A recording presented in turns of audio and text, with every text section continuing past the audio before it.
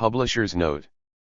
Part 1, The Struggle for National Liberation. Towards Colonial Freedom. Written between 1942 and 1945. First published in 1962. 13-2 Declaration to the Colonial Peoples of the World, Pan-American Congress, Manchester, October 15 to 21, 1945. 42-3 The Circle 1945 to 47. 45-4 Constitution of the Convention People's Party, CPP, June 12, 1949. 51-5 Selected editorials of the Accra Evening News. 7-2 Bullets or No Bullets, January 13, 1949. 2. Organize. Organize. Organize. January 14, 1949. 3. The Spirit of a Nation, February 15, 1949. 4. The Dawn of Positive Action, Loth March 1949. v. Never Relax Your Efforts, May 18, 1949. 6. The Struggle Goes On, September 5, 1949. 7. We Shall Protest and Demonstrate to the World, November 10, 1949. 6. What I Mean by Positive Action, 1949. 85. 7. Motion of Destiny, July 10, 1953. 96. 8. Midnight Speech, Ghana's Independence, 5th to 6th March 1957. 26. Part 2, Socialist Construction and the Struggle for the Liberation and Unification of Africa 1957 to 1966.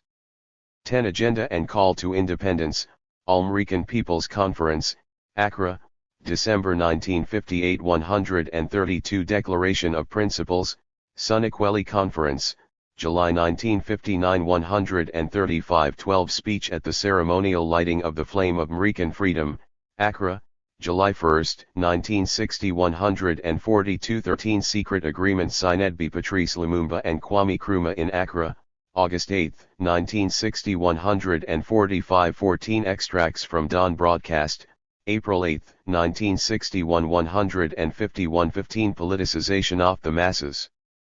Speakers at the Party Ideological Institute, Winneba, February 18, 1961 and February 3, 1962. 160. 16. Work and Happiness. 181. Broadcast on May 5, 1962. 2. Speech to launch the 7-year development plan, March 1964. 17. Speech at First Africanist Conference Accra, December 12, 1962. 205. 18. Continental Government for America. Chapter 21 of Africa Must Unite, first published 1963. 218. 19. United We Stand.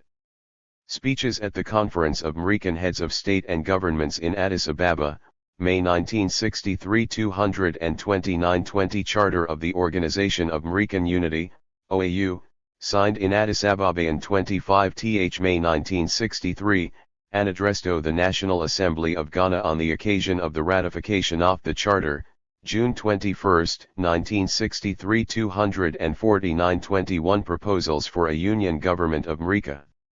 Speech delivered at the Summit Conference of the OAU, Cairo, July 19, 1964. 276. 22. A New America.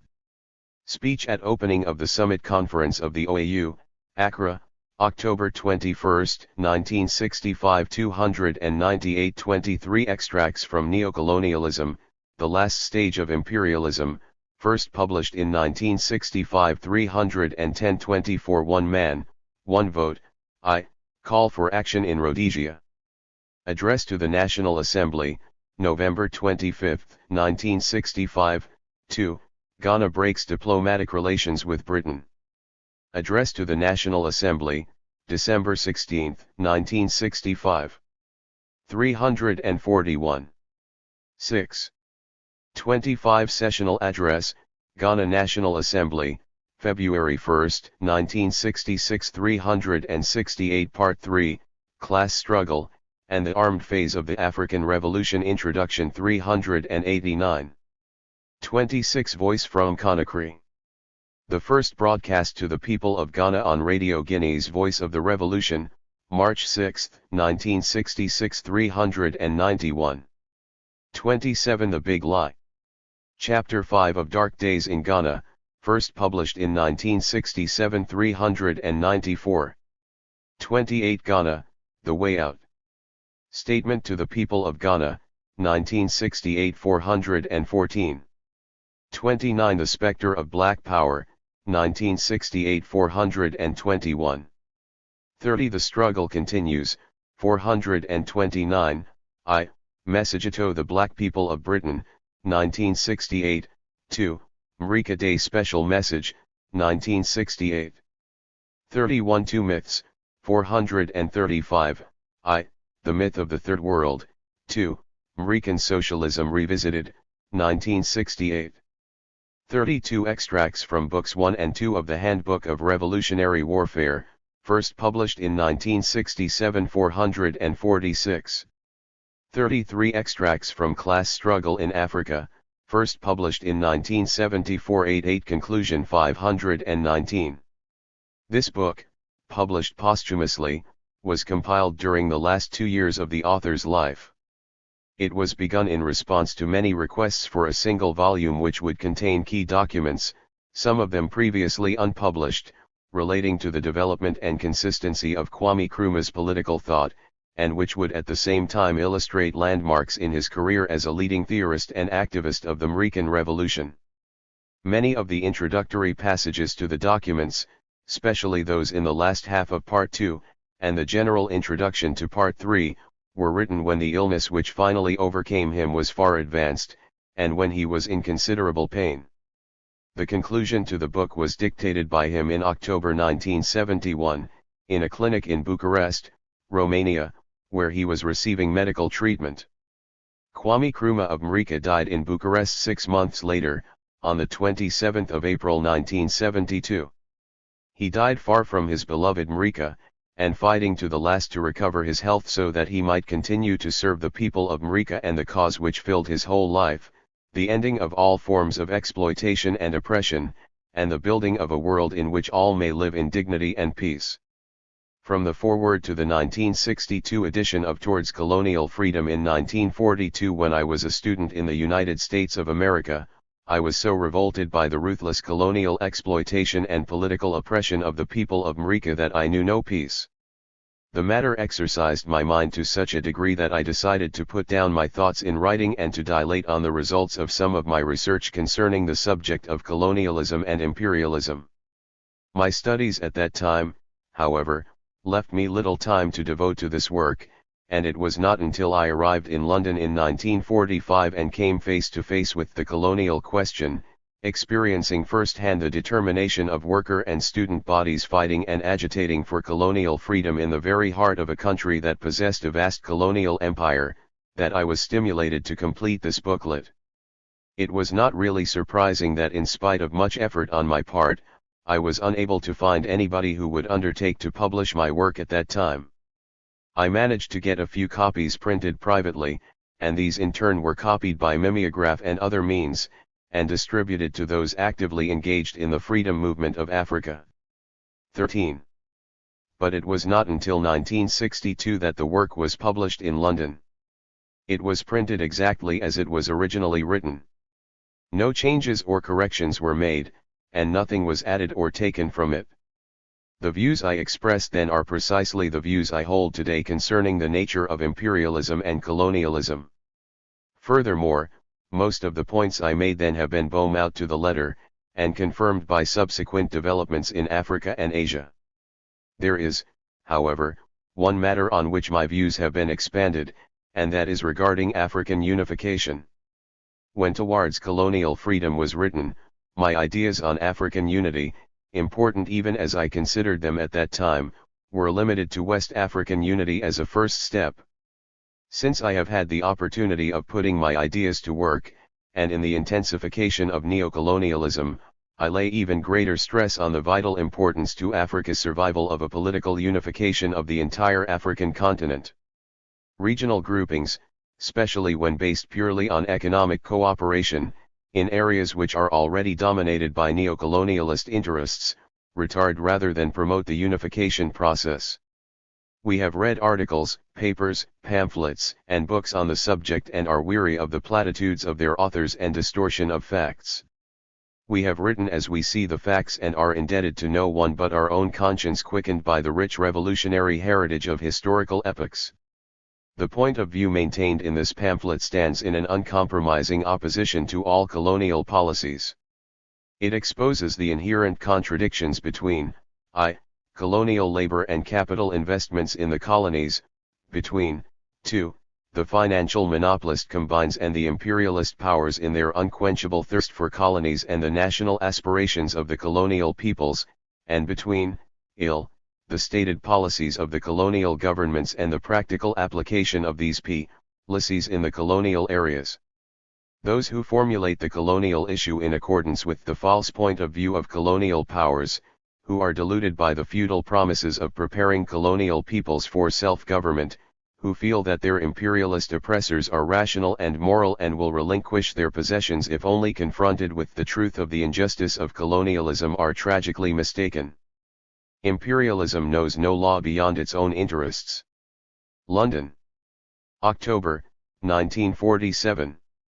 Colonial existence under imperialist conditions necessitates a fierce and constant struggle for emancipation from the yoke of colonialism and exploitation. The aim of all colonial governments in Africa and elsewhere has been the struggle for raw materials, and not only this, but the colonies have become the dumping ground, and colonial peoples the false recipients, of manufactured goods of the industrialists and capitalists of Great Britain, France, Belgium, and other colonial powers who turn to the dependent territories which feed their industrial plants. This is colonialism in a nutshell. The basis of colonial territorial dependence is economic, but the basis of the solution of the problem is political. Hence political independence is an indispensable step towards securing economic emancipation. This point of view irrevocably calls for an alliance of all colonial territories and dependencies. All provincial and tribal differences should be broken down completely. By operating on this essay affirms, and postulates as inevitable, the national solidarity of colonial peoples and their determination to end the political and economic power of colonial governments. The purpose of this pamphlet is to analyze colonial policies, the colonial mode of production and distribution and of imports and exports. It is to serve as a rough blueprint of the processes by which colonial peoples can establish the realization of their complete and unconditional independence. Tribal differences and colonial provincialism. The colonial powers' age-long policy of divide and rule has been enhanced, while the colonial national independence movement has been obstructed and bamboozled. The effort of colonial peoples to end colonial exploitation demands the eager and earnest collaboration of all of them. They must bring into its service all their energies, physical, mental, economic and political. Beneath the humanitarian and appeasement shibboleths of colonial governments, a proper scrutiny leads one to discover nothing but deception, hypocrisy, oppression and exploitation. Such expressions as colonial charter, trusteeship, partnership, guardianship, international colonial commission, dominion status, condominium, freedom from fear of permanent subjection, constitutional reform and other shabby sham gestures of setting up a fake machinery for gradual evolution towards self-government are means to cover the eyes of colonial peoples with the veil of imperialist chicanery. But the eyes of colonial peoples are beginning to see the light of day and are awakening to the true meaning of colonial policies. China discovered it, India has discovered it, Burma, Netherlands East Indies, French Indochina, the Caribbean islands and America are awakening to such a discovery. The idea that Britain, France, or any other colonial power is holding colonies under trusteeship until, in their opinion, the colonies become capable of self-government is erroneous and misconceived. Colonial powers cannot afford to expropriate themselves. And then to imagine that these colonial powers will hand freedom and independence to their colonies on a silver platter without compulsion is the height of folly. Let us take for example, Britain. In an attempt to reconcile the inherent contradictions within her capitalistic economy, she has two courses only left to keep her home population from starvation, either her population must be dispersed in the colonial territories, or she must guarantee subsistence to them by exploitation of the colonies. The former, if put into action, will ultimately necessitate agitation for dominion status or no less than independence by the white settlers, as was the case in colonial America or in the Union of South America. Such a step may also lead to race conflict between the settlers and the Aborigines, as is now the case in the Union of South Africa. The latter is natural, since Britain or any other colonial power depends on the exports of her manufactured goods and the cheap imports of raw materials. The colonies are thus a source of raw materials and cheap labor, and a dumping ground for spurious surplus goods to be sold at exorbitant prices. Therefore these colonies become avenues for capital investments, not for the benefit development of the colonial peoples, but for the benefit of the investors, whose agents are the governments concerned. That is why it is incoherent nonsense to say that Britain or any other colonial power has the good intention of developing her colonies for self-government and independence. The only thing left for the colonial peoples to do is to obtain their freedom and independence from these colonial powers.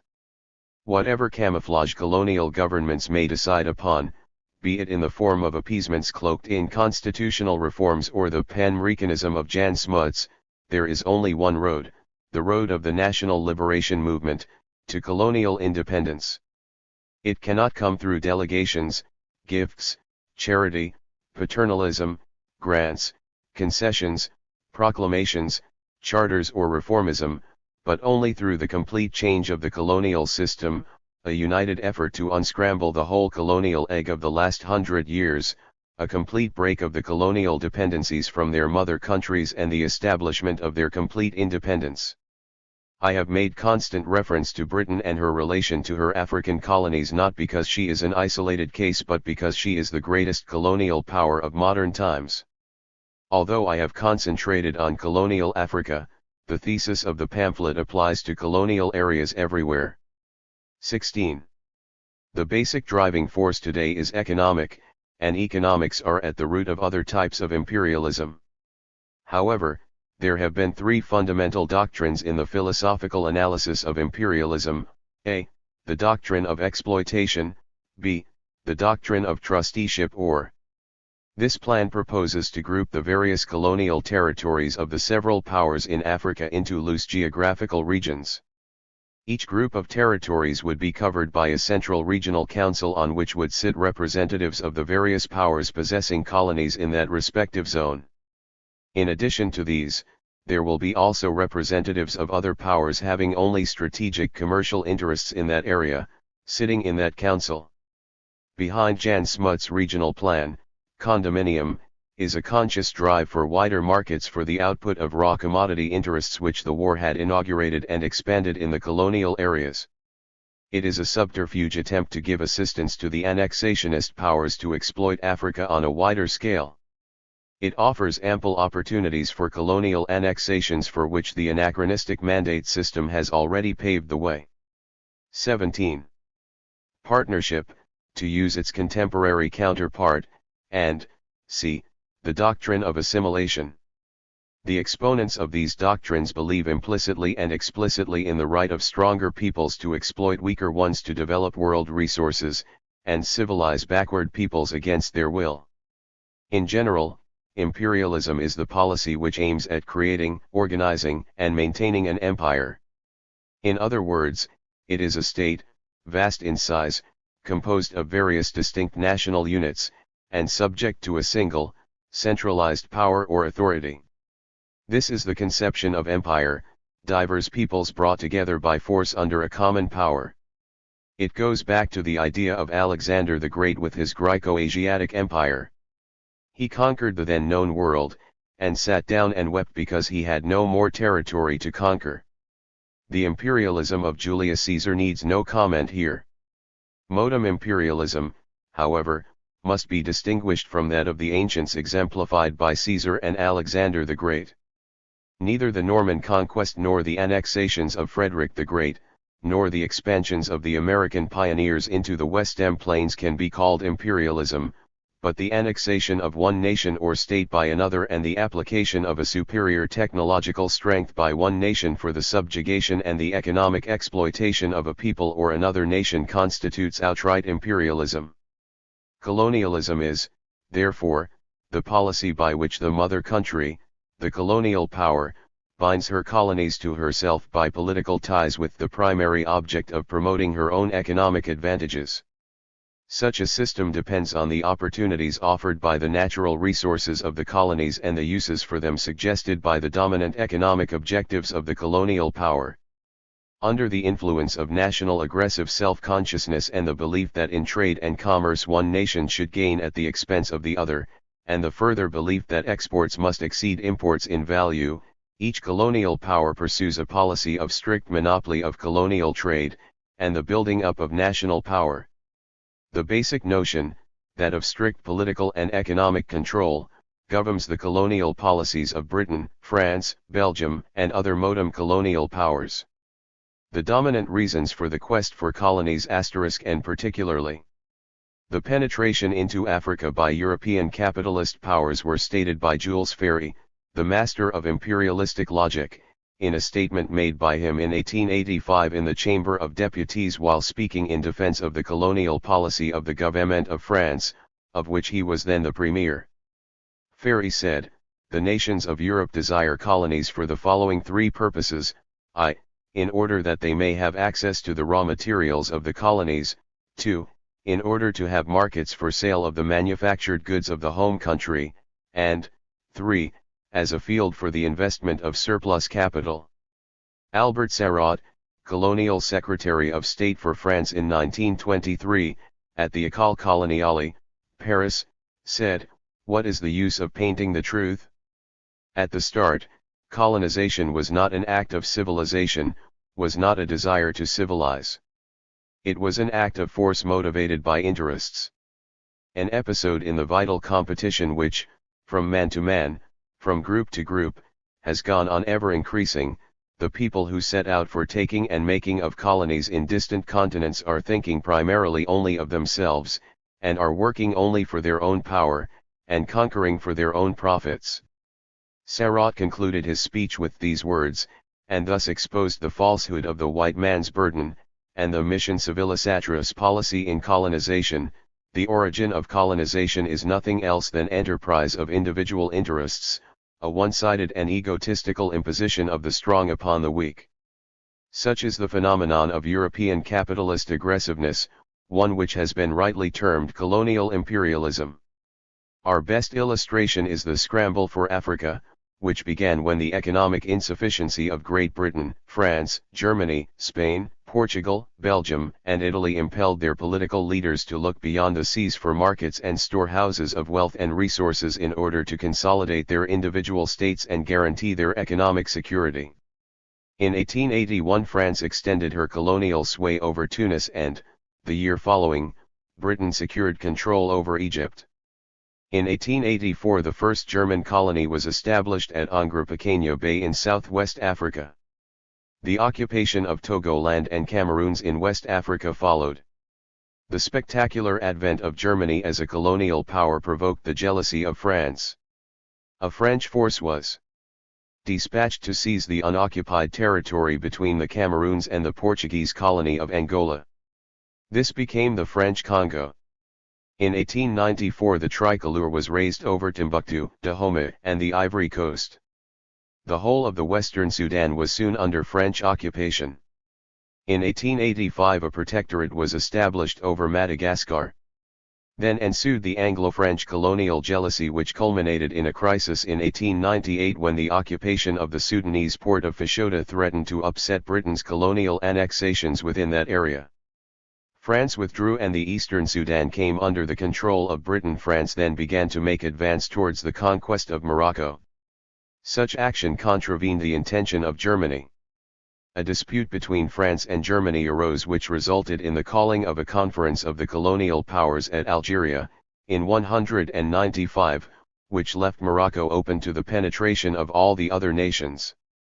But the right of France and Spain was recognized as a sort of joint protectorate over Morocco. In 1911 Germany raised further colonial claims and succeeded in buying a slice of the French Congo. Italy felt herself cheated of a possible field of expansion by the moves of Britain and France. This was one of the results of the formation of the Triple Alliance. A colonial rush to secure some parts of Africa now took place. In 1882 Italy occupied Assab, and 3 years later Massawa was taken. In 1898 Italian Somaliland was formed into a colony. Abyssinians revolted and the Battle of Adwa ensued. Italy was defeated. In 1876 the International African Association was formed under the direction of Leopold XI, King of Belgium, for the occupation of the Congo Basin. In 1885 at a conference held in Berlin, Leopold obtained permission of the other colonial powers to erect these Belgian settlements into a Congo Free State under his protection. The cruel treatment meted out by the Belgians to the Africans in the colonies is a common story in colonial exploitation.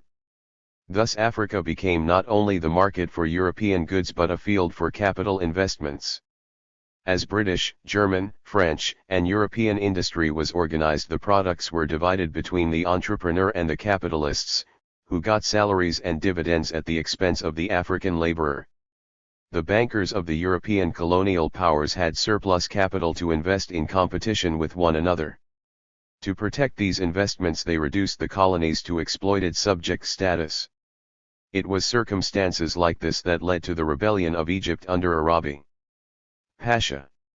While the French hesitated, Great Britain crushed the revolt and thus Egypt became a British colony. Briefly, then, imperialism in Africa was a direct answer for the capitalists, bankers, and financiers of the colonial powers to the problem of how to accrue for themselves super profits from their foreign investments. The fate of the colonies changes in accordance with the results of European imperialist wars. After the First World War, 1914, Great Britain received German East Africa, a quarter of Togoland and a piece of the Cameroons. France took over the remaining 3/4 of Togoland and a greater part of the Cameroons, while Belgium and Portugal got slices of German East Africa. The Union of South Africa received German Southwest Africa. Thus present-day partitioning of Africa falls into the following colonial regions: I. North Africa, includes, I. Rio de Oro, Spanish, 2. Morocco, French, 3. Algeria, French, 4. Tunisia, French, s. Libya, formerly Italian, 6. Egypt, independent, 7. Anglo-Egyptian Sudan, British. 11. East Africa, includes, I. Kenya, British, 2. Uganda, British, 3. Tanganyika, British, 4. Nyasaland, British, s. Portuguese East Africa, 6. Abyssinia, independent, 7. The Somalilands, British, French, Italian.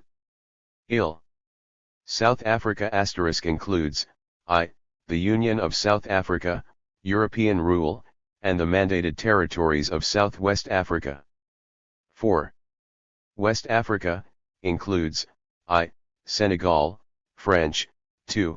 Ivory Coast, French, 3. Portuguese Guinea, 4. French Sudan, 5. Liberia, independent, 6. Dahomey, French, 7. French Equatorial Africa, 8. Belgian Congo, 9. The Cameroons, British and French, 10. Angola, Portuguese, 11. Gambia, British, 12. Sierra Leone, British, 13. The Gold Coast, British, 14. Togoland, French Mandate, is. Nigeria, British. Colonial subjects simple producers of raw materials through cheap labor. 4. To prohibit the colonies from trading with other nations except through the mother country. The methods employed by the imperialists today are developments of mercantilism.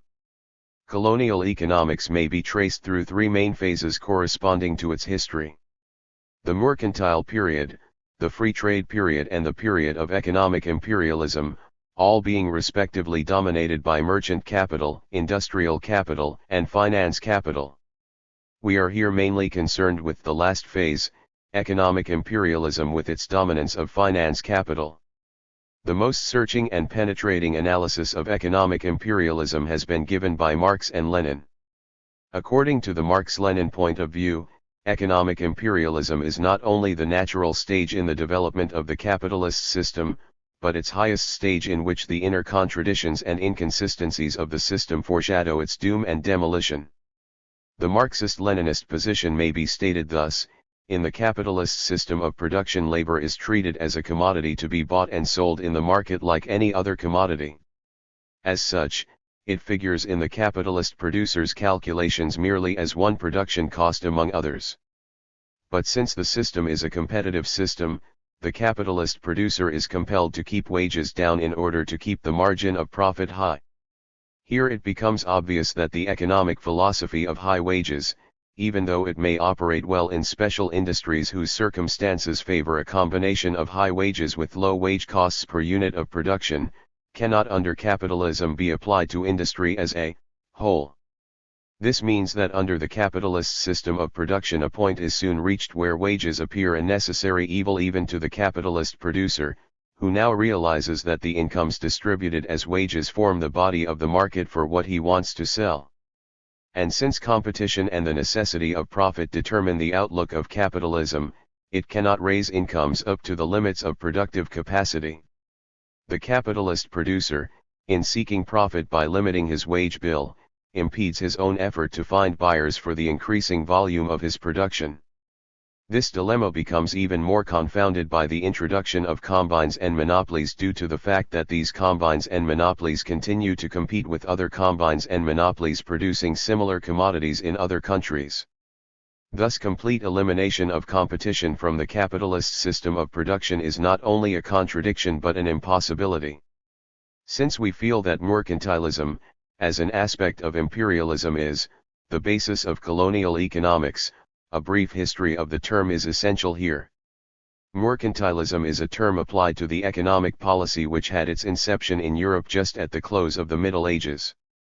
In fact, it was the next historical development of feudalism. Its doctrine, in the extreme sense, made wealth and money identical, but as the years rolled on, mercantile economists based the definition of the system on money exclusively. Money was therefore regarded as the main object of a community. Thus it was held that the community must confine itself to dealing with other nations on such lines as would attract the most possible precious metals to itself. This method of trade among nations led to what is known in the realm of economics as the balance of trade, which meant the relationship of equilibrium between export and import. Eventually, this system of balance of trade was considered favorable when more money was received into the country than was paid out. To assure a favorable balance of trade, governments of nations resorted to certain economic and political expedients. For instance, high duties on imports, 2. Exports of home manufactured goods, receiving only raw materials from other countries, 4. Restrictions on the exports of precious metals, exaltation of foreign trade over domestic trade, 6. Organizing of industries and factories at home, 7. The importance of dense population as an element of national strength to safeguard foreign trade, and last but not least, 8. The employment of state action in furthering such ends. Governments took great interest in these mercantile programs because they needed money and men for the maintenance of the army and for the unification of their national states. Thus statesmen and business aristocracy conjectured that for them to further their political and economic ambitions successfully, industries and the mercantile system must prosper. Eventually, this conception of trade led to the great problem of colonization. The purpose of founding colonies was mainly to secure raw materials. To safeguard the measures for securing such raw materials, the following policies were indirectly put into action: to make the colonies non-manufacturing dependencies, 2. To prevent the colonial subjects from acquiring the knowledge of modern means and techniques for developing their own industries, to make. The effect of this type of imperialism on colonial peoples is dramatic. The stage opens with the appearance of missionaries and anthropologists, traders and concessionaires, and administrators. while missionaries with Christianity perverted implore the colonial subject to lay up his treasures in heaven where neither moth nor rust doth corrupt, the traders and concessionaires and administrators acquire his mineral and land resources, destroy his arts, crafts, and home industries. Since the rise of colonial industry would entail more competition and undercutting, these financier capital producers and their imperialist cohorts do everything in their power to prevent its development. Economic development in the colonial areas is perverted precisely because the monopoly stage, which should come as a logical advanced feature of capitalism, is introduced before even the most primitive manifestation of local capitalist development. Hence the stagnation and decay characteristic of colonial economy. But the introduction of capitalism into the colonies does not take the normal course it took in Western countries.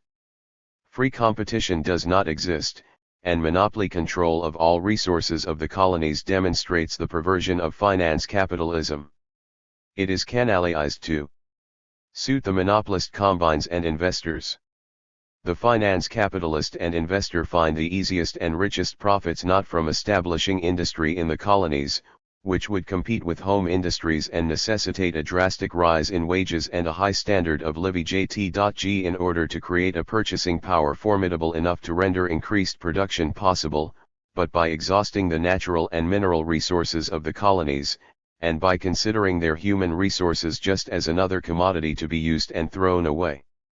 This brings us to the question, what is the relationship between the monopolist, non-industrial economy engineered by the colonial powers in the colonies and the migrant labor system?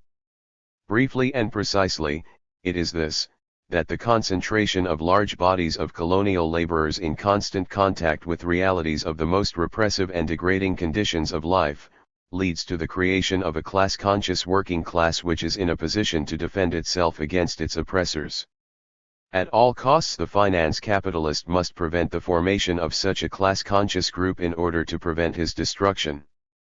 This is the reason why colonial workers are recruited and forcibly broken up and disbanded every year by their capitalist exploiters, and compelled to retire to their homes and villages where capitalist exploitation is indirectly exercised through corrupted warrant chiefs and a politically sold intelligentsia. Thus, resentment against the foreign capitalist oppressors is arrested, and conditions for mass organization against them aborted. Take Britain, for instance, and see what she does in her African colonies. She controls exports of raw materials from the colonies by preventing direct shipment by her colonial subjects to foreign markets, in order that, after satisfying the demands of her home industries, she can sell the surplus to other nations, netting huge super profits for herself. The colonial farmer-producer has no share in these profits. The question may be raised to the effect that the colonial powers utilize part of these profits for public works, health projects, and loans. The fact generally forgotten is that such loans come from taxing the colonial subjects, and the profit gotten from their produce and mineral resources, and the greater part of these very loans is used in paying European officials in the colonies. A recent white paper * released by the Colonial Office reveals a fabulous profit of £3,676,253 netted by the British government from exploitation of 800,000 families of West African colonial cocoa farmers. This is how it was done. A cocoa control board was. To find a way out of this contradiction, the capitalist producer turns his profit-seeking eyes to the colonies and dependent territories. He does so first by killing the arts and crafts in these areas through the competition of his cheaper machine-made goods, exports, and, secondly, by thrusting capital loans upon them for financing the construction of railways, harbors, and other means of transportation and communication insofar as these constructions cater to his profits and safeguard his capital. Industrial capital thus fuses with finance capital. It is when the number of the capitalist countries relying on foreign markets and fields of investment increases and the number of colonizable areas diminishes that rivalries among the colonial powers ensue, rivalries which issue first in minor wars of colonial conquests and later in the great imperialist wars of modern times. Lenin, in his Imperialism, the highest stage of capitalism, summarizes the position thus: established by, and was responsible to, the Colonial Office, and acting as trustees for the West African cocoa farmers, it was empowered to purchase the total production of cocoa, and to prescribe the prices to be paid to the farmers, and, not only this, but the board was also responsible for the general disposal of cocoa from the colonies. The board, during the period from 1939 to 1943, squeezed out the aforesaid profit, a profit not shared by the colonial farmers. Such profits resulted from the fact that the cocoa for which the African farmer received 1 1/4 pence, 2 1/2 cents, a pound brought 4 pence, 8 cents, and 4 1/2, 9 cents, a pound in London and New York, respectively. In short, while the African peasant's cost of living and demands on his labor were increasing, and his income failing, the monopolist chocolate combines were reaping super profits. We learned also of a fund called Aid for Colonial Development and Welfare, which provides £120 million in grants to the colonies. A little arithmetical reflection, however, shows that when the population of the colonial empire is taken into consideration, the amount works out at 18 pence, 36 cents, per inhabitant per year. During the first year and a half after the passage of the said act, the amount spent was 2 pence, 4 cents, per inhabitant per year. Nor is this all. The benefits of the Colonial Development Fund are largely illusory, since the £120 million is not in the safekeeping of a bank of the British Empire as such, where any colonial territory can apply for the money it may need for its welfare development. To simplify the issue, supposing, say, Nigeria needs £40,000 for its welfare development, the British government in Nigeria then goes to Barclays Bank, which advances the £40,000 to the people of Nigeria at 6% interest. On this basis, the people of the colony of Nigeria eventually find themselves in perpetual debt to the very agencies which are supposed to be concerned with their welfare development. It is a common economic experience that wherever there is economic dependence, there is no freedom. The policy underlying the economic situation in the colonies is that of monopoly control, forcing the farmer and peasant to accept low fixed prices by eliminating open competition, and forcing the same colonial farmer and peasant consumer to buy at high fixed prices. Marketing of produce and manufactured goods in the British West African colonies, for instance, is done by the European merchants, through a pool system. As a result of the operations of this monopolist combine and the mining companies, with the aid of their agency, the government, gold and money leave the country, and consequently no local capital is left in the colonies.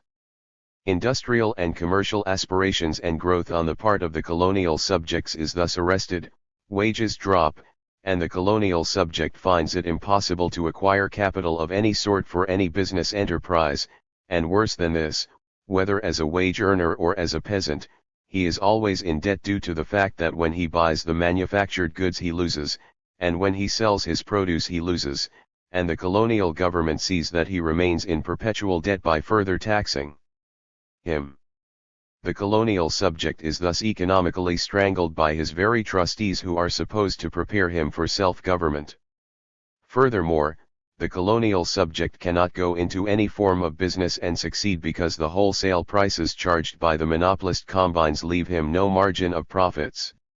And this, in addition to the secret arrangements between the combines and the manufacturers, makes it impossible for him to buy directly from the manufacturers. No matter how large an order he gives them, he is always referred to the local agents, who are members of the powerful monopolist combines. Since the advent of capitalism into the colonies, colonial peoples have been reduced to the level of laborers and contract bondsmen, and are unable to organize effectively due to government and monopolist combine interference. The philosophy of European capitalism in the colonies is that colonial subjects should labor under any foreign government with uncomplaining satisfaction. They are supposedly incapable of developing the resources of their own country, and are taught to labor and appreciate European manufactured goods so as to become good customers. The meager stipend given to them as a wage by the European capitalists is spent on spurious imported manufactured goods, the only kind they get. Curiously enough, the same coin that is given to the native as a wage by his exploiter eventually returns to the pocket of that wily exploiter. The slogan "Buy British and Trade Imperial" is used to stimulate the maintenance of higher prices for British manufactured goods.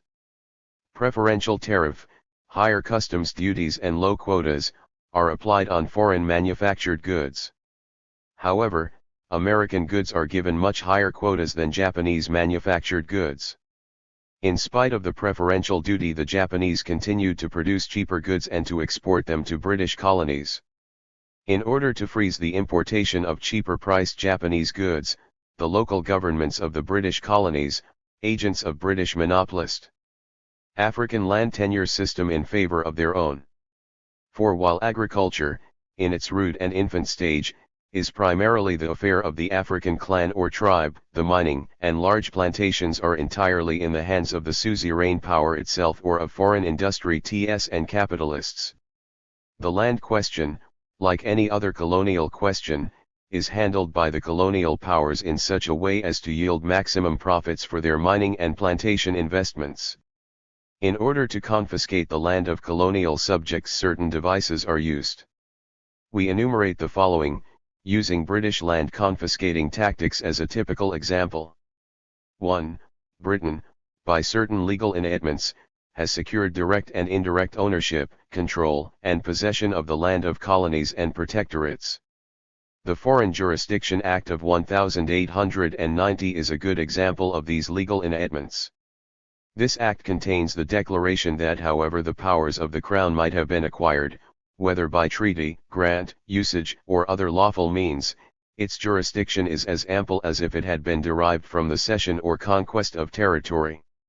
This abrogates her treaty relations with her colonies and gives her sole possession, outright ownership, of the colonies. Hence it becomes a mockery to speak of colonial lands as belonging to the colonial subjects, who only possess surface rights when valuable minerals are found on such lands. Other colonial powers have also used similar enactments for the purpose of confiscating the colonial lands under their control. 2. Ordinances are passed to further the confiscating and exploiting effect. These ordinances cause certain areas to be roped off for afforestation. These areas contain valuable mineral wealth. Thus, afforestation is simply the mask to delude the colonial people. However, the lands that are wanted for urgent profits, mining and plantation, are claimed outright by the Land Office for the Crown. The onus probandi of ownership rests upon the rightful owner, the colonial subject, who suffers here because his ancestors were not required to register their lands. 3. 90-year leases are drawn up and forced upon the colonial subjects by provincial commissioners, agents of the colonial powers. These leases grant concessions to private companies for exploiting the land and the mines. In some instances meager and inadequate rentals are paid for the concessions of the land. This is an indirect method of the British of seizing land legally. The French method of confiscating land differs from the British in that they make no pretense of seizure through legal means but seize the land outright. Combines and industrialists continued to raise the tariff on the Japanese goods and finally froze them out. This underlies the denunciation of the Anglo-Japanese Treaty of 1934. Tariffs are usually applied to protect domestic economy, but this is not so in the colonies. For their tariffs are applied for the protection of British trade and profits since the colonies do not manufacture their own goods.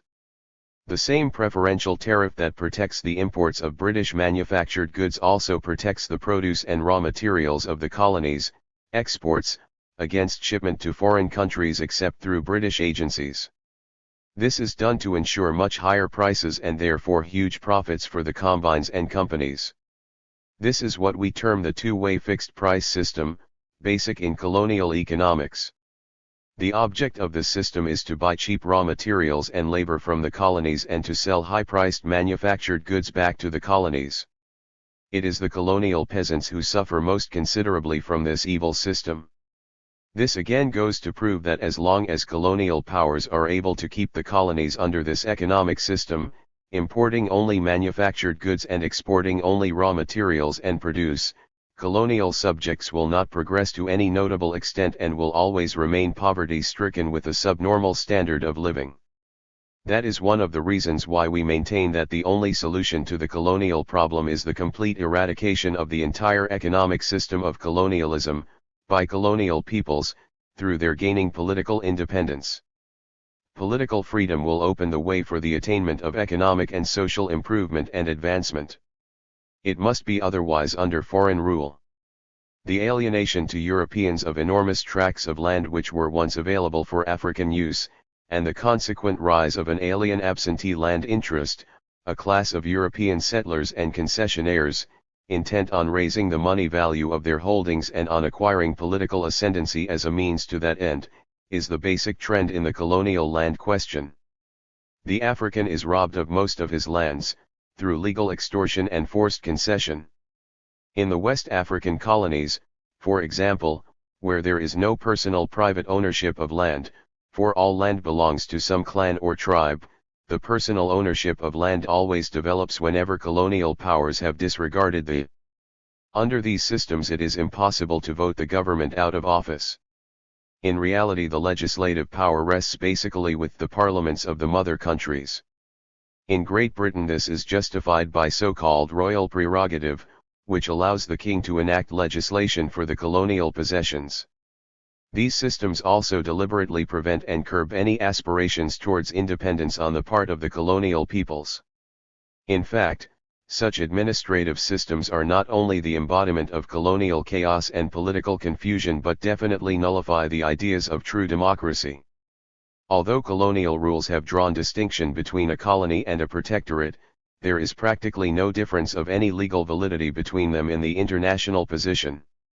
The mandates were created after the First World War, when the former German territories in Africa were placed under the League of Nations. The underlying philosophy common to all mandates is the principle that the well-being and development of such peoples form a sacred trust of civilization. The mandate system is a feeble and dangerous compromise between Wilsonian idealism, self-determination, and the concept of trusteeship, on the one hand, and annexationist's ambition, political subjugation and economic exploitation, on the other. In other words, it is a cowardly compromise between the principle of self-determination for dependent territories and imperialism. It becomes nothing but a useful tool in the hands of the powers to whom the territories are mandated in order to carry out their intentions and to perpetuate the economic exploitation of these territories by a combination of colonial powers. The same consequence will follow if the newly proposed international supervision of the dependent territories is carried out. The doctrine of trusteeship is supposed to be more humanitarian in its significance and approach than that of exploitation. It is the fundamental factor underlying the system of dual mandate, exponents of which think that exploitation involves a sacred duty towards the exploited peoples. The colonial subjects must be exploited and civilized, but, in doing so, their rights must be respected and protected. Any philosophy underlying this doctrine reminds us of Enrique's saying that a mouse biting at the feet of its victim blows cool air from its mouth and nostrils on the spot to mitigate the pain it is inflicting. In other words, exploit the colonial peoples, but be cunning enough not to let them know that you are doing so. There are abundant proofs that the primary motives underlying the quest for colonies and the present administrative and economic policies of the colonial powers are rooted in economic exploitation and not in humanitarianism. The Conference of Berlin, 1890, the Treaty of Versailles, the Covenant of the League of Nations, and the trusteeship system of UNO, each and every one of these pacts contained provisions to protect and guard colonial peoples. These provisions, however, were adopted to camouflage the economic philosophy of colonial powers so as to exploit with impunity. The material development, railways, roads, bridges, schools, hospitals, which are noticeable in the colonies have been merely accidental adjuncts to facilitate economic exploitation of the colonies. The colonial powers build hospitals because if the health of the colonial subjects is not taken care of, it will not only jeopardize their own health but will diminish the productive power of the colonial laborer. They build schools in order to satisfy the demand for clerical activities and occupations for foreign commercial and mercantile concerns. The roads they build lead only to the mining and plantation centers. In short, any humanitarian act of any colonial power towards the world is merely to enhance its primary objective, economic exploitation. If it were not so, why haven't the West African colonies, for instance, been given the necessary training that provides for complete political and economic independence? The attitude of Britain, France, Spain, Italy, and other colonial powers towards what they call participation by colonial peoples in colonial government and public affairs are halfway measures to keep them complacent and to throttle their aspiration for complete independence. The principal difference between French and British colonial policies is that the former stands for assimilation, a centralized government with uniform policy decided upon in Paris, and considering the French colonies as almost a part of France, emphasizing the use of the French language and drawing a line of distinction between a limited elite, notables bejollards, with many privileges, and the teeming ignorant masses in her colonies. The latter, on the other hand, stands for decentralization and disunity in her colonial areas. Emphasis is on indirect rule, the encouragement of Africans to remain Africans. It pretends to build up African culture, folkways, art, and civilization and to adjust the character of government to the special needs of different tribes and groups, systematic application of the divide and rule policy, and the exhibition of scientific exploitation through practical anthropology. Yet, paradoxically enough, the full growth of industry in the colonies is arrested by the British.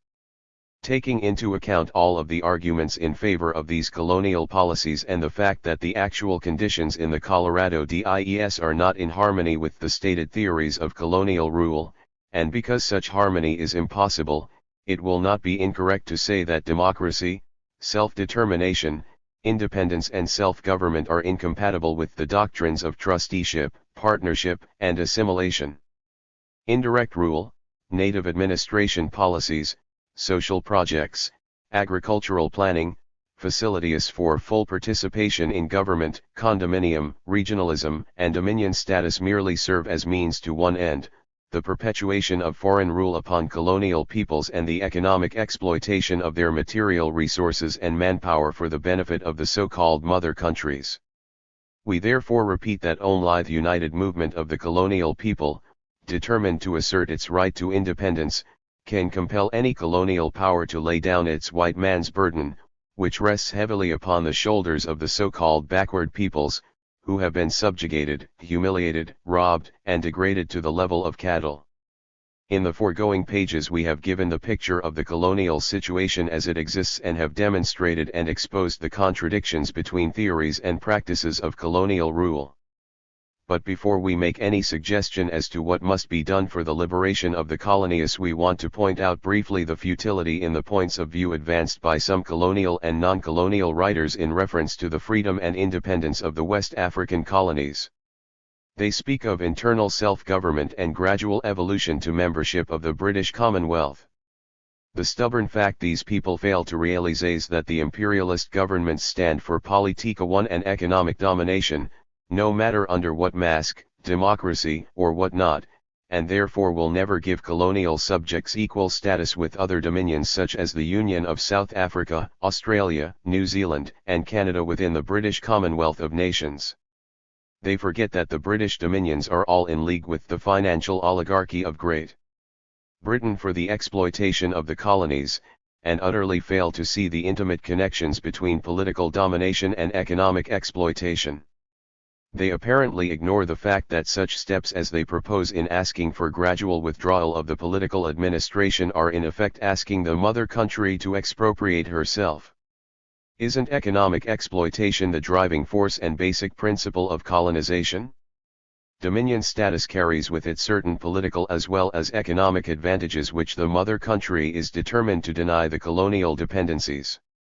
In considering the colonial question, it is necessary to have a clear-cut distinction between those colonies of the capitalist countries which have served them as colonizing regions for their surplus population, and which in this way have become a continuation of their capitalist system, e.g. Australia, Canada, New Zealand, South America, etc., and those colonies which are exploited by the imperialists primarily as sources of raw materials and cheap labor, as spheres for export of capital, and as markets for their manufactured goods and commodities.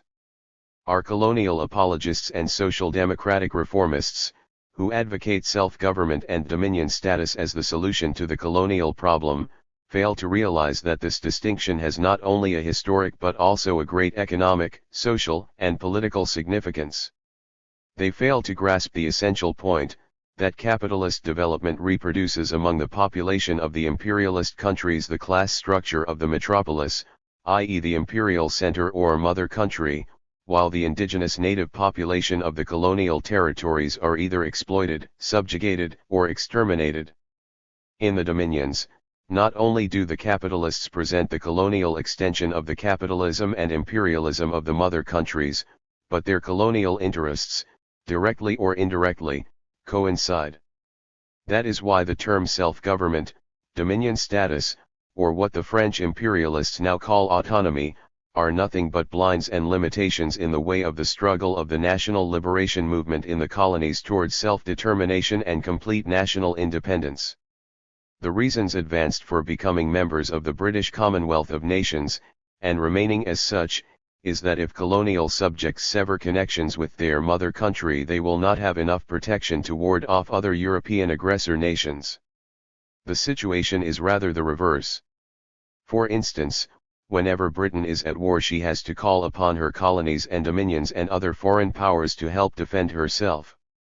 Not only does England need the help of her colonies, but in every case in the last war her deliberate policy of refusing to permit industrialization of the colonies has made them indefensible against modern mechanized warfare.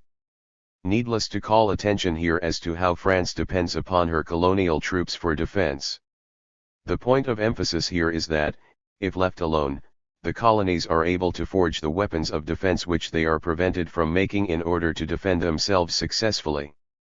Another excuse offered by colonial apologists for their desire to hang on and act like the tail of the kite of the British Empire is that if colonial subjects sever connections with the colonial powers, it will hamper their scientific advancement. Britain and other colonial powers have been in Africa for over 2 centuries, yet that continent is almost as technologically backward as when they found it. In fact, they have arrested and stultified its growth. If Liberia and Abyssinia are still backward in technological advancement, it is chiefly because European and other powers have willfully limited their advancement through their financial and economic machinations. The political and economic predicament of Liberia demonstrates the fact that unless there is a complete national unity of all the West American colonies, it will be practically impossible for any one West American colony to throw off her foreign yoke. Russia and the United States of America are a conglomeration of different peoples and cultures, yet each has achieved political unity. Cultural and linguistic diversities are by no means inconsistent with political unity. We are aware of the fact that blind nationalism is one of the weapons of aggression, of cutthroat competition, of imperialism and warfare, but we disagree with those who advocate no nationalism, the state of being a nation, a political unity. The West African colonies, for example, must first unite and become a national entity, absolutely free from the encumbrances of foreign rule, before they can assume the aspect of international cooperation on a grand scale, for the wish to cooperate internationally presupposes independent political status. The Dumbarton Oaks Security Conference, the Bretton Woods Financial Conference, the San Francisco World Security Organization and the United Nations Organization support this contention. They all exclude any consideration of the colonies for independence now, and implicitly point out that the majority of mankind who form the inhabitants of the colonies are not entitled to human equality, except through the generosity of the colonial powers whose interest lies in preserving their power and income by means of exploitation of the colonies. Such American organizations as the Council on American Affairs, the Committee on America, the War and Peace Aims, the Committee on African Studies, and the Special Research Council of the National Association for the Advancement of Colored Peoples on Colonies and Peace, advocate the gradual evolution towards self-government policy for colonial peoples through some sort of international colonial commission. The reason given is that the colonial peoples are unprepared for independence now, as if the European monopoly interests, which, incidentally, rule the colonial powers as well as the colonies, can be persuaded to move out and give the colony's natural wealth back to their peoples. Do these organizations expect these monopoly interests and their agents, the colonial governments, to expropriate themselves? The answer to this question is as self-evident as the ignorance with which most of these organizations claim that the gradual evolution towards self-government policy is the solution to the colonial problem.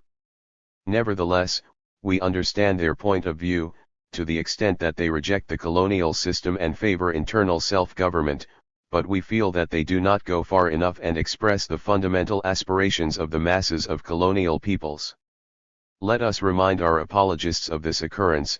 Speaking in the United States of America, Colonel Oliver Stanton EY, Britain's erstwhile Secretary of State for the Colonies, declared that Britain's objective in colonial policy was the achievement of the fullest possible measure of self-government within the British Empire at some unknown future date, and added that it was British presence alone which prevented disastrous disintegration in her colonies.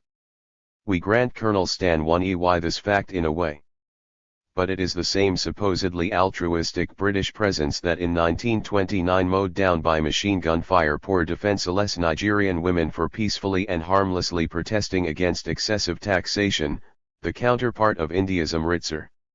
Indeed, it is British presence that has compelled poor African workers to toil day in and day out in mines and on plantations for a mere pittance of 9 pence, 18 cents, a day of over 10 working hours. It is British presence that has persecuted and jailed and deported colonial labor leaders only for having dared to organize labor in the colonies. It is British presence that has brought war, oppression, poverty, and disease and perpetuated mass illiteracy upon colonial peoples. It is British presence that bleeds them white by brutal exploitation in order to feed the British lion with red meat. These are the achievements of British presence in the colonies. This is the disintegration which British presence is nobly preventing in the colonies. When this same Oliver Stanton EY visited Nigeria, a British West African colony, he told the Nigerian press that Britain desires economic independence for colonies before political independence. The way to achieve this economic independence, according to his thinking, is for the Nigerian people to produce more cocoa, palm oil, more cotton, more rubber, and more raw materials for the British manufacturers and industrialists, who, incidentally, pay for these raw materials at their own prices. The practical demonstration of the way to hasten this economic independence was a bill presented to the British-dominated Legislative Council of Nigeria when it met on March 5. The bill provides for the British Crown the ownership of all minerals in Nigeria, an eye-opener for those who advocate the gradual evolution towards self-government polity, and wax so eloquently about the unpreparedness of colonial peoples to govern themselves. A charter for colored peoples recommending uniform rights for colonial peoples, and submitted to the governments of the United Nations, has been rejected by the British Colonial Office on the ground that the British government is directed to guiding and assisting the social, economic, and political development of each territory according to its particular needs and capacities.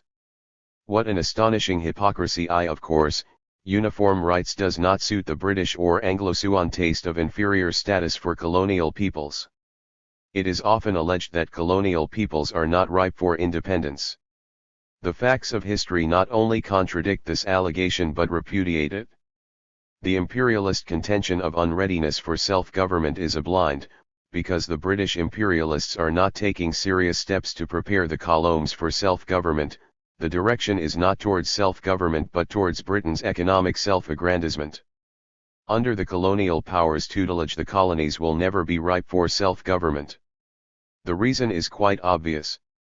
The English, for instance, were living in a state of semi-barbarism when the Romans left them.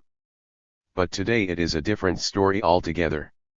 The Russians, 30 years ago, were almost as backward in modern Western technology as colonial peoples, and had 95% illiteracy, but are now one of the most powerful people of Europe. The Latin American republics have considerable illiteracy and are not as economically advanced as other nations, but are governing themselves. In colonial West Africa, there is a sufficiently informed leadership to direct public affairs without the supervision of Europeans. What right has any colonial power to expect Africans to become Europeans or to have 100% literacy before it considers x. The dominance of finance capital in the advanced capitalist countries, the export of capital to the sources of raw materials, imperialism, and the omnipotence of a financial oligarchy, finance capital, reveal the character of monopolist capital which quick-keeps the revolt of the intelligentsia and the working class elements of the colonies against imperialism, and brings them to the national liberation movement as their only salvation. 2. The increase in the export of capital to the colonies, the extension of spheres of influence and colonial possessions until they embrace the whole world, the transformation of capitalism into a world system of financial enslavement and colonial oppression and exploitation of a vast majority of the population of the earth by a handful of the so-called civilized nations. 3. The monopolistic possession of spheres of influence and colonies, the uneven development of the different capitalist countries leading to a frenzied struggle between the countries which have and the countries which have not. Thus war becomes the only method of restoring the disturbed equilibrium. This leads to aggravation of a third front, the inter-capitalist alliance front, e.g. Anglo-American imperialism, which weakens imperialism and facilitates the amalgamation of the first two fronts against imperialism, namely, the front of the working class of the capitalist countries and the front of the toiling masses of the colonies for colonial emancipation. Hence these conclusions. Them ripe for self-government? Wasn't the African who is now considered unprepared to govern himself governing himself before the advent of Europeans? In fact, the African's way of living even today is more democratic than the much vaunted democratic manner of life and government of the West. We have demonstrated that the imperialist powers will never give up their political and economic dominance over their colonies until they are compelled to do so. Therefore, we suggest the following general plan, theory, and method, leaving the details to be filled in by the truly enlightened leadership that will carry out the colonial liberation. The growth of the national liberation movement in the colonies reveals, I. The contradictions among the various foreign groups and the colonial imperialist powers in their struggle for sources of raw materials and for territories. In this sense, imperialism and colonialism become the export of capital to sources of raw materials, the frenzied and heartless struggle for monopolist possession of these sources, the struggle for a redivision of the already divided world, a struggle waged with particular fury by new financial groups and powers seeking newer territories and colonies against the old groups and powers which cling tightly to that which they have grabbed. 2. The contradictions between the handful of ruling civilized nations and the millions of colonial peoples of the world. In this sense, imperialism is the most degrading exploitation and the most inhuman oppression of the millions of peoples living in the colonies. The purpose of this exploitation and oppression is to squeeze out super profits. The inevitable results of imperialism thus are, a. The emergence of a colonial intelligentsia, b. The awakening of national consciousness among colonial peoples, c. The emergence of a working class movement, and d. The growth of a national liberation movement. In present-day historical development, West Africa represents the focus of all these contradictions of imperialism. Theoretical basis. The theory of the national liberation movement in colonial countries proceeds from three fundamental theses. A. Intensification of the crisis within the imperialist colonial powers in the colonies. B. Intensification of the crisis in the colonies and the growth of the liberation movement against local colonial governments on the colonial front. C. That under imperialism war cannot be averted and that a coalition between the proletarian movement in the capitalist countries and the colonial liberation movement, against the world front of imperialism becomes inevitable. It is, therefore, in this alone that the hope of freedom and independence for the colonies lies. But how to achieve this? First and foremost, organization of the colonial masses. The duty of any worthwhile colonial movement for national liberation, however, must be the organization of labor and of youth, and the abolition of political illiteracy. This should be accomplished through mass political education which keeps in constant contact with the masses of colonial peoples. This type of education should do away with that kind of intelligentsia who have become the very architects of colonial enslavement. Then, the organizations must prepare the agents of progress, must find the ablest among its youth and train their special interests, technological, scientific, and political, and establish an education fund to help and to encourage students of the colonies to study at home and abroad, and must found schools of its own for the dissemination of political education. The main purpose of the organization is to bring about the final death of colonialism and the discontinuance of foreign imperialist domination. The organization must root itself and secure its basis and strength in the labor movement, the farmers, the workers and peasantry, and the youth. This national liberation movement must struggle for its own principles and to win its aims. It must have its own press. It cannot live separately from, nor deviate from the aims and aspirations of the masses, the organized force of labor, the organized farmers, and the responsible and cogent organization of youth. These form the motive force of the colonial liberation movement, and as they develop and gain political consciousness, so the drive for liberation leaves the sphere of mere ideas and becomes more real.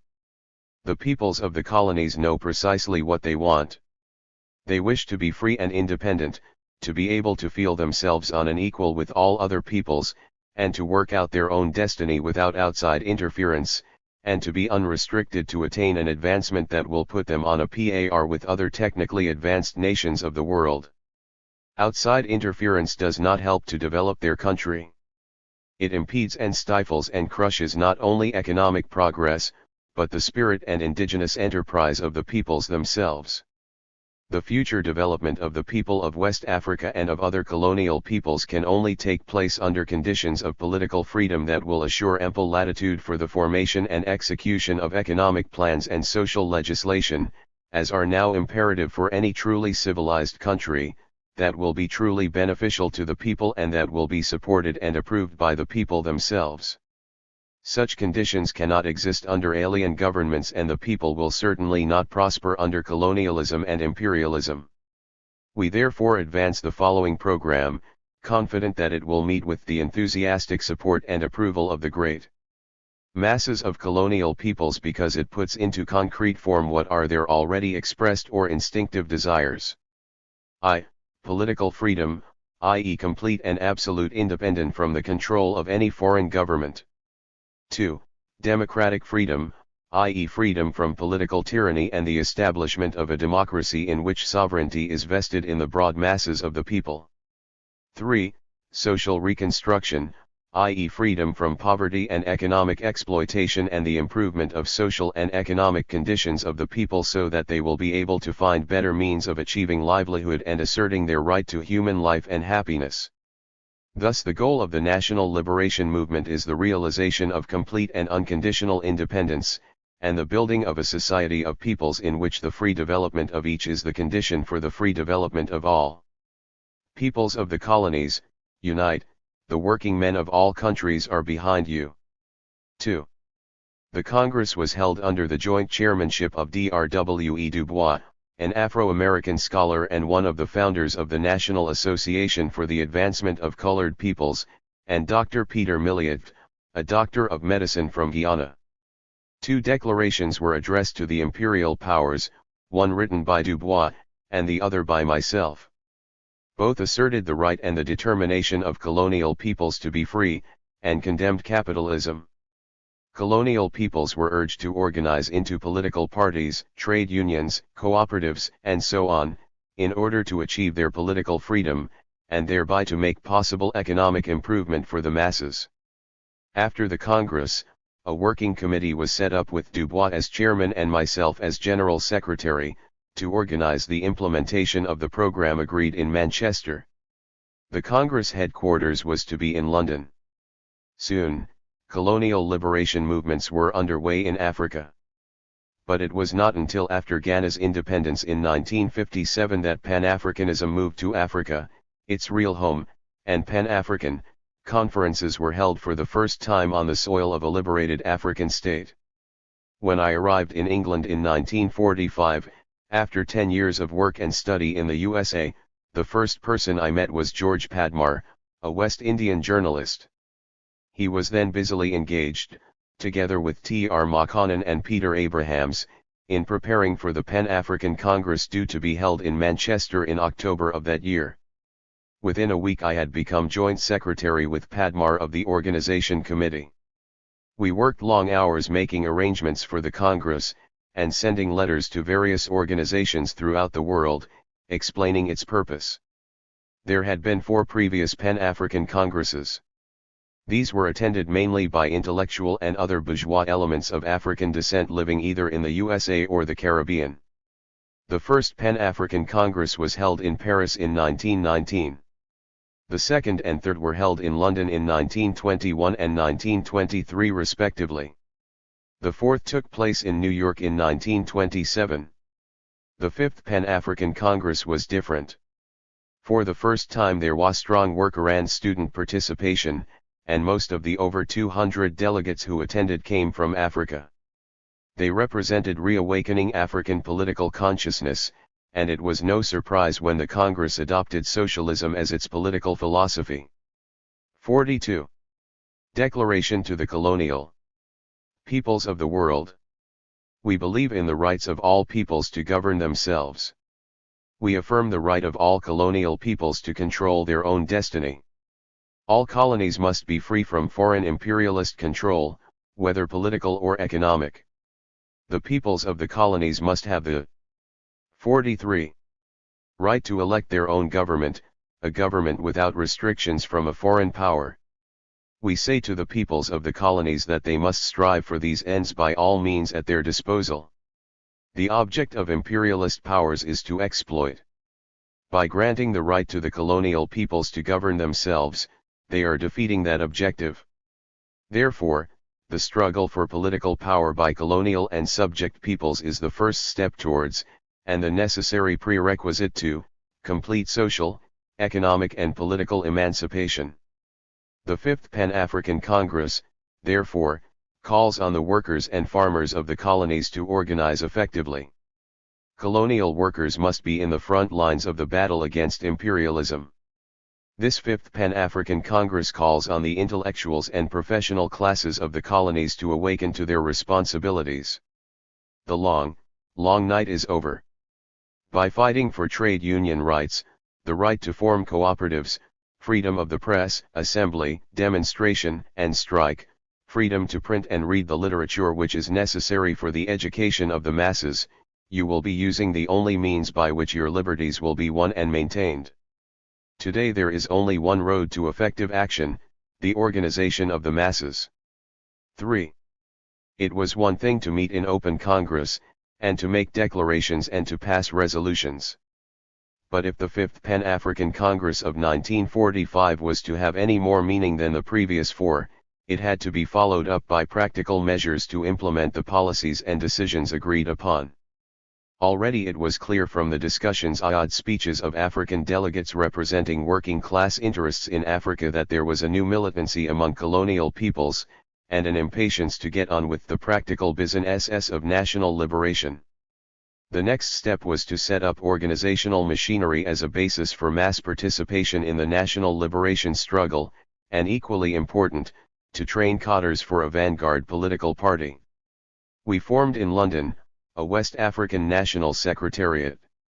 Its purpose was to organize and direct the program for independence for the British and French colonies in West Africa. I became secretary, and soon our small office in 94 Gray's Inn Road became the center of African and West Indian anti-imperialist activity. During this period I traveled to France to talk with various African members of the French National Assembly, in an effort to draw them into a unified liberation struggle in West Africa. I remember some lively 45. Colonial and subject peoples of the world. Unite. Discussions with Cyrus Apithy, Leopold Senghor and Houphouët Boigny among others. We discussed the possibility of setting up a union of African socialist republics, though it was clear to me, even then, that men such as Senghor and Houphouët Boigny, when they spoke of socialism, meant something very different from the scientific socialism to which I was committed. However, as a result of our talks it was agreed that a West African National Congress should be held in Lagos in October 1948, to which all political organizations and people's movements throughout Africa should be invited. I was made responsible for convening the conference, and as soon as I returned to London began the preparations. But the Congress never in fact took place. It was one of the busiest periods of my life. Apart from the work of the West African National Secretariat, I was running a monthly paper called The New African. The first issue appeared in March 1946 with the subtitle, The Voice of the Awakened African, and with the motto, For Unity and Absolute Independence. The aim was to publicize our campaign for national liberation, and to call for unified effort.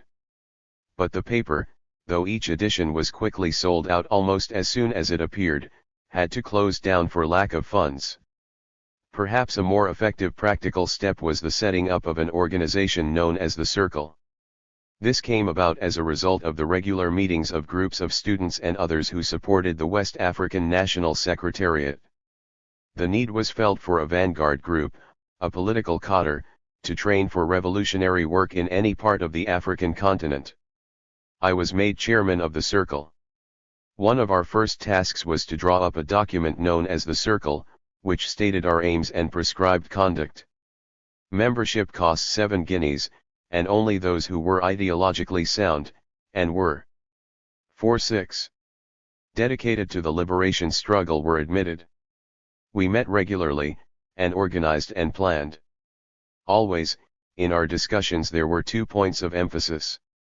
First, the imperative need to organize, and to organize through avant-garde party pursuing principles of scientific socialism and based on mass worker and peasant participation. Second, the necessity for unification. We were at that time concerned mainly with West African unity, as the unification of British and French colonial peoples in West Africa seemed then the only practical possibility. But we always regarded West African unity as merely a first step leading eventually to the unification of the entire Africanco. Although we did not rule out the use of armed force to achieve our Circle objectives, see item 4, we clearly stated that it was to be used only as a last resort. Clearly, nonviolent methods such as strikes, boycotts, civil disobedience, and so on, would be employed, and it would only be after all such methods had failed to bring results that violence would be considered. One thing was very clear to us, that the colonial powers would never restore our freedom voluntarily. Independence had to be won, and by our own efforts. The Circle is very active for a time, but disintegrated at the end of 1947 when I returned to the Gold Coast to become General Secretary of the United Gold Coast Convention. The document known as the Circle. Name, the Circle. Motto, the 3SS service, sacrifice, suffering. 47. Introduction. Since no movement can endure unless there is a stable organization of trained, selected, and trusted men to maintain continuity and carry its program forward to successful conclusion. And since the more widely the masses of the African peoples are drawn into the struggle for freedom and national independence of their country, the more necessary it is to have an organization such as the CIRC to establish stability and thereby making it impossible and difficult for demagogues, quislings, traitors, cowards, and self-seekers to lead astray any section of the masses of the African peoples. And since, in a country like West Africa with foreign, despotic, and imperialist governments, the more necessary it is to restrict the Circle to persons who are trained and engaged in political revolution as a profession, and who have also been trained in the art of combating all manner of political intrigues and persecutions, thereby making it difficult for anyone to disrupt the national liberation movement. I therefore accept and abide by the laws of the Circle, which are as follows. I will irrevocably obey and act upon the orders, commands, instructions, and directions of the Grand Council of the Circle too. I will always serve, sacrifice, and suffer anything for the cause for which the Circle stands, and will at all times be ready to go on any mission that I may be called upon to perform. 3. I will always and in all circumstances help a member brother of the Circle in all things and in all difficulties. 4. I will, except as a last resort, avoid the use of violence. S. I will make it my aim and duty to foster the cause for which the circle stands in any organization that I may become a member. 6. I will on the 21st day of each month fast from sunrise to sunset and will meditate daily on the cause the circle stands for. 7. I accept the leadership of Kwame Nkrumah. 4. On my life, honor, and fortunes, I solemnly pledge and swear that I shall always live up to the aims and aspirations of the circle and shall never under any circumstances divulge any secrets, plans or movements of the circle nor betray a member brother of the circle, and that if I dare to divulge any secrets, plans and movements of the circle, or betray a member brother or the cause, or use the influence of the circle for my own personal interests or advertisements, I do so at my own risk and peril. Aims, I to maintain ourselves and the circle as the revolutionary vanguard of the struggle for West African unity and national independence. 2. To support the idea and claims of the All-West African National Congress in its struggle to create and maintain a union of African Socialist Republics. Duties of Circle members. Each Circle member should join an organization and should adopt two methods of approach: a. Advocate and work for the demands and needs of that organization. b. Infuse that organization with the spirit of national unity and the national independence of West Africa, and the creation and maintenance of the Union of African Socialist Republics. Circle Fund. Members of each branch of the Circle shall maintain a fund by voluntary contributions, such fund to be used for furthering the cause of the Circle only. Circle MENNGS. The Grand Council of the Circle shall meet at least once a year and shall decide general policy and give directions to territorial and local branches of the Circle. Members of each branch of the Circle shall meet on the 21st day of each month, and at such other times as members may deem advisable. Circle Communication. A close liaison shall at all times be maintained between the Grand Council and the individual territorial and local branches of the Circle. As far as possible, all communications should be done by personal contact, couriers, and messengers. Letters, telegrams, telephones and cables should be used only for making appointments. Discussion of Circle matters in public places is forbidden. Circle member recognition. Ordinary handshake with thumb pressure. 49. At such time as may be deemed advisable, the Circle will come out openly as a political party embracing the whole of West Africa, whose policy then shall be to maintain the Union of African Socialist Republics. 4. The promoters of the United Gold Coast Convention, UGCC, came from the middle class.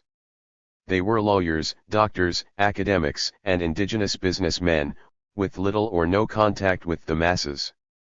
When they invited me to become General Secretary of the UGCC, they hoped that I would help them to bridge this gap, and to draw into their movement the growing anti-colonial, nationalist elements, particularly among the youth, which were at that time beginning to make their voice heard throughout the country. I did not immediately accept the invitation from the UGCC, knowing that it was a movement sponsored by bourgeois reactionaries, whose objective stopped short at national liberation, and who had no plans to bring about fundamental economic and social change. But I agreed to accept the position after consultation with the West African National Secretariat.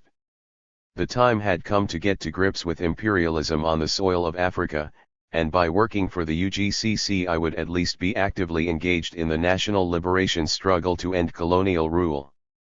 I knew, however, that it might not be long before the basic differences between our long-term objectives might make it impossible for me to continue to work for them. On the journey home I visited Sierra Leone and Liberia, and tried to arouse interest in a West African conference.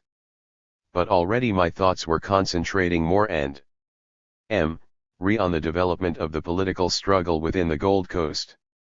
I was convinced that before there could be any meaningful economic and social progress, there must be a successful political revolution. For without political freedom and an end to colonial rule, we should not be in a position to plan our future, and the work of building socialism could not proceed. Colonialism and Capi.sm are part and parcel of the same oppressive and exploitative processes, and an attack on one of them is synonymous with an attack on the other.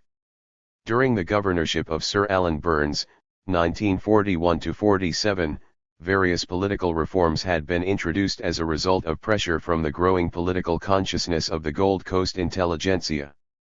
In October 1944, a new constitution, known as the Burns Constitution, was approved by the Legislative Council and the Colonial Office, and Africans were appointed to the Executive Council. But the Burns Constitution did not satisfy the critics of the government, and on December 29, 1947, the UGCC was officially launched at Salt Pond to oppose the Bums Constitution, and to press for self-government in the shortest possible time. On my arrival in the Gold Coast to take up my appointment, one of my first tasks, after organizing an office, was to draw up a program of action. This I laid before the Working Committee of the Convention on January 20, 1948. It included the following items: Shadow Cabinet. The formation of a Shadow Cabinet should engage the serious attention of the Working Committee as early as possible. Membership is to be composed of individuals selected ad hoc to study the jobs of the various ministries. 52.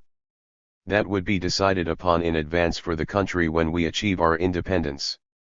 This cabinet will forestall any unpreparedness on our part in the exigency of self-government being thrust upon us before the expected time. Organizational work. The organizational work of implementing the platform of the convention will fall into 3 periods. First period, A. Coordination of all the various organizations under the United Gold Coast Convention, i.e. apart from individual membership, the various political, social, educational, farmers and women's organizations as well as native societies, trade unions, cooperative societies, etc., should be asked to affiliate to the convention. B. The consolidation of branches already formed and the establishment of branches in every town and village of the country will form another major field of action during the first period. C. Convention branches should be set up in each town and village throughout the colony, Ashanti, the Northern Territories and Togoland. The chief or odikro of each town or village should be persuaded to become the patron of the branch. A. Vigorous convention weekend schools should be opened wherever there is a branch of the convention. The political mass education of the country for self-government should begin at these weekend schools. Second period, to be marked by constant demonstrations throughout the country to test our organizational strength. 1. Making use of political crises. Third period, A. The convening of a constitutional assembly of the Gold Coast people to draw up the constitution for self-government or national independence. B. Organized demonstration, boycott, and strike, are only weapons to support our pressure for self-government. Boycott spread quickly and lasted about a month. On February 28, the very day the boycott was called off, 2 ex-servicemen were killed and 5 other Africans wounded in the course of a demonstration by the ex-servicemen's union in Accra. As a result, there was widespread rioting and looting in Accra for several days, during which some 20 people were killed and 237 injured. The governor declared a state of emergency. In the meantime, I had called a meeting of the Executive Committee of the UGEC, and we had sent telegrams to A. Creech Jones, Secretary of State for the Colonies, calling for the sending of a special commissioner to be sent to the Gold Coast to hand over the administration to an interim government of chiefs and people, and to witness the immediate calling of a constituent assembly. Shortly afterwards, the colonial authorities arrested the Big Six of the UGEC, as we had come to be called, Dankwa, Ofori Ada, Akufo Addo, Ako Agi, Obetsby Lamptey, and myself. We were flown to Kumasi and imprisoned there for 3 days. During those days we drew up plans for a future constitution of the Gold Coast. But already it was clear that I was the odd man out. Practically everything I suggested was opposed by the other 5, and they began to blame me for their predicament. When it was rumored that the youth of Ashanti planned to attack the prison to release us, we were transferred to the Northern Territories, where I was imprisoned in a small hut in conditions of more or less solitary confinement. After 6 weeks we were all flown back to Accra to appear before the Commission of Inquiry which had been set up by the Governor under the chairmanship of Aiken Watson KC, to inquire into the disturbances. After lengthy sessions during which we were closely interrogated, the Commission recommended that the Burns Constitution be replaced by a more democratic SS. The program was approved in principle, though there was a later denial by members of the UGEC who appeared before the Watson Commission, and I was asked to get the organization going with all speed. I began the task of organizing branches of the UGCC throughout the country. This involved almost continuous travel, endless meetings and rallies, and the delivery of hundreds of speeches. Within 6 months, well over 500 branches of the UGEC had been established. I usually traveled in the old car bought by the UGCC, but frequently had to hitch lifts on lorries, or had to trek on foot when the car broke down and there was no other means of transport. In most of the places I visited I was given food and accommodation in the homes of supporters of the movement. But there were many nights when I and my companions slept in the open by the roadside, when it had not been possible for some reason or other to reach our destination by nightfall.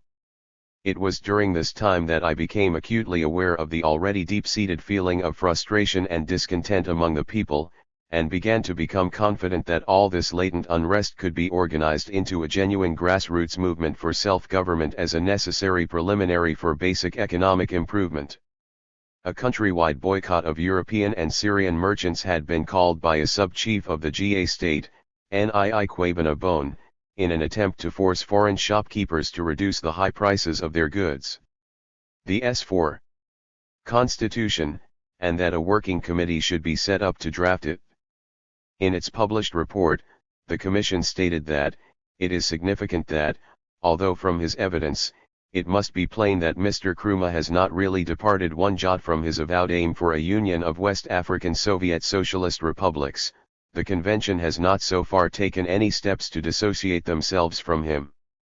Mr. Kwame Nkrumah has never abandoned his aims for a union of West African Soviet Socialist republics and has not abandoned his foreign affiliations connected with these aims.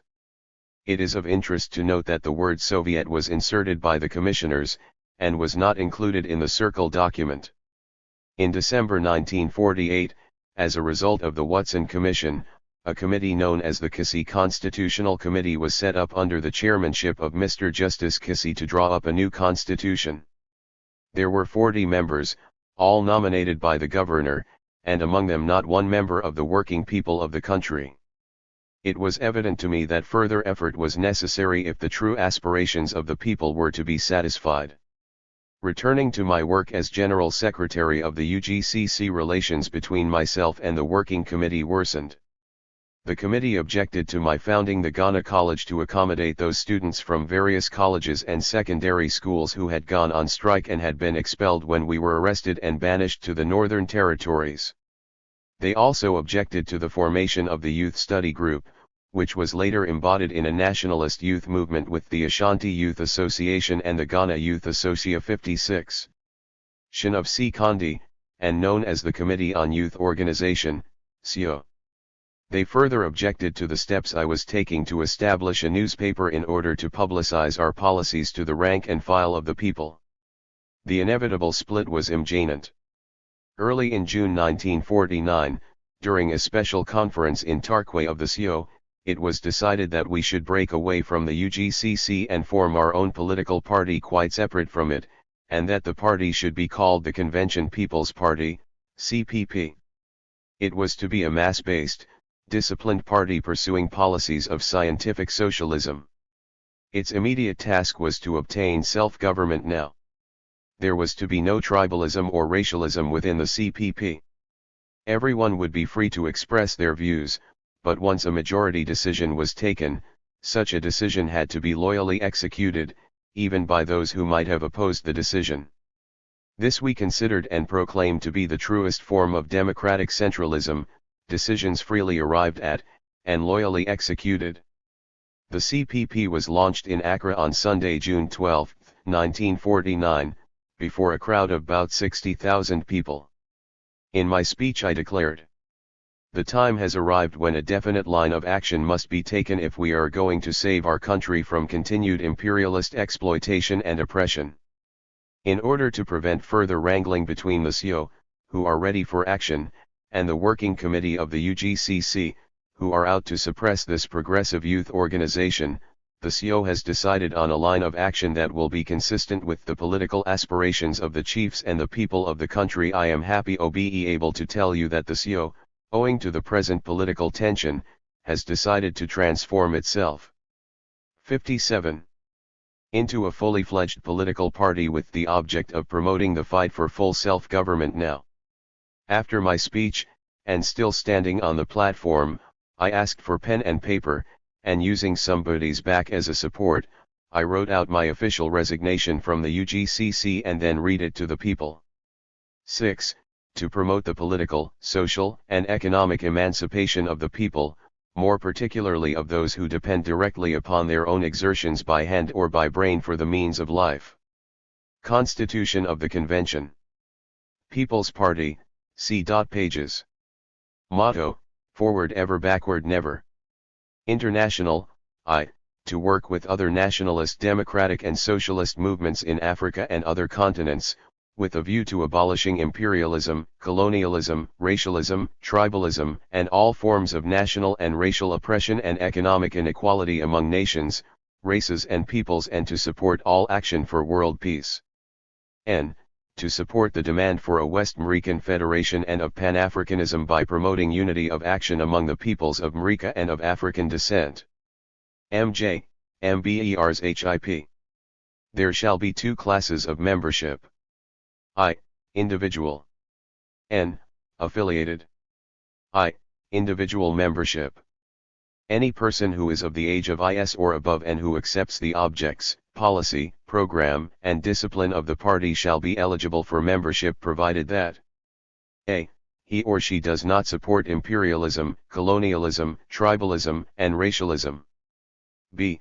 He or she is not a member of any other political party or of any organization whose policy is inconsistent with that of the party. c. He or she is not a member of a trade union, farmers' organization, or other bona fide organization proscribed by the party. Application for individual membership normally shall be made on a duly prescribed form which shall be completed by the applicant and passed to a branch secretary for consideration by his committee as to acceptance or otherwise. On enrollment, every member shall be supplied with a membership and dues card. Admission fee: each individual member of the party shall be requested to pay on enrollment an admission fee of 2 shillings. Membership dues: each individual member of the party shall. 59. Name: the name of the party shall be the Comgent WN People's Party, CPP. Aims and objects: national, to fight relentlessly to achieve and maintain independence for the people of Ghana, Gold Coast, and their chiefs. N. To serve as the vigorous conscious political vanguard for removing all forms of oppression and for the establishment of a democratic government. M. To secure and maintain the complete unity of the people of the colony, Ashanti, Northern Territories, and Transvolta/Togoland regions. 4. To work with and in the interest of the trade union movement, and other kindred organizations, in joint political or other action in harmony with the Constitution and standing orders of the party. V. To work for a speedy reconstruction of a better Ghana, Gold Coast, in which the people and their chiefs shall have the right to live and govern themselves as free people. 58. Pay membership dues of 3 shillings 8s a year to his branch, or as otherwise determined by the party at any particular time. N. Affiliated members shall consist of the following: I. Trade unions. 2. Ex-servicemen's union. IL. Farmers' organizations. 4. Cooperative societies, unions, associations. V. Organizations of professionals, artisans, and technicians. 6. Youth and sports organizations. 7. Cultural organizations. 8. Women's organizations. 9. Other organizations approved by the national executive of the party. A. All such organizations must accept the aims and objects, policy, and program of the party. b. They must, in the opinion of the national executive, be bona fide democratic organizations. c. An organization wishing to affiliate shall forward a resolution to that effect duly passed by that organization and signed by its president and secretary, to the General Secretary of the Convention People's Party, who shall in turn bring it before the National Executive Committee of the party for acceptance or otherwise. d. Each organization upon being accepted for affiliation shall pay an affiliation fee of £1 1 shilling. e. Affiliated organizations shall pay an annual fee as determined by the party. Note: affiliations are apt to cause divided loyalties, so as much as possible only individual membership should be encouraged, though the party should be on the closest of terms with the various organizations. N.B. All remittances to national headquarters should be sent to the Treasurer, National Headquarters, Convention People's Party, P.O. Box 8N, Accra. Checks, postal, and money orders should be made payable to the Convention People's Party and crossed. Party flag. The official colors of the party shall be red, white and green. The party tricolor flag shall be in horizontal form with red at the top. National Annual Conference. The National Annual Conference of the party shall be convened annually in August at such date and place as may be fixed by the National Executive. A special emergency national conference may be convened by the National Executive whenever deemed necessary, provided that at least 2 weeks' notice is given. As regards the former, notices must go out at least 2 months before the conference. Funds of the party. The general funds of the party shall be derived from proceeds of functions, dances, football matches, etc., voluntary subscriptions, appeals, donations, bequests, sale of party literature, badges, admission fees of individual members and organizations, membership dues, and other sources approved by the party. Except in the case of authorized impressed accounts, all funds shall be deposited in a bank, and applications for withdrawals must be signed by the chairman and either the secretary or the treasurer. 60. COMPOSMONOFAN NU ALCONFERENCE. The National Annual Conference shall be constituted as follows: I. 6 delegates duly elected by each constituency. 2. 6 delegates elected by the CPP. Women's Section. IL. 6 delegates elected by the CPP. Youth League. 4. Delegates duly elected and mandated by each affiliated organization to the number of 2 delegates for each 5,000 or part thereof. V. Ex officio members. Ex officio members of the party conference shall be the following: A. All national officers of the party. B. Members of the national executive of the party. C. Members of the Central Committee. D. Members of the Legislative Assembly. Note: the ex officio delegates shall not be entitled to vote unless they are also duly elected as representatives by their constituencies, Women's Section, Youth League, or an affiliated organization. ELBCNON off delegates to THEPARTY-CONFERENCE. Qualifications and disqualifications of delegates. I. Every delegate must individually accept and conform to the constitution, program, principles, and policy of the party. 61. 2. Delegates must be bona fide members or officials of the organization electing them. 3. No person shall act as a delegate for more than one organization. 4. No person shall act as a delegate who has not paid his or her dues up to date, or who has not paid the political levy of his or her trade union or other affiliated organization. Functions and powers of ME National Annual Delegates Conference. The National Annual Delegates Conference shall have the power, I. To lay down the broad basic policy and program of the party for the ensuing year. The decisions of the Annual Delegates Conference shall be binding on all members of the party and affiliated organizations. 2. To consider the reports and audited accounts presented by national officers on behalf of the National Executive Committee. 3. To deal with other matters affecting the party and the country. Amendments to Constitution. The existing Constitution, or any part thereof, may be amended, rescinded, altered, additions made thereto by resolution carried by a majority vote at an annual delegates' conference. Proposals regarding any amendment of the Constitution must be sent to the General Secretary at least 2 months before the conference for inclusion in the agenda. Notice of such resolutions and the conference agenda shall be communicated in writing to all constituencies at least 1 month before the delegates' conference.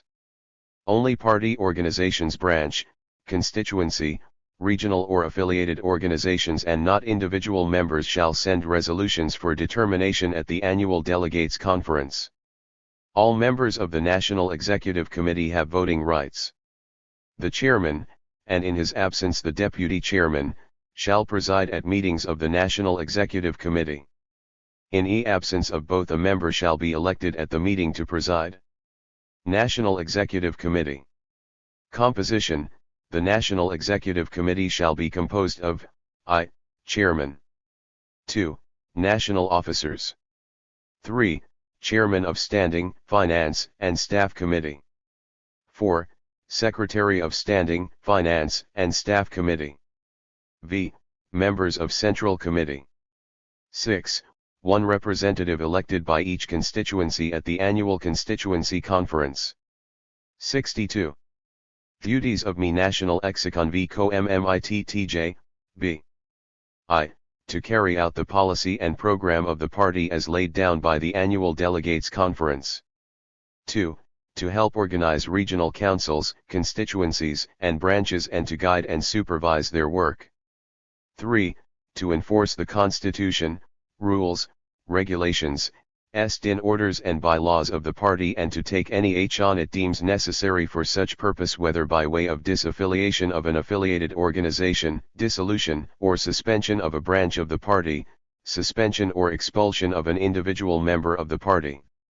Any such action taken by the National Executive Committee shall be reported to the next annual delegates conference of the party, to which appeals shall lie from the organization, branches, and members concerned. 4. To maintain party finance and submit a report and a statement of account to the annual delegates conference of the party. V. To initiate and undertake all such activities as may further the aims and objects of the party. 6. To approve candidates for central and local government elections from lists prepared and submitted by the regional and constituency executive committees or other body duly empowered by the committee. 7.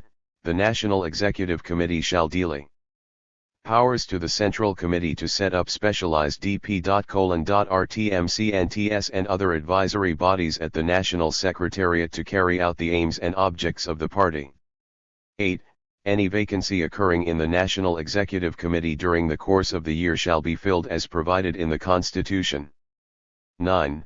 The National Executive Committee shall be in plenary session at least once every 6 months to hear reports on the state of the party and the work of the Central Committee. X. Emergency meetings of the National Executive Committee shall be convened as thought fit by the life chairman or on a resolution endorsed by 12 constituency executives. 63. Quorum. At least 1/3 of the constituency representatives must be present. Central Committee of the National Executive. Composition. The Central Committee of the National Executive shall consist of I. The party leader. LL. 8 other members selected by him and approved by the National Executive Committee. IL.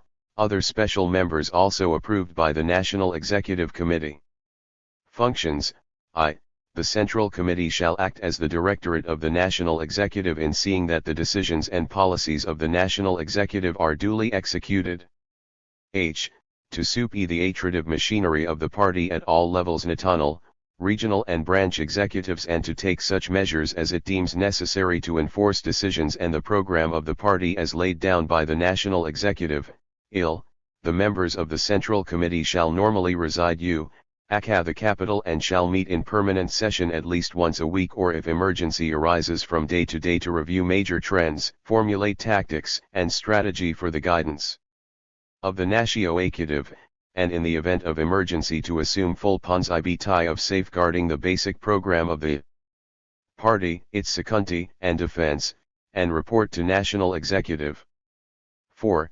The leader of the party shall appoint from among the members of the Central Committee a secretary who shall be held responsible for summoning the meetings of the Central Committee, keeping its records, and preparing necessary reports to an executive committee. V. THFT Central Committee shall work in closest collaboration with all members of the party in the National Legislative Assembly and see especially to the proper working of the Parliamentary Committee. 6. As the main directorate of the National Executive Committee, all actions taken by the Central Committee shall be reported to the next half-yearly meeting of the National Executive Committee plenary session for ratification.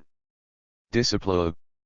There shall be a tribunal of justice consisting of 3 or more members appointed by the National Executive Committee. 64. Its decision shall be reported to the National Executive Committee at its next session for ratification or otherwise. Appeals lie to the Annual Delegates Conference. Members of the Tribunal of Justice are appointed annually, but members can be reappointed. Only the National Executive Committee can expel a member and submit this to the Annual Delegates Conference for ratification. Branches, constituencies, regions, and the Central Committee can only suspend defaulting members and report to the National Executive Committee for action. Any member acting as candidate or supporting a candidate in opposition to the party's official candidate in any central or local government election as duly announced shall be expelled from the party. Regional Conference.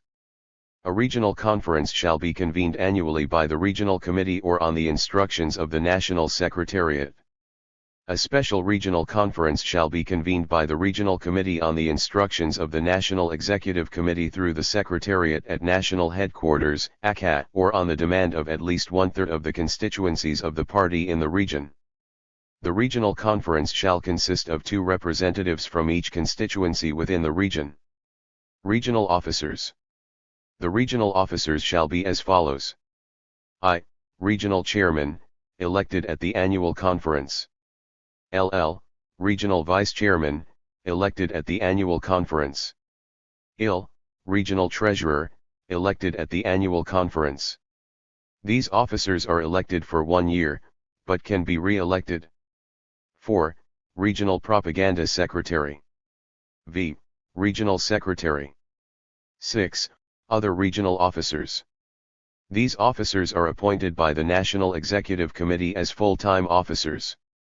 The members of National VE from the region concerned shall be ex officio delegates to the regional conference with full rights. Powers of Regional Conference. The regional conference shall have the power, a. to lay down regional policy and program for the ensuing year providing that such policies and programs are in conformity with the basic policy and program laid down by the annual National Delegates Conference. b. to consider the political and organizational reports and statements of account presented by the regional secretary on behalf of the regional organization. c. to do things calculated to promote the party in the respective regions. Composition of regional committees. The regional committee shall consist of the following: I. all the national executive members in the region. LL. all the assemblymen in the region. IL. 6 members appointed by the National Executive Committee. 4. The Regional Secretary. V. The Regional Propaganda Secretary. 6. Other regional officers appointed from time to time by the National Executive Committee. 7. Regional Chairman, Vice Chairman, and Treasurer. Duties of Regional Committees. The duties of the regional committees shall be, a. to help organize constituencies and branches in the cities, towns, and villages within the region and to coordinate their activities and work. b. to help carry out the policy and program of the party and instructions and directives received from the National Headquarters Secretariat. The regional committees shall be entitled to make recommendations to the National Secretariat on matters of disaffiliation, dissolutions or expulsions of affiliated organizations, branches, and members of the party within the region. cc. to submit reports and statements of accounts to the regional conference, as well as to the National Secretariat for transmission to the National Executive Committee. cd. to help manage, control and guide the work of the party in local government affairs as well as the work in educational and cultural organizations under the general supervision of the National Headquarters Secretariat. E. To undertake all such activities as may further the work of the party in the regions concerned. 66. Regional funds. Any funds for the region shall be properly kept as determined by the National Executive Committee. Constituency Party Organization. Annual Conference. A conference of the constituency shall be held at least once a year to which every branch in the constituency possessing a charter shall send 2 delegates. The place of the conference shall be determined by the constituency executive. Special emergency constituency conferences shall be held at the discretion of the constituency executive committee or at the instance of a resolution endorsed by 1/3 of the branches in the constituency. Composition of Constituency XXBS. The Constituency Executive Committee shall consist of Chairman, Vice Chairman, Financial Secretary, Treasurer, 8 committee members elected at the annual delegates conference. Retiring members may be re-elected. Constituency Secretary, Constituency Propaganda Secretary appointed by the National Executive Committee. The Secretary and Propaganda Secretary for the constituency shall be full-time officials appointed by the National Executive. Other paid officers may be appointed from time to time. The quorum for a meeting of the Constituency Executive Committee shall be 8. Fu and CNONS of the Constituency Executive Co-MMNEB. The Constituency Executive Committee shall carry out the policy and decision of the annual constituency conference, which must be in keeping with the basic policy and program of the party as laid down by the annual delegates conference and in the constitution, rules, and regulations of the party. Basic party organization. The branch is the basic organization of the party. The party shall establish branches in all towns and villages. Each branch shall be governed by a branch executive committee which be elected. 67. Annually at a general meeting of the branch. The branch may appoint full-time paid officers where funds permit. In big towns which have been divided into wards for local elections, there shall be party wards corresponding with these wards. ALLPARTYWARDs shall function within their respective branches in the towns, but each party ward shall have a party ward executive and representatives of the various wards shall be members of branch executive. Where towns are considered too large, they could be divided up into wards as in the municipalities. Branches in the rural constituencies shall deal direct with their respective constituency headquarters. Kumasi, Accra, Sekondi/Takoradi, Cape Coast, being constituencies in themselves, shall deal direct with national headquarters. Branch general meetings. There shall be a general meeting of each branch once a month. BRANCHXECUTIVECOMMLTIEE. There shall be a branch executive committee consisting of the following officers: Chairman, Vice Chairman, Secretary, Assistant Secretary, Treasurer, Financial Secretary, Propaganda Secretary, 5 executive members. Duties of BRANCHXECONVS. The duties of the branch executives shall be, I. To carry on propaganda and organizational work among the masses of the people in order to realize the standpoint advocated by the party. N. To pay constant attention to the sentiments and remarks of the masses of the people, and report same to the National Headquarters Secretariat, ASIDA. M. To pay heed to the political, economic, and cultural life of the people and to take the lead to organize the people in the locality in which the branch operates in order to solve their own problems by encouraging the spirit of initiative among the masses. 4. To recruit new members, and to collect party membership dues. V. To check and verify the record for party membership and to report to the National Headquarters Secretariat, Accra, any act of indiscipline and other offences which might bring the party into dishonor and disrepute. 6. To foster the political and general education of party members and especially party cadres. 68. The Branch Executive Committee has no mandatory powers to expel any member. In cases of indiscipline, the branch can suspend the members so conceived and report the matter to the General Secretary for action. Parliamentary Committee on the Party. I. The Parliamentary Committee of the party shall consist of A. All party members in the Legislative Assembly. B. Members appointed by the National Executive Committee. LL. The Parliamentary Committee shall be under the direct supervision and control of the party leader, who will report to the National Executive and the Central Committee of the work, activities, and general behavior of all members of the party in the Assembly. IL. The party leader shall appoint the chairman of the Parliament. ARI Committee. The Parliamentary Committee chairman shall maintain daily contact with the party leader or his deputy. Quorum. The quorum of every organization of the party shall consist _1/3 of the membership of party branch executive, constituency executive, regional committee, or the national executive. Inter-party organization. National Secretariat. I. The central administrative machinery of the party shall be known as the National Secretariat and shall consist of the Deputy Chairman, General Secretary, Assistant General Secretary, National Treasurer, and National Propaganda Secretary. They shall be appointed by the National Executive Committee. The National Executive Committee shall also have power to appoint such other officers as the work of the party may necessitate. LL. The National Secretariat shall be under the direct supervision and control of the Central Committee of the National Executive Committee of the party. IL. The Secretary of the Central Committee shall serve as a liaison between the National Secretariat and the National Executive Committee of the party. He shall be responsible to report to the plenary meetings of the National Executive Committee on the work and activities of the Central Committee. 69. 4. The chief function of the National Secretariat is to transmit decisions of the National Executive Committee and the Central Committee to the regional committees, constituency executives, and the party branches, and to perform such other duties connected with party administration. The National Secretariat shall maintain close contact with branch secretaries as well as constituency and regional secretaries. CPP. Women's League. Individual women members of the party shall be organized into women's sections. Women's sections may be organized on branch and ward basis. A general council of women's sections shall be established to coordinate the activities of the women in the party.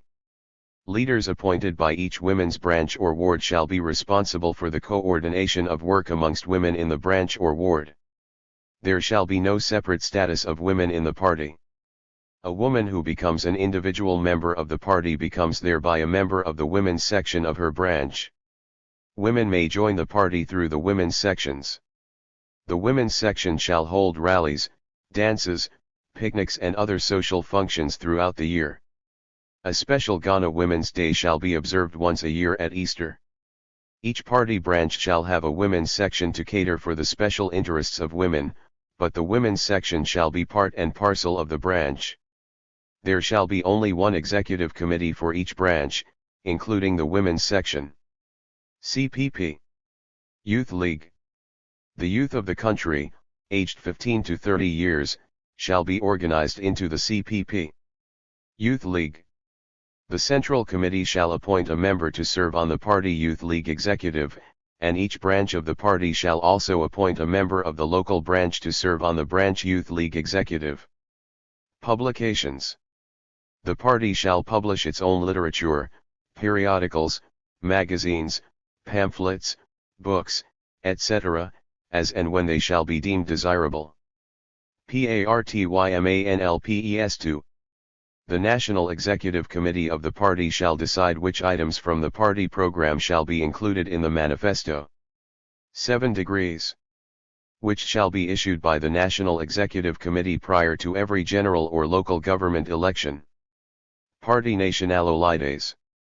I Independence Day January 8 2 Youth Day February 21 3 Women's Day Easter Sunday 4 Anti-Imperialist Day May 24 5 Party Anniversary June 12 6 Annual Conference August Bank Holiday 7 Life Chairman's Birthday September 18 5.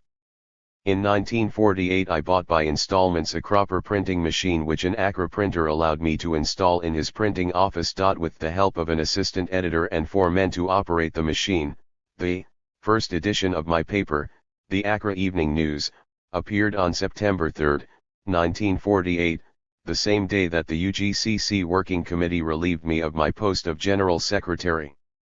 The Accra Evening News always earned the three slogans. We prefer self-government with danger to servitude in tranquility, we have the right to live as men, we have the right to govern ourselves. It was a vanguard paper, publicizing CPP objectives, exposing the exploitation and injustices of imperialism, and giving practical guidance on how best to promote the independence struggle. Through daily editorials, I constantly exhorted the people to organize, and condemned the dishonest, delaying tactics of the colonial government which claimed to be preparing us for self-government. My central theme was always self-government now, unlike the UGCC which campaigned for self-government in the shortest possible 7-2 time. But it was made clear that national independence was but the first step in the revolutionary struggle. It would be only when both political and economic independence had been won that we could call ourselves truly free, and could establish a society in Ghana in which each would give according to his ability and receive according to his needs. Because of lack of funds, the paper was for some time a single sheet. The editorial usually occupied the center of the front page. Perhaps the second most important column was the one headed Accra Diary and signed Rambler. This column reported on actual examples of corruption, inefficiency, and injustice brought to the notice of the paper by the many scouts whose task it was to ferret out the facts. The following Accra Diary extracts are typical. Children's Hospital. The mill of imperialism grinds on and it knows no stopping until it is forced to. That is why we have entered into the age of positive action in order to uproot it from this Ghana. My scouts were at a press conference held yesterday with the Director of Medical Service. One of the questions which attracted my scouts was, is there a full-time, qualified doctor in charge of the Children's Hospital, Accra? If no, what steps are being taken to secure one? Answer, no. Really, we do not consider it necessary to provide these clinics with medical officers. I wonder. Does the Director of Medical Service mean to say that he did not consider the lives of the tiny tots, the future mothers and fathers of this country, precious enough to place them in the hands of qualified medical practitioners? The reply is vague, and I should have thought that the DMS would have given good reasons for thus denying the children the service of doctors. I do not think the Director of Medical Service considered this question seriously, giving the reply he did.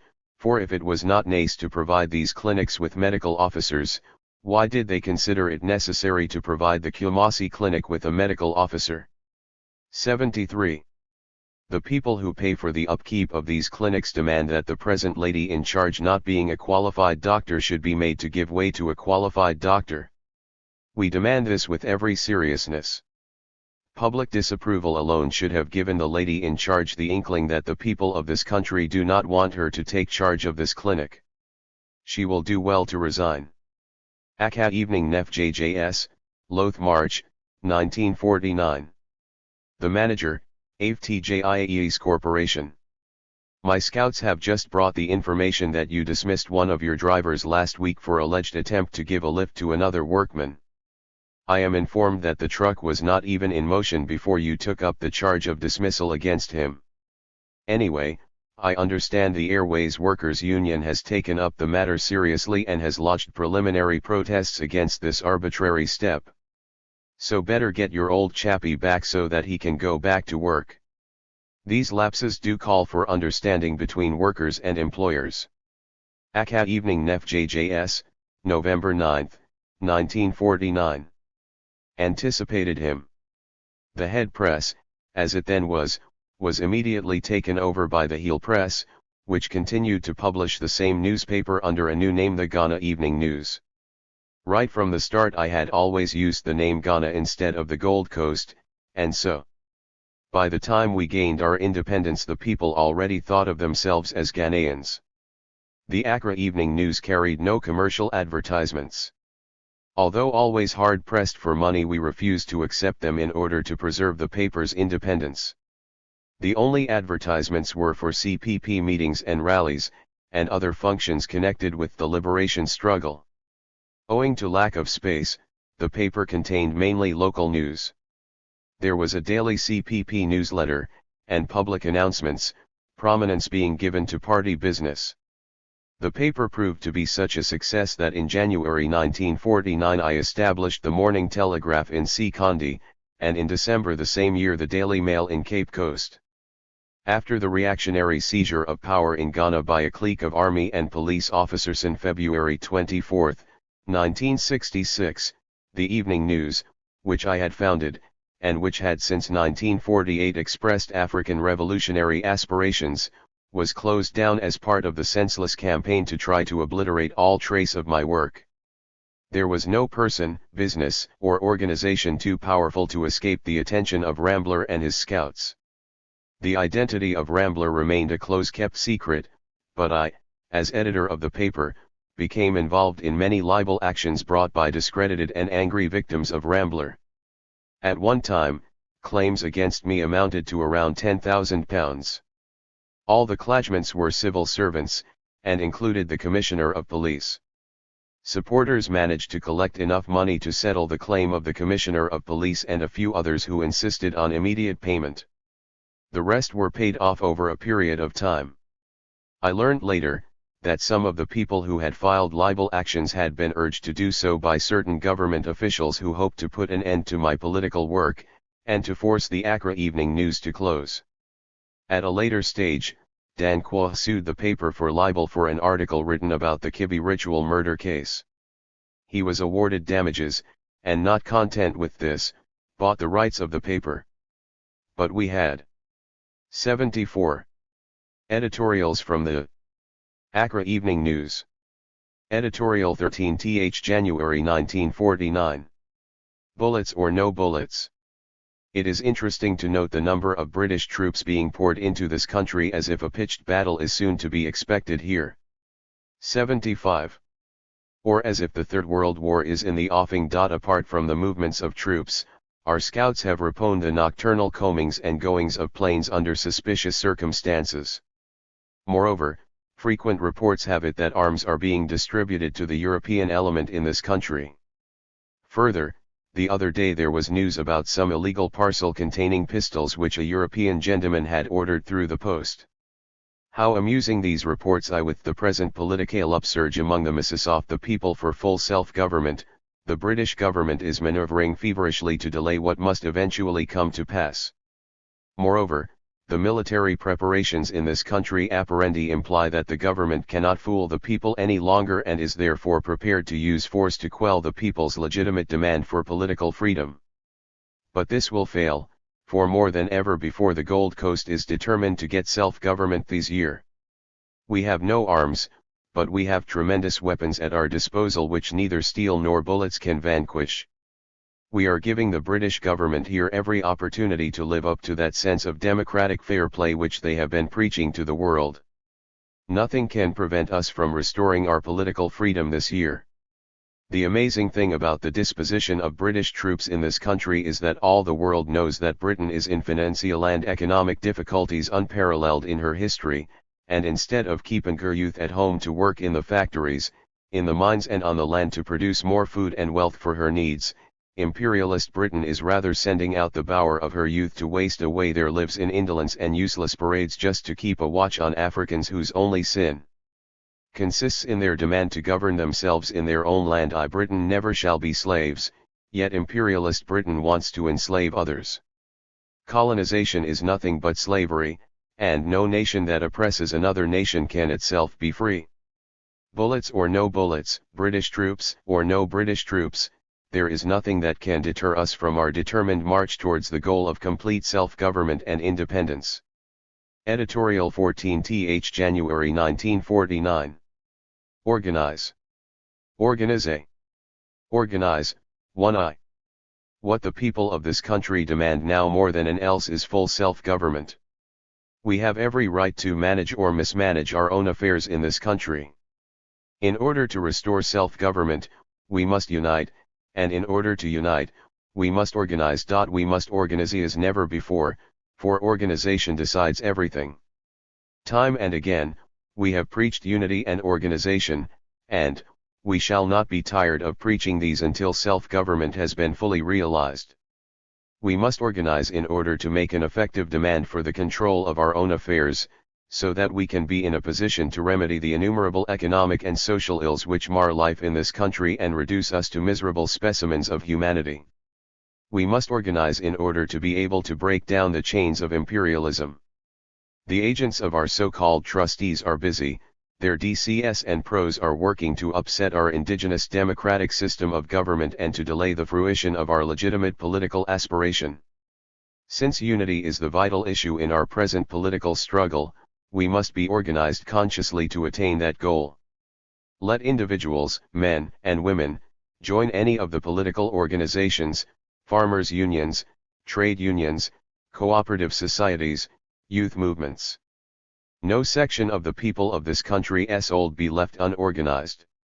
No individual person should be without membership in some organization. Do not be worried about the chiefs.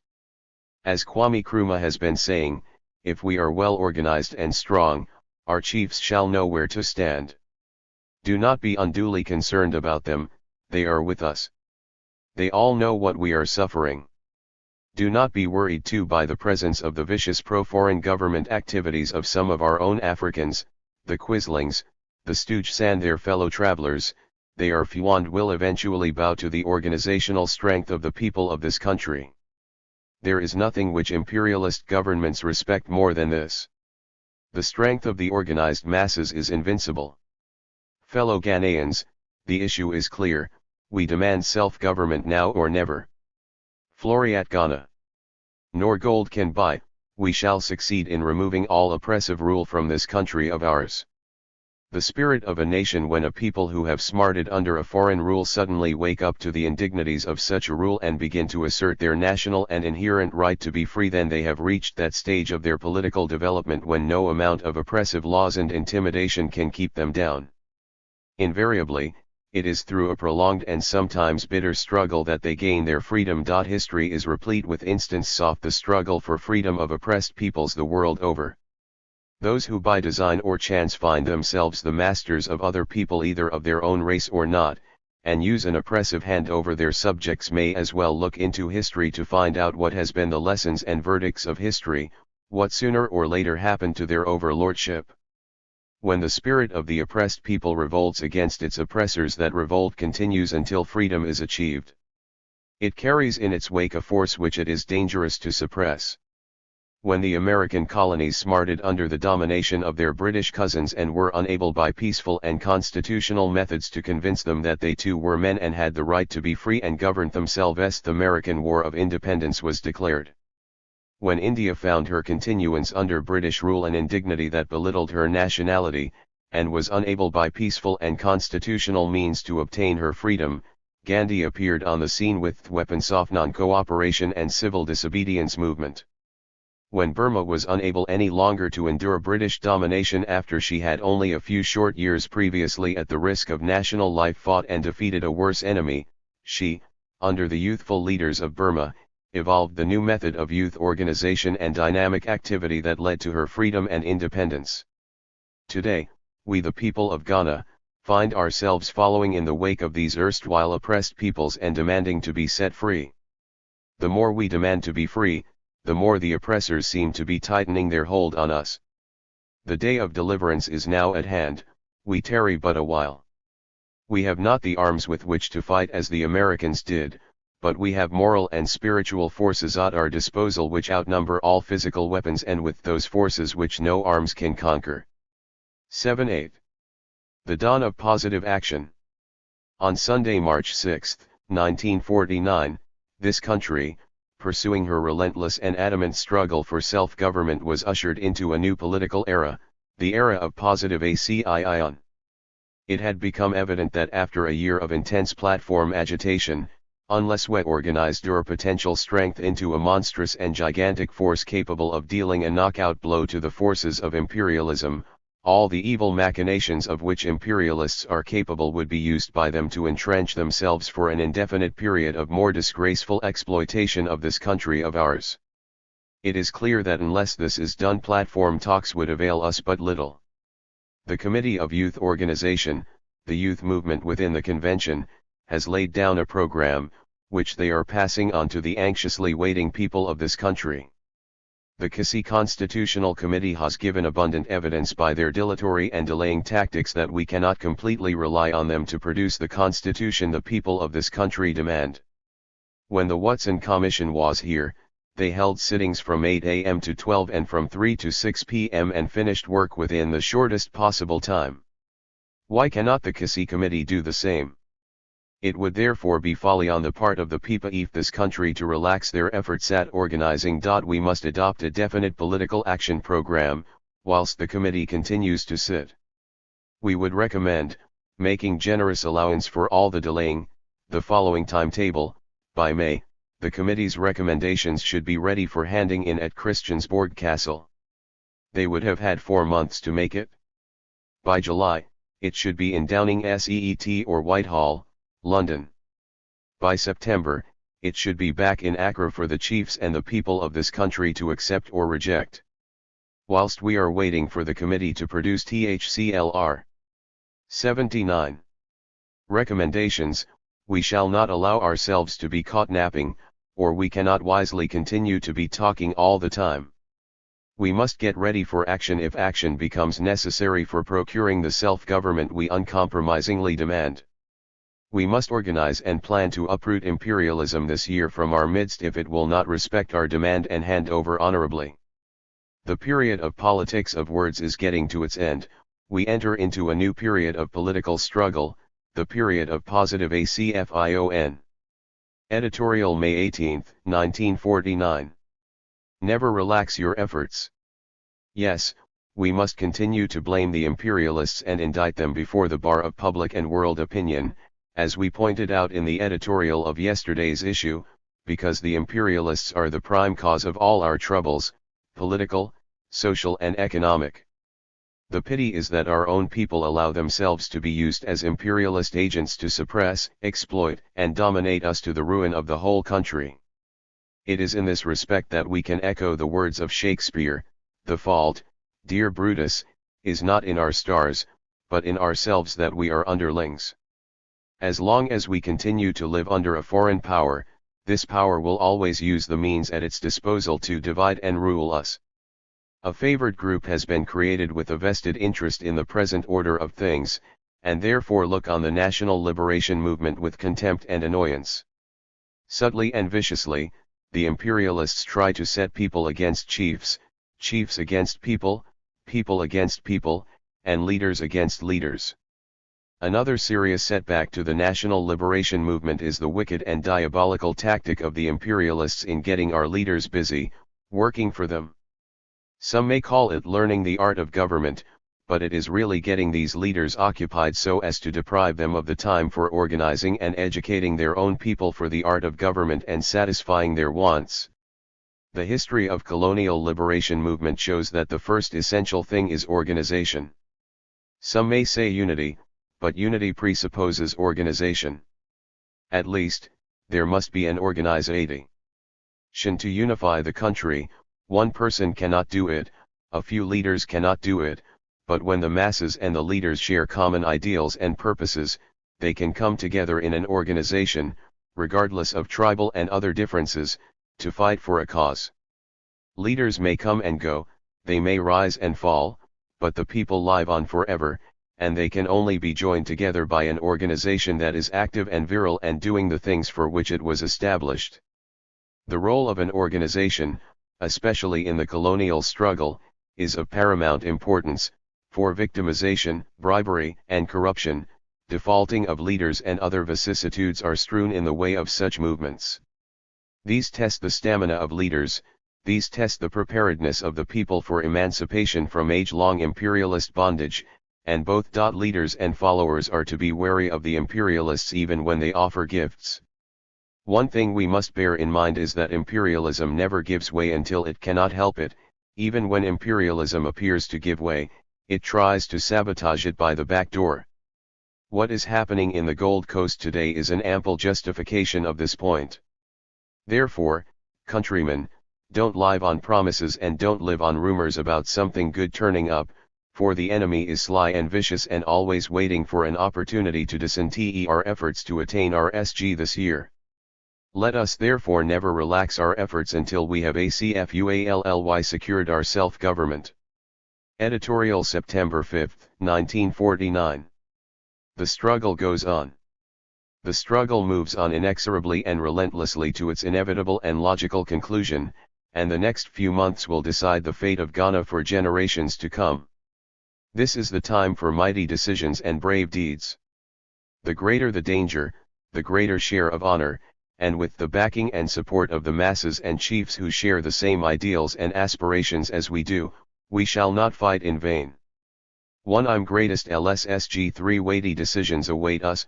Firstly, the increase in wages of government employees at this time when an inflation is already on.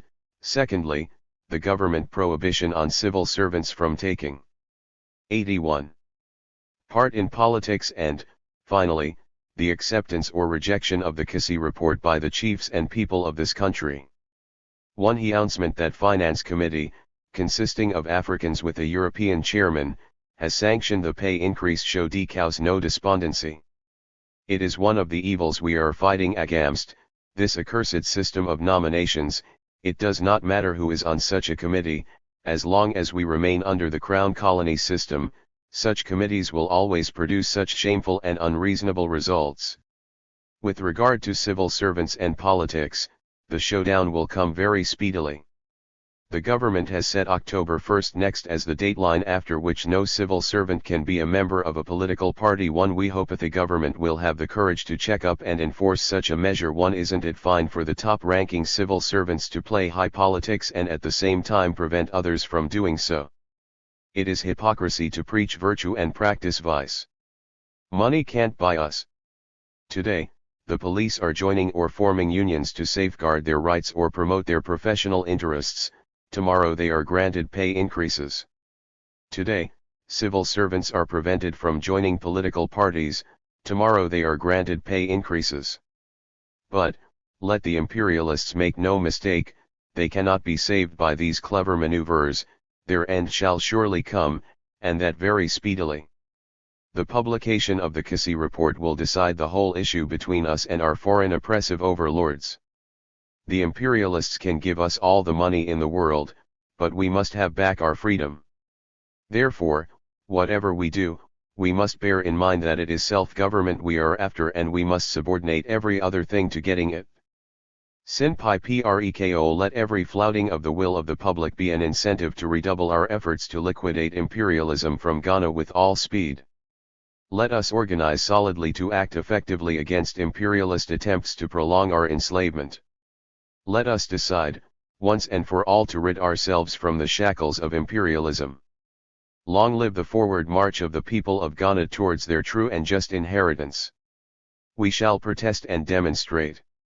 To the world. All over the world, colonial peoples at the height of their struggle for emancipation from slavery, political, social or economic, find it expedient to uphold the philosophy that to sit mute and inarticulate when circumstances demand protest is sinful cowardice. Today, the Gold Coast people have reached the same stage, and they will continue to protest and demonstrate to the world against an iniquitous system of government that has, for the past 100 years, and over-exploited, oppressed, and misgoverned them. We have kept mute for too long over our miseries, we have been kept too long away from light, and we can no longer afford to condone slavery or toy with the destiny of our nation. Grave though the problems political, social, and economic that confront us today, we are resolved to accept no longer any system that savors of imperialism. We believe in the equal rights of all nations, we believe in democracy and freedom and the right of all peoples to govern themselves. We are marching forward indomitably to the glorious end. Twice in our generation have the youth of this nation been sacrificed on the altar of freedom for the sake of other people, and twice in our time have those who served to maintain the freedom of others been denied the very freedom equality for which they fought, but we have now awakened to the realization of our inherent liberty, and we shall not rest until we have achieved our heart's desire. Self-government is our inherent right, and no nation has the right to take it away from us under the pretext of protection and trusteeship. Just as Britain will not tolerate America or any other nation to come and lord it over her in her own country, so also, we in our own land will no more kowtow with hat in hand to imperialist dictates. That age when we were babes and swallowed sweet promises that self-government would be offered us on a silver platter when we were ripe is past and gone forever. The age when others promised us self-government from their pockets is also dead and buried. We are now living in an age of realities when sweet-sounding offers and promises are not just sufficient. We do not want any promises, we want freedom. We are too far gone to be disillusioned by the shadows of a substance, and no amount of fanning us will make us sleep. Again. SG 83 is the slogan of our day. Therefore, we shall forge ahead to protest and demonstrate to the world against the evils and oppression of an outdated system of government under which we are still laboring and languishing. Forward, therefore, gallant sons and daughters of Ghana, towards our just inheritance. Forward, brave youth, to the new Ghana of freedom and opportunity. Forward, sweet Ghanaians, to our goal of self-government. Long live Ghana. 6. At the launching of the Convention People's Party in June 1949, I used the term positive action to describe the tactics which would be employed if the government continued to disregard the people's demand for self-government. I did not then specifically define the term, but I had used the expression frequently in the columns of the evening news, and it was generally understood that I referred to nonviolent struggle involving strikes, boycotts, and other forms of non-cooperation. There was rapidly mounting unrest, particularly in Accra, and I was summoned to appear before the GA State Council, the traditional local authority, to discuss the unfortunate lawless elements in the country and any possible solution. I went along with 2 comrades, and was confronted with not only the GA State Council but with the ex-members of the Working Committee of the UGCC. They demanded an explanation of what I meant by positive action, and without waiting to hear me, accused me of advocating violence. I explained the term to them at some length, and then agreed at their request to call a meeting to give the same explanation to party members. On leaving the meeting with the GA State Council, I decided that the explanation must be made immediately. 85. And that it should take the form of a carefully considered, written statement. Working through the night, therefore, kneeling on the floor and using my bed as a table, I wrote what I mean by positive action. As soon as the draft was ready, the rest of the night was spent renting off some 5,000 copies on the evening news cropper printing machine. By 9 o'clock in the morning all was finished. I then read the statement to a mass meeting of supporters, and afterwards reported my actions to the GA State Council. The statement had been written in great haste, but it was not a hastily conceived document. I had given the whole question of positive action prolonged and intensive thought over many months. At the time I wrote it, the people of the Gold Coast were still awaiting the publication of the Kissi report, and it was possible that positive action might never become necessary if the report proved acceptable. But I felt that unless plans were made to declare positive action in the event of the report proving unsatisfactory, we would be unprepared to continue our freedom struggle. It would have been fatal to have relaxed our efforts in any way. The keeping of the initiative in revolution is vital. It is only by sustained, relentless pressure, and meticulous attention to detailed organization that success can be achieved. In what I mean by positive action, I called for nonviolent methods of struggle. We had no guns. But even if we had, the circumstances were such that nonviolent ultimatums were open to us, and it was necessary to try them before resorting to other means. In those days, when we talked of tactics of nonviolence, we meant the kind of tactics employed by Gandhi in India. Violence was to pick up the gun. Nonviolence implied practically any other means short of actually picking up a gun. In recent times, Revolution 86. Aries refer to violence in rather different terms, though the issues are still much the same. They see it in more general terms, as any kind of exploitation or oppression. For example, when a peasant in Africa or elsewhere dies of starvation in a world of plenty, they call it violence. It is violence when a whole class of people suffers indignity, deprivation, and exploitation at the hands of a selfish, privileged minority. Reactionary violence must be met with revolutionary violence. The latter is employed every time the oppressed take action to end their oppression, whether or not they actually resort to armed struggle. Looked at in these terms, our campaign of positive action was far from nonviolent. But at the time when it was carried out, it was considered to be a peaceful form of revolutionary struggle. The Kissy Report was published in October 1949. It recommended that the new Legislative Assembly should consist of a Speaker, to be elected by the Assembly from among its members or outside it, and 84 elected members. 5 seats were to be allocated to the municipalities, 2 for Accra, 1 each for Cape Coast, Sekondi Takoradi, and Kumasi. 33 rural members were to be elected in 2 stages, first by direct primary voting and secondly through electoral colleges. 19 inhabitants of the Northern Territories were to be elected by the territorial councils of the Colony, Ashanti, and Transvaal Taftagolaland. 6 special members were to be elected in equal proportion by the Chamber of Commerce and the Chamber of Mines, and 3 ex officio members were to be nominated by the Governor. They were the Minister of Defense and External Affairs, the Minister of Finance and the Minister of Justice. We considered the report unsatisfactory. On November 20, 1949, therefore, I called together the Ghana People's Representative Assembly, with the purpose of 87. Organizing effective action against the report. It was the first time that such an assembly had been called in the Gold Coast, and the only organizations which did not send representatives, though they were invited to do so, were the UGCC and the Aborigines Rights Protection Society. The Assembly resolved that the Kissy Report and His Majesty's government's statement thereto are unacceptable to the country as a whole, and declared that the people of the Gold Coast be granted immediate self-government. We demanded the calling of a constituent assembly and a general election so that the people could decide for themselves whether to adopt or reject the Kissy Report.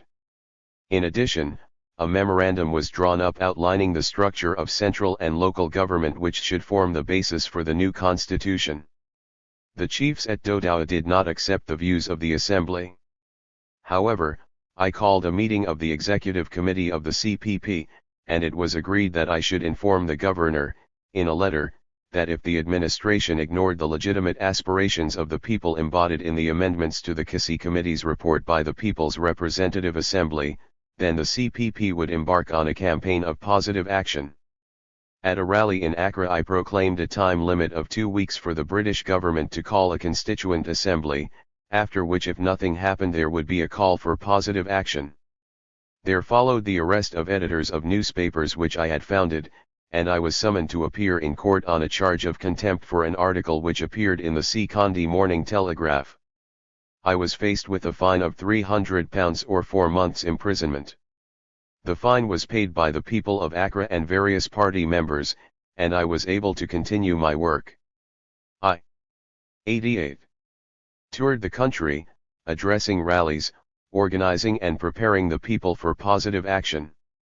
On my return to Accra I was invited to meet the Colonial Secretary.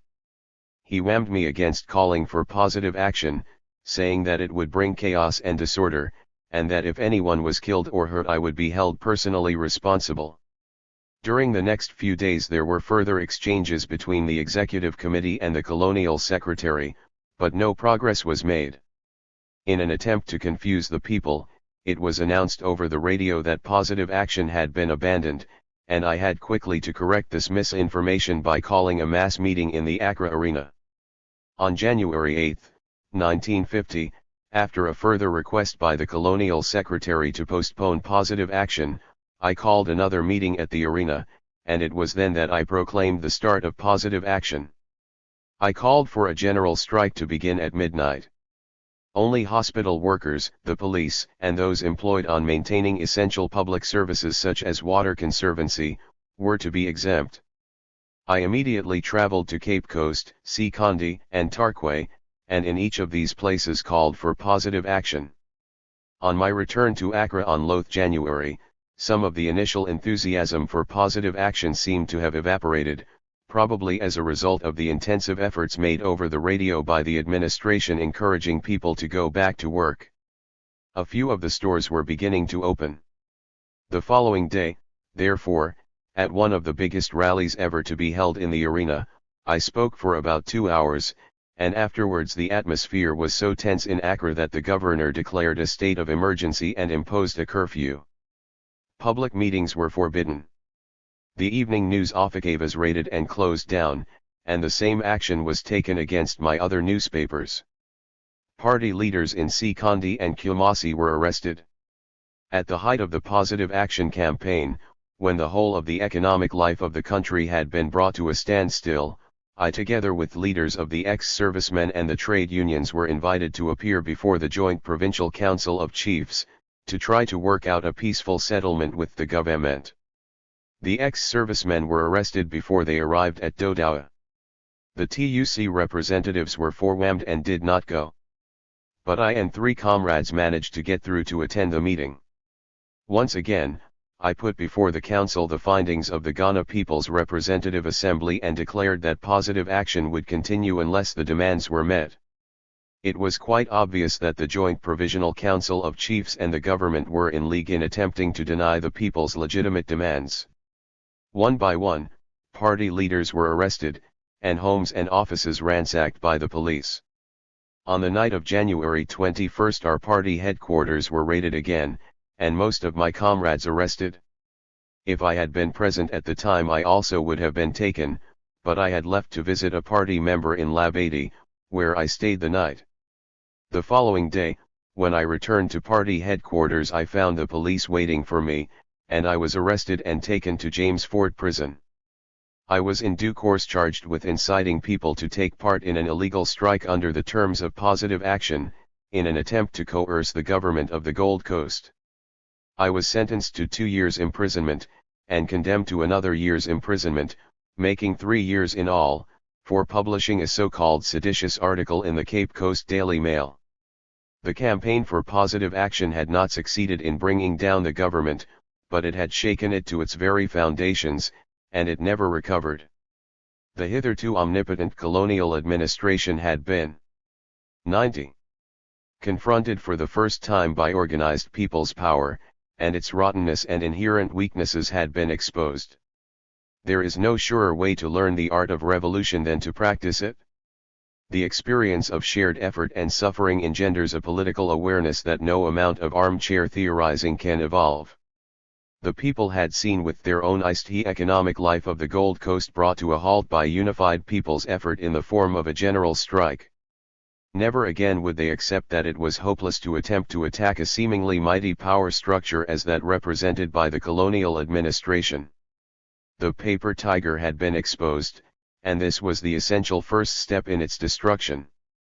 The political revolution in the Gold Coast had begun in East, and it was only a question of time before the decisive confrontation would take place. Preamble: Party members, friends, and supporters in our present vigorous struggle for self-government, nothing strikes so much terror into the hearts of the imperialists and their agents than the term positive action. This is especially so because of their fear of the masses responding to the call to apply this final form of resistance in case the British government failed to grant us our freedom consequent on the publication of the Kissy Committee report. The term positive action has been erroneously and maliciously publicized, no doubt, by the imperialists and their concealed agents, provocateurs and stooges. These political renegades, enemies of the Convention People's Party for that matter of Ghana's freedom, have diabolically publicized that the CPP's program of positive action means riot, looting and disturbances, in a word violence. Accordingly, some citizens of Accra, including myself, were invited to a meeting of the GA Native Authority and the GA State Council on Thursday, October 20, at IPM. To discuss, as the invitation stated, the unfortunate lawless elements in the country and any possible solution.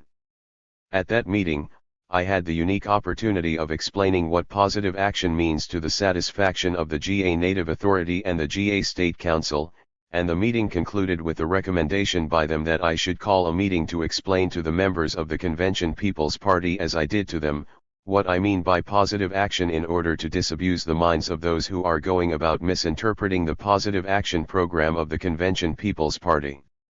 Before I proceed to my proper topic, I must take this opportunity to dispel the wild rumor, that the GA Monch said at the meeting that the Convention People's Party should be suppressed and that I should be deported from Accra. Nothing of the sort was ever suggested by the GA Monch, even though some of the speakers tried to convey such idea, but the GA Monch promptly overruled that. And at this point allow me to protest vehemently against the diabolically false Reuters news, which no doubt must have been sent by their correspondent in this country. I read to you the text of the Reuters news. Why positive action? It is a comforting fact to observe that we have cleared the major obstacle to the realization of our national goal, in that ideologically the people of this country and their chiefs have accepted the idea of self-government even now. With that major ideological victory achieved, what is left now is chiefly a question of strategy and the intensity and earnestness of our demand. The British government and the people of Britain, with the exception of die-hard imperialists, acknowledge the legitimacy of our demand for self-government. However, it is and must be by our own exertion and pressure that the British government can relinquish its authority and hand over the control of affairs, that is, the government, to the people of this country and their chiefs. Local African chiefs have sent ultimatum to extremist Home Rule leader Kwame Nkrumah, demanding undertaking by next Wednesday not to cause trouble when Kisi report on constitutional advancement of Gold Coast is published next week. He has also been told to promise loyal cooperation of his Convention People's Party. If he refuses, African authority will forcibly eject him from Accra to his native village of Enzima, about 250 miles inland. All political leaders promised cooperation in keeping peace except Dr. Nkrumah, who said he had no guns to fight but would resort to boycott, strikes and spiritual force to carry on struggle. Kisi Commission was set up last January to examine proposals for constitutional and political reforms in Gold Coast. There are two ways to achieve self-government. There are two ways to achieve self-government, either by armed revolution and violent overthrow of the existing regime, or by constitutional and legitimate nonviolent methods. In other words, either by armed might or by moral pressure. For instance, Britain prevented the two German attempts to enslave her by armed might, while India liquidated British imperialism there by moral pressure. We believe that we can achieve self-government even now by constitutional means without resort to any violence. We live by experience and by intelligent adaptation to our environment. From our knowledge of the history of man, from our knowledge of colonial liberation, vehemence, freedom, or self-government has never been handed over to any colonial country via silver platter. The United States, India, Burma, Ceylon, and other erstwhile colonial territories have had to wage a bitter and vigorous struggle to attain their freedom. Hence the decision by the Convention People's Party to adopt a program of nonviolent positive action to attain self-government for the people of this country and their chiefs. We have talked too much and pined too long over our disabilities, political, social, and economic, and it is now time that we embarked on constitutional positive steps to achieve positive results. We must remember that because of the educational backwardness of the colonial countries, the majority of the people of this country cannot read. There is only one thing they can understand, and that is action. Party members, imagine the wicked misrepresentation, chicanery, falsehood, the untruths, the lies, and deception, in such news. This is the way our struggle is being misrepresented to the outside world, but the truth shall ultimately prevail. 92. What is positive action? By positive action we mean the adoption of all legitimate and 93. Constitutional means by which we can cripple the forces of imperialism in this country. The weapons of positive action are, I. Legitimate political agitation, 2. Newspaper and educational campaigns, and 3. As a last resort, the constitutional application of strikes, boycotts, and non-EO operation based on the principle of absolute nonviolence. H of JJ is positive action to be applied R. We have been unduly criticized by our political opponents, that it is wrong for us to tell the imperialists that we shall resort to nonviolent strikes and boycotts as a last resort, if need be, to attain our freedom. Their contention is that we should have kept the secret and spring a surprise on the government. As for us, our faith in justice and fair play forbids us to adopt such sneaky methods. We like to use open methods and to be fair and above board in our dealings. We have nothing to hide from the British government. Secondly, and what is more important, if the CPP is a democratic organization, then the members must be taken into confidence and their approval secured for such an important policy, and they must be given the opportunity to prepare for any eventuality. Even, in the case of declaration of war, notice is first given. Mr. C.V.H. Rao in his book entitled Civil Disobedience Movement in India has this to say. Constitutional agitation without effective sanction behind it of organized national determination to win freedom is generally lost on a country like Britain, which can appreciate only force or its moral equivalent. An important contributory factor to the satisfactory settlement of a disputed issue is the extent and the nature of the moral force and public sympathy generated by the righteousness of the cause for which the suffering is undergone and the extent of the moral reaction it has produced on the party against which it is directed. The passive sympathy of the masses must be converted into active participation in the struggle for freedom.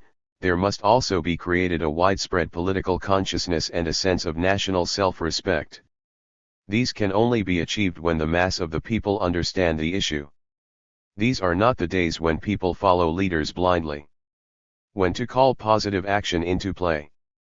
As already explained, positive action has already begun by our political education, by our newspapers' agitation and platform speeches, and also by the establishment of the Ghana schools D colleges, as well as the fearless and legitimate activities of the CPP. But as regards the final stage of positive action, namely nationwide nonviolent sit-down-at-home strikes, boycotts, and non-cooperation, we shall not call them into play until all the avenues of our political endeavors of attaining self-government have been closed. They will constitute the last resort. Accordingly, we shall first carefully study the report of the Kisi Committee. If we find it favorable, we shall accept it and sing Alleluia. But if we find it otherwise, we shall first put forward our own suggestions and proposals, and upon refusal to comply with them, we shall invoke positive action straight away on the lines indicated above. What we all want is self-government so that we can govern ourselves in our own country. We have the natural, legitimate, and inalienable right to decide for ourselves the sort of government we want, and we cannot be forced against our will in accepting or perpetuating anything that will be detrimental to the true interests of the people of this country and their chiefs. Therefore, whilst we are anxiously awaiting the report of the Kisi Constitution Committee, I implore you all in the name of the party to be calm but resolute. Let us advance fearlessly and courageously, armed with the party's program of positive action based on the principle of absolute nonviolence. Long live TH8 Comgent WN People's Party. Long live TH8F01L Ord March of TH8 people of this country. Long live TH8 New Ghana that is to be. 7. During my imprisonment in James Fort, I was able to keep in touch with the party by writing messages on sheets of toilet paper. These were smuggled out to party headquarters by a friendly warder, who also brought me in news of the political situation. I used to write the messages at night in the small patches of light made on the floor and wall by a street lamp which shone into our cell. On one night, having scrounged as much toilet paper as possible from other prisoners, I remember writing over 50 sheets. Conditions in the prison were very bad. There were 11 of us crowded into one small cell, and for sanitation a single bucket in the corner. The food was scanty and poor. But our morale was high. Before long, we had organized committees of party members in the prison, and unknown to the prison authorities, we met regularly. There were plans to be made and policies to be decided upon so that the party could participate in the general election due to take place on the 8th of February 1951. The CPP had to win a majority in the new Legislative Assembly, and it was vital that every seat should be contested. I insisted that my name be registered on the electoral roll for Accra Central, and arranged for party members to pay my deposit and to sign the necessary papers on my behalf. I then set to work to write the party manifesto. This was soon completed and smuggled out to party headquarters. It was in the early hours of the morning of February 9 that I was told that I had been elected for Accra Central, and that I had received the largest individual poll ever recorded in the country, 22,780 votes out of a possible 23,122. The following day, the executive committee of the CPP were permitted by the governor of the prison to discuss with him the question of my release, since it was likely that as leader of the CPP I would be asked to form a government. Suffering and sacrifice are inevitable in revolutionary struggle, since no reactionary regime makes a voluntary surrender of its power. It may, in the initial stages of a revolutionary struggle, try by velvet glove treatment, to block revolutionary progress. But when direct confrontation occurs, and vital pillars of the reactionary power structure are threatened by revolutionary forces, it resorts to the most brutal and repressive action to suppress them. It is at this stage that the heaviest casualties of revolution occur. Sometimes there is open armed conflict, in which case there are casualties in the physical sense, and loss of life. Other times, the confrontation is nonviolent and the casualties of the revolution are those who suffer arrest and imprisonment, victimization, persecution, and all the many other forms of repression employed by reactionaries when their backs are against a wall. With the call for positive action in the Gold Coast in 1950, a point of open and direct confrontation between the CPP and the colonial administration had been reached. The response of the government was immediate. A state of emergency was declared, a curfew imposed, public meetings banned, and progressive newspapers closed down. Most of the CPP leadership was arrested and thrown into prison. On the morning of the 12th of February, 1951, after having served 14 months of my 3-year sentence, I was released from prison and driven through immense, cheering crowds first to the arena for an expiation ceremony, and then to party headquarters.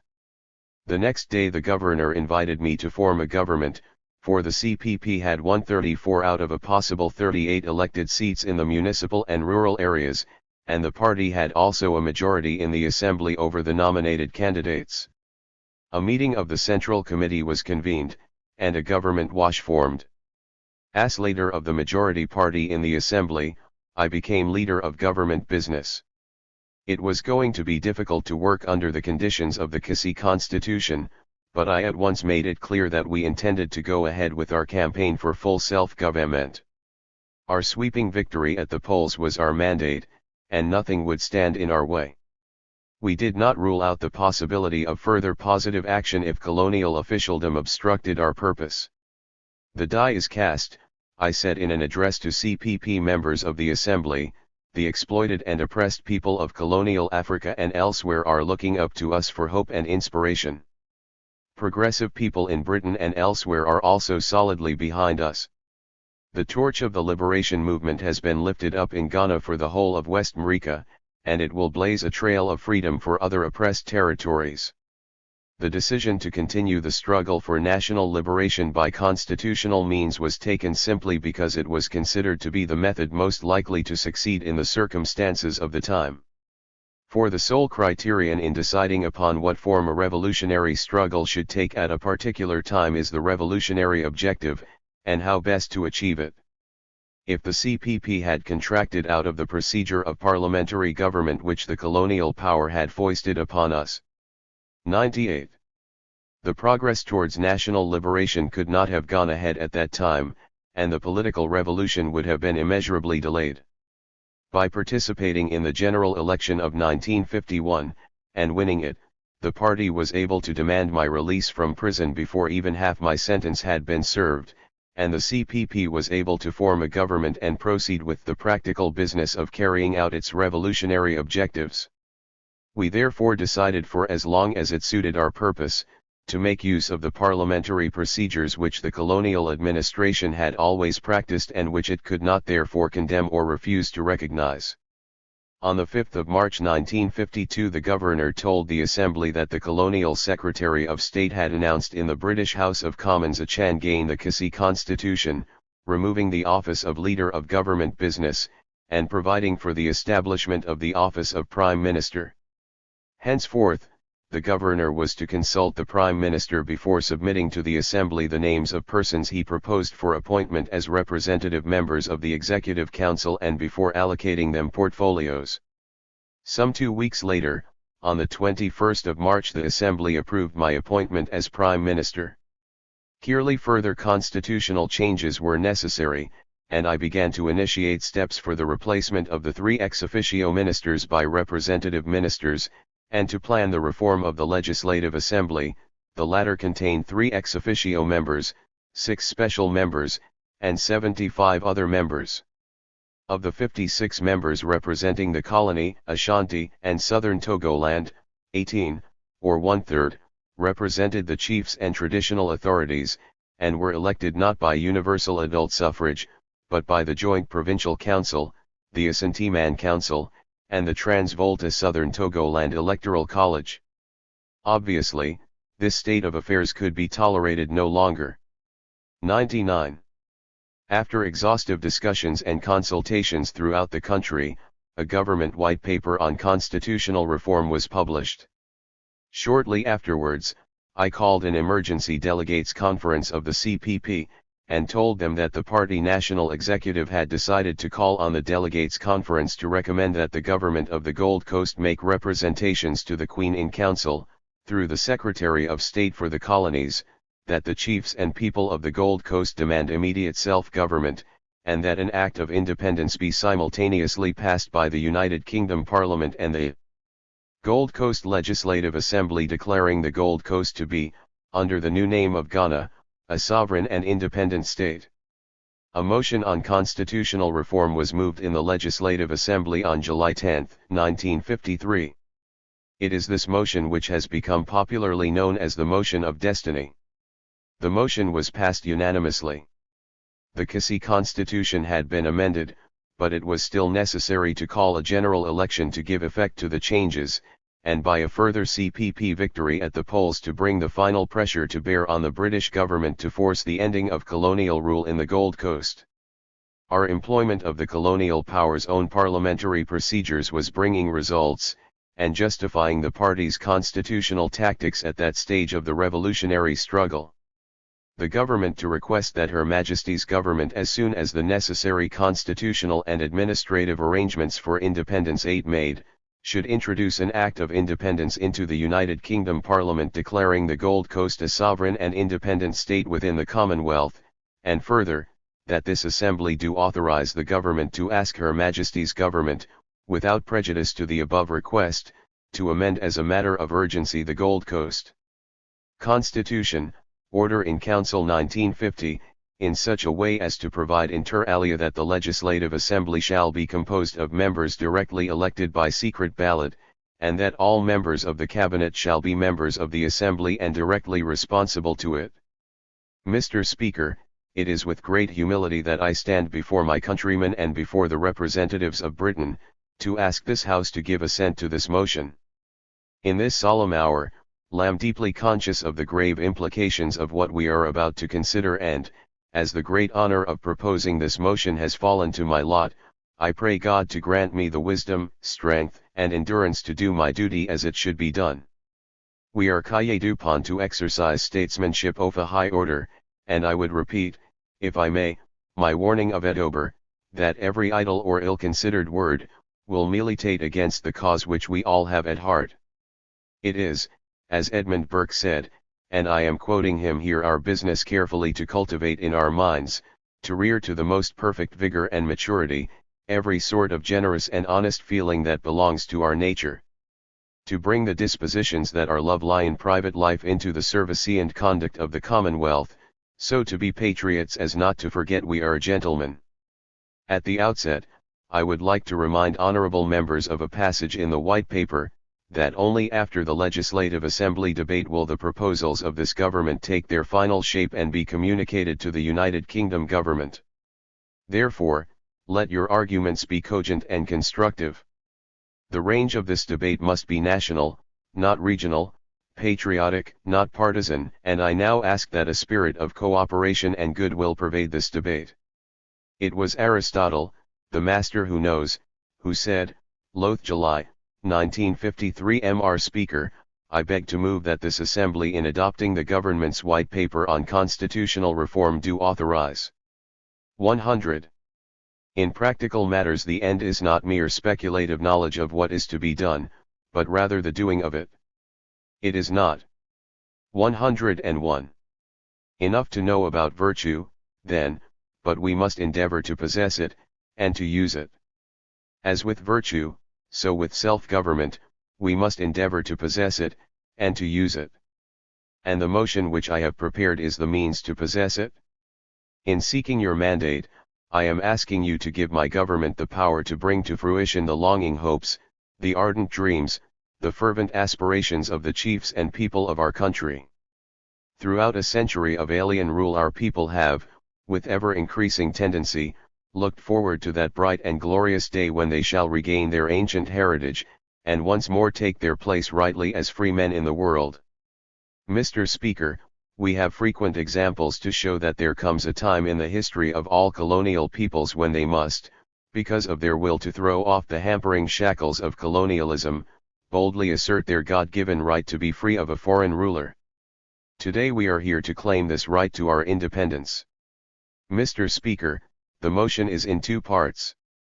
The first part not merely states our aim, but poses the question to Her Majesty's government which is more fully set out in the White Paper.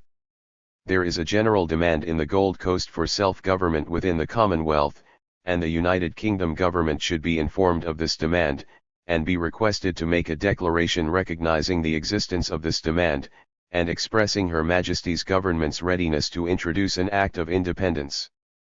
This is the question which we are asking Her Majesty's government in terms which clearly require an answer.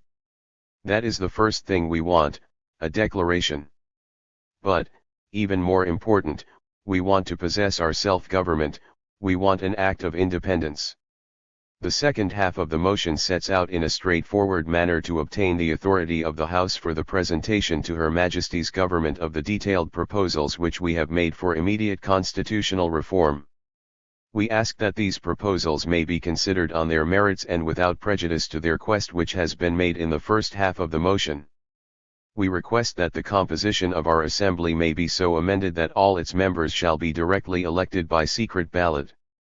Similarly, we have gone forward to request that the whole Cabinet may be composed of representative ministers. We have also made other proposals of immediate and striking importance, and I am confident that this Assembly will give the motion before it its unanimous endorsement and support. Last year, I brought this House changes in the Constitution which were, at the time, regarded as of minor importance. I was accused, indeed, of personal ambition in seeking the title of Prime Minister. We can now, Mr. Speaker, see the result for ourselves. Certainly nobody outside the Gold Coast has regarded my position as anything but what the name implies. The prestige of the Gold Coast government overseas has, in fact, been enhanced by this change. Even the coordination of the functions of my own colleagues has been made more successful by the increase in status. I believe that there is more decision in our activities as a cabinet than there was before, and that we are better equipped to get things done. The freedom we demand is for our children, for the generations yet unborn, that they may see the light of day and live as men and women with the right to work out the destiny of their own country. Mr. Speaker, our demand for self-government is a just demand. It is a demand admitting of no compromise. The right of a people to govern themselves is a fundamental principle, and to compromise on this principle is to betray it. To quote you a great social and political scientist, to negotiate with forces that are hostile on matters of principle means to sacrifice principle itself. Principle is indivisible. It is either wholly kept or wholly sacrificed. The slightest concession on matters of principle implies the abandonment of principle.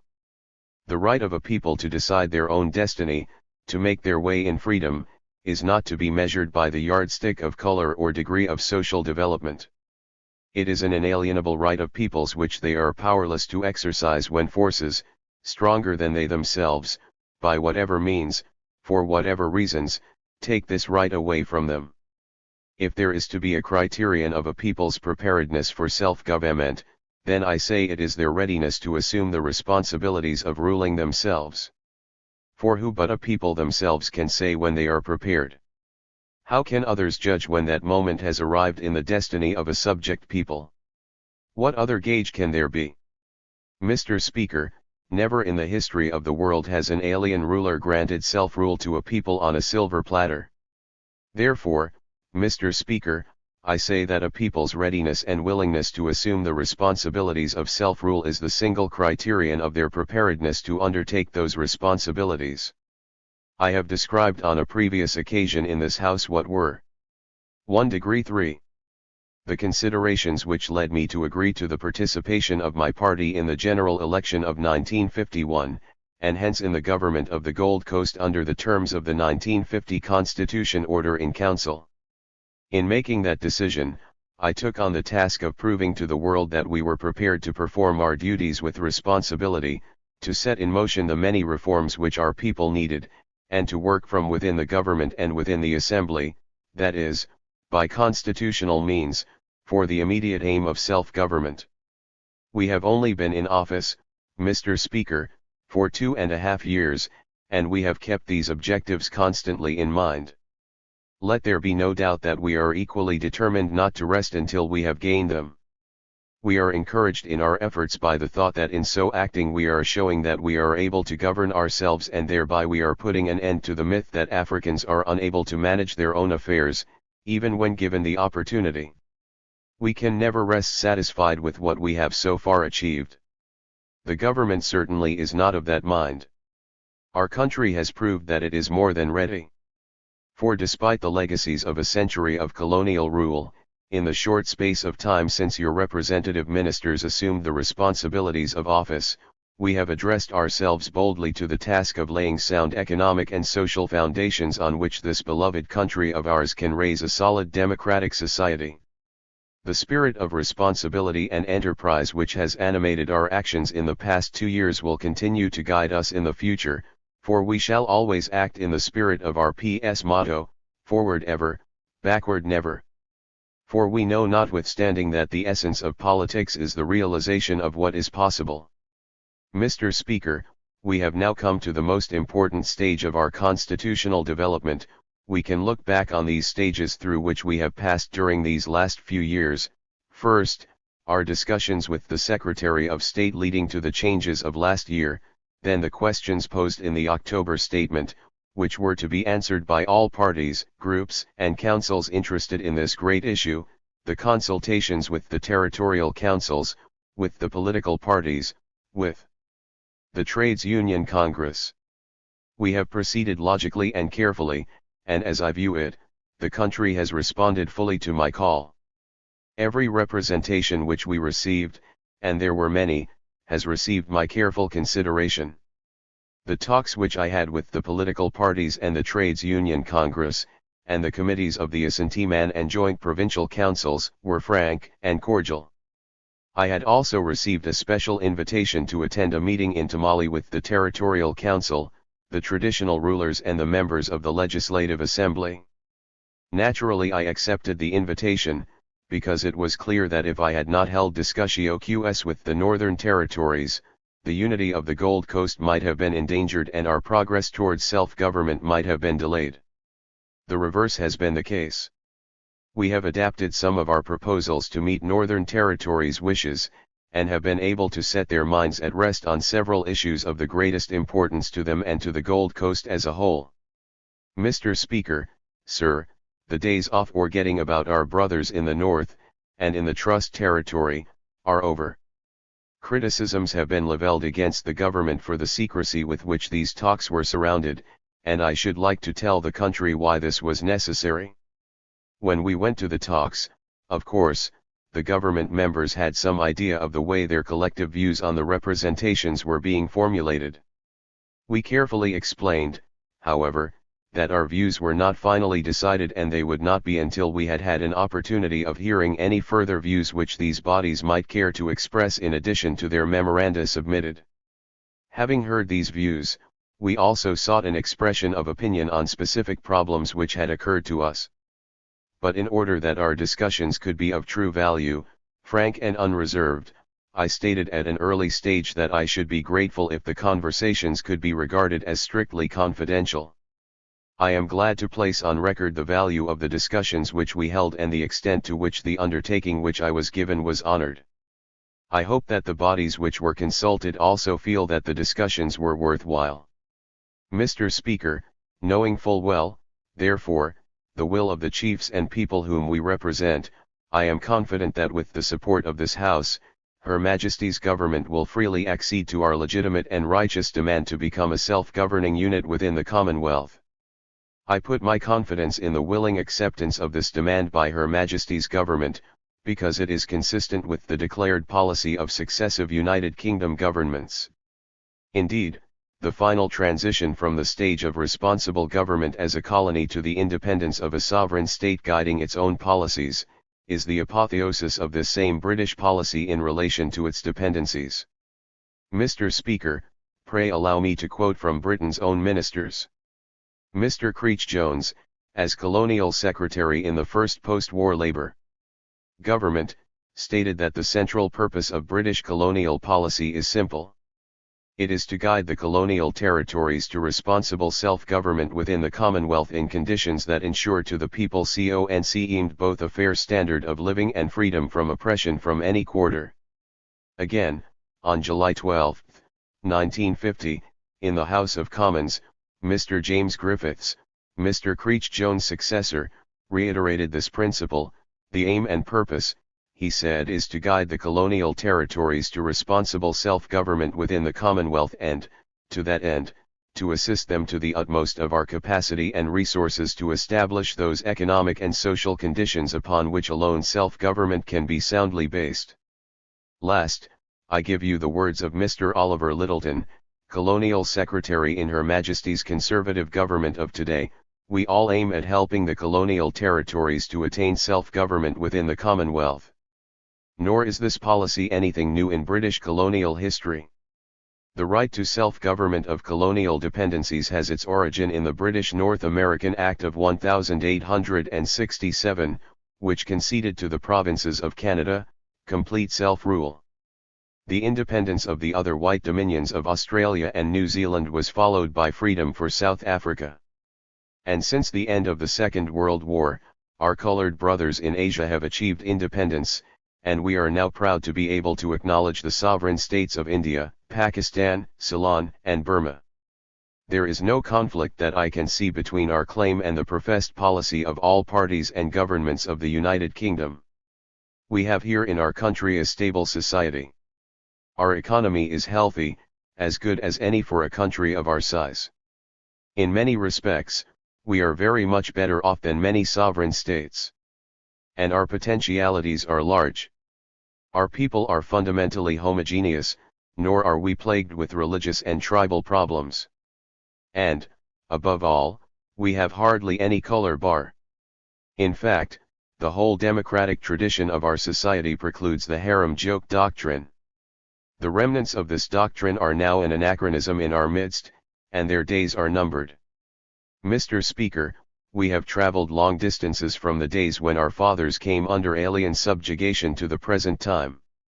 We stand now at the threshold of self-government and do not waver. The paths have been tortuous, and fraught with peril, but the positive and tactical action we have adopted is leading us to the New Jerusalem, the golden city of our heart's desire. I am confident, therefore, that I express the wishes and feelings of the chiefs and people of this country in hoping that the final transfer of power to your representative ministers may be done in a spirit of amity and friendship, so that, having peacefully achieved our freedom, the peoples of both countries, Britain and the Gold Coast, may form a new relationship based on mutual respect, trust, and friendship. Thus may the new partnership implicit in the Statute of Westminster be clothed in a new meaning. For then shall we be one of the autonomous communities within the British Empire, equal in status, in no way subordinate one to another in any aspect of their domestic or external affairs, though united by a common allegiance to the Crown, freely associated as members of the British Commonwealth of Nations, in accordance with the Balfour Declaration of 1926, which was embodied in the Statute of Westminster in 193(1). Today, more than ever before, Britain needs more autonomous communities. Freely associated. For freely associated communities make better friends than those associated by subjection. We see today, Mr. Speaker, how much easier and friendlier are the bonds between Great Britain and her former dependencies of India, Pakistan, and Ceylon. So much of the bitterness that poisoned the relations between these former colonies and the United Kingdom has been absolved by the healing power of a better feeling that a new friendship has been cemented in the free association of autonomous communities.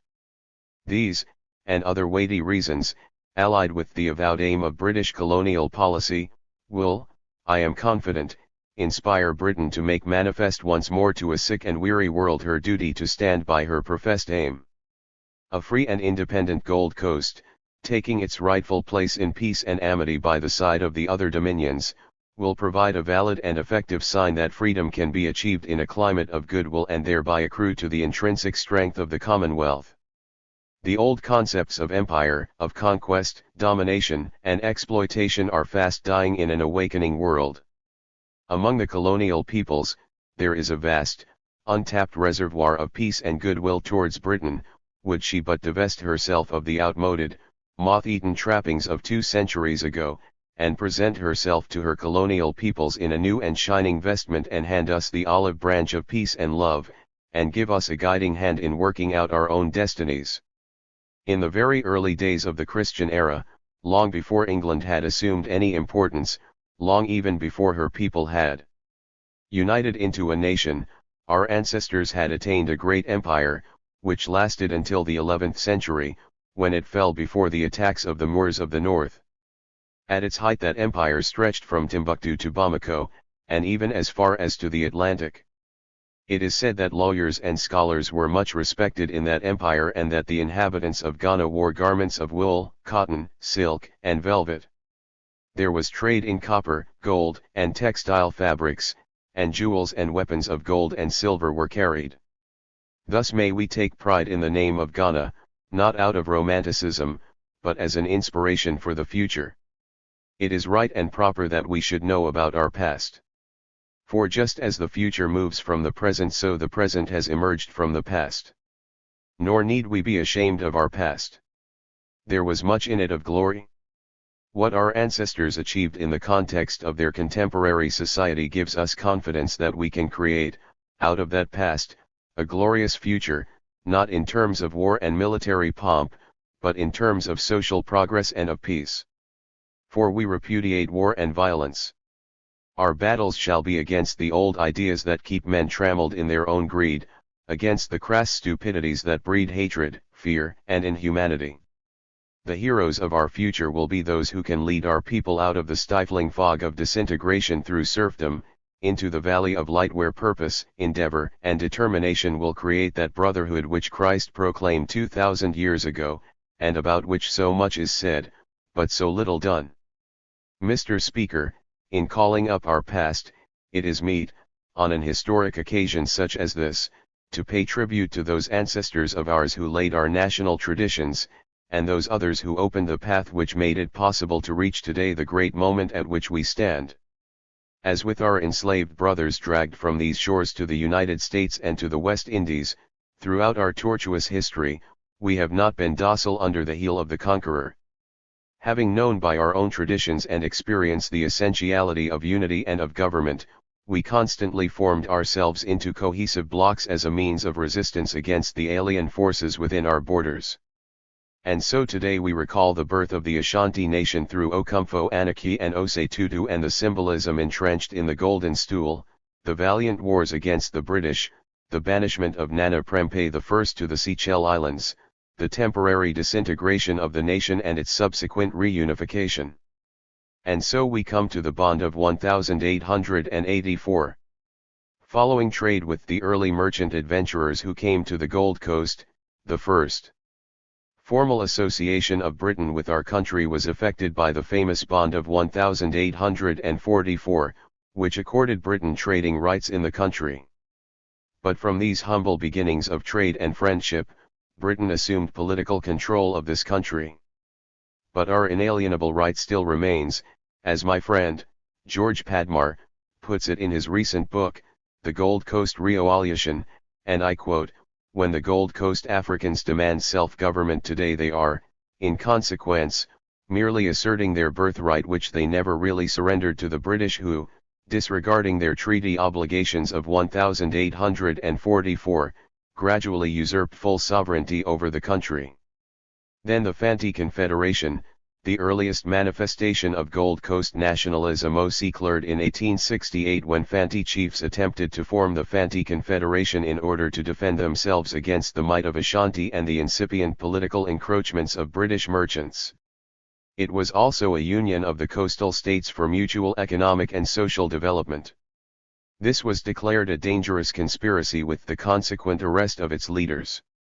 Then the Aborigines Rights Protection Society was the next nationalist movement to be formed with its excellent aims and objects, and by putting up their titanic fight for which we cannot be sufficiently grateful, they formed an unforgettable bastion for the defense of our God-given land and thus preserved our inherent right to freedom. Such men as Mensasarba, Atta Ahuma, Say, and Wood have played their role in this great fight. Next came the National Congress of British West Africa. The end of the First Great War brought its strains and stresses, and the echoes of the Allied slogan, "We fight for freedom," did not pass unheeded in the ears of Casely Hayford, Hutton Mills and other national stalwarts who were some of the moving spirits of the National Congress of British West Africa. The machinations of imperialism did not take long to smother the dreams of the people concerned, but today their aims and objects are being more than gratified with the appointment of African judges and other improvements in our national life.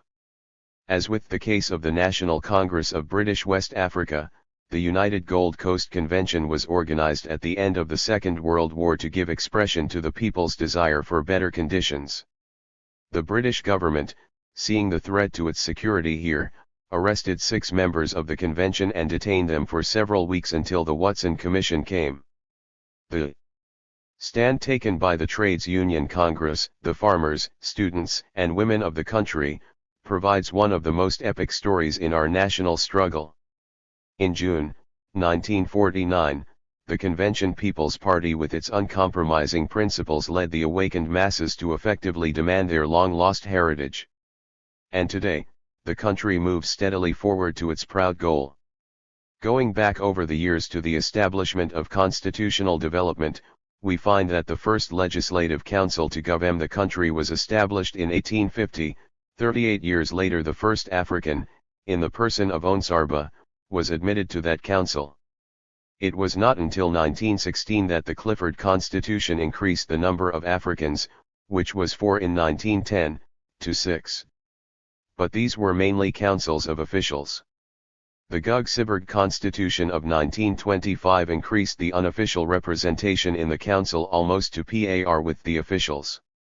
This position was reversed by the Burns Constitution of 1946, which created an unofficial majority. The abortive colony Ashanti Collaboration of 1944 was the prelude to this change.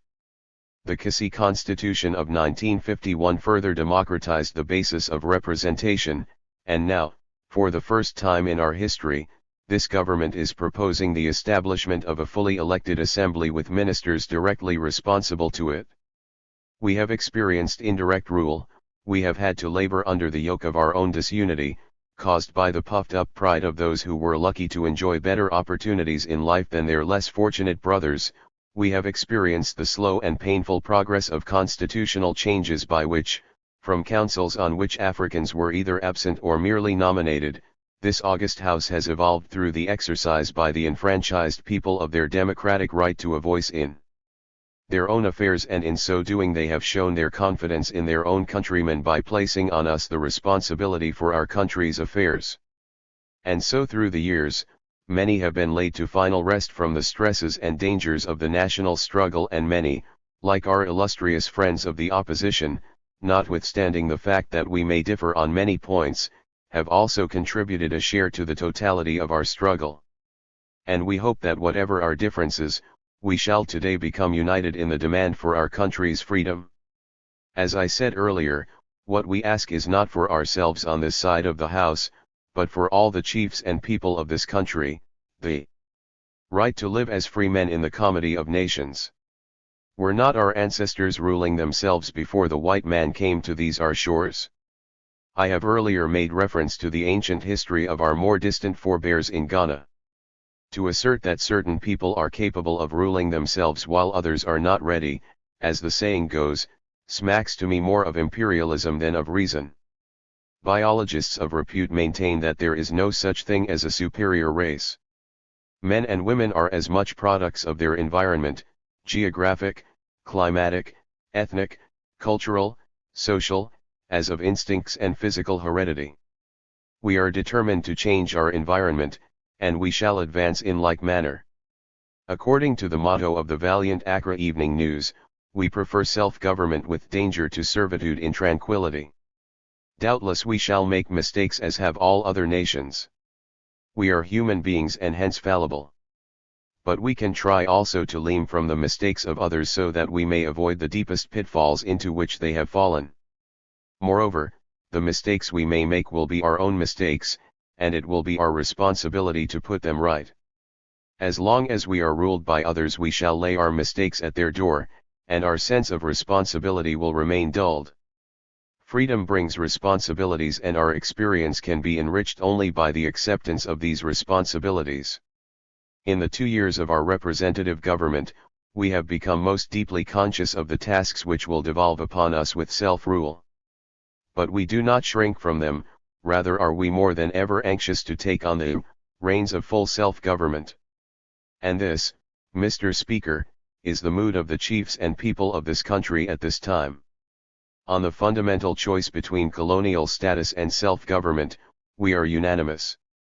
And the vote that will be taken on the motion before this assembly will proclaim this to the world.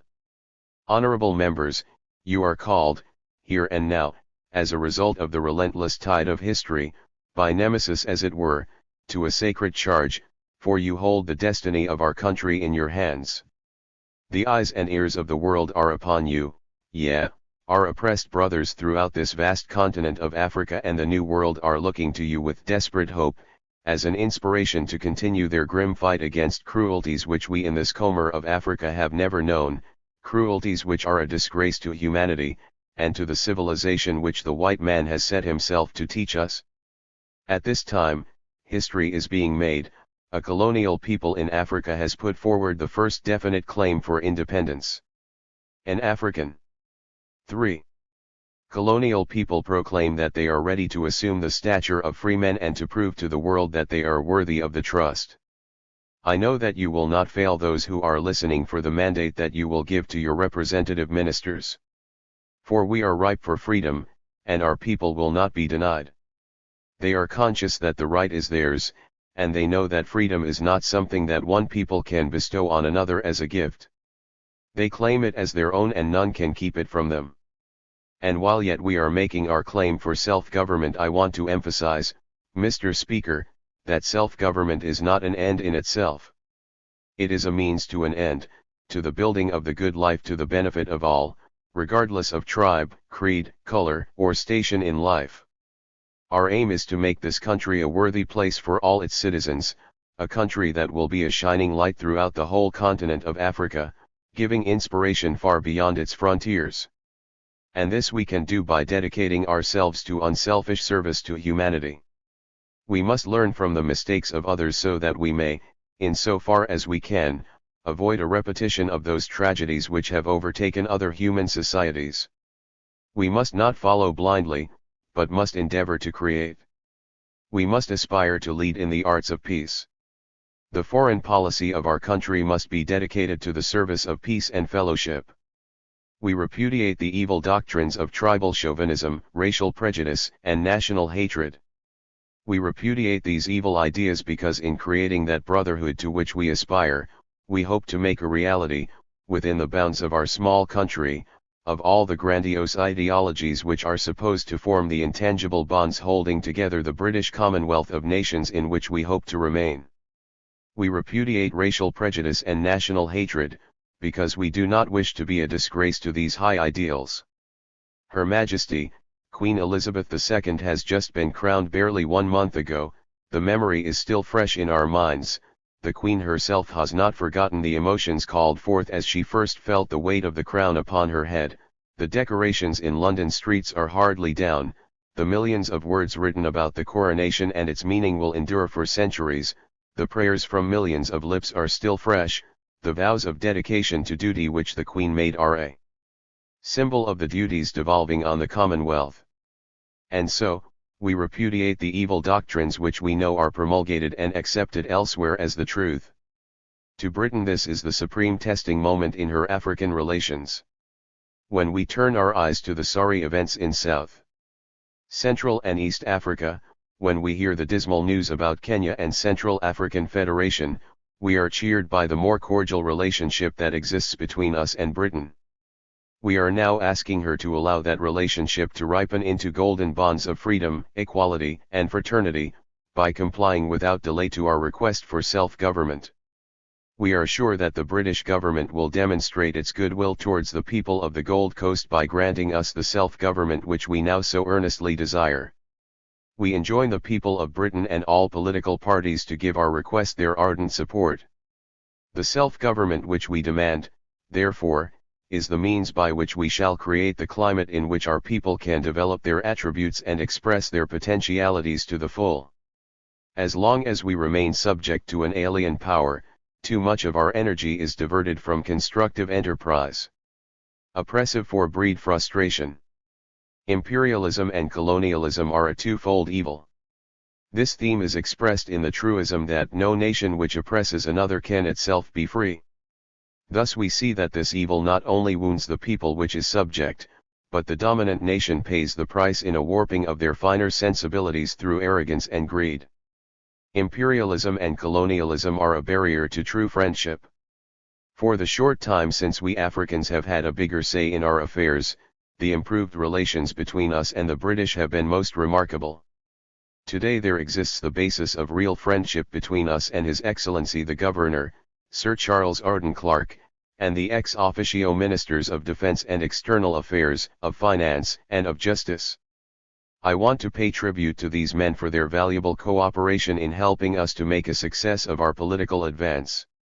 I feel that they have done this, firstly because as officers in the British colonial service, it is their duty to guide the subject territory in the attainment of self-government in accordance with the expressed aim of British colonial policy and, secondly, because we have, by our efforts in managing our own affairs, gained their respect, and they are conscious of the justice of our aspirations. Let me recall the words of the great Casely Hayford which he spoke in 1925.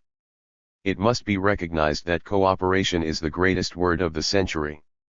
With cooperation we can command peace, goodwill, and concord. Without, chaos, confusion, and ruin.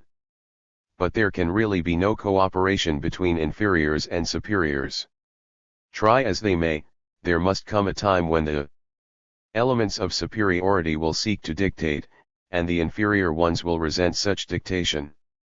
It logically follows, therefore, that unless an honest effort is made to raise the inferior up to the prestige of the superior, and the latter can suffer it, all our talk of cooperation is so much empty gas. Unless, therefore, our claim to independence is met now, the amicable relations which at present exist between us and the British may become strained. Our chiefs and people will brook no delay. But I feel confident that our claim, because of the reasons I have already given, will be accepted and our amity towards Britain will be deepened by our new association. The strands of history have brought our two countries together. We have provided much material benefit to the British people, and they in turn have taught us many good things. We want to continue to learn from them the best they can give us, and we hope that they will find in us qualities worthy of emulation.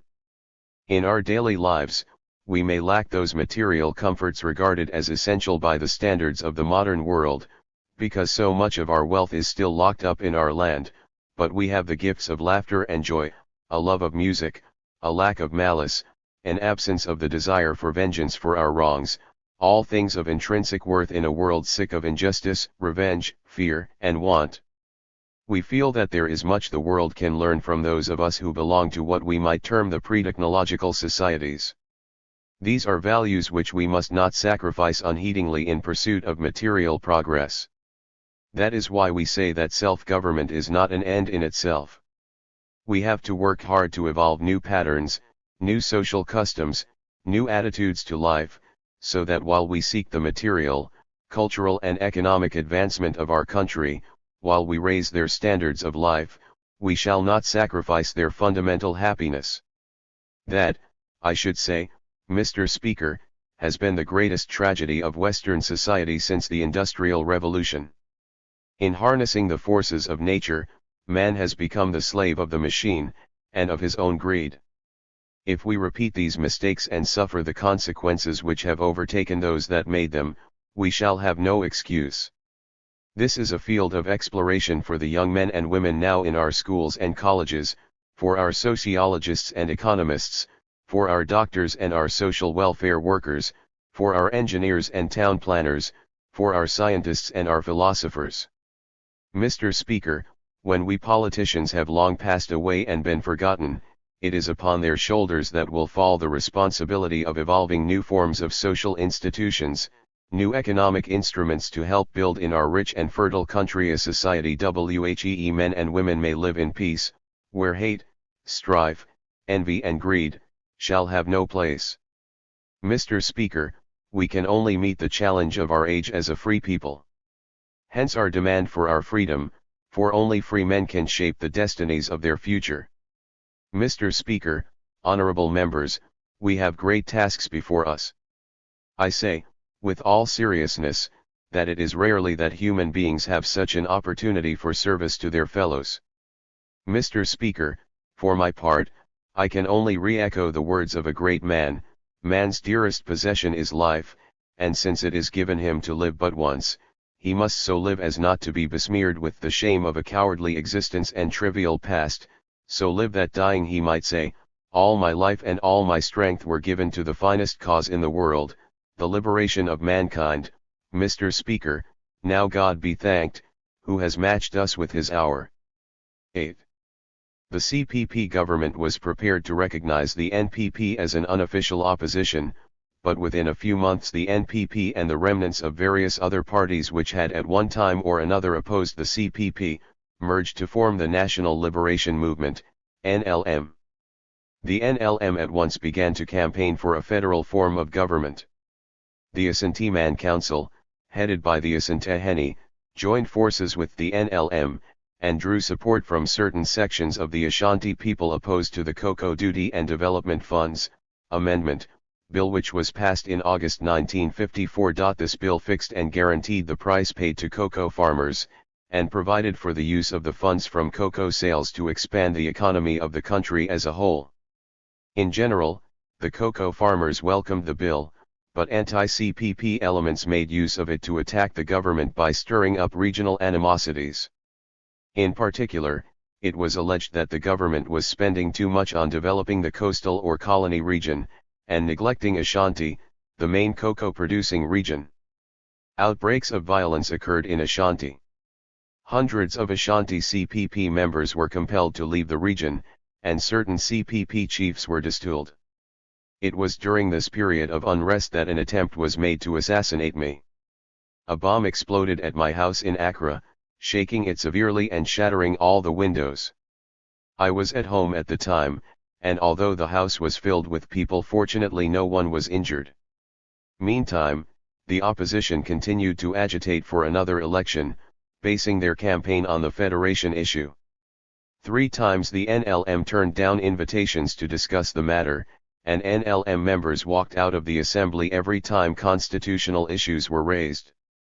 I therefore introduced a motion in the Assembly on April 5, 1955 for the setting up of a select committee to examine the question of a federal system of government.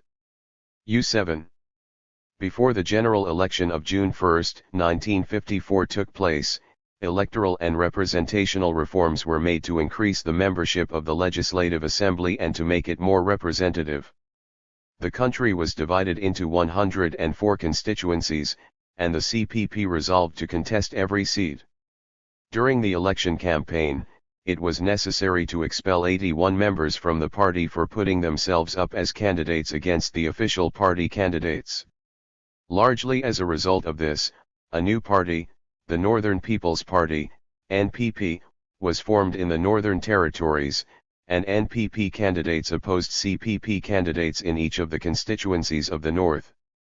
Yet in spite of this, the CPP won 72 out of the 104 seats in the Assembly, including 9 of the 21 seats for the Northern Territories.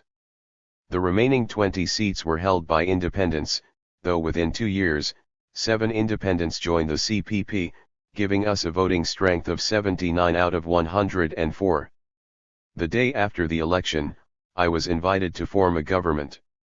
The leader of the NPP tried to establish himself as the official opposition leader, but I objected on the grounds that the NPP could not form an alternative government if called upon to do so, and furthermore, only represented one region of the country.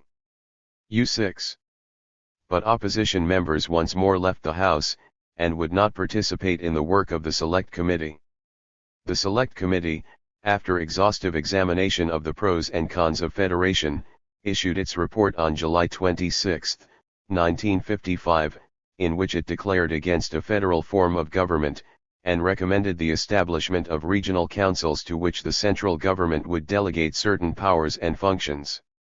2 months later, in September 1955, the British government sent Sir Frederick Bourne to the Gold Coast to help in the drafting of a constitution. He visited all the regions, and invited all parties and organizations to express their views to him. The NLM, however, refused to see him on the grounds that the State Council's Ashanti Amendment Bill, passed in November 1955 to permit chiefs who had been distilled because of their opposition to the federal idea the right of appeal to the governor, had made it impossible for them to take part in any discussions on constitutional matters. On December 17, 1955, Sir Frederick Bourne issued his report recommending the devolution of certain consultative and deliberative powers and functions to regional assemblies, but leaving the actual business of legislation in the hands of the central legislature.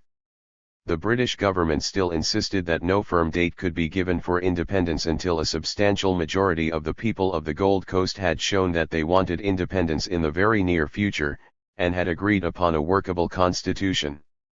It was in order to satisfy these two conditions that I called a conference in February 1956 of all the principal organizations in the country to discuss Sir Frederick Bourne's report and the whole constitutional question. Once again, the NLM refused to participate, and although the conference agreed to most of the recommendations contained in the 118 report, it was necessary for the government to draw up its own constitutional proposals for independence. The CPP victory in the 1954 election had given us a clear mandate to negotiate self-government now, and there was no justification for calling another general election before independence. But the British government insisted that a general election must be held, and a motion calling for independence be passed by a reasonable majority in the newly elected legislature, before a firm date could be agreed for independence. In May 1956 I presented to the Assembly the government's white paper containing the constitutional proposals for a sovereign and independent Gold Coast, to be known in future as Ghana. The motion was debated and passed on the 5th of June, whereupon the governor dissolved the National Assembly and declared that a general election would take place in July. In the introduction to the CPP election manifesto I said that there were only 2 questions which the elector need consider: do I want independence in my lifetime? Or do I want to revert to feudalism and imperialism? The red herring of federalism could not be allowed to confuse the issue. As a result of the election, the CPP won 71 seats, increased later by the support of one of the independents, to give a CPP majority of 40 in the Assembly of 104 members, a reasonable majority acceptable to the British government, especially since our support came from every region of the country. Even in Ashanti, where the NLM boasted strong support, the CPP gained 43% of the total votes cast.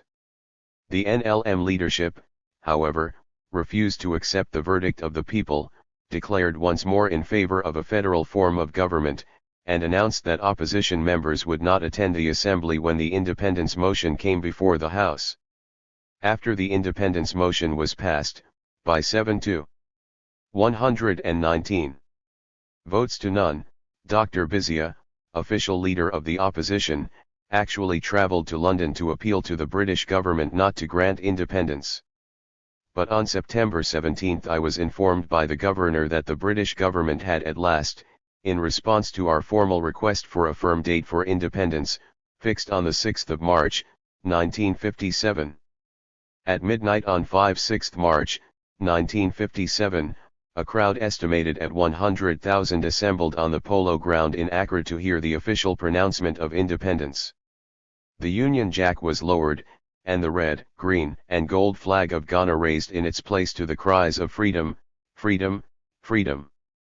By employing the oppressor's own methods of parliamentary procedure, and through the tactics of positive action, we had been able to exert sufficient pressure on the colonial power to force a negotiated independence. The political, or nationalist revolution had won, and without the necessity to resort to armed struggle. But the struggle for true freedom in the wider context of the African Revolution and the World Socialist Revolution was only just beginning. In order to liberate and unify Mrika under an all-Mrican Union government, and to defeat the forces of imperialism and neocolonialism, and construct socialism, it would be necessary in future to employ all forms of political action, including armed struggle. Extract from the Midnight Pronouncement of Independence. Sth 6 March, 1957. At long last the battle has ended. And thus Ghana, your beloved country, is free forever. And here again I want to take the opportunity. 120. To thank the chiefs and people of this country, the youth, the farmers, the women, who have so nobly fought and won this battle. Also I want to thank the valiant ex-servicemen who have so cooperated with me in this mighty task of freeing our country from foreign rule and imperialism.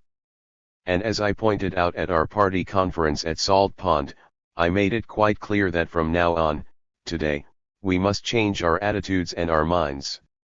We must realize that from now on we are no more a colonial but a free and independent people. But also, as I pointed out, that entails hard work.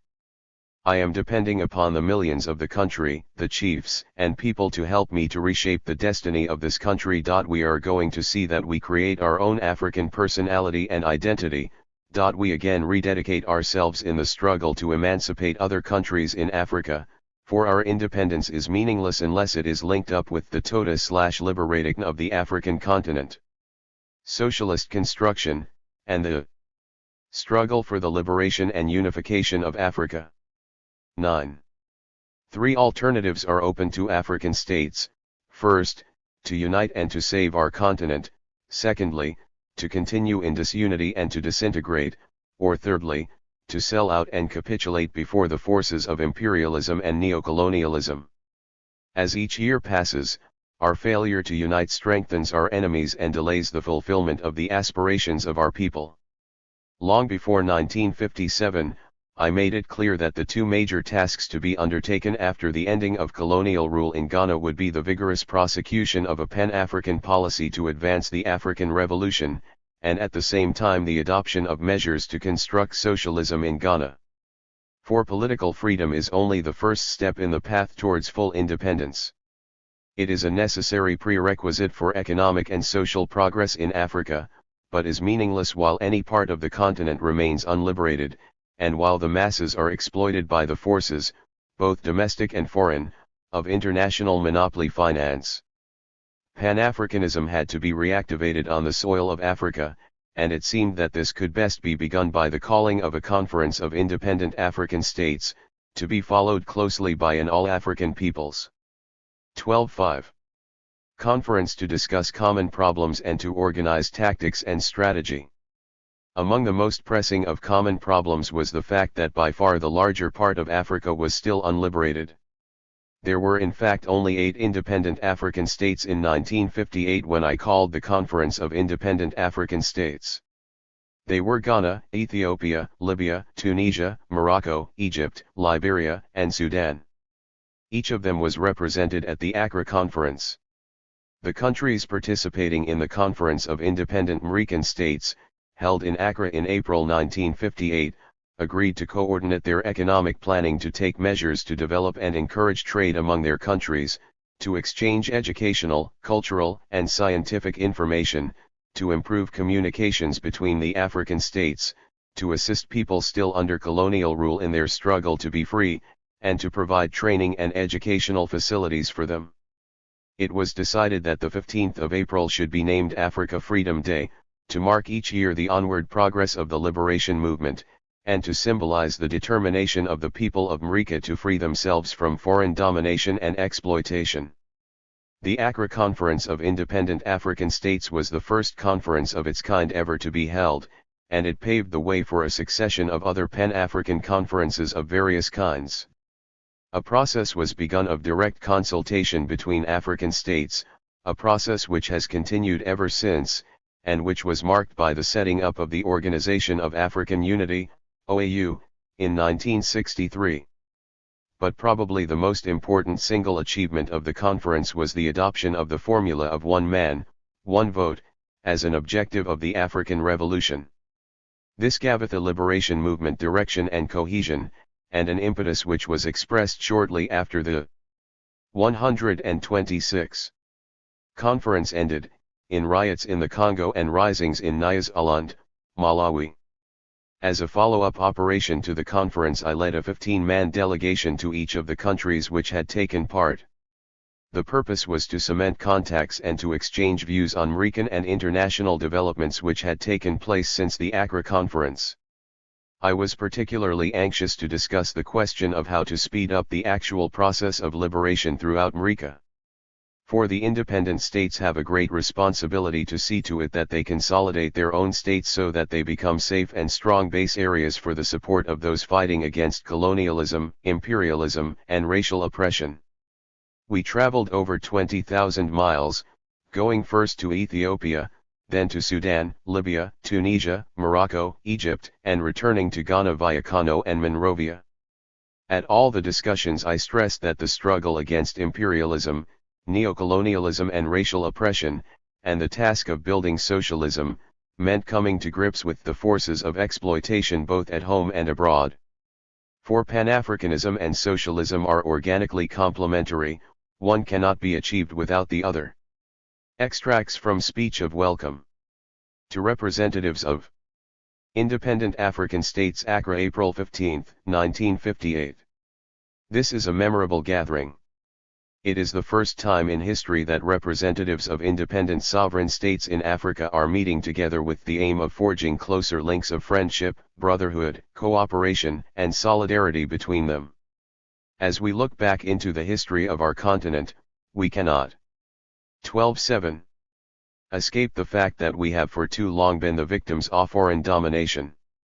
For too long we have had no say in the management of our own affairs or in deciding our own destinies. Now times have changed, and today we are the masters of our own fate.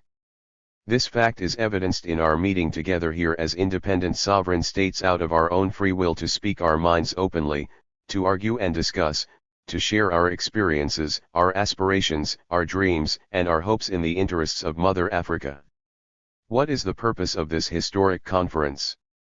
We are here to know ourselves and to exchange views on matters of common interest, to explore ways and means of consolidating and safeguarding our hard-won independence, to strengthen the economic and cultural ties between our countries, to find workable arrangements for helping our brothers still languishing under colonial rule, to examine the central problem which dominates the world today, namely, the problem of how to secure peace. We have learned much about the old forms of colonialism. Some of them still exist, but I am confident they will all disappear from the face of our continent. It is not only the old forms of colonialism that we are determined to see abolished, but we are equally determined that the new forms of colonialism which are now appearing in the world, with their potential threat to our precious independence, will not succeed. Similarly with racialism. Many of the advocates of colonialism claimed in the past, as some of them do now, they were racially superior and had a special mission to colonize and rule other people. This we reject. We repudiate and condemn all forms of racialism, for racialism not only injures those against whom it is used but warps and perverts the very people who preach and protect it, and when it becomes a guiding principle in the life of any nation, as it has become in some parts of Africa, then that nation digs its own grave. It is inconceivable that a racial minority will be able forever to maintain its totalitarian domination over an awakened majority. Africa is the last remaining stronghold of colonialism. Unlike Asia, there are on the continent of Africa more dependent territories than independent sovereign nations. Therefore we, the free independent states of Africa, have a responsibility to hasten the total liberation of Africa. I believe that there are lessons from the past which will help us in discharging this sacred duty. If I have spoken of racialism and colonialism, it is not, as I have said, because I want to indulge in recrimination with any country by listing a catalogue of wrongs which have been perpetrated upon 128. Our continent in the past. My only purpose in doing so is to illustrate the different forms which colonialism and imperialism old and new can take, so that we can be on our guard in adopting measures to safeguard our hard-won independence and national sovereignty. The imperialists of today endeavor to achieve their ends not merely by military means, but by economic penetration, cultural assimilation, ideological domination, psychological infiltration, and subversive activities, even to the point of inspiring and promoting assassination and civil strife. Very often these methods are adopted in order to influence the foreign policies of small and uncommitted countries in a particular direction. Therefore we, the leaders of resurgent Africa, must be alert and vigilant. We must leave no stone unturned in our endeavors to lessen tensions in Africa no less than elsewhere, as every success which we are able to achieve in resolving issues like frontier disputes, tribal quarrels, and racial and religious antagonisms, will be a step forward in the bringing about of world peace. To the extent that we are able by our own exertion and example, to maintain peace and friendship within our own states and on our continent, will we be in a position to exert moral pressures elsewhere and help to quench the flames of war which could destroy us all. Today we are one. If in the past the Sahara divided us, now it unites us. And an injury to one is an injury to all of us. From this conference must go out a new message: hands off Africa. Africa must be free. 10. National independence, LL, national consolidation, IL, transnational unity and community, 4, economic and social reconstruction on the principles of scientific socialism. After long discussion during which political and trade union leaders from all over Africa expressed their views and shared their experiences, it was agreed to, work actively for a final assault on colonialism and imperialism, LL, use nonviolent means to achieve political freedom, but to be prepared to resist violence. If the colonial powers resorted to force, IL, set up a permanent secretariat to coordinate the efforts of all nationalist movements in Africa for the achievement of freedom. 4. Condemn racialism and tribalism wherever they exist and work for their eradication. And in particular to condemn the apartheid policy of the South African government. v. Work for the ultimate achievement of a union or commonwealth of African states. These have remained the basic objectives of African freedom fighter organizations, though equally important is their determination to end all forms of exploitation. While in 1958 some progressive leaders of Africa still hope to achieve their aims by nonviolent methods, it has since become generally accepted that all methods of struggle, including armed struggle, must be employed in the face of the increasingly violent and aggressive onslaught of imperialist and neocolonialist forces and their indigenous agents. Further, all African peoples' conferences were held in Tunis in 1960, and in Cairo in 1961. About 13:1. By the end of 1958 there were clear indications that foreign powers, far from withdrawing from Africa, were in fact increasing their exploitation of the continent. In many of the so-called independent states, neocolonialism replaced the old-style colonialism, while in the states still under colonial rule, or suffering government by racist minorities, imperialist aggression took the form of increased repression. The process could not be seriously challenged until collective imperialism was confronted with unified African effort in political, economic, and military spheres. In 1958, there were already in existence throughout Africa well-developed trade union and cooperative movements, and also progressive movements of youth, women, and others concerned with the freedom struggle. Delegates from 62 nationalist organizations attended the All-African People's Conference in Accra in December 1958. The primary aim of the conference was to encourage nationalist political movements in colonial areas as a means towards continental unity and a socialist formation of society.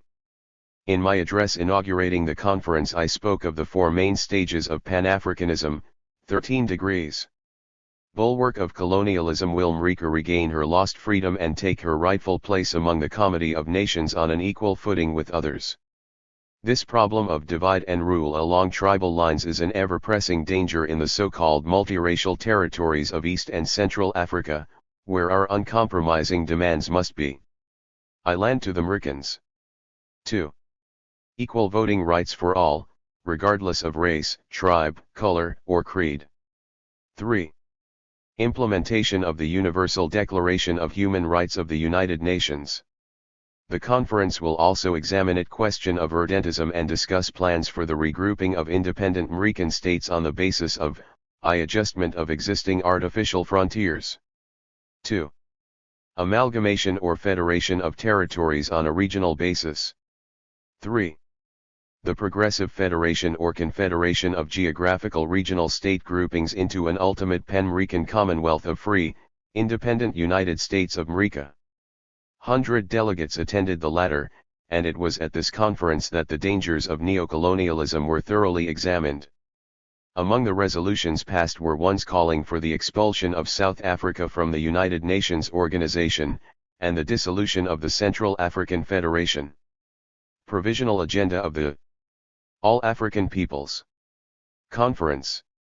The main purpose of the All-African Peoples Conference, to be held in Accra, Ghana, in December 1958, will be to formulate concrete plans and work out the Gandhian tactics and strategy of the African nonviolent revolution in relation to colonialism and imperialism. 2. Racialism and discriminatory laws and practices. 3. Tribalism and religious separatism. The position of chieftaincy under a. colonial rule, b. a free democratic society. The time has come for an open exposure of, and an onslaught upon, the propagators of tribalism, who are today the most dangerous black agents of the imperialists, for it is their poisonous policy of inciting Africans against Africans, brothers against brothers, tribes against tribes, which constitutes the greatest obstacle to the achievement of united freedom fighters' fronts, which alone can bring about a speedy end to foreign domination. Not until we expose and unmask the anti-patriotic role of those African political careerists whose activities only help the imperialists to maintain their traditional policy of divide and rule the last. 13.2. All African Peoples Conference. Attention, all Africans. Have you heard the clarion call to action, hands off Africa? Africa must be free. Now, in order to translate this call into action and thereby enable the oppressed and exploited masses of Africa to achieve their 133 legitimate human rights and political aspirations of self-government, independence, and self-determination, we, the representatives of the sponsoring organizations, have taken the initiative in convening an All-African Peoples Conference as the rallying center of emergent African nationalism. THIRD Conference will take place in Accra, the capital of the new progressive state of Ghana, in December 1958. THIRD Conference, unlike the recent Conference of Independent African States, will be on a non-governmental level and will be attended by hundreds of representatives of progressive political, nationalist, trade union, cooperative, youth, women's and other organizations of the people from every country throughout Africa committed to the struggle for complete independence. People of African descent, as well as representatives from non-African organizations which endorse the aims and objects of the conference will also be invited as fraternal delegates and unofficial observers. THIRD's conference will be the greatest gathering of its kind ever to be brought together on African soil.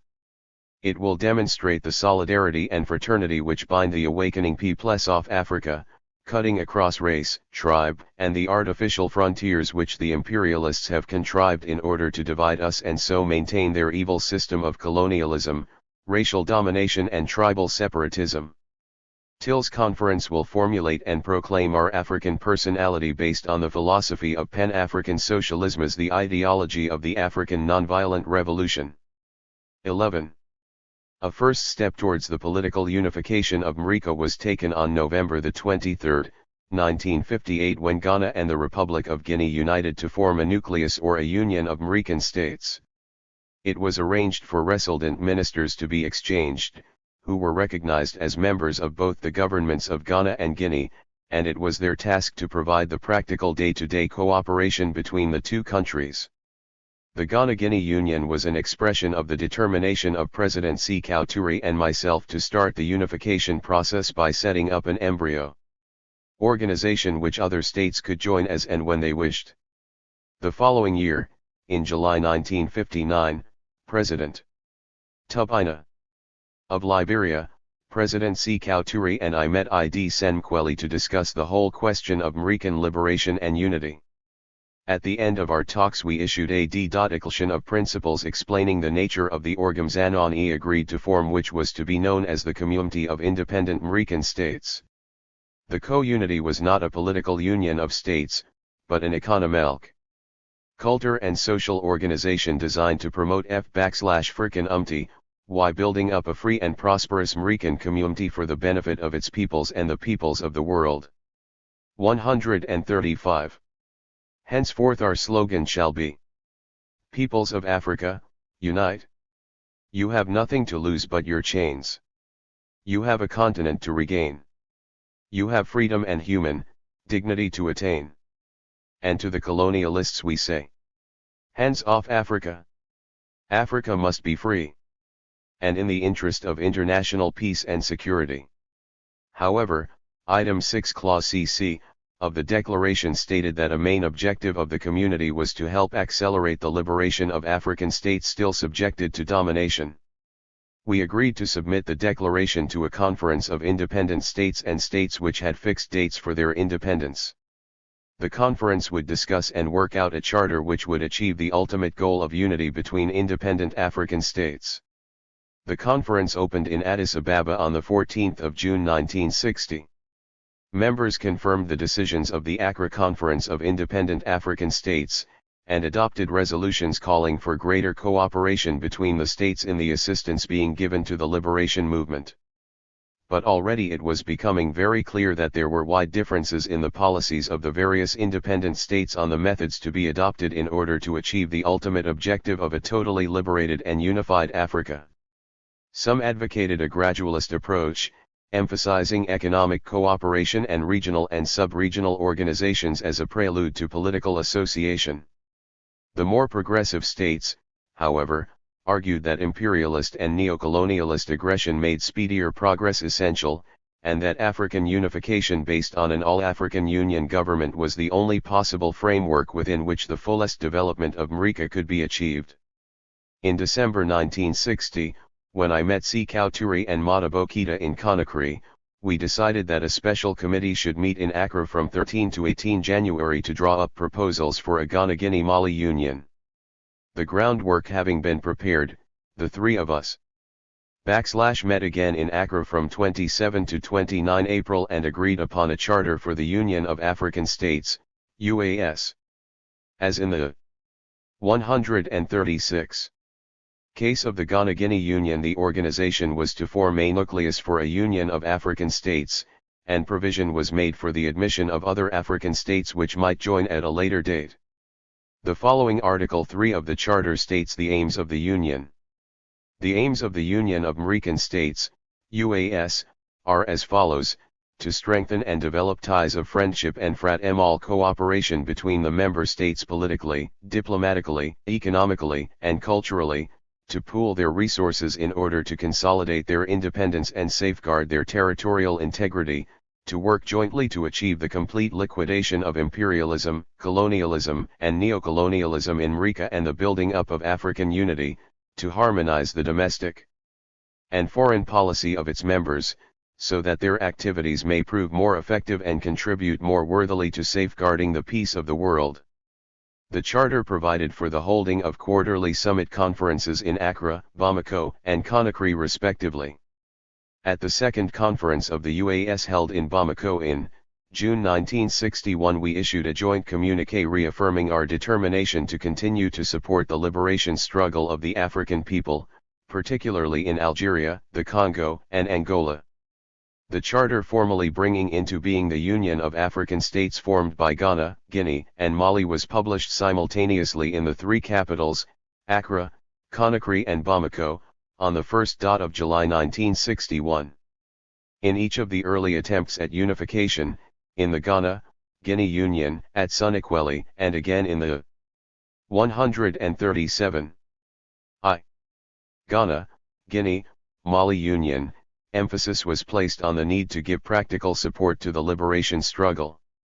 Our unity of purpose was absolutely clear on this point, and it was the liberation issue above all others which led to the calling of the Casablanca Conference, when the so-called radical grouping of American states comprising Ghana, Guinea, Mali, Libya, Egypt, Morocco, and the Algerian FLN met in Casablanca from 3 to 7 January 1961 to discuss the situation in the Congo, the war in Algeria, and apartheid in South Africa. In the American Charter of Casablanca, published at the end of the conference, we stated, "We, the heads of African states, convened in Casablanca from the January 3 to the January 7, 1961, reaffirm our faith in the Conference of Independent African States, held in Accra in 1958, and in Addis Ababa in 1960, and appeal to all independent American states to associate themselves with our common action for the consolidation of liberty in Africa and the building up of its unity and security." In the speech I made at the closing session of the conference, I again stressed the urgent need for America to unite. I can see no security for African states unless African leaders, like ourselves, have realized beyond all doubt that salvation for Africa lies in unity. For in unity lies strength, and as I see it, African states must unite or sell themselves out to imperialist and colonialist exploiters for a mess of pottage, or disintegrate individually. The French-speaking independent African states who had at the Addis Ababa Conference in 1960 advanced the 138th theory that economic cooperation should precede politi-, integration, did not attend the Casablanca Conference. The governments of Tunisia, Nigeria, and Liberia also refused to send representatives.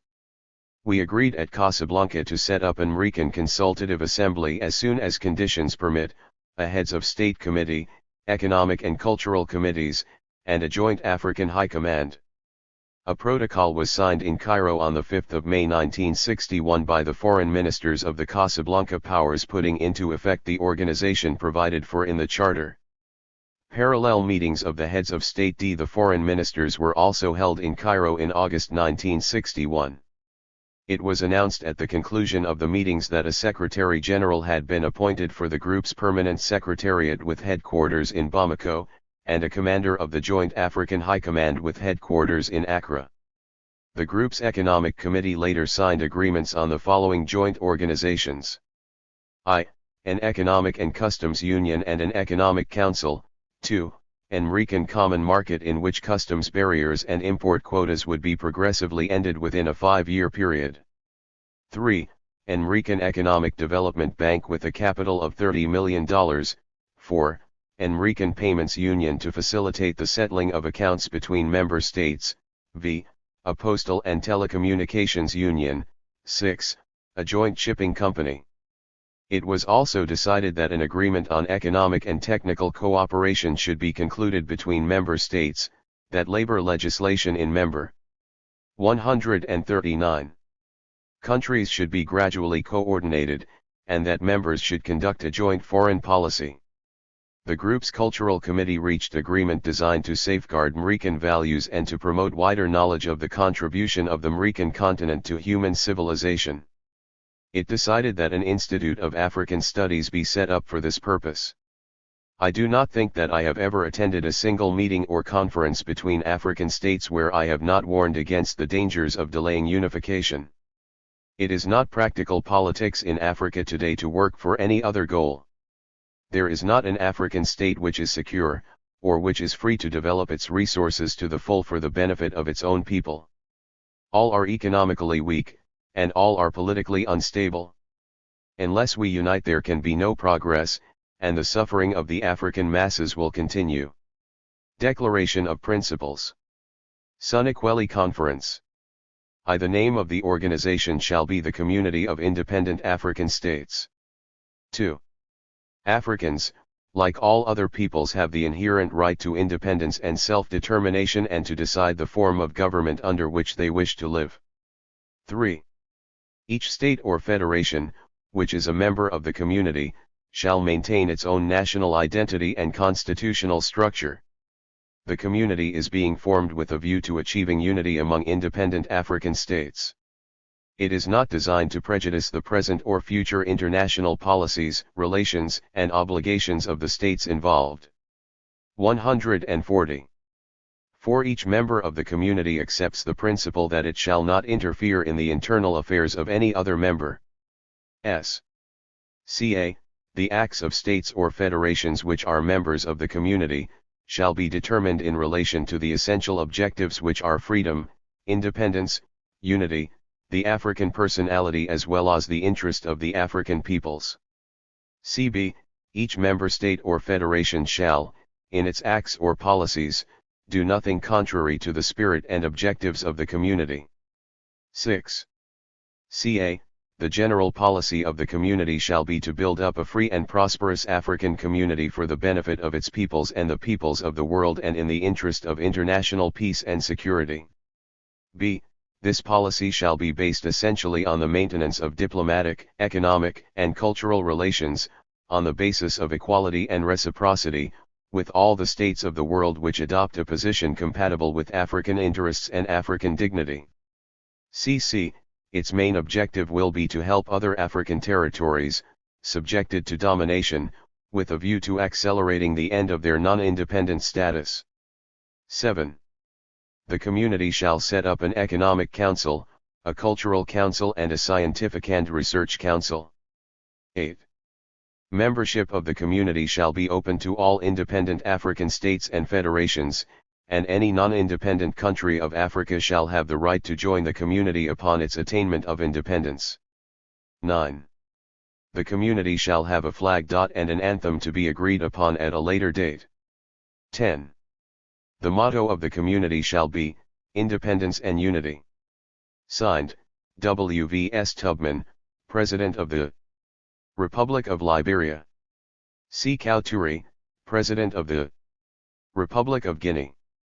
Kwame Nkrumah, Prime Minister of Ghana. 12. On the 1st of July 1960, Ghana became a republic under a new constitution approved by the Ghanaian people in a plebiscite held in April 1960. Two original provisions were of basic importance in the constitution, the proclaiming of the principle of one man, one vote, 2, the conferring of powers providing for the surrender of Ghana's sovereignty, in whole or in part, if at any time Ghana joined a union of African states.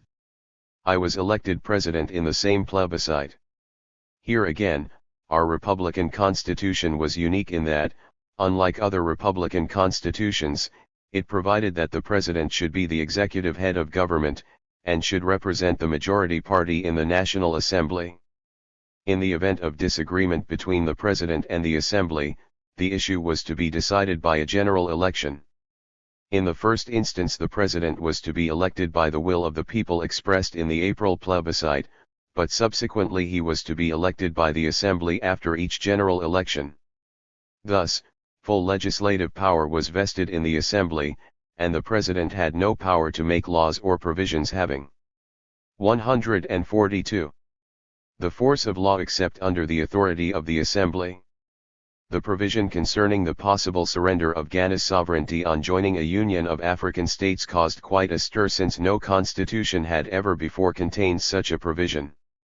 It did not mean that Ghana was not a sovereign state when the Republican Constitution came into operation in July 1960, but it did mean that the Assembly had the power to surrender sovereignty as soon as a union of African states became practicable. As in the case of the G-Tana-Guinea yuan, it was intended to set a precedent which other states might follow. When darkness fell on the evening of the 1st of July 1960, Republic Day, a symbolic ceremony was performed before an immense crowd on the racecourse at Accra, where a large circular bowl of concrete had been erected to contain a perpetually burning flame. It was my task to light the flame, and by that symbolic gesture to pro the opening of the next phase of the African Revolution and to commit the Republic of Ghana to the continuing struggle for African liberation. In lighting the flame, I reminded the people of Ghana that our struggle was by no means over, but had merely moved into a new phase. We had started a movement which would set the whole of Africa ablaze to eliminate the last bastions of colonialism, imperialism, and racialism from the face of the African continent. Speech at the ceremonial.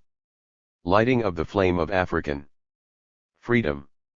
We have come here tonight to light the torch of African freedom.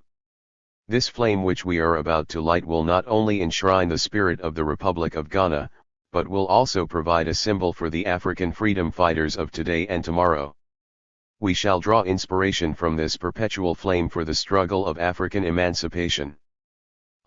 After day and year after year, this flame will reflect the burning desire of the African people to be free, totally free and independent, by no shackles of any nature whatsoever, and will signify that ability to manage and direct their own affairs in the best interest of themselves. I light this flame not only in the name of the people of Ghana but also in sacred duty to millions of Africans elsewhere now crying out for freedom. And I charge all of us here present to remember that the great struggle of African emancipation is a holy crusade to which we must constantly stand dedicated and which must be prosecuted to a successful end. Your Excellencies, ladies and gentlemen, I now light this flame, and may it burn perpetually and constitute a symbol of victory for our cause. 13. The year 1960 has come to be known as Simrika year because in that year so many African states obtained their freedom from direct colonial rule. The Congo was one of them. In fact, the Congo declared its independence on the 30th of June, 1960, the day before the Republic of Ghana was proclaimed. I have written in detail in my book Challenge of the Congo of the events which preceded and followed the declaration of the Congo's independence. In brief, the country had not been prepared for the ending of colonial rule. There were hardly any experienced Congolese political leaders or administrators, and the country was torn by political dissension. Patrice Lumumba was the only man who could claim support from all the provinces of the Congo. His party, the Congo National Movement, MNC, gained 33 of the 137 seats in the National Assembly, while the People's National Party, the party of his nearest rival, Joseph Kasavubu, won only 19. Yet Lumumba managed to organize a working majority in the assembly and became the first prime minister of the Congo. Almost immediately trouble began with the rising among the force publique at Thiesville. This was followed on the 10th of July, by the secession, under Moise Tshombe of the rich mining. 145. Province of Katanga from the Republic of the Congo. On the 12th of July, Lumumba appealed to the United Nations for aid to prevent the secession and the attempt to destroy the territorial integrity of the Congo. I immediately sent a mission to the Congo to offer Lumumba's government all possible aid, including, if it is desired by the government of the Congo, military assistance. Though Ghana was prepared to act either alone or jointly with the United Nations, I made it clear that Ghana considered the Congo crisis was a matter which should be solved if possible by the efforts of the independent African states. Tshombe's action posed a threat to the whole of independent Africa, for if Katanga succeeded in its secession, the independent Republic of the Congo could not hope to survive. Katanga contains some of the world's most valuable mineral resources, and it was essential that the Congo's richest province should form part of a unified state. But Katanga's economic strength was precisely the reason for imperialist and neocolonialist interest in directing Chambe's traitorous moves. The powerful Union Miniere du Haut-Katanga, which exploited Katanga's mines and which produced at least 45% of the Congo's exports, did not wish to see the province come under the control of Lumumba's government. Chambe therefore, and other indigenous bourgeois groups throughout the Congo, were used as tools by foreign exploiters and oppressors so that they might continue to rob the Congo of its wealth, and to deprive the impoverished majority of the Congolese people of their birthright. Ghana's offer of military help was immediately accepted by Lumumba, and on the 15th of July Ghanaian troops were flown to the Congo in planes made available by the UN. It was hoped that with the arrival of troops in the Congo under UN direction, the struggle would soon be over. But Chambe's imperialist and neocolonialist 146 support was strong, and soon it became clear that a protracted struggle was inevitable. United Nations intervention in the Congo resulted in the fall of Lumumba's government in September 1960, and in his ultimate murder. But UN intervention would never have been necessary if there had been a Pan-African force to answer Lumumba's call for military assistance, and to provide early and prompt action. Even if there had been in existence rudimentary political machinery through which independent African states could consult together and organize joint action, most of the disorganization and disorder which followed the Congo's independence might have been avoided. On the 8th of August 1960, I addressed the Ghana National Assembly about the continuing struggle in the Congo.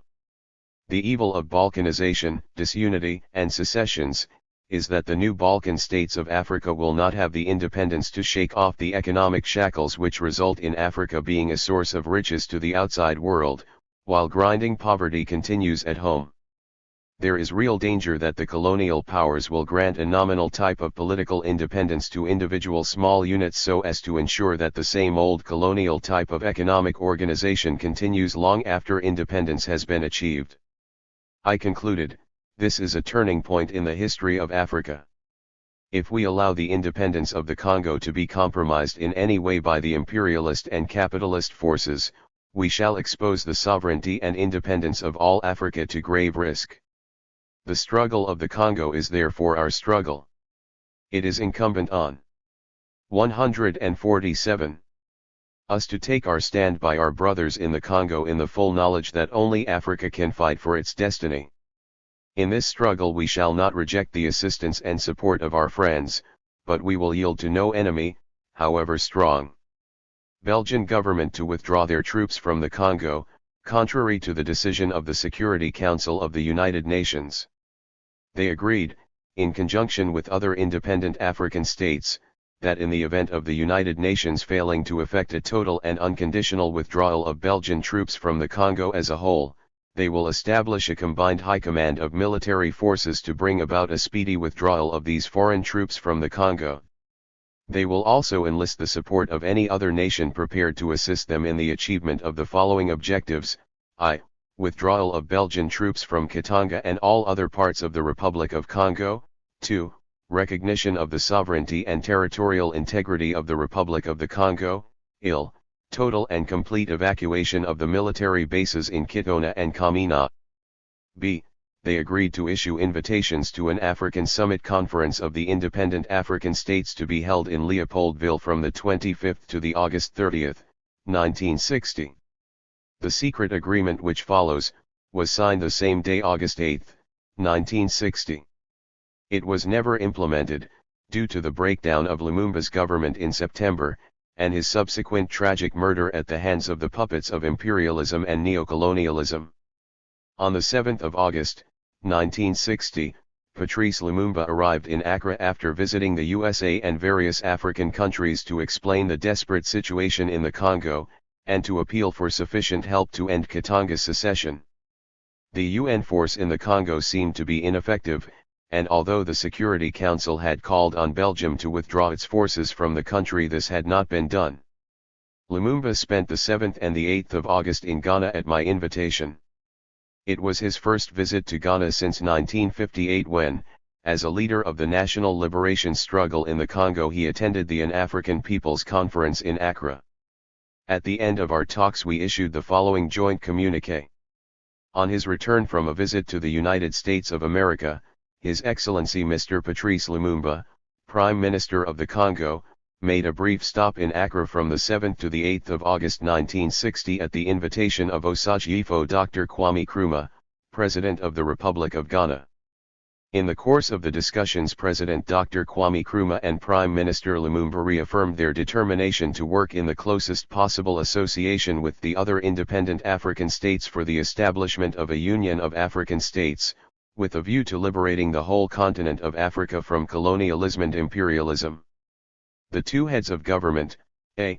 condemned unreservedly the refusal of the 14th secret agreement between Ghana and the Congo. 14. The President of the Republic of Ghana and the Prime Minister of the Republic of Congo have given serious thought to the idea of African unity and have decided to establish, with the approval of the governments and peoples of their respective states, among themselves a Union of African States. The Union would have a republican constitution within a federal framework. The federal government would be responsible for a. foreign affairs, b. defense, c. the issue of a common currency, d. economic planning and development. There would be no customs barriers between any parts of the federation. There would be a federal parliament and a federal head of state. The capital of the Union should be Leopoldville. Any state or territory in Africa is free to join this union. The above union presupposes Ghana's abandonment of the Commonwealth. Kwame Nkrumah, President of the Republic of Ghana. Patrice Lumumba, Prime Minister of the Republic of the Congo. The political revolution ending direct colonial rule is the essential prerequisite for the revolution to bring about a radical transformation of society. With the national liberation struggle over, it is then possible to come to grips with the class struggle expressed in the continuing exploitation and oppression of imperialists and neocolonialists and the indigenous bourgeoisie. In this more difficult and protracted struggle, where the enemy is less obvious and is supported by the giant complexes of international monopoly finance capital, it is more than ever necessary to have a well-disciplined progressive party pursuing socialist revolutionary policies. The broad base on which it was necessary to construct the party while the struggle for national liberation was being waged, meant that it contained many who had strong reservations about the kind of society they wished to see constructed after independence. Indigenous bourgeois and petty bourgeois elements, deeply committed to capitalism, aspired to replace the foreigner and not to see power pass to the masses. The extent of their commitment to capitalism has been seen clearly in the many reactionary military coups which have taken place throughout Africa to block the advance of the African Revolution. After independence, therefore, Party 151. Organization and discipline must be tightened and strengthened, and ideological education of the masses pursued with the utmost vigor. Unlike the bourgeoisie of developed countries, which may be termed a business bourgeoisie, the African bourgeoisie is mainly bureaucratic and professional. It is in general not engaged in production, nor does it control production. For its survival it depends on producers, and their production is controlled by imperialism. It is this small, but powerful section of our population which is particularly affected by the disease of the mind, which is the legacy of colonialism and which has been aptly named the colonial mentality. The disease is apparent in the minds of those who, at independence, wish to step into the shoes of their old colonial masters, and to run the state machinery and the armed forces as their masters did before them, in their own interests, and to keep the masses in permanent subjection. This indigenous bourgeoisie, with their imperialist and neocolonialist allies, sabotage any moves by the newly independent government which threaten the main pillars of their positions of power and privilege. If all else fails, they engineer a coup to remove a progressive government by force. The revolution to end social and economic exploitation and oppression involves confrontation not simply with a single foreign colonial power, but with the powerful international empires of monopoly finance and with an indigenous fifth column prepared to sell out for money and position. In the national liberation struggle the enemy is visible and easily isolated. but in the socialist revolutionary struggle the enemy is all around and within, exercising insidious, undercover pressures of all kinds aimed at blocking any measures which threaten the basic pillars supporting capitalist growth. Such an enemy is difficult to attack because it is dispersed and deeply entrenched. 15.2. Both in the fabric of our society and within the minds of the people. My broadcast to the people of Ghana early in the morning of April 8, 1961, and known as the Dawn broadcast, was a call to action to revitalize the CPP, to end self-seeking, to energize the efforts of the people towards socialism, in short to stir up the people to fight the battle of the mind with greater determination. In accordance with the cherished customs of our fathers, whereby advice is sought or given at early dawn, I have come to the microphone this early morning to share some thoughts with you in a homely chat. 4 years ago we achieved independence and set out on a new road to nationhood. On the 1st of July, 1960, we consolidated this political achievement by setting up the Republic as an expression of our sovereign will. That day marked the real beginning of the life of our nation and settled upon us responsibility not only for the development arid reconstruction of Ghana, but also for the faithful duty of assisting other African territories to achieve their freedom and independence. This responsibility casts upon all Ghanaians an obligation to protect the national stability we have so ably created and to guard ever jealously the solidarity of our nation.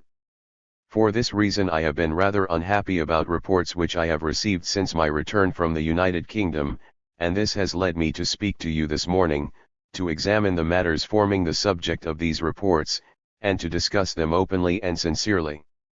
When I was away certain matters arose concerning the Trades Union Congress, the National Assembly, the Cooperative Movement and the United Ghana Farmers' Council. These matters created misunderstandings and led to some regrettable demonstrations. 153. I do not think that at this stage of our national life, when all our efforts should be concentrated upon building a first-class nation, we should allow petty misunderstandings and squabbles to divert our attention from our great and worthy aims and objectives. What was the cause of these unfortunate circumstances? Some parliamentarians atomized the Trades Union Congress and the other wing organizations of the Convention People's Party. The officials of these organizations objected to the atomism and made counter-atomisms against certain parliamentarians, and this started a vicious circle of criminations and recriminations. This is clearly unfortunate. I have taken certain steps, and I hope that no occasion will arise to cause a recurrence of a similar situation.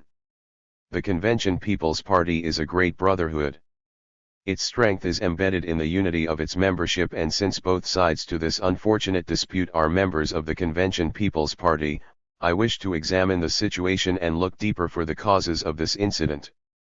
I have stated over and over, that members of the Convention People's Party must not use their party membership or official position for personal gain or for the amassing of wealth. Such tendencies directly contradict our party constitution, which makes it clear that the aims and objects of the party, among other things, are the building of a socialist pattern of society in which the free development of each is the condition for the free development of all, a pattern or society consonant with African situations, circumstances, and conditions. I have explained very clearly this socialist structure and have on many occasions elaborated the 5 sectors into which our economy may be divided. These sectors are, first, the state sector, in which all enterprises are entirely state-owned; second, the joint state-private sector, which will incorporate enterprises owned jointly by government and foreign private capital; third, the cooperative sector, in which all enterprises will be undertaken by cooperative organizations affiliated with the National Cooperative Council; fourth, the private enterprise sector, which will incorporate those industries which are open freely to foreign private enterprise; and fifth, the workers' enterprise sector. I have had occasions to emphasize the part which private enterprise will continue to play in our economic and industrial life. A different situation arises with Ghanaian businessmen who attempt to combine business with political life. Being a party member of the Assembly, and much more, being a ministerial secretary or a minister, means that the persons who take up these positions owe a duty to those who have elected them or who have given them their positions with confidence. To be able to maintain this confidence, therefore, they should not enter into any type of industrial or commercial undertaking. Any party member of Parliament who wishes to be a businessman can do so, but he should give up his seat in Parliament. In other words, no minister, ministerial secretary, or party member of Parliament should own a business or be involved in anyone else's business, Ghanaian or foreign. In spite of my constant clarifications and explanations of our aims and objectives, some party members in Parliament pursue a course of conduct in direct contradiction of our party aims. They are tending, by virtue of their functions and positions, to become a separate social group aiming to become a new ruling class of self-seekers and careerists. This tendency is working to alienate the support of the masses and to bring the National Assembly into isolation. Members of Parliament must remember at all times that they are representatives of their constituencies only by reason of their party membership, and that on no account should they regard constituency representation as belonging to them in their own right. In other words, constituencies are not the property of members of Parliament. It is the party that sends them there and fights for them to become members of Parliament. I am sure that from now on all parliamentarians will be guided accordingly in their conduct of representing the party in Parliament. When I look at the other side of the picture, I must say that some trades union officials have now and again indulged in loose talk and reprehensible statements which do no good either to the party, to the government, or to the nation. This is not the time for unbridled militant trade unionism in our country. Trade union officials must shed their colonial character and their colonial thinking.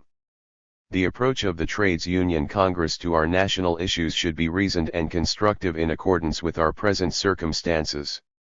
Let me now turn to some other causes which I consider plague Ghanaian society generally and militate against undisturbed progress. A great deal of rumor-mongering goes all over the country. Burko said that the Odikro informed Asamani that the Aheni said he paid a sum of money to a party official to become a paramount chief. Kojo said that Mensa told him that Kwiku took a bribe.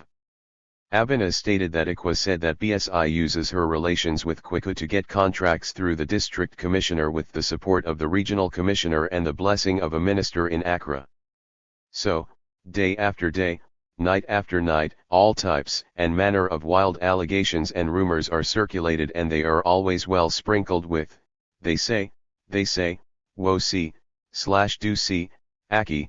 Many members of the party and of the public are guilty of this conduct. I have directed that in future, any allegations or rumors so made or circulated against any person must immediately be brought before the Central Committee of the party for investigation. One of the most degrading aspects of party conduct is the tendency on the part of some comrades to go round using the names of persons in prominent positions to collect money for themselves. Equally degrading is the tendency on the part of some persons in prominent positions to create agents for collecting money. This is a shameful and highly criminal tendency which must be crushed in the most ruthless manner. May I take this opportunity to stress an essential point. Statements which may be regarded as government policy statements are those which I make myself, personally, and those which are clearly stated in the text to be the official policy of the government. In recent months, people in Ghana and abroad have frequently been confused and the government's policies made uncertain as a result of unauthorized statements which have been made by persons employed by the government, or quasi-government bodies. Often these statements have conflict with the government's policies, and although they have been corrected subsequently by the government, much harm has been done, and confusion and suspicion have resulted. In of fr off speech chbm in such cases, I consider that firm action should, in the national interest, be taken.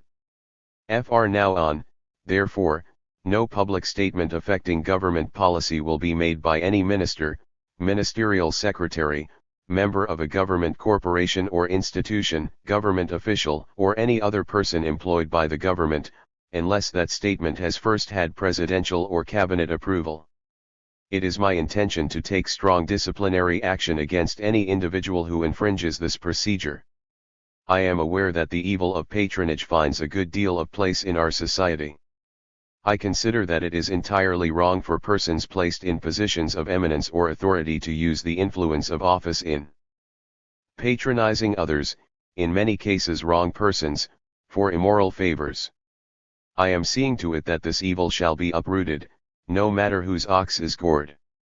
The same thing goes for nepotism, which is, so to speak, a twin brother of the evil of patronage. At this point, I would like to make a little divergence and touch upon civil service red tape. It amazes me that up to the present many civil servants do not realize that we are living in a revolutionary era. This Ghana, which has lost so much time serving colonial masters, cannot afford to be tied down to archaic snail-pace methods of work which obstruct expeditious progress. We have lost so much time that we need to do in 10 years what has taken others 100 years to accomplish. Civil servants, therefore, must develop a new orientation, a sense of mission and urgency to enable them to eliminate all tendencies towards red tapeism, bureaucracy, and waste. Civil servants must use their initiative to make the Civil One service an effective instrument in the rapid development of Ghana. I have recently been alarmed at the amount of traveling abroad which is undertaken by ministers, ambassadors, ministerial secretaries, and civil servants of all ranks. In many cases it is clear that approval is sought from no one before the journeys concerned are made. In future, traveling abroad, unless approved by the cabinet, will not be paid for by the government. The cost of any journeys which are undertaken without this approval will be surcharged to persons concerned. I have also directed that instructions should be given to the heads of all public boards and corporations, to ensure that no officers of these boards and corporations travel outside Ghana at government expense without my specific approval or that of the cabinet. Ghanaian ambassadors take their children with them when they proceed to their stations, at the expense of the government. I am taking steps to discourage this practice, for it seems to me that on psychological and other grounds, it is better for these young children to begin education at home. At any rate, this practice cannot be justified on financial grounds. In future, ambassadors and foreign service officers will not be allowed to take their children abroad unless such children are below the age of 5 years.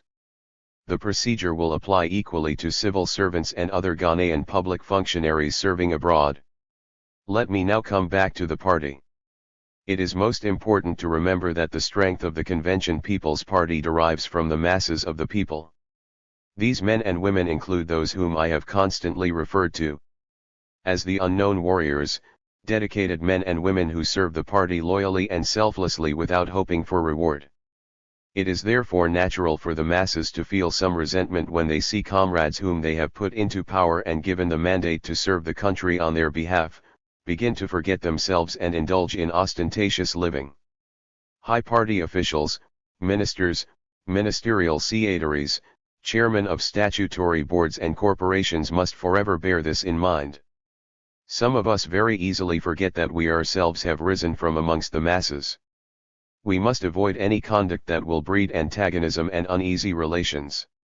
Let us always keep in mind the fact that constant examination and correction are necessary for maintaining the solidarity of the party. The aim of all correction, however, must be to build and not to destroy.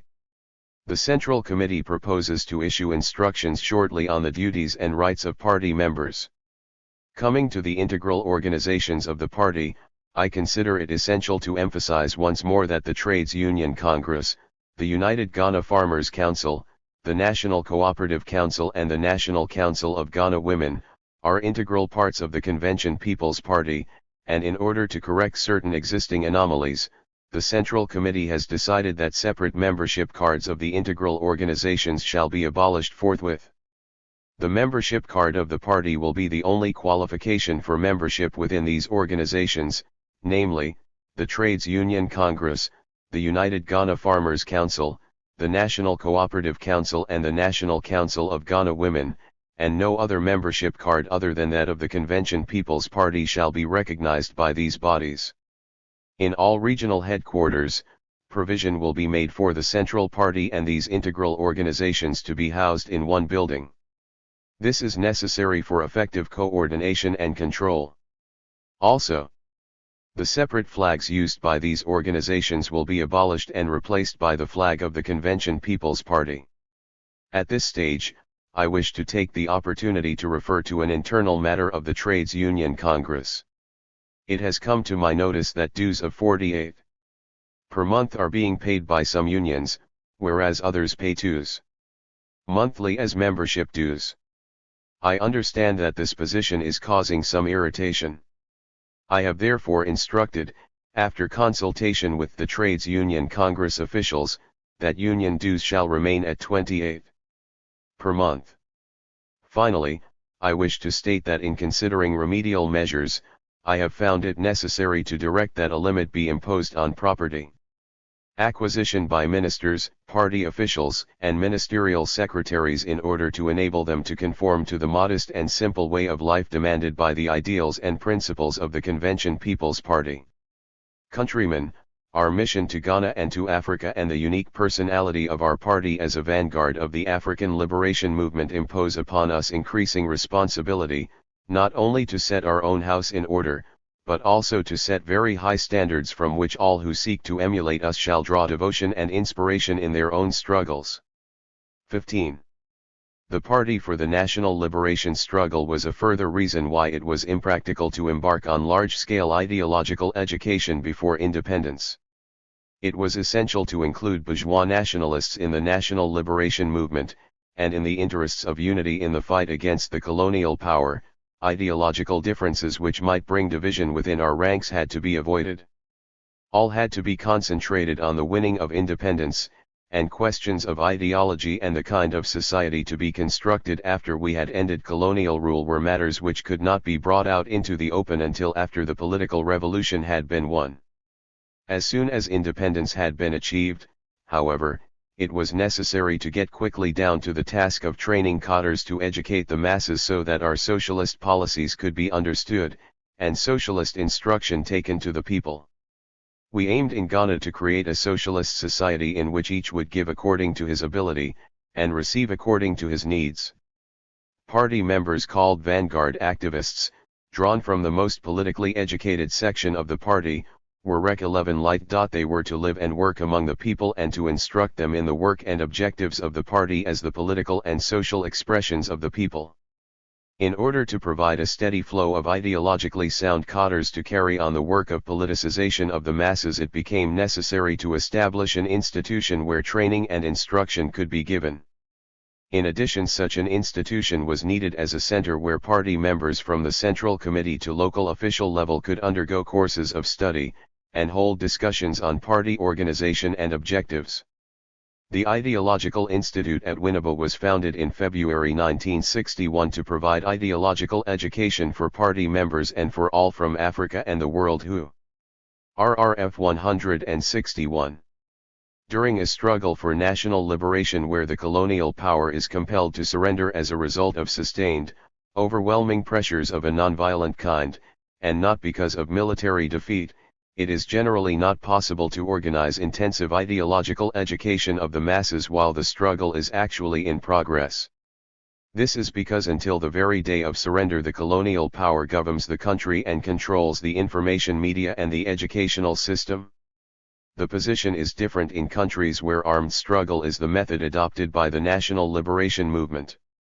For as areas are liberated, the liberation forces are able to administer the freed territory and to set up schools and colleges where party cadres can get down to the great task of ideological education. In Ghana, we were able to end colonial rule by employing mainly nonviolent methods of struggle. This meant that although the masses learned much about our party's aims during the years of confrontation with the colonial power, their ideological education was largely obtained through practical experience of the national liberation struggle, and in general did not go much beyond the anti-colonial effort. The broad base on which it was necessary to construct 160. Wished to equip themselves with knowledge for the great freedom fight against colonialism, imperialism, and neocolonialism. The Institute provided not only theoretical education but also practical instruction in a positive action training center. Between its foundation in 1961, and 1966 when it was closed down by the traitors who seized power in Ghana on February 24, 1966, hundreds of men and women from most parts of Africa and the world received ideological education at Winneba. It is a measure of its effectiveness that it was one of the first objects of attack by the February 1966 traitors and their neo-colonialist agents. But just as it is impossible to kill a revolutionary movement by killing its leaders, so also is it ridiculous to suppose that the work of Winneba ended with the closing of the institute. From me to visit Ghana at the end of his visit to Guinea. I feel sure that the friendship between our two countries will be strengthened by this visit. As many of you do know, the circumstances of the Conventi and People's Party, the victorious party of Gold Coast Revolution, made it practically impossible to organize any consistent party ideological education. Our party was in death grips with imperialism and colonialism, and it was a grim fight every inch of the way. The objective of independence was so precious that everything else, including party ideological education, had to be pushed aside in the interim. Thus it has been, that apart from some patch-up nationalist political education, no serious effort for ideological education has previously been undertaken by the Convention People's Party. The great political struggle which the party started in 1949 formally ended in 1957, when independence was achieved. Tome leadership of the party. This great struggle did not end until the 1st of July, 1960, when the people of Ghana appointed for themselves the means of government by drawing up a constitution of their own. For 12 years, 12 long years therefore, no conscious, consistent effort had been made to provide party members with the requisite education in the party's ideology of socialism, socialism based on the conditions, circumstances, and peculiarities of our African life. Today, this unsatisfactory state of affairs comes to an end by the establishment of this institute, which the Central Committee names the Kwame Nkrumah Institute, HEF at Winneba, to give to the membership of our dynamic party not only the necessary education which should prepare it for the successful prosecution of the difficult task of our social, economic, industrial, and technological reconstruction, but also the victorious pursuit of the struggle for African freedom and unity and the complete and total liquidation of colonialism. At this moment, my mind is thrown back to the day, the remarkable 9th of December, 1947, when I again set foot on the soil of the land of my birth after my wanderings abroad in search of the Golden Fleece. It is unnecessary to repeat here in detail what I have already set down in writing in my autobiography. Nevertheless, it is right, in my opinion, to recapitulate some of the basic signposts marking the land which the Convention People's Party has covered in victory and in defeat during these 12 years of active national struggle. As you all know, I arrived at the instance of the working address, at the laying of the foundation stone of the Kwame Nkrumah Institute, and the inauguration of the first course of the Ideologue 1 Cal section of the Institute at Winneba. Comrades and F1UENDS. This day is historic. It is historic because it is the positive beginning of the end of reaction in Ghana through conscious ideological education.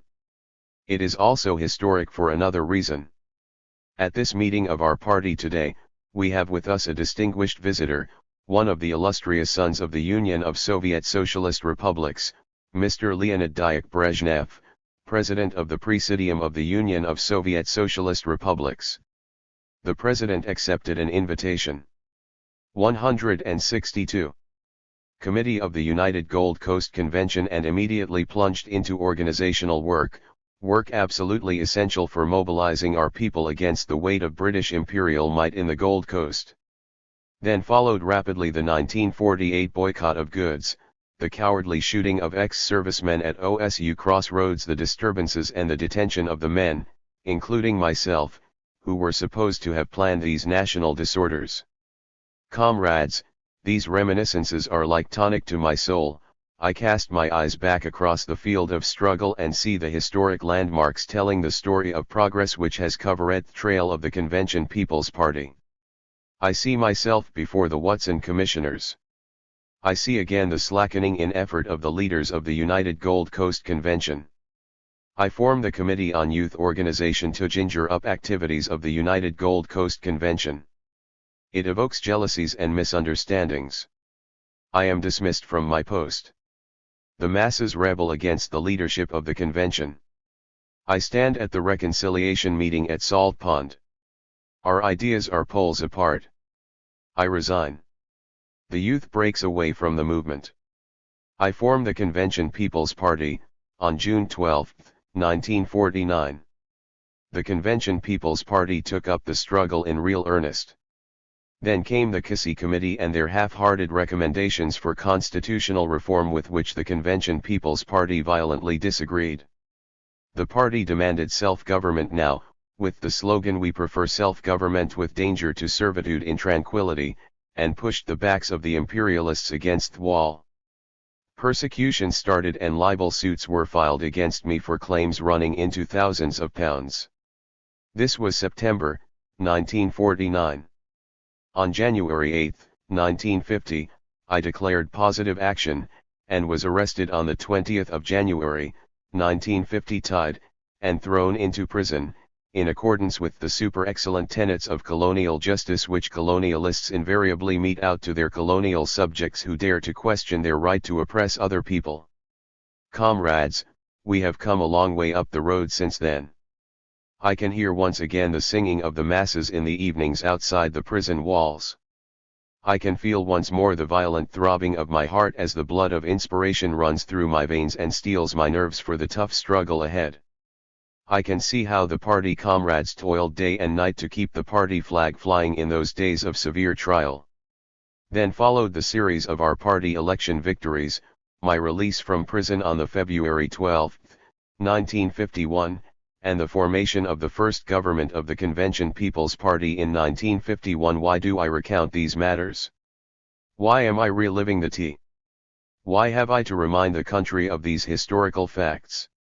Comrades, I do so because we have reached a point in the life of our nation when it is absolutely necessary to recapture the lofty spirit of our past and bring home vividly to all members of the Convention People's Party that the end results of the national task is not individual gain and personal prosperity but service to the country and the masses for the cultivation of popular prosperity. The free development of each should be the condition for the free development of all. The road of the struggle led on and on. The party convened the Gold Coast Representative Assembly. We threw our historic challenge to our opponents to join us in declaring another positive action. They recoiled into their conspiratorial dens.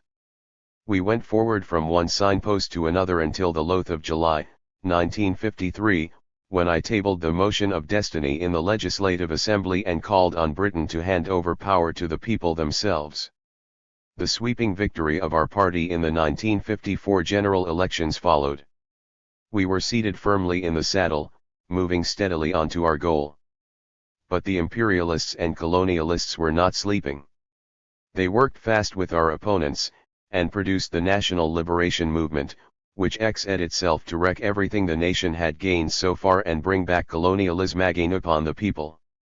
They attempted exactly what they are now enacting in the Congo, and very soon possibly in Angola. Thanks to the solidarity and strength of our dynamic party, we pulled through what would otherwise have spelled national disaster and engendered despair and failure. We moved forward again to 1956, obtained another resounding victory over the forces of reaction and sabotage in the imposed general elections, and finally cleared the way for the ushering in of independence and sovereignty on the 6th of March, 1957. The Convention People's Party moved on, always living up to its motto, forward ever, backward never. Soon we went to the national plebiscite, and the presidential elections, to give to ourselves a constitution of our own making, creating Ghana a republic on the 1st of July, 1960. Comrades, I have looked back a little, looked over the period. Scanning the last 12 years, to see our performance in a nutshell, and I say well done to the Convention People's Party. The struggle still continues, but it continues on a different plane. Now the Convention People's Party and the people of Ghana grapple with a different problem, the problem of social, cultural, scientific, economic, industrial, and technological reconstruction, which must be solved expeditiously, thus repairing the damage done to our country by the imperialist and colonialist despoilers. But is that the only remaining problem? Not by any means. There is also the major problem of the total liberation of Africa and the union of African states. From my days in London up to the present, I have never once stopped shouting to all Africa about African unity. The sad episode in the Congo more than justifies my fears about the unwisdom to stand alone, each by itself, in the face of this fierce onslaught by the new colonialists, who are equally if not more dangerous and merciless in their comeback endeavors. When, therefore, I have come to this town of Winneba to lay the foundation stone of the Kwame Nkrumah Institute and to inaugurate the first course in ideological training accommodated in temporary premises, I see a beam of hope shooting across our continent, for the things which will be taught in this institute will strengthen African youth and manhood and inspire it to scale great heights, and the men and women who will pass through this institute will go out not only armed with analytical knowledge to wage the battle of African socialism but will also be fortified with a keen spirit of dedication and service to our motherland. This institute will comprise two sections, namely the Ideological Education Training Center and the Positive Action Training Center. Every one of us, from members of the Central Committee, ministers and high party officials, to the lowest propagandist in the field, will pass through a course in this institute for proper orientation and adjustment. Furthermore, the institute will provide training for nonviolent positive actionists, party vanguard activists, farmers, cooperators, trade unionists, and women organizers, giving particular care to leadership training and making sure that a forum is provided for members of public corporations, the civil service and other governmental bodies for the discussion of the party's programs, aims, and policies. Hitherto, the Central Committee and I have viewed with leniency the mistakes of party comrades on the ground that the party had given them no ideological education. From now on, that excuse will not avail anyone who has passed through this institute and gone through the necessary course. Hitherto, it has been true to say that many members of the Convention People's Party have not understood the significance and value of their membership. This will be corrected when they have passed through the Kwame Nkrumah Institute. To any Ghanaian, membership of our party should rightly form the dearest possession. The Convention People's Party has been built with great sacrifice and endeavor, iron determination and outstanding patriotism, overwhelming nationalist zeal and selfless comradely service.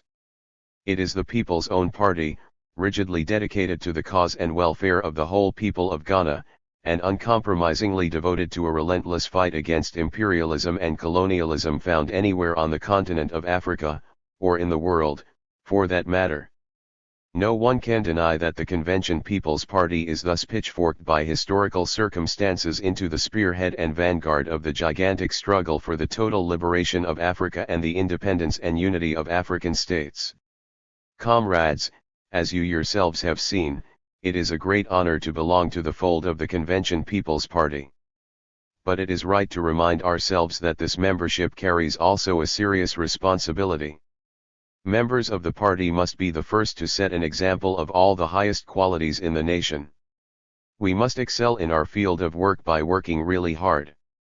We must produce unimpeachable evidence of integrity, honesty, selflessness and faithfulness in the positions in which we are placed by the party in service to the nation. We must eschew ridiculous ostentation and vanity when the party has charged us with eminent offices of state, and remember constantly that we hold such offices not in our own right, but in the right of the total membership of the Convention People's Party, the masses of the people who really matter. I must thus personally warn all members of the Central Committee, all party functionaries, all ministers of state and ministerial secretaries, and chairmen of public boards and corporations and other key public officials, that they owe a great duty to the people, a duty which must be discharged with the highest sense of responsibility. They must at all times feel conscious of the truth that in ourselves, all of us are nothing except what the party has made us, namely, agents for the execution of the party's program. It is a travesty of trust, therefore, for any one of us to consider that we are privileged to install ourselves as masters of the people instead of servants of the masses. The leaders of the party must forge a consistent band of brotherhood with the rank and file of the party, and build a living solidarity for the protection of the people's welfare and the realization of our party objectives. No comrade should pass through this institute and fail to go out with a proclamation on his lips saying, "I live not for myself but for the good of the whole people." The socialist ideals which we pursue must imbue all who pass through this institute with a spirit of selfless devotion to the cause of the nation, to the cause of Africa, and to the cause of the world.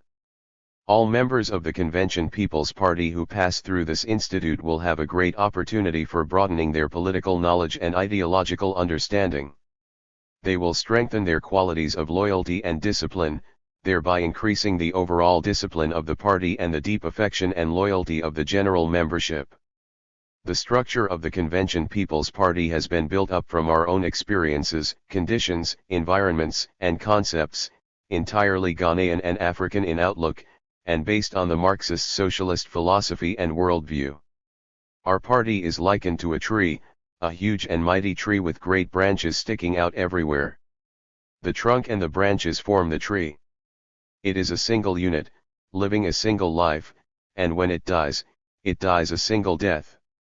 It would appear that many people are under the impression that the four great branches of the Convention People's Party, namely the Trade Union Congress, the United Ghana Farmers Council, the National Cooperative Council and the National Council of Ghana Women, are mere affiliates of the Convention People's Party. They are not. These four great wings of the party are not affiliates. They are a composite part of the Convention People's Party. That is to say, they are integral elements of the party, living with it and dying with it, as a single entity. It would be a good idea to qualify them for internal purposes as the Party Industrial Organization, the Party Agricultural Organization, the Party Cooperative Organization and the Party Women's Organization. Members of these organizations must bear this position in mind in all their activities, and so must all other party members. In addition to these four branch organizations, there operates the National African Socialist Students Organization, THC-NASO. This is the custodian body of the party's ideology and is composed of the most advanced ideological comrades, torchbearers of THC party's ideals and principles. The NASO forms the bark of this mighty tree, and cements the physical and organizational unity of the Convention People's Party. This institute is, primarily, their school of action. They must be here day and night, imparting knowledge to their less favored comrades who have not graduated to the NASOist level. They must make sure that the whole country is sprinkled with party study groups, yes, in the factories, workshops, departments and ministries of government, corporations, boards, and in every nook and corner of Ghana, there must exist a party study group, studying African socialism, party decisions and programs, explaining government actions and policies and actively pursuing the sipipification of the national life. The Kwame Nkrumah Institute will not cater for Ghana alone. Its doors will be open to all from Africa and the world, both who seek knowledge to fit themselves for the great freedom fight against imperialism and colonialism, old or new, and the consolidation of peace throughout the world for the progress of mankind. I can envisage the future possibilities of this arrangement. When African freedom fighters from all over Africa have come into this institute and quenched their thirst for ideological knowledge, they will go back fortified in the same principles and beliefs, pursue the same objectives and aims, appreciate the same values and advocate the same themes. I see before my mind's eye a great monolithic party growing up out of this process, united and strong, spreading its protective wings over the whole of Africa, from Algiers in the north to Cape Town in the south, from Cape Gardefwy in the east to Dakar in the west. Comrades and friends, at this very moment Ghana mourns the death by brutal murder of Patrice Lumumba, late Prime Minister of the Congo, and his two associates Mpolo and Okito. We at this gathering should do honor to their memory.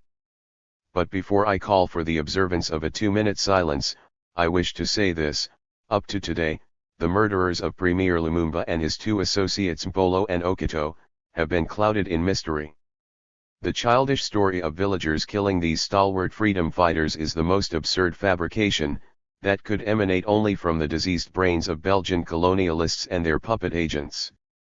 But just this hoary afternoon, it has been revealed to me by a reliable source that the murder of Patrice Lumumba, of Maurice Mpolo and of Joseph Okito took place on January 8th. The information reveals that the men were sent for, one by one, and commanded to kneel and pray. Then, as he prayed, each was shot in the back by the order of a Belgian officer. When Patrice Lumumba knelt to pray, the African soldier who was ordered to shoot him refused to do so, whereupon the Belgian officer took his revolver and shot Lumumba himself. I have narrated these facts, not in any desire further to hurt your already wounded hearts. On the contrary, I have done so in order that you who pass through this institute, which I am proud to say bears my name, and which will stand forever for the principles and ideals for which I have always stood and eternally stand, may know the diabolical depths of degradation to which these twin monsters of imperialism and colonialism can descend. You will then be able to assess the magnitude of the task still ahead and offer yourselves in sacrificial dedication to the cause of African freedom and unity. Let us all stand up in silence for 2 minutes for our murdered brothers and comrades in arms. And now, comrades and friends, it is my most pleasant duty to declare the foundation stone of the Kwame Nkrumah Institute well and truly laid. I feel happy to declare also the first course of the Ideological Training Center of the Institute duly inaugurated. You have gathered here as members of the Central Committee, as members of our great party, as ministers of state, as regional commissioners, as deputy ministers, party officials, and district commissioners. In short, the party and the government are fully represented here today. We represent the party, we represent the government, we represent the nation, and we represent the people. As such, this meeting is no ordinary meeting, and we must emerge from it fortified and determined to carry through the task and program before us. As I have already stated, our party cannot afford to go forward from the stage it now finds itself, in ignorance. It must equip itself with the requisite knowledge that should make it capable not only of giving the political direction it must give to the people, but also to give the necessary expert guidance in our task of socialist reconstruction of our country. The main theme for our discussion here should center around party education, party organization, and party ideology, and the relation of these to the state and the government. Less than a fortnight ago, the Central Committee announced the delimitation of the party study groups. No doubt this announcement must have caused some surprise since we have been talking about the intensification of party educational work. The Central Committee's decision, comrades, was taken after a most careful consideration and in the best interest of party education. If you would look back a little, you would surely find that the work of party education was formerly undertaken by the NASO.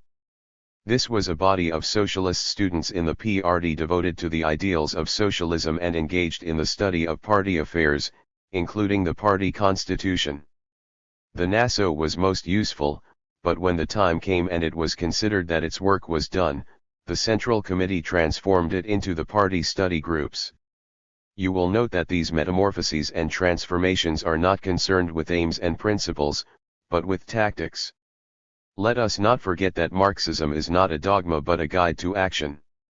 Other things being equal, the Central Committee considers that the NASO and the party study groups have done their work and done it very well. They have stirred up great enthusiasm in the field of party education, and their activities have led to the general raising of the standard of enlightenment among the rank and file of the party. Nevertheless, the time has come when party education should be carried forward to its final stage, the stage of mass party education. General party education must reach the masses at the base. Address. At the first seminar at the Winneba Ideological School. Comrades. This is the first party seminar of its kind to be held here since this institute was opened. For this reason, I thought I would open it myself and take an active part in its deliberations. We have reached a stage in the life of our party and the nation when we cannot expect to move forward on mere sentiment and emotion.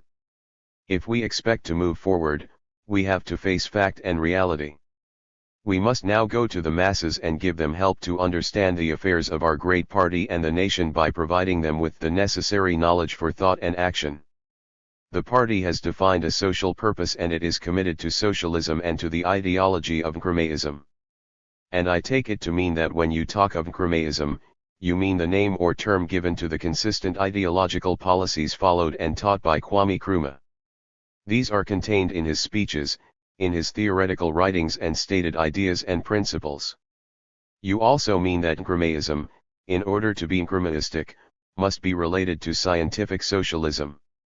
To be successful, however, this ideology must be all-pervading, and while its theories in full can only be developed in and around the party leadership, it must influence in some form all education and, indeed, all thinking and action.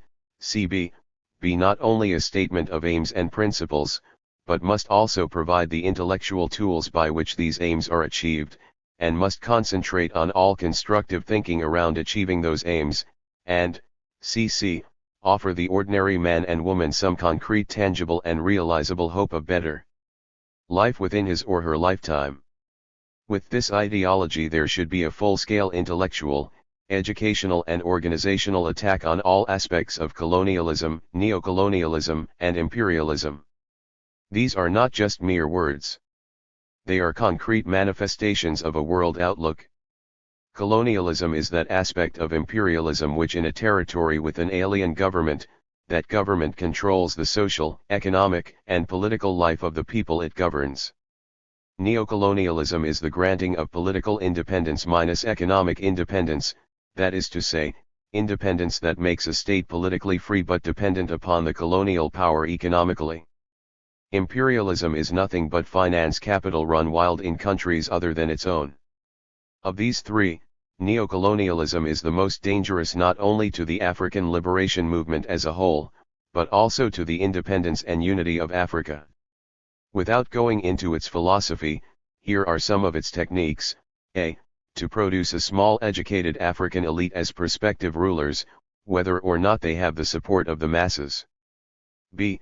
To educate this elite so that they would automatically accept, as part of the natural order of things, the colonial relationship, and defend it in the name of justice, political liberty and democracy. C. To prevent by organizational and ideological means, any concentration of power, without which change is impossible. D. While paying lip service to democracy, to exclude by organizational and ideological methods, the representatives of the mass of the people for any real control over the state. E. To exclude, by all possible means, any teaching which might lead to the advancement and practice of revolutionary ideas. These are the political techniques which neocolonialism is employing in order to tighten its economic control of the territory through a puppet elite. The economics of neocolonialism is obvious.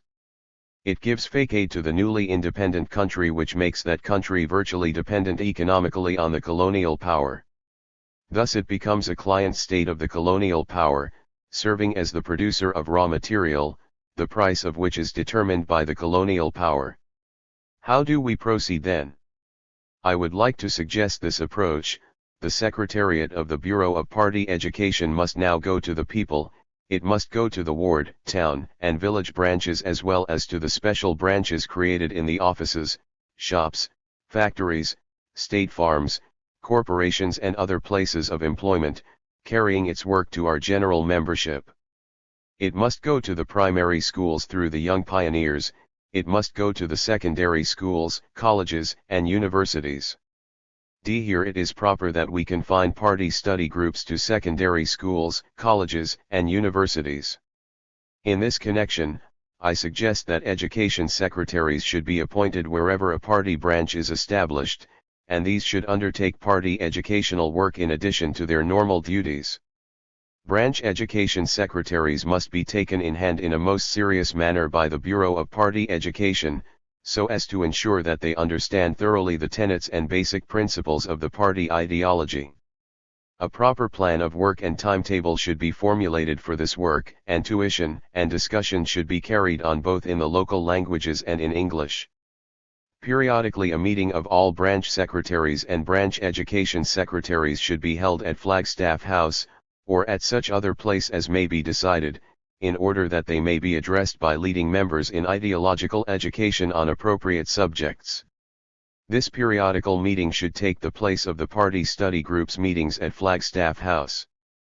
In addition to the branch secretary and the branch education secretary, party wards, branches and special branches should be allowed to send to such meetings not more than 5 chosen party members. This will give opportunity to all members of a branch to be present, at one time or another, at these periodical educational meetings, which can conveniently be called the Party Educational Conference. The Party Educational Conference should be held at 3 levels: national, which will invariably take place in Accra; regional, which will take place at regional headquarters; and district, which should be held at district headquarters. These party educational conferences should not be confused with the party national, regional, and district conferences. Similarly, there should be appointed regional and district educational party secretaries whose responsibilities will be the proper coordination and supervision of all party education work in a given region or district. It is my hope that these steps, when taken, will go a long way towards facilitating the work of mass party education. Let me now turn to other matters. The future of Ghana depends upon the youth, and if the party is to achieve any worthwhile results by making sure of the future national trend, then it must take positive steps to inculcate in the minds of the nation's youth the ideology of the party. Only by this way can we envisage the continuity of our line of thought and action long after many of us are gone. The youth must be imbued not only with a keen spirit of patriotism, but also with a sense of lofty socialist ideals which will enable them to think and act in the best interests of the community as a whole and not in the interest of themselves as individuals. Another subject of importance is the party rally. Hitherto, party rallies have been held without proper preparation. The propaganda unit does very useful work in drawing the crowds and organizing them into a good audience, but this apart, no plan appears to be made in regard to speakers or their subjects. The result is that quite often persons have spoken on subjects on which neither the party nor the government have given any line, and which has resulted as a shock not only to the party or government authority, but also to the audience. Such a state of affairs must be corrected. In future, all party rallies should be covered by proper agenda approved by the regional or district secretaries, whose ever responsibility this may be. Party functionaries responsible for organizing rallies will have to arrange for speakers to be properly briefed on the subjects of their address. Where it is not possible to get a local speaker on a particular subject, arrangements must be made with party headquarters to provide speakers in respect of that subject.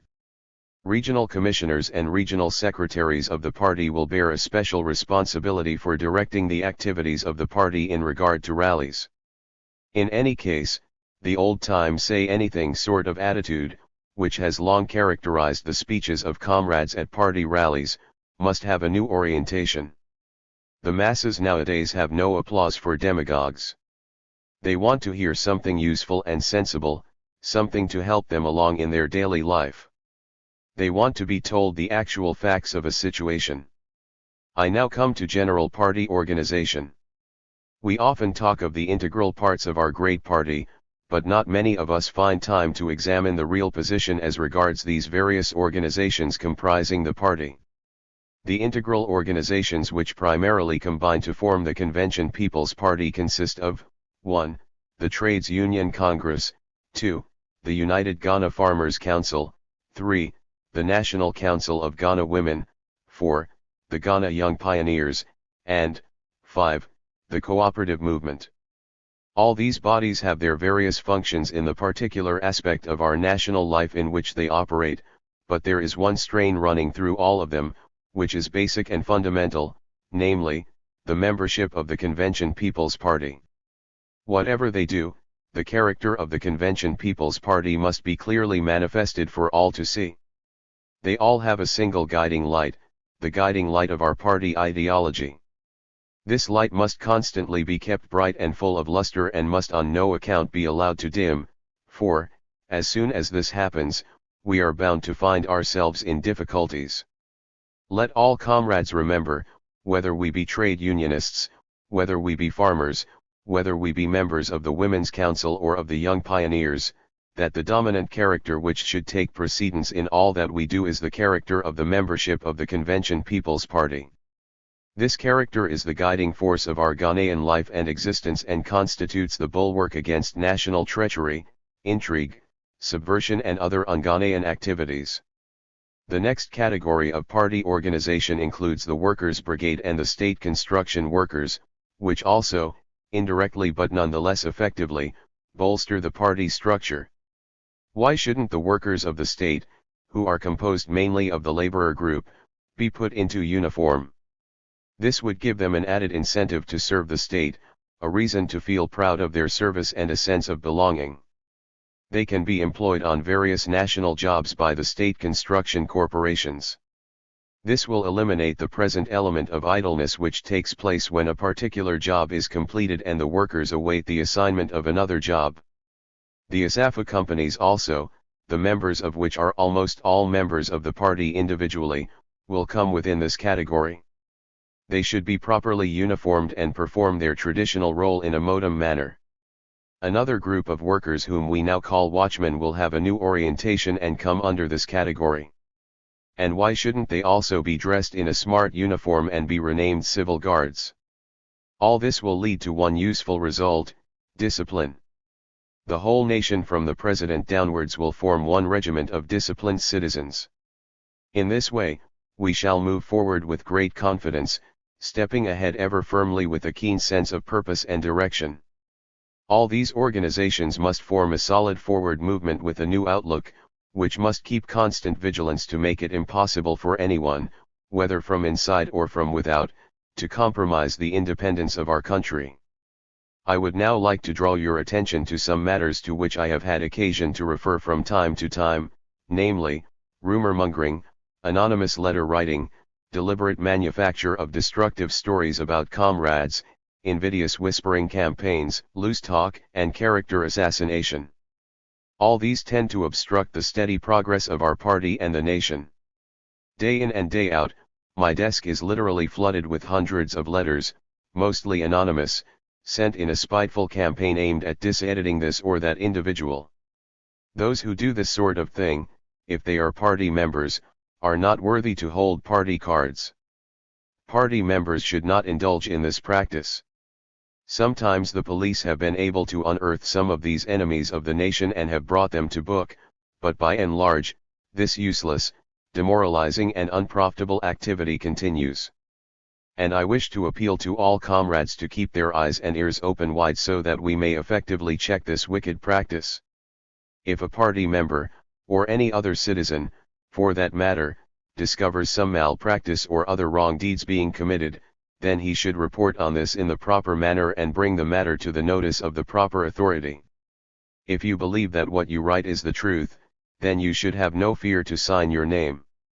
All anonymous correspondence which comes my way goes immediately into the waste paper basket, which is the only place for the work of such cowards, mischief makers, or ockpots. Again, take the practice of using other people's names for the purpose of collecting money.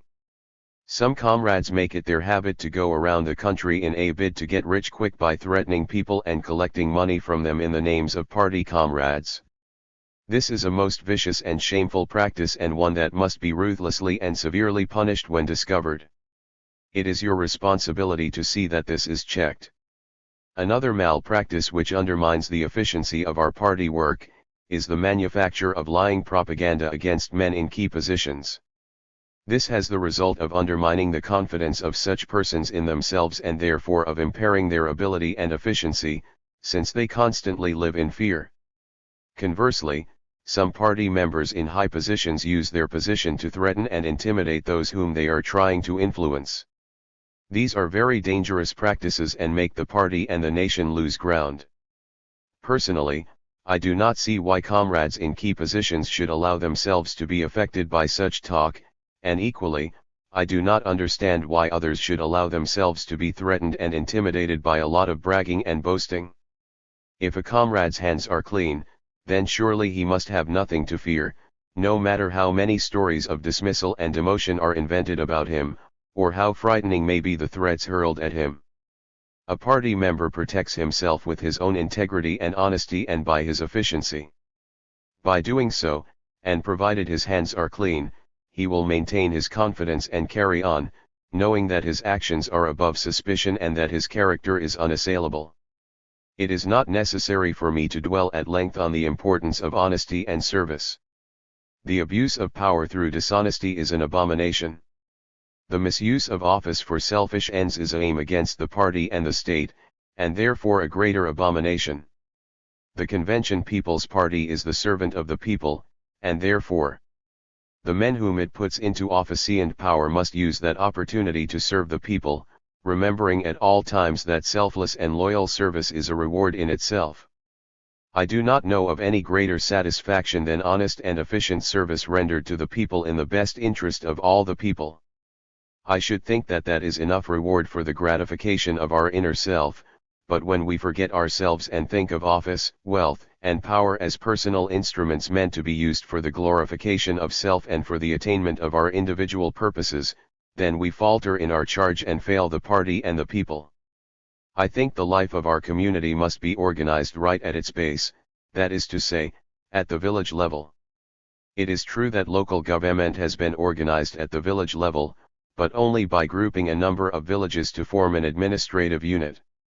The internal life of particular villages, therefore, remains substantially unadministered, and I believe the time has now come for us to tackle this problem in a forthright manner.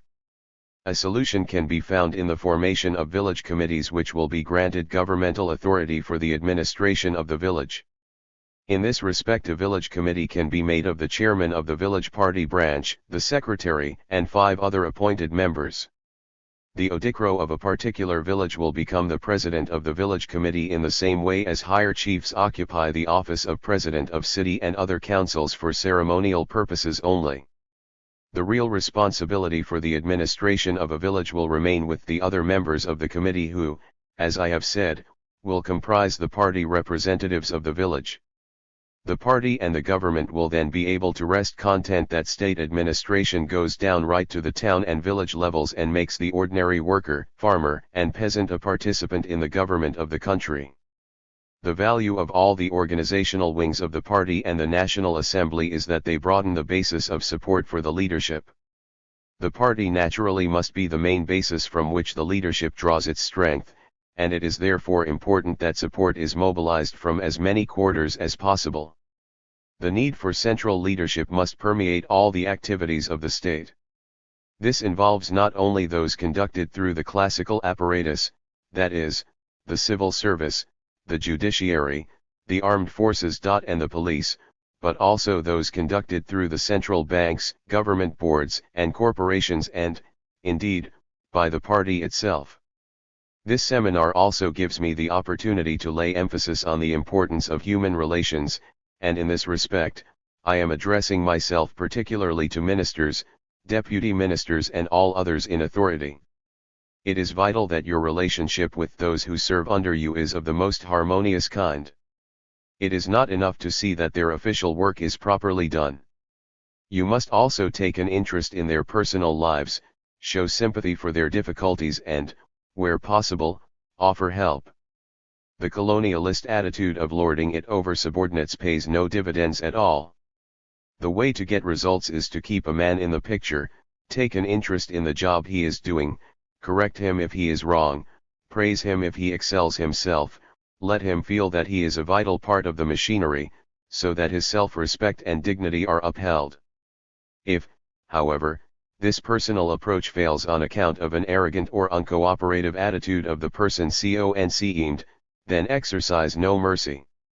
Ministers, regional and district commissioners and all others in responsible positions, should keep contact with their staff by visiting their offices as often as possible, having homely chats with them and making them appreciate the fact that no matter the difference in official status, a minister and a messenger are both Ghanaians and both human beings. I am not advocating negative familiarity, that only spells ruin. What I am advocating is the cultivation of a sincere interest in one another as fellow beings and, arising from that, a mutual interest in the welfare of the state.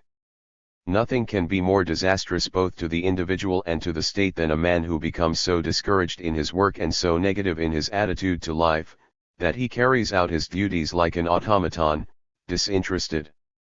He acts like an automaton because he is treated like one. So little interest is taken in the work he turns out that he shrugs his shoulders and says, "Why should I bother? I get paid for it." After all, he is human.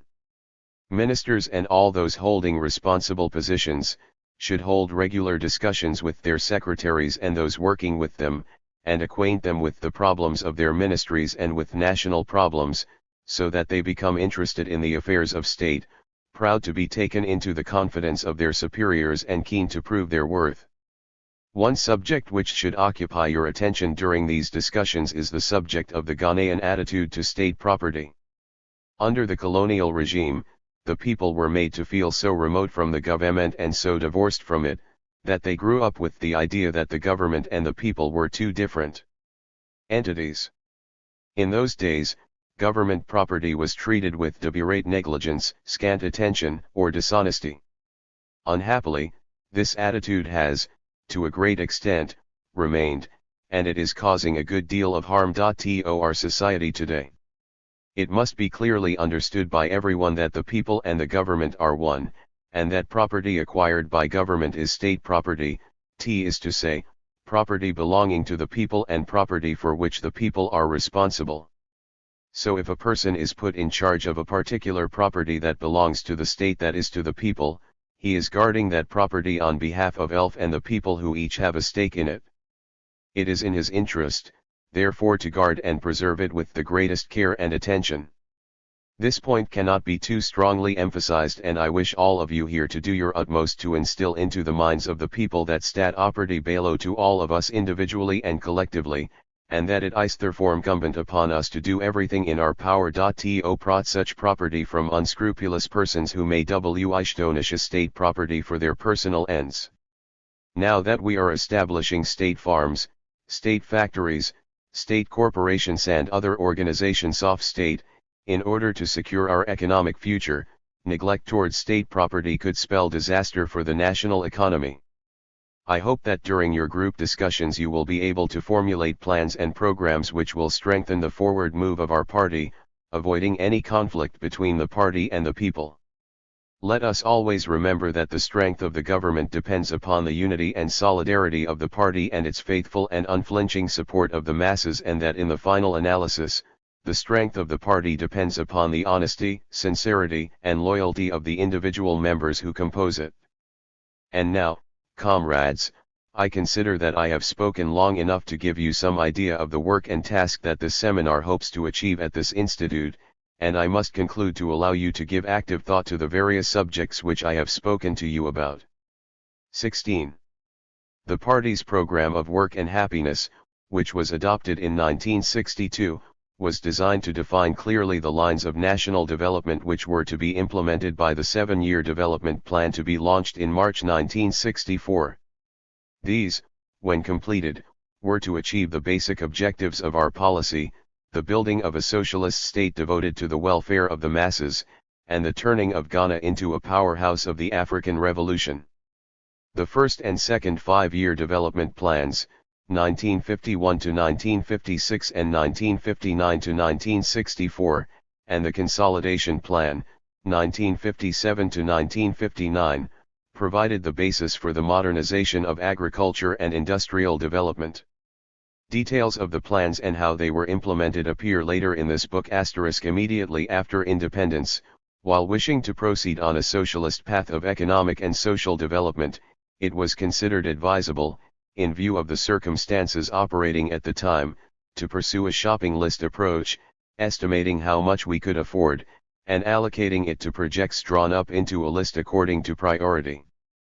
But it soon became clear that this approach was not producing results quickly enough, and it was See the Big List, Chapter S of Dark Days in Ghana. I. decided to speed up our socialist program by comprehensive economic plans which would utilize all the economic and extra-economic resources of the nation. Projects were then not viewed separately, but as part of a totality, and were selected accordingly. It would not have been possible, given the political and economic conditions of the pre-I-960 period, to have embarked on full-scale socialist programs earlier. Socialism cannot be built without socialists. Ideological education was being given top priority, but had still not reached a satisfactory level. Bourgeois economic interests were too entrenched to be removed entirely, or overnight. Ghana inherited, at independence, almost total trade dependence on the West. Our economy was almost completely foreign or local capitalist owned. The colonial mentality permeated the professions, and particularly the army, police, and civil service. The bureaucratic bourgeoisie, whenever it could, acted as a brake on our socialist policies. We were determined to remove these reactionary elements as soon as possible as the new ideologically sound, trained personnel emerged from our schools and colleges. The strategy was for the public sector, which controlled key areas of the economy, gradually to overtake the private sector until eventually the private sector was entirely eliminated. During this phasing out period, joint projects involving state and private enterprise were embarked upon. It was considered, in the circumstances of the time, that the undertaking of joint projects with already operating capitalist concerns was better than the alternative of economic blockade by the West and consequent lack of development until the assistance of socialist states could be procured and become operational. The most successful joint project completed during this interim period was the Volta River project, completed 1 year ahead of schedule, with no misappropriations. 182. As I said at the time, I regard this great scheme as an example of the way in which careful and proper planning together with foreign investment, public control and participation, and the devoted labors of the people, can revolutionize the economic base of society. To raise living standards for the people as a whole meant building a new economy. The old could not be adapted to our socialist objectives. This necessitated investment on a very large scale, as almost everything had to be imported. Deficits were inevitable. Their size was a measure of our development. The other major problem facing development, the really crucial one, was the problem of economic scale. Ghana, like the majority of independent African states, is too small an economic unit in terms of population and resources. The optimum zone of development for the Mrican people is the entire continent of Africa. Until there is an all-Mrican Union government pursuing socialist policies, and planning the economic development of Africa as a whole, the standard of living of the Mrican masses will remain low, and they will continue to suffer from neo-colonialist exploitation and the oppression of the indigenous bourgeoisie. The so-called prestige expenditure of which my government has sometimes been accused, notably the building of a conference hall for the OAU summit in Accra in 1965, was designed to hasten the unification of Africa, without which there can be only very limited economic growth. Haste was dictated by the continually worsening terms of trade between the industrialized countries, IC, and the less developed countries, LDC. The longer the delay, the more difficult the task becomes. A dash for growth in the case of Ghana was halted by the February 1966 coup almost immediately after the Volta River project was inaugurated and the infrastructure completed for rapid industrialization. After the coup, 1803, the object of policy was to pay overseas creditors by the short-term stupidity of liquidating assets and cutting back all forms of development on the grounds that they created more debts. Instead of continuing with the 7-year development plan, to revolutionize agriculture and industry through social and economic development based on the use of SciCE and Techno-Oki, the clock was put back to column TLM.es. Ghana quickly degenerated into a eager state at the mercy of imperialism and neocolonialism. Bourgeois theorists too often make the mistake of applying capitalist valuations to socialist planning, and of applying IC economics to LDC issues, which require their own science and terminology. The irrelevance of conventional West-Em discussion to the Ghanaian or LDCSITIN is epitomized in the importance placed upon a nation's balance of payments. For provided Ghana had low living standards, and practically no investment involving imports to develop and diversify the economy, there would be a reasonable balance of payments as there was prior to independence. Virtual stagnation of the economy was the price of maintaining the reserves held at independence. The same critics point to the unprofitability of certain state industries, and even infrastructural services. Infrastructural projects are slow developers, and the profit/loss position, the yardstick of capitalist thinking, does not indicate the social and political or long-term value. Time and truth are inseparable, and the people of Ghana are the best judges of the economic and social progress they experienced between 1957 and 1966. As for the wider impact of our economic growth on the Pan-African struggle, the assessment will be made by the masses of Africa as they gradually emerge to claim their just inheritance. Broadcast on Ghana's 7-year development plan. Organization presupposes planning, and planning demands a program for its basis. The government proposes to launch a 7-year development plan in January 1963. The party, therefore, has a pressing obligation to provide a program upon which this plan could be formulated. We must develop Ghana economically, socially, culturally, spiritually, educationally, technologically and otherwise, and produce it as a finished product of a fully integrated life, both exemplary and inspiring. This program, which we call a program for work and happiness, has been drawn up in regard to all our circumstances and conditions, our hopes and aspirations, our advantages and disadvantages and our opportunities or lack of them. Indeed, the program is drawn up with an eye on reality and provides the building ground for our immediate scientific, technical and industrial progress. I_ed. Othiali.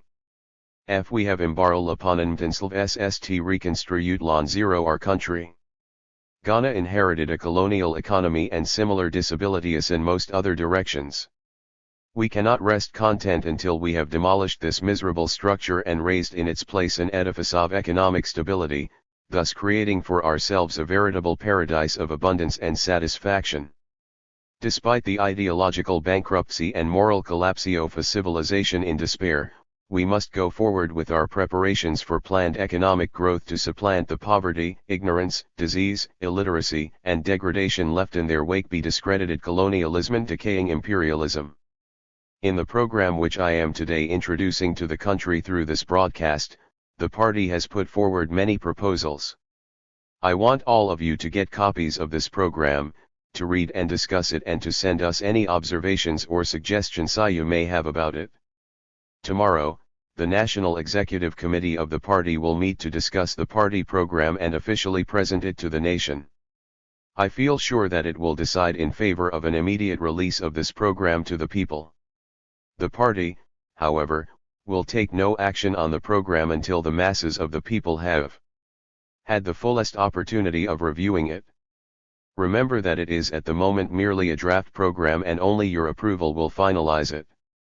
At this present moment, all over Africa, dark clouds of neocolonialism are fast gathering.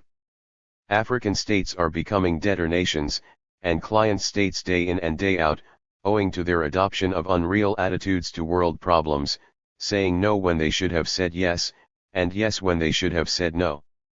They are seeking economic shelter under colonialist wings, instead of accepting the truth, that their survival lies in the political unification of Africa.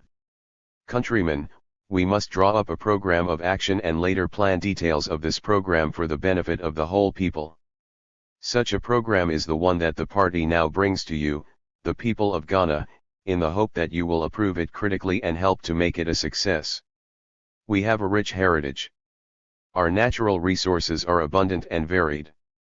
We have mineral and agricultural wealth and, above all, we have the will to find the means whereby these possessions can be put to the greatest use and advantage.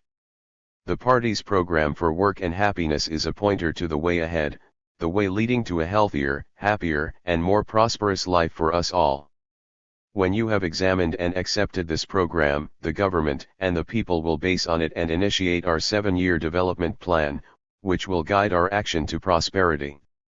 This program constitutes for us a vigorous reminder that we must eschew complacency and push forward more determined than ever before to achieve our goal and, through work and enterprise, to create progress, prosperity, and happiness for our people. The 11th Congress of the party is scheduled to take place on the 11th of June. This Congress will give its final approval to the new party program. Countrymen, we have carried out an important work of consolidation.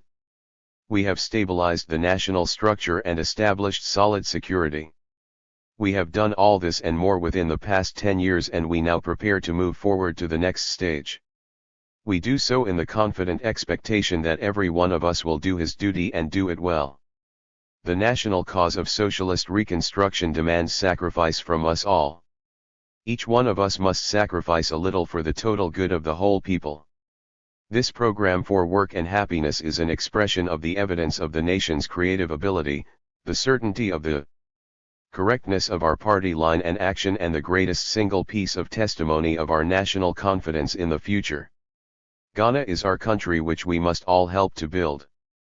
This program gives us the opportunity to make our contribution towards the fulfillment of our national purposes. As I look at the content of the program and the matters it covers, such as tax reform, animal husbandry and poultry production, forest husbandry, industrialization, handicrafts, banking and insurance, foreign enterprise, culture and leisure, I am convinced beyond all doubt that Ghana and Ghanaians will travel full steam ahead, conscious of their great responsibilities and fully aware that the materialization of this bright picture of the future is entirely dependent on their active and energetic industry. We cannot afford to fail.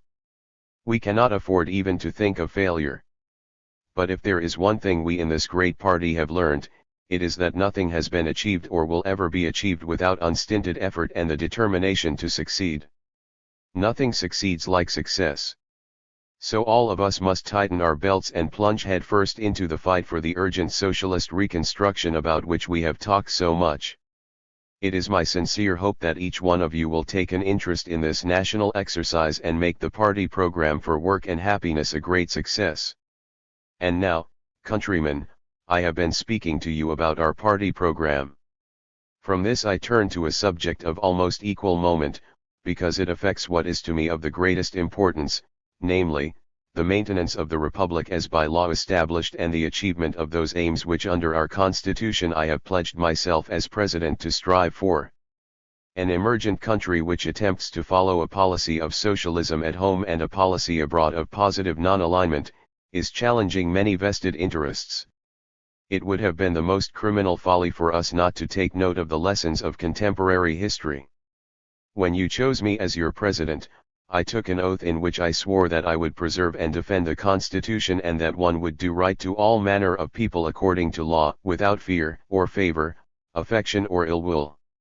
One should have been false to my oath had one allowed the Constitution to be overthrown by force, but one consider that the obligations which the Constitution imposes upon me not only call upon me to do justice, but also, wherever possible, to temper justice with mercy. We have by no means passed through all our difficulties. The speech to launch the 7-year development plan. Wednesday, 2 March 1964.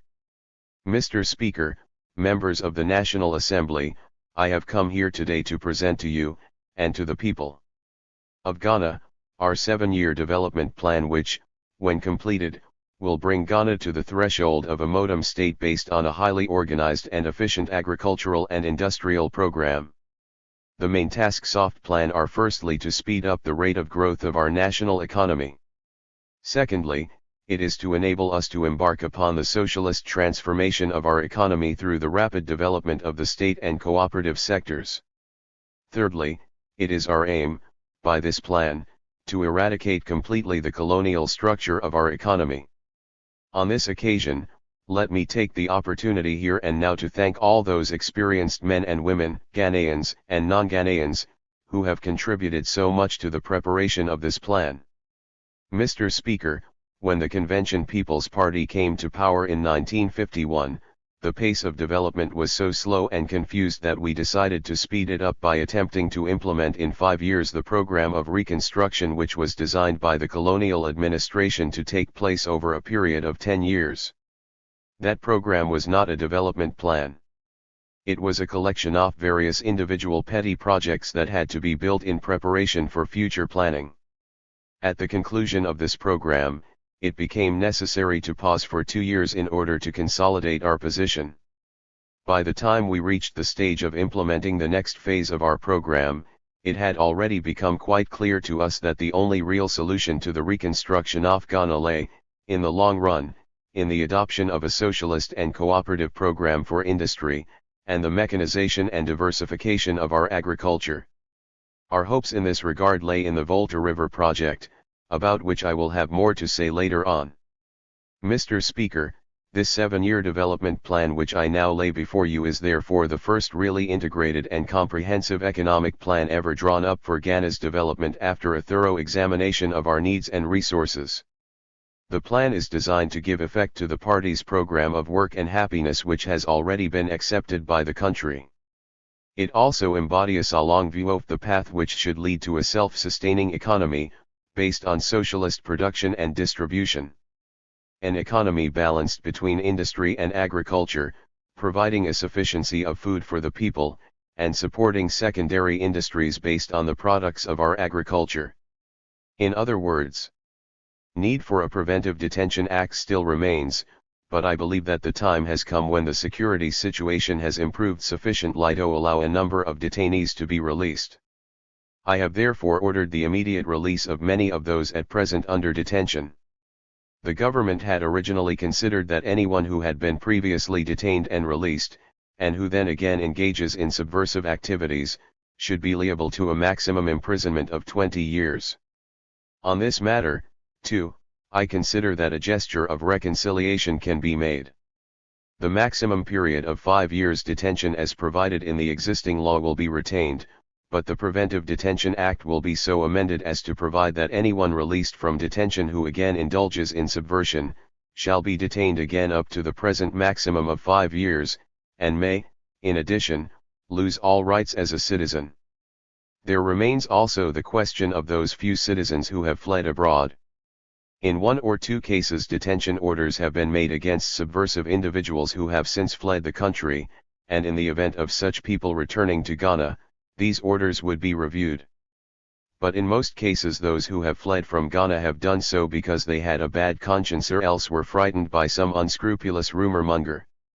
A general amnesty will be extended to all such persons. I call upon them to return and to put their energies into useful purposes for the good of the country. I give them the assurance that they will not be victimized in any way or subjected to any disability for any past act. So long as they remain loyal and law-abiding they will not only have nothing to fear, but will also be assured of the protection which the machinery of the law provides and to which everyone in this country is entitled. Countrymen, now is the time for reconstruction. We have a gigantic task before us.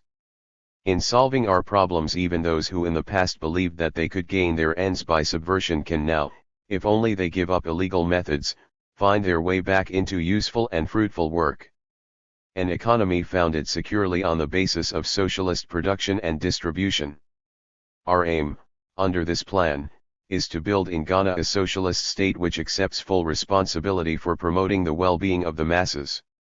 Our national wealth must be built up and used in such a way that economic power shall not be allowed to exploit the worker in town or village, but be used for the supreme welfare and happiness of our people. The people, through the state, should have an effective share in the economy of the country and an effective control over it.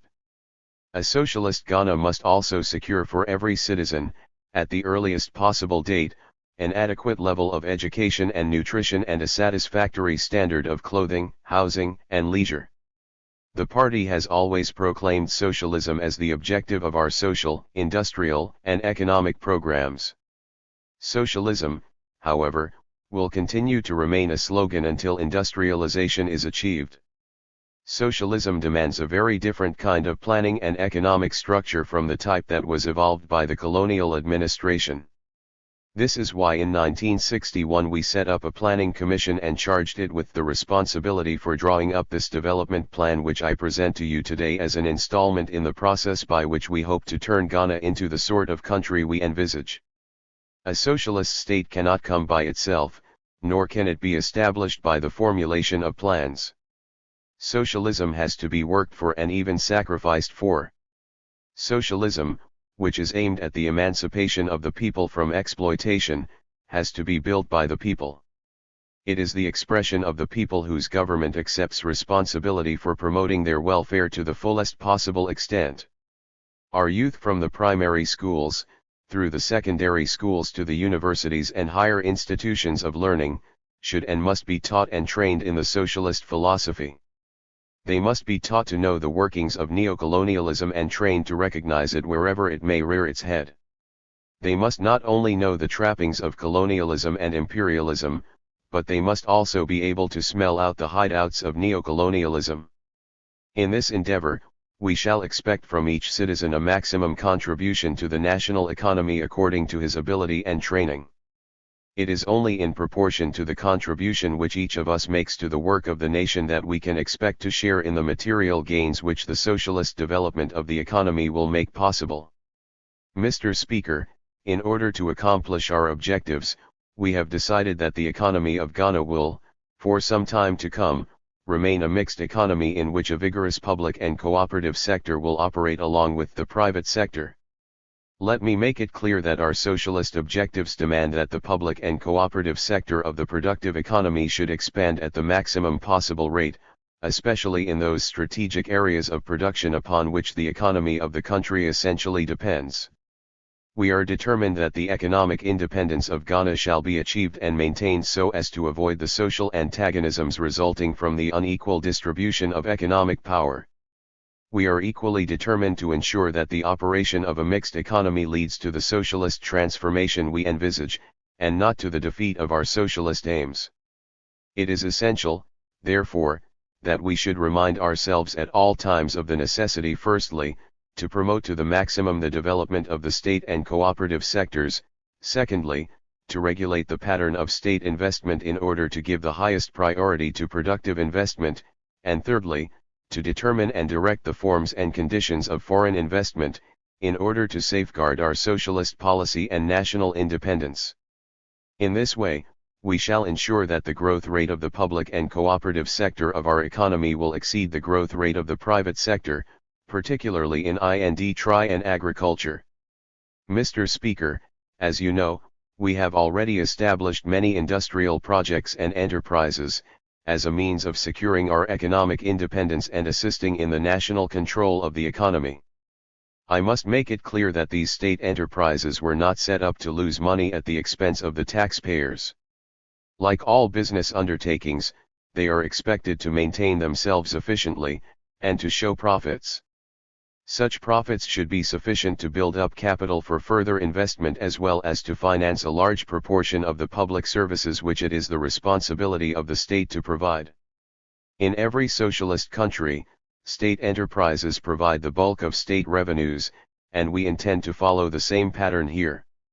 Our state enterprises will be set yearly financial and production targets so that they may work towards definite objectives and goals and thereby given every stimulus to operate efficiently and profitably.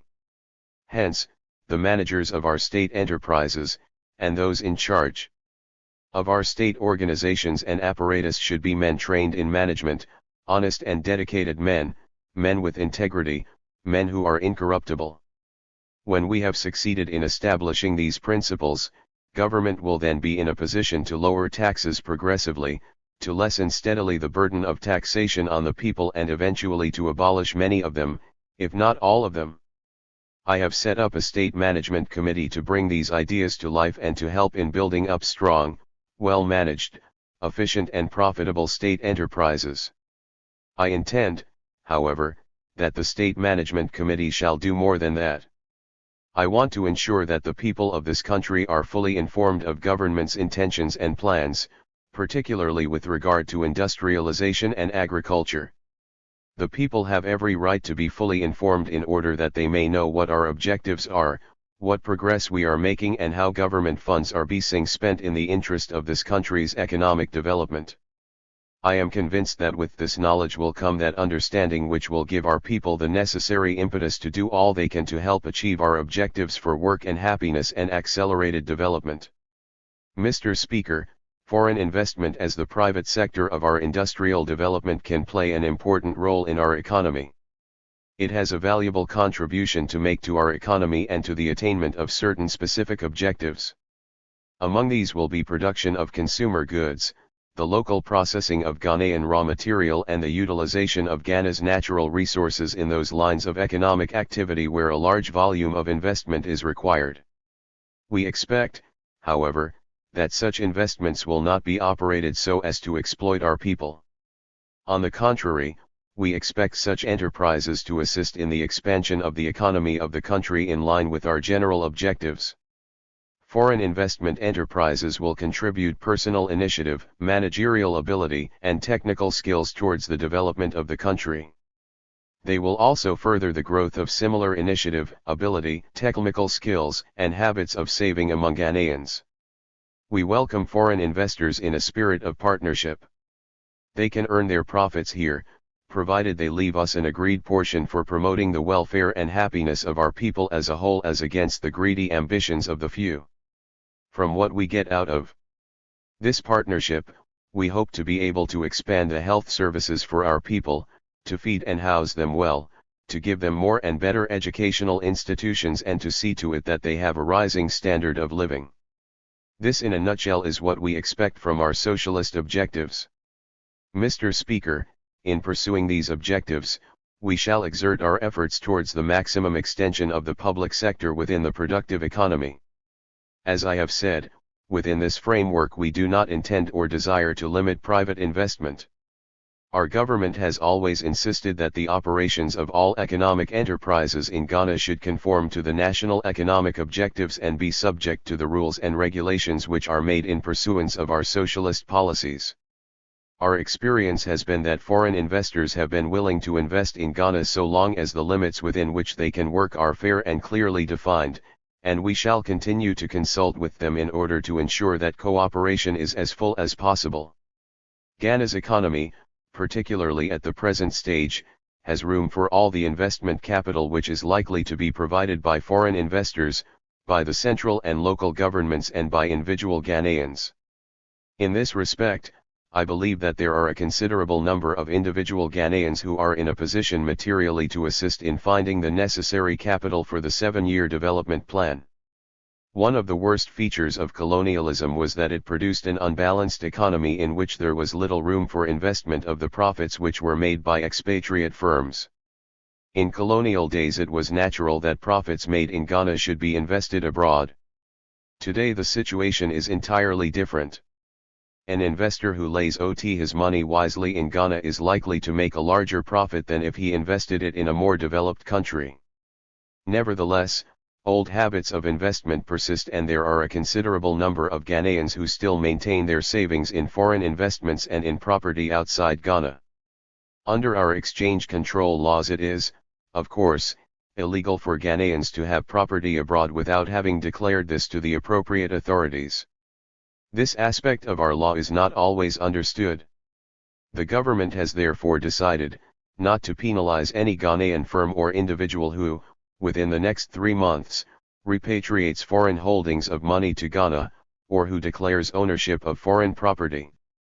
A thorough investigation is afoot. 10 Discover the extent of holdings of foreign exchange and properties by Ghanaians, and those who do not take advantage of this offer but continue to conceal their foreign assets, must expect, after the 3-month period of grace, to be subject to the full rigors of the law. Mr. Speaker, the 7-year development plan makes provisions for a maximum volume of investment from all sources. We intend that the state should retain control of the strategic branches of the economy, including public utilities, raw materials, and heavy industry. The state will also participate in light and consumer goods industries in which the rates of return on capital should be highest. We intend also that those industries which provide the basic living needs of the people shall be state-owned, in order to prevent any exploitation. Mr. Speaker, members of the National Assembly, let me now turn to the specific proposals of the 7-year plan. In the next 7 years, it is proposed that there will be a total expenditure of £1,016 million, that is, over £1 billion sterling, on development projects in the PN. Of this total, it is intended that £476 million should be provided by the central government. Foreign investors, individual Ghanaians, local authorities, and the C0 operative sector are expected to invest about £440 million. We also hope that individual Ghanaians will contribute nearly £100 million worth of direct labor in the construction of buildings, in community development and in the extension of their farms. The total government investment will be £476 million. Investment throughout the 7-year plan period will average £130 million a year. Of these, approximately one half, or £68 million a year, will be invested by government, and the rest by private investors. We continue to look to the outside world to contribute to our national development. We expect the more advanced and industrialized countries to facilitate our trade in primary commodities and manufactured goods so that we can finance the bulk of our development out of our own resources and earnings. We hope that where necessary the government of Ghana will be able to borrow money on reasonable terms for essential and productive projects. Let me say again that we welcome foreign investors to come and invest in Ghana's progress. We offer them every assistance, substantial material benefits, and the advantages of a coherent long-term economic strategy which will give them plenty of scope for planning and development. At the same time, we expect them to reinvest an adequate share of their profits in the further progress, both of Ghana and of themselves. In order to be able to manage these new investments as well as our existing capital with the maximum of efficiency, the country needs a well-trained labor force under competent management. In this sense, the educational program under the plan is crucial to the success of the whole plan. It is directed towards giving education in Ghana a new and more practical orientation and making it available to all who can profit by it. In order to make real economic progress, Ghana must adopt and improve technology in all lines of production. We look to the educational system and educational institutions to equip our people with the latest advancements in industrial and agricultural technology. We expect our Academy of Sciences and our research organizations to adapt this technology to the conditions of Ghana. And we look to the managers of our enterprises to adopt the technology which is developed, and to foster skills by a maximum program of on-the-job training. The development of Ghana has hitherto not been sufficiently balanced between different parts of the country. It is the deliberate policy of this plan to correct this imbalance. Natura, EW must develop in each part of the country the type of econ one kaetlv which it is best suited by reason of natural resources and geographical location. But a special effort has to be made in order to ensure that the rate of progress in the less favored parts of the country is even greater than the rate of progress in those sections which have hitherto been more favored. It is only by this means that we can achieve a more harmonious national development. In the present plan period, it is proposed to pay special attention to the modernizing of agriculture in the savanna areas of the northern and upper regions. It is hoped through secondary industries based on agricultural raw materials, to turn the northern areas into major sources of food supplies for the whole country.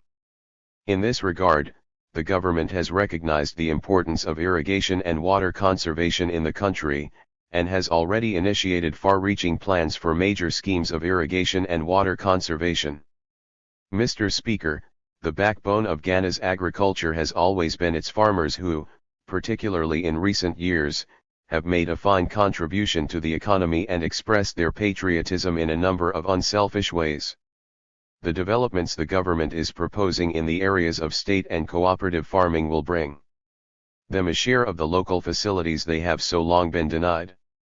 More than this, they will have the opportunity also to share in the up-to-date techniques of farming that must be employed if greater yields and diversity of crops are to be attained. I want our farmers to understand that the state farms and cooperative enterprises are not being encouraged as alternatives to peasant farming. The interests of individual peasant farmers will not be made subservient to those of the state farms and cooperatives.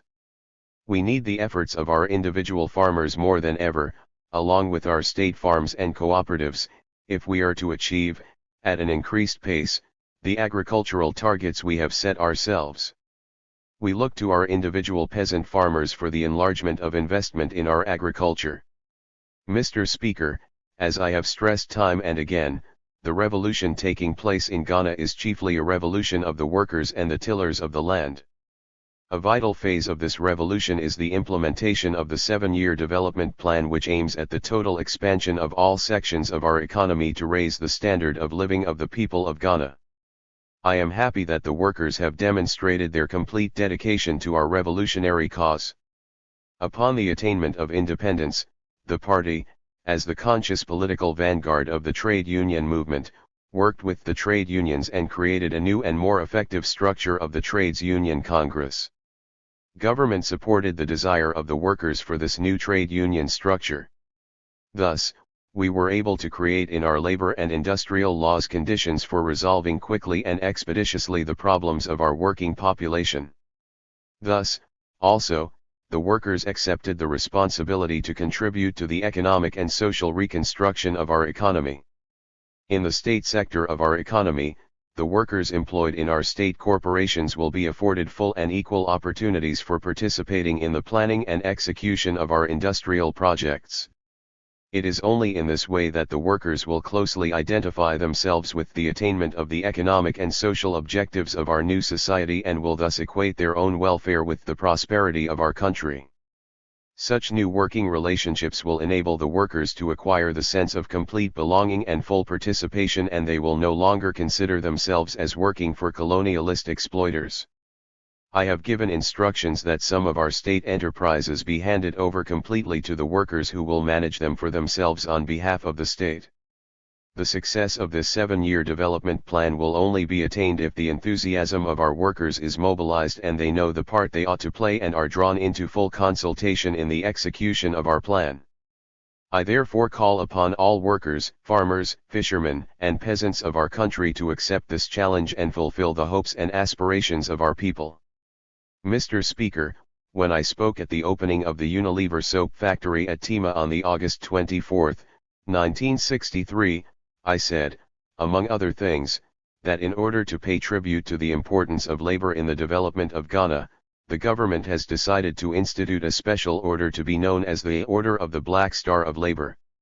Details of this order, which will rank among the highest honors of the state, have now been worked out, and all classes of labor will qualify for this order.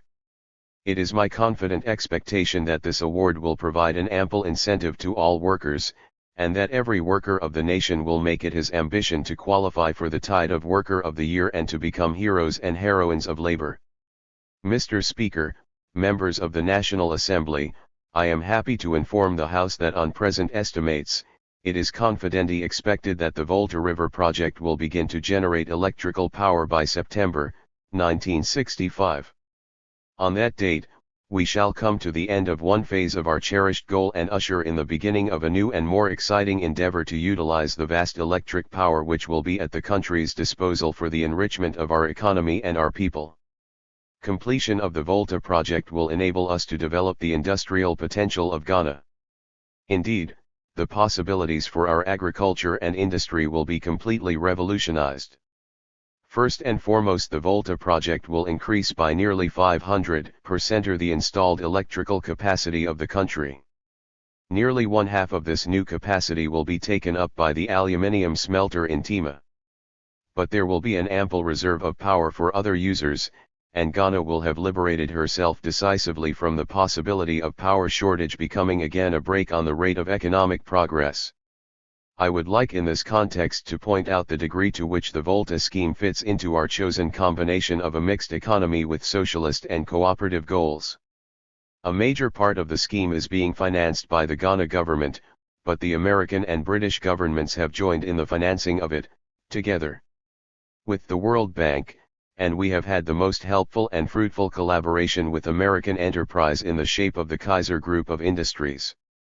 Meanwhile, our Italian contractors, Impregiolo, have achieved the remarkable feat of taking 1 year off the time of construction of the dam. Throughout the scheme, we have worked together in the greatest harmony. I regard this great scheme as an example of the way in which careful and proper planning together with foreign investment, public control and participation, and the devoted labors of the people can revolutionize the economic base of society. Such an achievement can have a significance far beyond Ghana's frontiers. It is only by strengthening our economy in this way that we can make an effective contribution to our brothers in Africa and the political unification of our continent.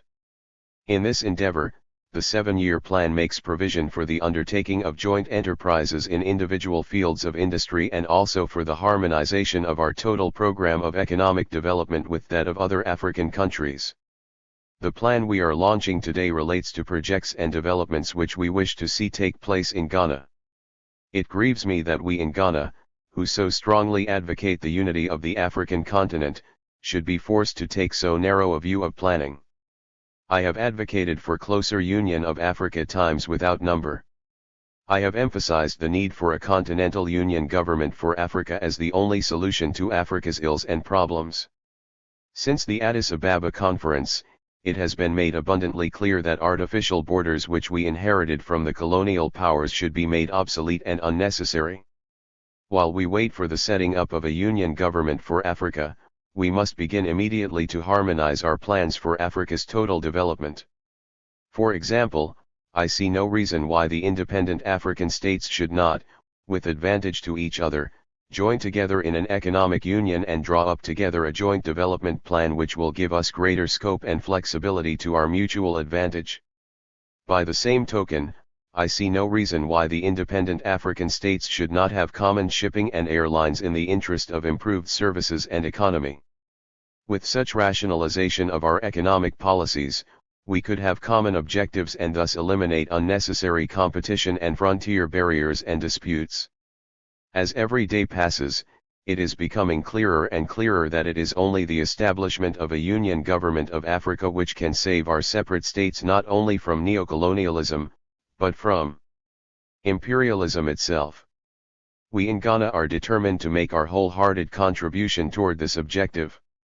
We are prepared to make whatever further provisions may be required to enable us to play our part in the achievement and consolidation of African unity. Recent events in East Africa and in other parts of Africa have shown how urgent is the need for the establishment of a central machinery for dealing with the serious political and economic questions confronting us in Africa today. Mr. Speaker, members of the National Assembly, the object of the 7-year development plan which I have outlined to you is to modernize our agriculture and develop our industry as a basis of our socialist society. I, for my part, am determined that the plan shall succeed. Its success must rest on the support of each and every one of you and on the devotion and hard work of the officials, heads of corporations and enterprises, whose duty it will be to translate the plan into action. In the 7 years ahead, all our energies must be concentrated on its implementation. It has long been apparent that the administrative machinery which we inherited was not designed for a country working within the framework of an overall plan, and in which the activities of individual agencies of the nation are directed to clearly defined goals of development. An effective reform of the governmental machinery is therefore needed if the 7-year plan is not to falter on the inadequacies of administration. The first task in this regard will be to attune more closely the policies and actions of every agency or organ of government to the overall national policy as defined in the 7-year development plan. I have caused to be published with the 7-year plan a guide to its implementation.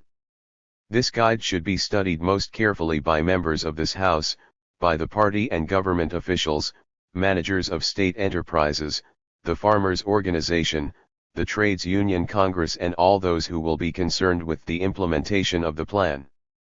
I have, earlier this month, established several organizations whose responsibility it will be to see to the rapid execution of the plan. These are, firstly, the National Planning Commission, through which the people will be associated with the plan, and which will be enlarged to include ministers, regional commissioners, representatives of corporations and organizations and integral wings of the party. Secondly, the State Planning Committee which, under my chairmanship, will be the key body for coordinating action and policy on the plan, and for giving directions on its execution and implementation. Thirdly, there is the Budget Committee, which will make recommendations for the policy of the annual budget. Fourthly, the Foreign Exchange Committee, which will make recommendations regarding the size of yearly imports and exports. And lastly, though by no means the least, there is the State Management Committee, which will direct the operations and activities of state corporations and state enterprises in order to ensure their efficient and profitable management. I am sure that if these 5 bodies carry out their duties honestly and energetically, we shall achieve and even exceed our goals under this plan. We might even complete the plan ahead of schedule, that is to say in less than 7 years. Mr. Speaker, all our efforts should henceforth be directed to ensuring that everything is done to make this plan a success. I am sure that all the people of this country are determined in their efforts to ensure that we achieve all our plan objectives and make our country a happy, progressive, prosperous, and advanced nation. We must therefore ensure that state funds and resources are not frittered away uselessly or wastefully, or that they find their way into private pockets. We shall, in order to implement the plan, be awarding a number of contracts to organizations both here and abroad. We shall also be entering into sales agreements as well as acquiring goods locally.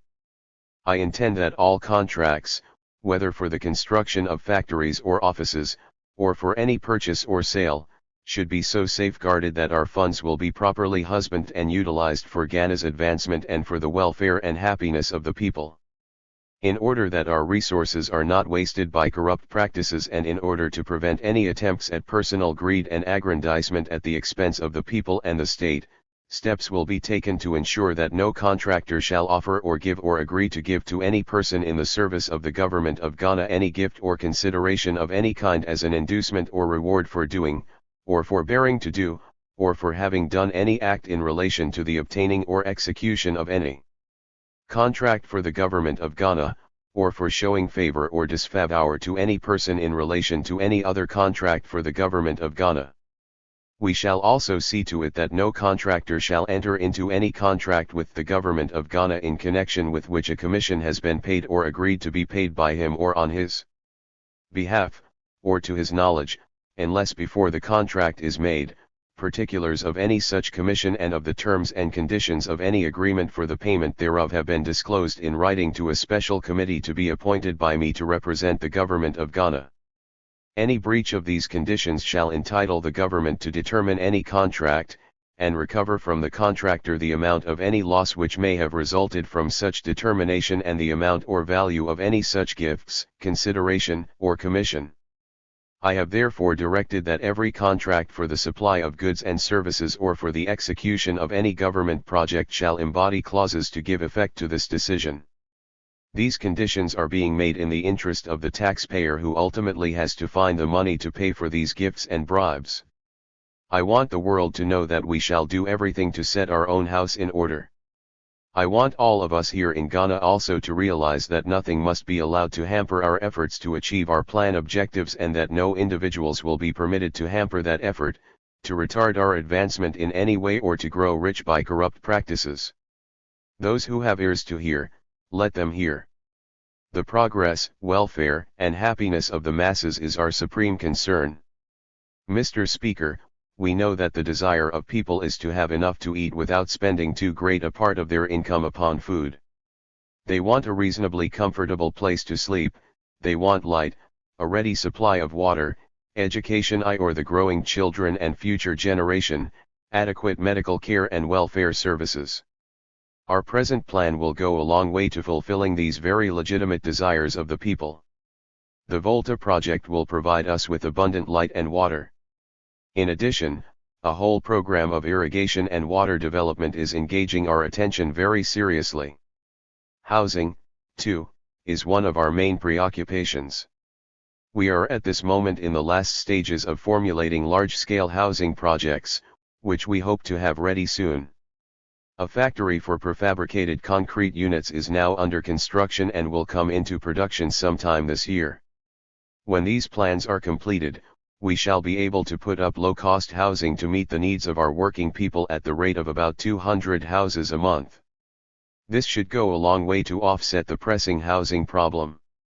In transforming the many centers of overcrowded and insanitary housing that at present exist in some areas, we shall look carefully into the traditional community customs of our people and will, wherever it is feasible and possible, try to maintain such communities in their traditional locations, but with a newer, better, and more pleasant look.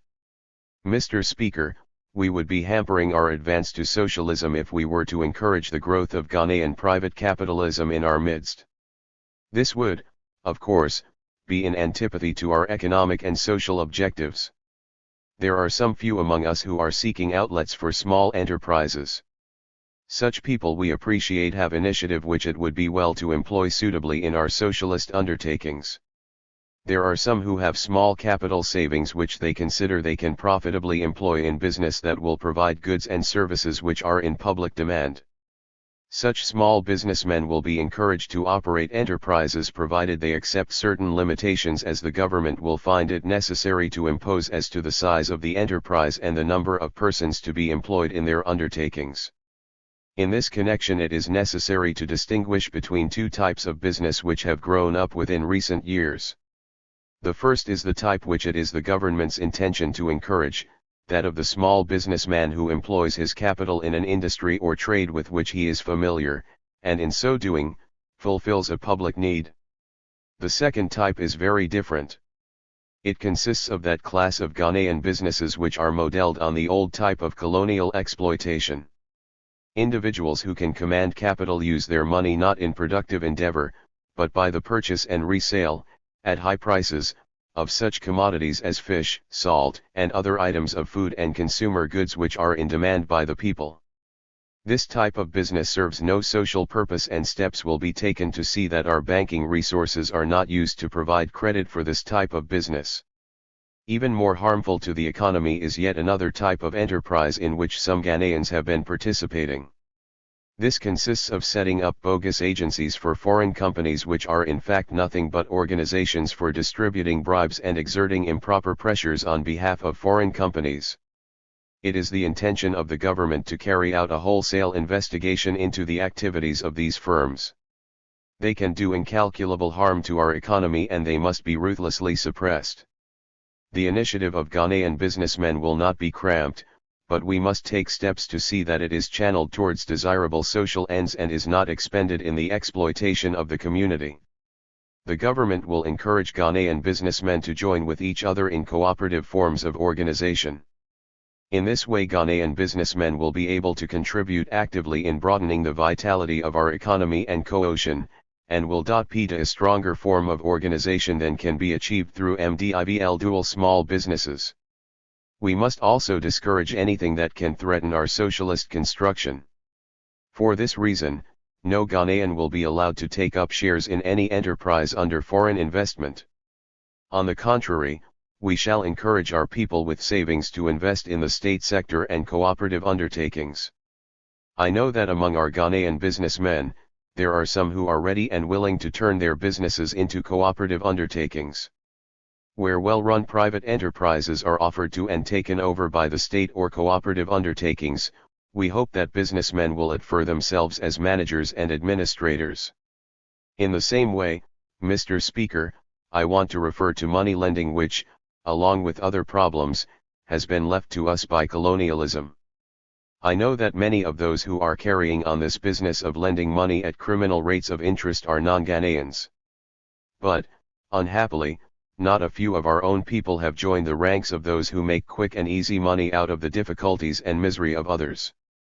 Money lending and usury are intolerable and inconsistent with the ideals of a socialist state. We should see to it that this practice is eliminated from our society. Mr. Speaker, members of the National Assembly, I am sure that imbued with the spirit of the party's program of work and happiness, all those who are responsible for the interpretation and implementation of this plan will do their work honestly and devotedly. It may be that in the course of the next 7 years some of us will from time to time attempt to change the choice of emphasis that we have made and try to direct proportionately more of our national resources into immediate welfare services and proportionately less into agriculture and industry. It will be the duty of those who are charged with the implementation of the plan to ensure that these pressures are resisted.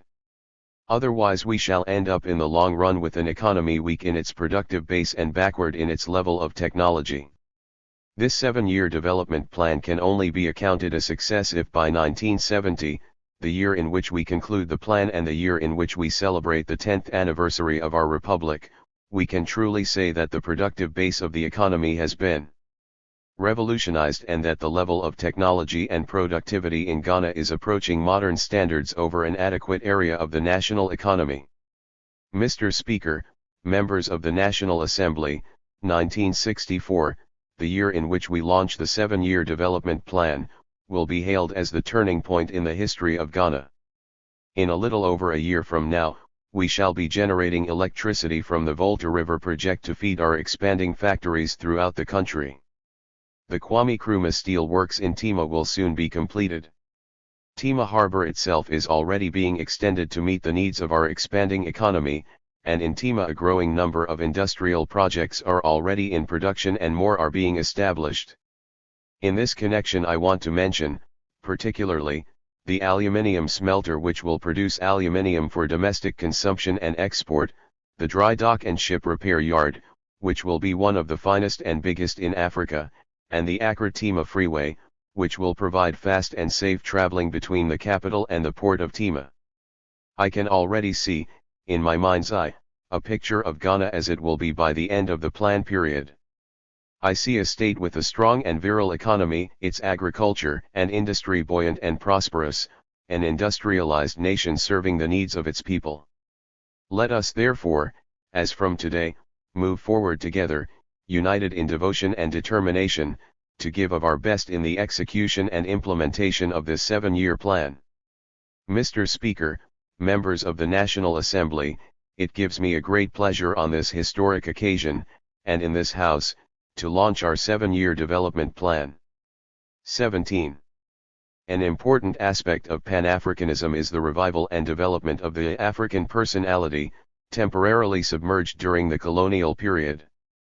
It finds expression in a reawakening consciousness among Africans and peoples of African descent of the bonds which unite us, our historical past, our culture, our common experience, and our aspirations. The myth that Africa's history began with the arrival of the European, and that Africans had achieved nothing and had no culture before then, serves the purpose of imperialists who find it necessary to fabricate some kind of justification for capitalist exploitation. It is a part of the more insidious myth of racial inferiority which seeks to provide an excuse for master-servant relationships, and the domination of one race by another. I was determined, soon after independence had been achieved in Ghana, to take practical steps to revive the cultural and spiritual unity of the African people, and to promote research into every aspect of our heritage, so that the African personality would become a strong driving force within the African Revolution, and would at the same time become a factor to be reckoned with in international affairs. Africanist scholars from many parts of Africa and the world were invited to assemble in Accra. 25. In December 1962 in the first Americanist Conference, to discuss how best to set about this great task of promoting scholarship and research into Africa's history, culture, thought and resources. As part of this great enterprise, work was begun on the compilation of an Encyclopedia Africana to contain full and up-to-date information about America and the African people. Two brilliant African scholars, Drive W. Alpheus Hunton and Drive W. E. B. Dubois, came to live in Ghana to work on the project. If it had not been for the reactionary coup of February 1966, the first volumes might have been already providing information and inspiration to those studying Africa. The spirit of a people can only flourish in freedom. When the liberation and unification of Africa is completed, the African personality will find full expression and be meaningfully projected in the international community. In the meantime, while Africa remains divided, oppressed, and exploited, the African personality is merely a term expressing cultural and social bonds which unite Africans and people of African descent. It is a concept of the African nation, and is not associated with a particular state, language, religion, political system, or color of the skin. For those who project it, it expresses identification not only with Africa's historical past, but with the struggle of the African people in the African Revolution to liberate and unify the continent and to build a just society. Speech at the Congress of Africanists. Meeting here, within the ramparts of an African university, is a reflection of Africa's recovery and reawakening. It is also recognition of the new spirit which now animates the people of this great continent. It is even edifying that this Congress is taking place on African soil. I know that you who have gathered here represent various fields and branches of learning. In fact, I see familiar faces of professors of universities and academies. What has impelled you, distinguished scholars, to gather here at such a time as this? You are here and are united by the fact that you want to find out the truth about Africa and, when you have found out, to proclaim it to the world. Scholarly and academic interest in Africa is not a new venture. The desire to know more about Africa has been expressed from the very earliest times, because Africa has been the question mark of history. To a Roman proconsul, semper alicid nof gx Africa. From the imaginings of the ancient geographers, an inaccurate and distorted picture of Africa often emerged. South of the Atlas Ranges, a sandy desert was believed to extend indefinitely with here and there a providential oasis, a rivulet, which nibbling and corroding its way through the sandy wastes dripped into the sea. Even so, the ancients had some genuine knowledge of the African continent, for they had a scientific curiosity about it. Thus Eratosthenes and Aristotle knew that the cranes migrated as far as the lakes where the Nile had its source. And both of them thought that it was here that the pygmies dwelt.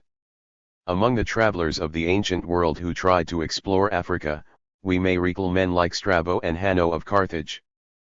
During these early travels, foreign knowledge of Africa became static until a new impetus was given to it by the Arabs and the Chinese. The Arabs and the Chinese discovered and chronicled a succession of powerful African kingdoms. One of these kingdoms was that of Ghana, the pomp of whose court was the admiration of that age, and also of ours. It bred and developed within its borders the instruments of civilization and art. Its palaces were of solid architectural construction, complete with glass windows, murals, and sculpture, and the thrones within the palaces were bedecked with gold. There were other kingdoms, such as those of Songhai, Sala, Barasa, the renowned empires of Bomua, Wangara, Me-11. The historians tell us that these empires and kingdoms were maintained with remarkable efficiency and administrative competence. Their splendor was proverbial in medieval times. December 12, 1962. Distinguished scholars, it is an honor and privilege for me to welcome you to Ghana and to this first Africanist conference. The Chinese, too, during the Rang dynasty, AD 618 to 907, published their earliest major records of Africa. In the 18th century, scholarship connected Egypt with China, but Chinese acquaintance with Africa was not confined to knowledge of Egypt only. They had detailed knowledge of Somaliland, Madagascar, and Zanzibar and made extensive visits to other parts of Africa. The European exploration of Africa reached its height in the 19th century. What is unfortunate, however, is the fact that much of the discovery was given a subjective instead of an objective interpretation. In the regeneration of learning which is taking place in our universities and in other institutions of higher learning, we are treated as subjects and not objects. They forget that we are a historic people responsible for our unique forms of language, culture, and society. It is therefore proper and fitting that a Congress of Africanists should take place in Africa and that the concept of Africanism should devolve from and be animated by that Congress. Between ancient times and the 16th century, some European scholars forgot what their predecessors in African studies had known. This amnesia, this regrettable loss of interest in the power of the African mind, deepened with growth of interest in the economic exploitation of Africa. It is no wonder that the Portuguese were erroneously credited with having erected the stone fortress of Machinalund which, even when Barbosa, cousin of Magellan, first visited them, were ruins of long standing. I have said that the pursuit of African studies is not a new experience. But the motives which have led various scholars to undertake these studies have been diverse. We can distinguish first a true scientific curiosity. Most of the Persian, Greek, and Roman travelers exhibited this motive. Even when, as in the case of the Romans, they had a primary military purpose, they still tried and often succeeded in preserving some sense of objectivity. Arab explorers were also often unbiased in their accounts of Africa, and indeed we are grateful to them for what they wrote concerning our past. By the time the early European writings on Africa got underway, a new motive had begun to inform African studies. Those early European works exchanged the scientific motive for one that was purely economic. There was the unbalanced trade in ivory and gold, and there was the illegitimate trafficking in men for which these writings needed to find some sort of excuse. The point I wish to make at this stage is that much of European 208 and American writing on Africa was at that time apologetic. It was devoted to an attempt to justify slavery and the continued exploitation of African labor and resources. African studies in Europe and America were thus at their lowest ebb scientifically. With the abolition of the slave trade, African studies could no longer be inspired by the economic motive. The experts in African studies therefore changed content and direction of their writings. They began to give accounts of African society which were used to justify colonialism as a duty of shin. Even the mtftag of these writings fell short of objectivity truth. This explains, I believe, the popularity and success of anthropology as the MAM segment of African studies. The stage was then set for the economic and political subjugation of Africa. Africa, therefore, was unable to look forward or backward. The central myth in the mythology surrounding Africa is that of the denial that we are a historical people. It is said that whereas other continents have shaped history and determined its course, Africa has stood still, held down by inertia. Africa, it is said, entered history only as a result of European contact. Its history, therefore, is widely felt to be an extension of European history. Hegel's Adhanta was lent to this ahistorical hypothesis concerning Africa. And apologists of colonialism and imperialism lost little time in seizing upon it and writing wildly about it to their heart's content.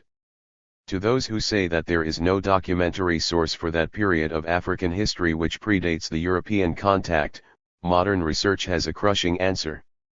We know that we were not without a tradition of historiography and, that this is so, is now the verdict of true Africanists. African historians, by the end of the ISTH century, had a tradition of recorded history, and certainly by the time when Mohammed al-Qadi wrote Tariq al-Fatish. This tradition was incidentally much wider than that of the Timbuktu School of Historians, and our own Institute of African Studies here at this university, is bringing to light several chronicles relating to the history of northern Ghana. Of these chronicles, the most exciting traced down to date, appears to be the Isnad al-Shuyuk Wail Ulama, written around D17s1 by Al-Hajj Mohammed ben Mustafa who lived in western Gonjae in Ghana.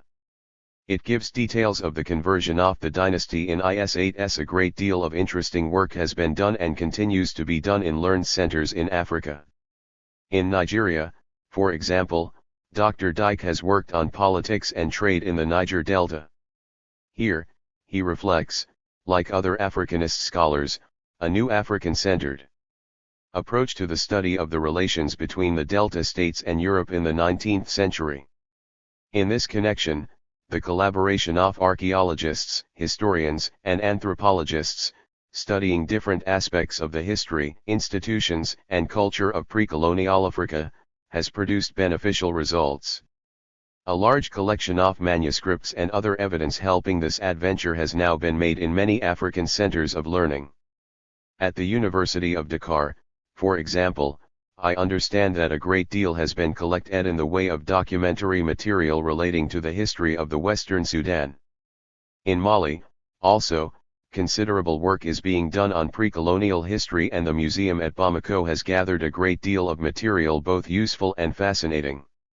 In Guinea, too, the story of the contact between Europe and Africa is being written as an African experience and not as a European adventure. Similar work is being successfully undertaken in the Ivory Coast. In Upper Volta, there is the important work of Professor Kizerbo on the Moshi Kingdom, and he has for some months now been working happily and successfully in our Institute of African Studies as an expression of the cultural unity of Africa. In the East, a great deal of progressive work continues to be done.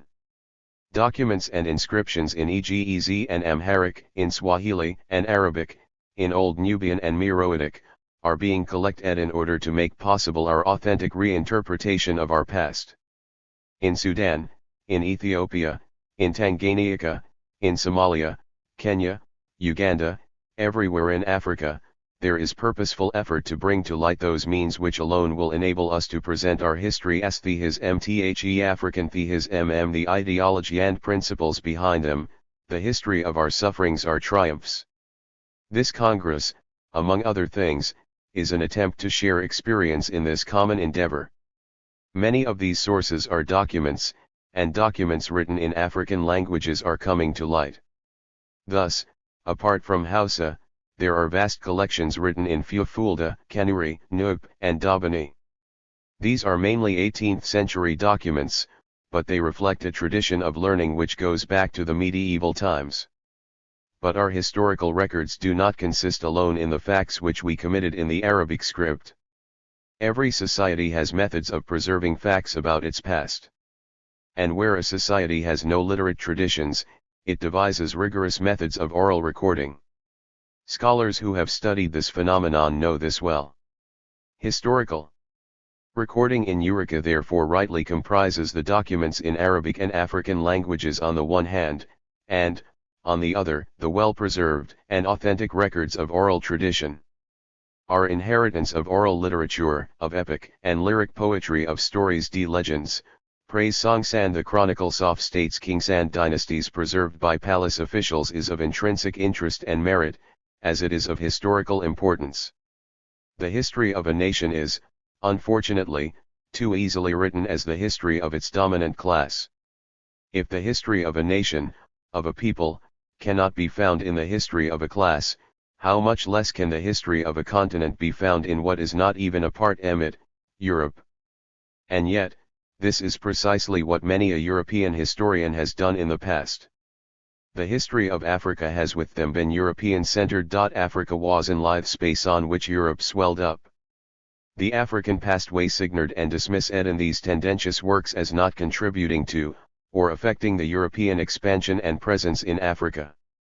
If Africa's history is interpreted in terms of the interests of European merchandise and capital, missionaries and administrators, it is no wonder that African nationalism is regarded as a perversion and colonialism as a virtue.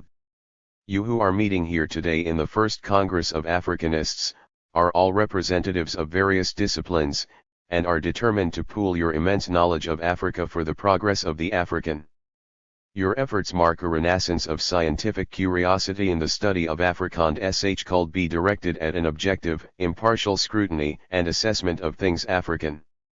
While some of us are engaged with the political unification of Africa, Africanists everywhere must also help in building the spiritual and cultural foundation for the unity of our continent.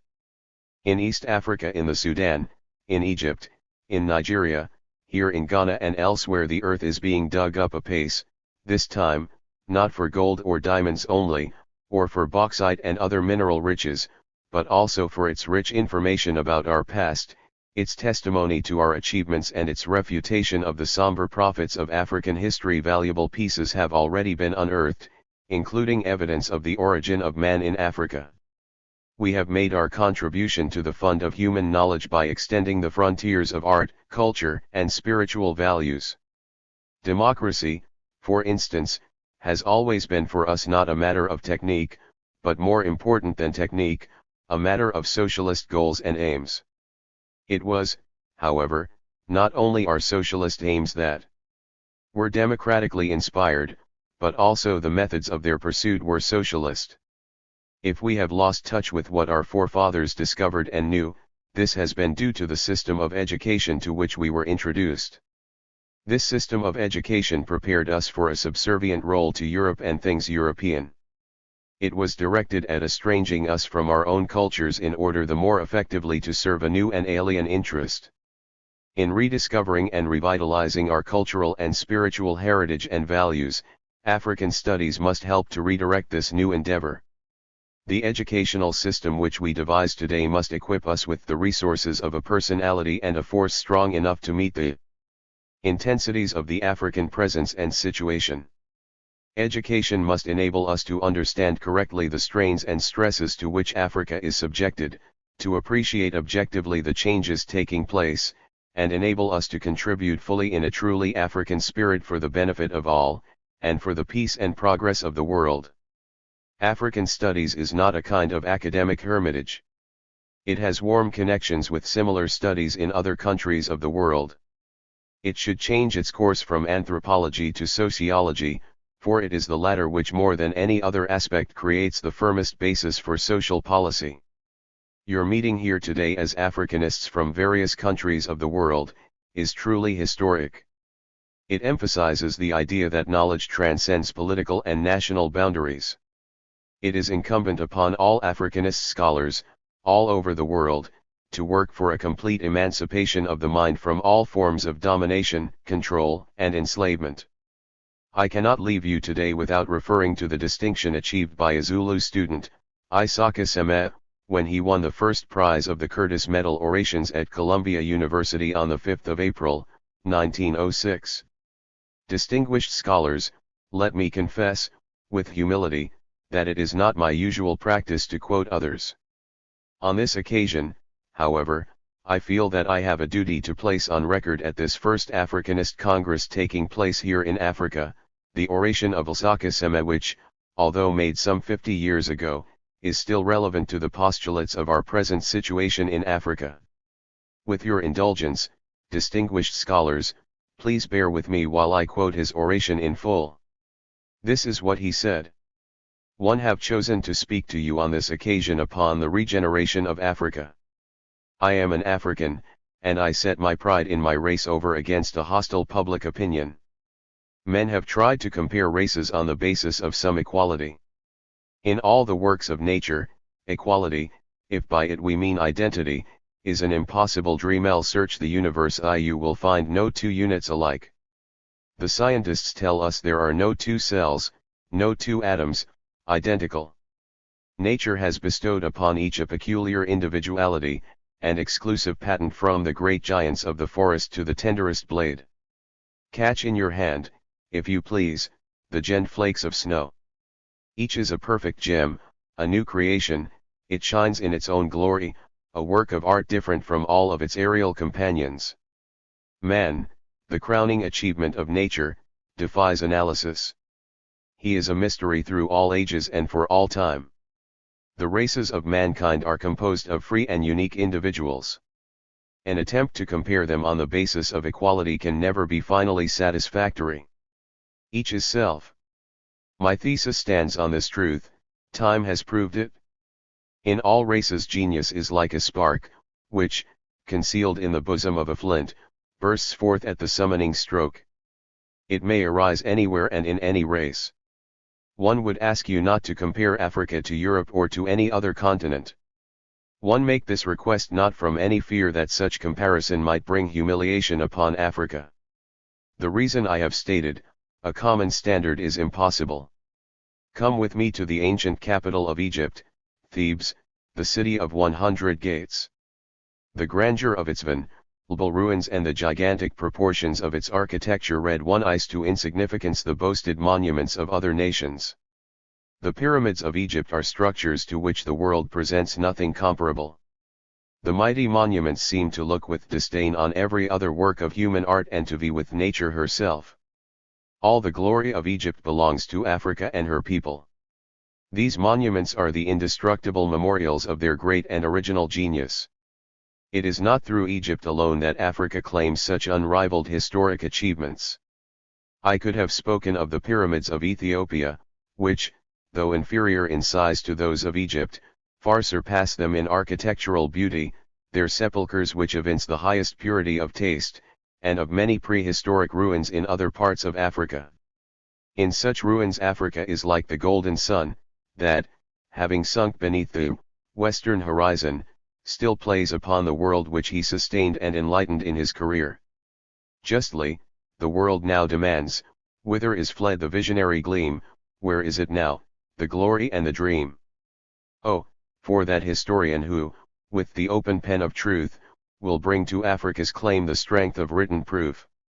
He will tell of a race whose onward tide was often swelled with tears, but in whose heart bondage has not quenched the fire of former years. He will write that in these later days when earth's noble ones are named, she has a roll of honor too, of whom she is not ashamed. The giant is awakening one from the four corners of the earth. Africa's sons, who have been proved through fire and sword, are marching to the future's golden door bearing the records of deeds of valor done. Mr. Calhoun, I believe, was the most philosophical of all the slave holders. He said once that if he could find a black man who could understand the Greek syntax, he would then consider their race human, and his attitude toward enslaving them would therefore change. What might have been the sensation kindled by the Greek syntax in the mind of the famous Southerner, I have so far been unable to discover, but oh, I envy the moment that was list, and woe to the tongues that refused to tell the truth. If any such were among the now living, I could show him among black men of pure African blood those who could repeat the Koran from memory, skilled in Latin, Greek, and Hebrew, Arabic and Chaldaic, men great in wisdom and profound knowledge, one professor of philosophy in a celebrated German university, one corresponding member of the French Academy of Sciences, who regularly transmitted to that society meteorological observations, and hydrographical journals and papers on botany and geology. Another whom many ages call the wise, whose authority Muhammad himself frequently appealed to in the Quran in support of his own opinion, men of wealth and active benevolence, those whose distinguished talents and reputation have made them famous in the cabinet and in the field, officers of artillery in the great armies of Europe, generals and lieutenant generals in the armies of Peter the Great in Russia and Napoleon in France, presidents of free republics, kings of independent nations which have burst their way to liberty by their own vigor. There are many other Africans who have shown marks of genius and high character sufficient to redeem their race from the charges which I am now considering. Ladies and gentlemen, the day of great exploring expeditions in Africa is over. Man knows his home now in a sense never known before. Many great and holy men have evinced a passion for the day you are now witnessing, their prophetic vision shot through many unborn centuries to this very hour. Men shall run to and fro, said Daniel, and knowledge shall increase upon the earth. Oh, how true! See the triumph of human genius today. Science has searched out the deep things of nature, surprised the secrets of the most distant stars, disentombed the memorials of everlasting hills, taught the lightning to speak, the vapors to toil and the winds to worship, spanned the sweeping rivers, tunneled the longest mountain range, made the world a vast whispering gallery, and has brought foreign nations into one civilized family. This all-powerful contact says even to the most backward race, you cannot remain where you are, you cannot fall back, you must advance. A great century has come upon us. No race possessed the inherent capacity to survive can resist and remain unaffected by this influence of contact and intercourse, the backward with the advanced. This influence constitutes the very essence of efficient progress and of civilization. From these heights of the 20th century I again ask you to cast your eyes south of the desert of Sahara. If you could go with me to the oppressed Congas and ask, what does it mean, that now, for liberty, they fight like men and die like martyrs? If you would go with me to Bechuanaland, face their council of headmen and ask what motive has caused them recently to decree so emphatically that alcoholic drinks shall not enter their country, visit their king, Kwame, ask for what cause he leaves the gold and ivory palace of his ancestors, its mountain strongholds and all its august ceremony, to wander daily from Villagetto village through all his kingdom, without a guard or any decoration of his rank, a preacher of industry and education, and an apostle of the new order of things. If you would ask Menelik what means this, that Abyssinia is now looking across the ocean, oh, if you could read the letters that come to us from Zululand, you too would be convinced that the elevation of the African race is evidently a part of the new order of things that belong to this in one powerful period. The African already recognizes his anomalous position and desires a change. The brighter day is rising upon Africa. Already I seem to see her chains dissolved, her desert plains red with harvest, her Abyssinia and her Zululand the seats of science and religion, reflecting the glory of the rising sun from the spires of their churches and universities. Her Congo and her Gambia, whitened with commerce, her crowded cities sending forth the hum of business and all her sons employed in advancing the victories of peace, greater and more abiding than the spoils of war. Yes, the regeneration of Africa belongs to this new and powerful period. By this term regeneration I wish to be understood to mean the entrance into a new life, embracing the diverse phases of a higher, complex existence. The basic factor which assures their regeneration resides in the awakened race consciousness. This gives them a clear perception of their elemental needs and of their undeveloped powers. It therefore must lead them to the attainment of that higher and advanced standard of life. The African people, although not a strictly homogeneous race, possess a common fundamental sentiment which is everywhere manifest, crystallizing itself into one common controlling idea. Conflicts and strife are rapidly disappearing before the fusing force of this enlightened perception of the true intertribal relation, which relation should subsist among a people with a common destiny. Agencies of a social, economic, and religious advance tell of a new spirit which, acting as a leavening ferment, shall raise the anxious and aspiring mass to the level of their ancient glory. The ancestral greatness, the unimpaired genius, and the recuperative power of the race, its irrepressibility, which assures its permanence, constitute the African's greatest source of inspiration. He has refused to camp forever on the borders of the industrial world. Having learned that knowledge is power, he is educating his children. You find them in Edinburgh, in Cambridge, and in the great schools of Germany. These return to their country like arrows, to drive darkness from the land. I hold that his industrial and educational initiative, and his untiring devotion to these activities, must be regarded as positive evidences of this process of his regeneration. The regeneration of Africa means that a new and unique civilization is soon to be added to the world. The African is not a proletarian in the world of science and art. He has precious creations of his own, of ivory, of copper and of gold, fine, plated willowware and weapons of superior workmanship. Civilization resembles an organic being in its development, it is born, it perishes, and it can propagate itself. More particularly, it resembles a plant, it takes root in the teeming earth, and when the seeds fall in other soils new varieties sprout up. The most essential departure of this new civilization is that it shall be thoroughly spiritual and humanistic, indeed a regeneration moral and eternal. O Africa! Like some great century plant that shall bloom in ages hence, we watch thee, in our dream see in thy swamps the prospero of our stream thy doors unlocked, where knowledge in her tomb hath lain innumerable years in gloom. Then shalt thou, waking with that morning gleam, shine as thy sister lands with equal beam. Distinguished scholars, on behalf of myself and the government and people of Ghana, it is my great pleasure to welcome you to Ghana and to this first Africanists Conference to be held in Africa. I wish you every success. 18. Becoming integrated with France as an overseas department, to become an autonomous state of the new community. In this case it would have internal self-government but would entrust such federal powers as foreign affairs, defense, economic policy, and currency to the community as a whole. To achieve immediate independence by voting against the constitutional referendum. 2. To remain within the French community by 218. Guinea was the only territory to vote no, and to leave the French community and become independent, on October 2, 1958. The other states chose the third option, and decided on membership of the community, with associate membership of the European Economic Community, EEC. These states held 3 conferences between October 1960 and March 1961. The first was in Abidjan, October 1960, the second in Brazzaville, December 1960, and the third in Yaoundé, March 1961.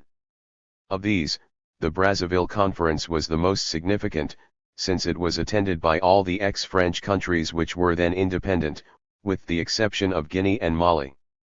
These 12 countries, which came to be known as the Brazzaville Group were, Cameroon, Central African Republic, Chad, Congo-Brazzaville, Dahomey, Gabon, Ivory Coast, Malagasy, Mauritania, Niger, Senegal and Upper Volta. At the Brazzaville Conference these states took the first step towards the setting up of a joint Afro-Malagasy Economic Cooperation Organization, Organisation Africaine et Malgache de Coopération Économique, OMS, and agreed to cooperate in economic, cultural and diplomatic spheres. At the Yaoundé Conference, the 12 states approved the proposal for the setting up of OMS, and the formation of a unified airline, Air Afrique. At a further conference held in Tananarive, Malagasy in September 219. Economic and regional groupings and organizations which have from time to time been formed in Africa, have achieved very little in terms of improving the standard of living of the African masses. It is not for nothing that such groupings are not opposed by international monopoly finance and the indigenous bourgeoisie, since these groupings and organizations are tailor-made to serve their interests. They represent just another form of balkanization, and as such retard the progress of the African Revolution. In general, it has been the French-speaking independent African states which have consistently advocated a gradualist approach to African liberation and unification, insisting that economic and regional cooperation must precede any form of political continental unification. On September 28, 1958, on the initiative of General de Gaulle, a referendum was held to determine the future status of French overseas territories. Each territory was given one of three choices: STT, ILJCLJA, IH-. 1961 a new joint Mro-Malagasy Union, Union Africaine et Malgache, UAM, was set up which was to be open to all independent Mrican states. The Charter of UAM provided for cooperation between member states to ensure their collective security, and to promote their economic development. A defense clause provided for the establishment of a higher defense council consisting of one member state, with a permanent general secretariat and a general staff. Togo and Rwanda later joined the UAM, increasing the membership to 14. At a meeting held in Dakar from 7 to 10 March 1964, UAM decided to dissolve. This decision was said to have been taken as a result of the formation of the OAU in 1963. In February 1965, UAMS went out of existence when its member states formed a new body, the Organisation Commune Africaine et Malgache, OCAM, with headquarters in Yaoundé, Cameroon. The French-speaking states of OCAM, established as a group within the OAU, were mutually linked through their association with the EEC. 6 months after the Casablanca Conference, 3 to 7 January 1961, delegates from 19 independent African states had met in Monrovia from 8 to 13 May 1961. They were the 12 Brazzaville states, and Ethiopia, Liberia, Nigeria, Sierra Leone, Somalia, Togo, and Tunisia. The Casablanca powers did not attend. A further conference of the Monrovia Group was held in Lagos from 25 to 30 January 1962. A draft charter for a permanent Inter-Mrican and Malagasy organization was accepted in principle, and confirmed with slight modifications 4 months later at a meeting of foreign ministers held in Lagos. The charter defined the aims of the organization, which emphasized economic, cultural, health, educational and scientific cooperation between member states, and once again affirmed the principles of the sovereign equality of the African states, their territorial integrity, and the condemnation of any attempts by states to interfere in each other's domestic affairs. Membership was declared to be open to any sovereign, independent Mrican state, and a permanent secretariat was set up to carry out the policies of the organization, and to create by stages an African, Malagasy common market. Political resolutions adopted by the conference dealt with the liberation movement throughout Africa, nuclear tests, and the formation of an African caucus at the United Nations.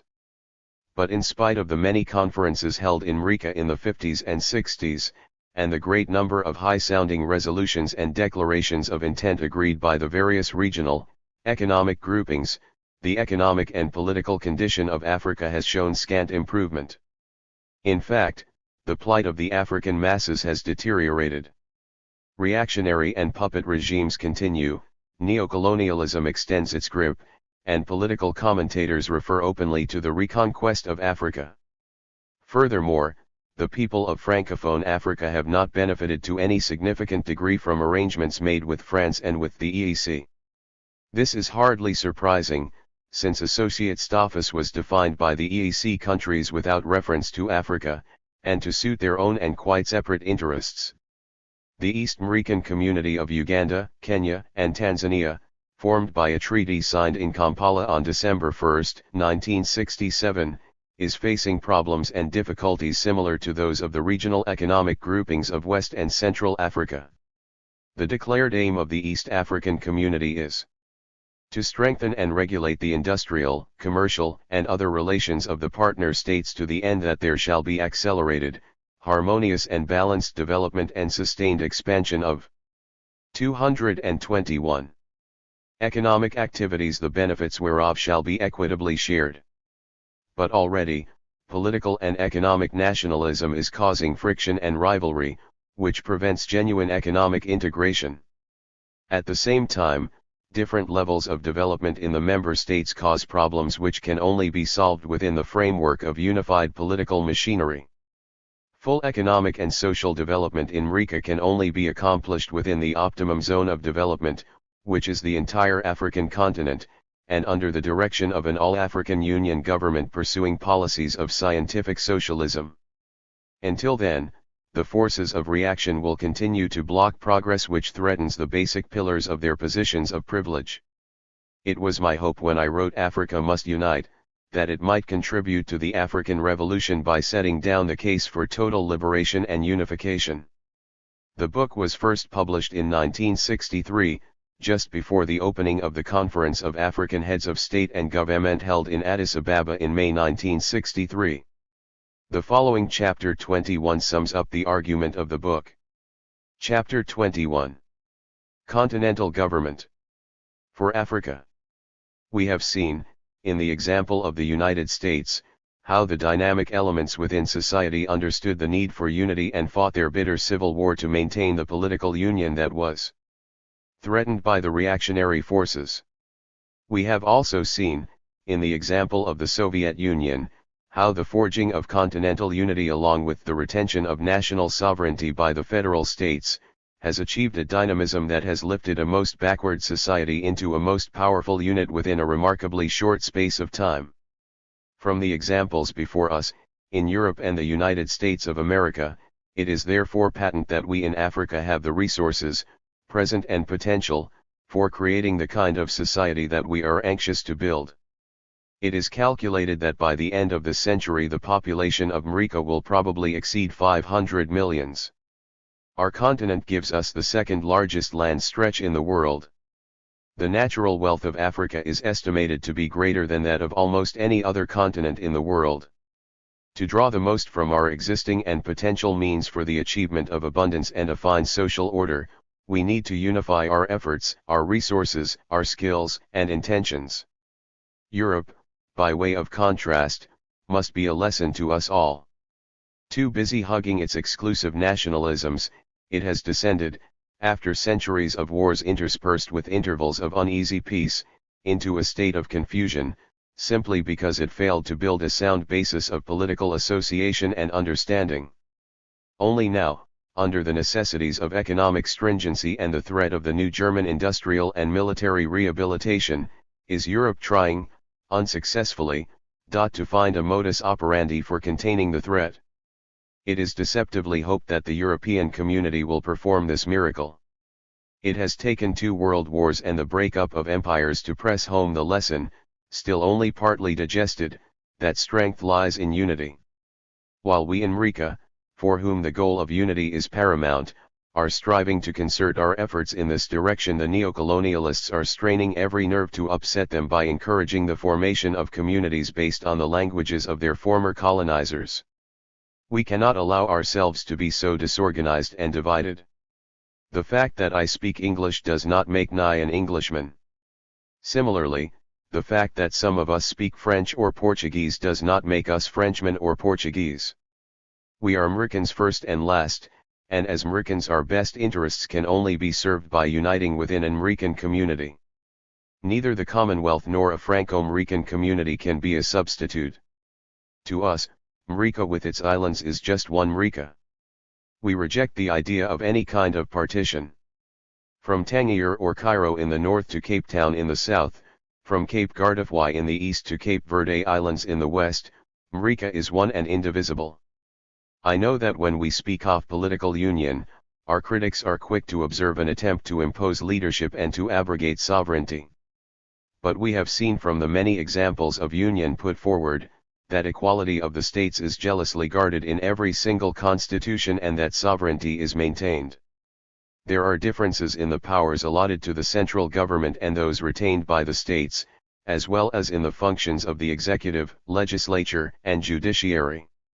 All of them have a common trade and economic policy.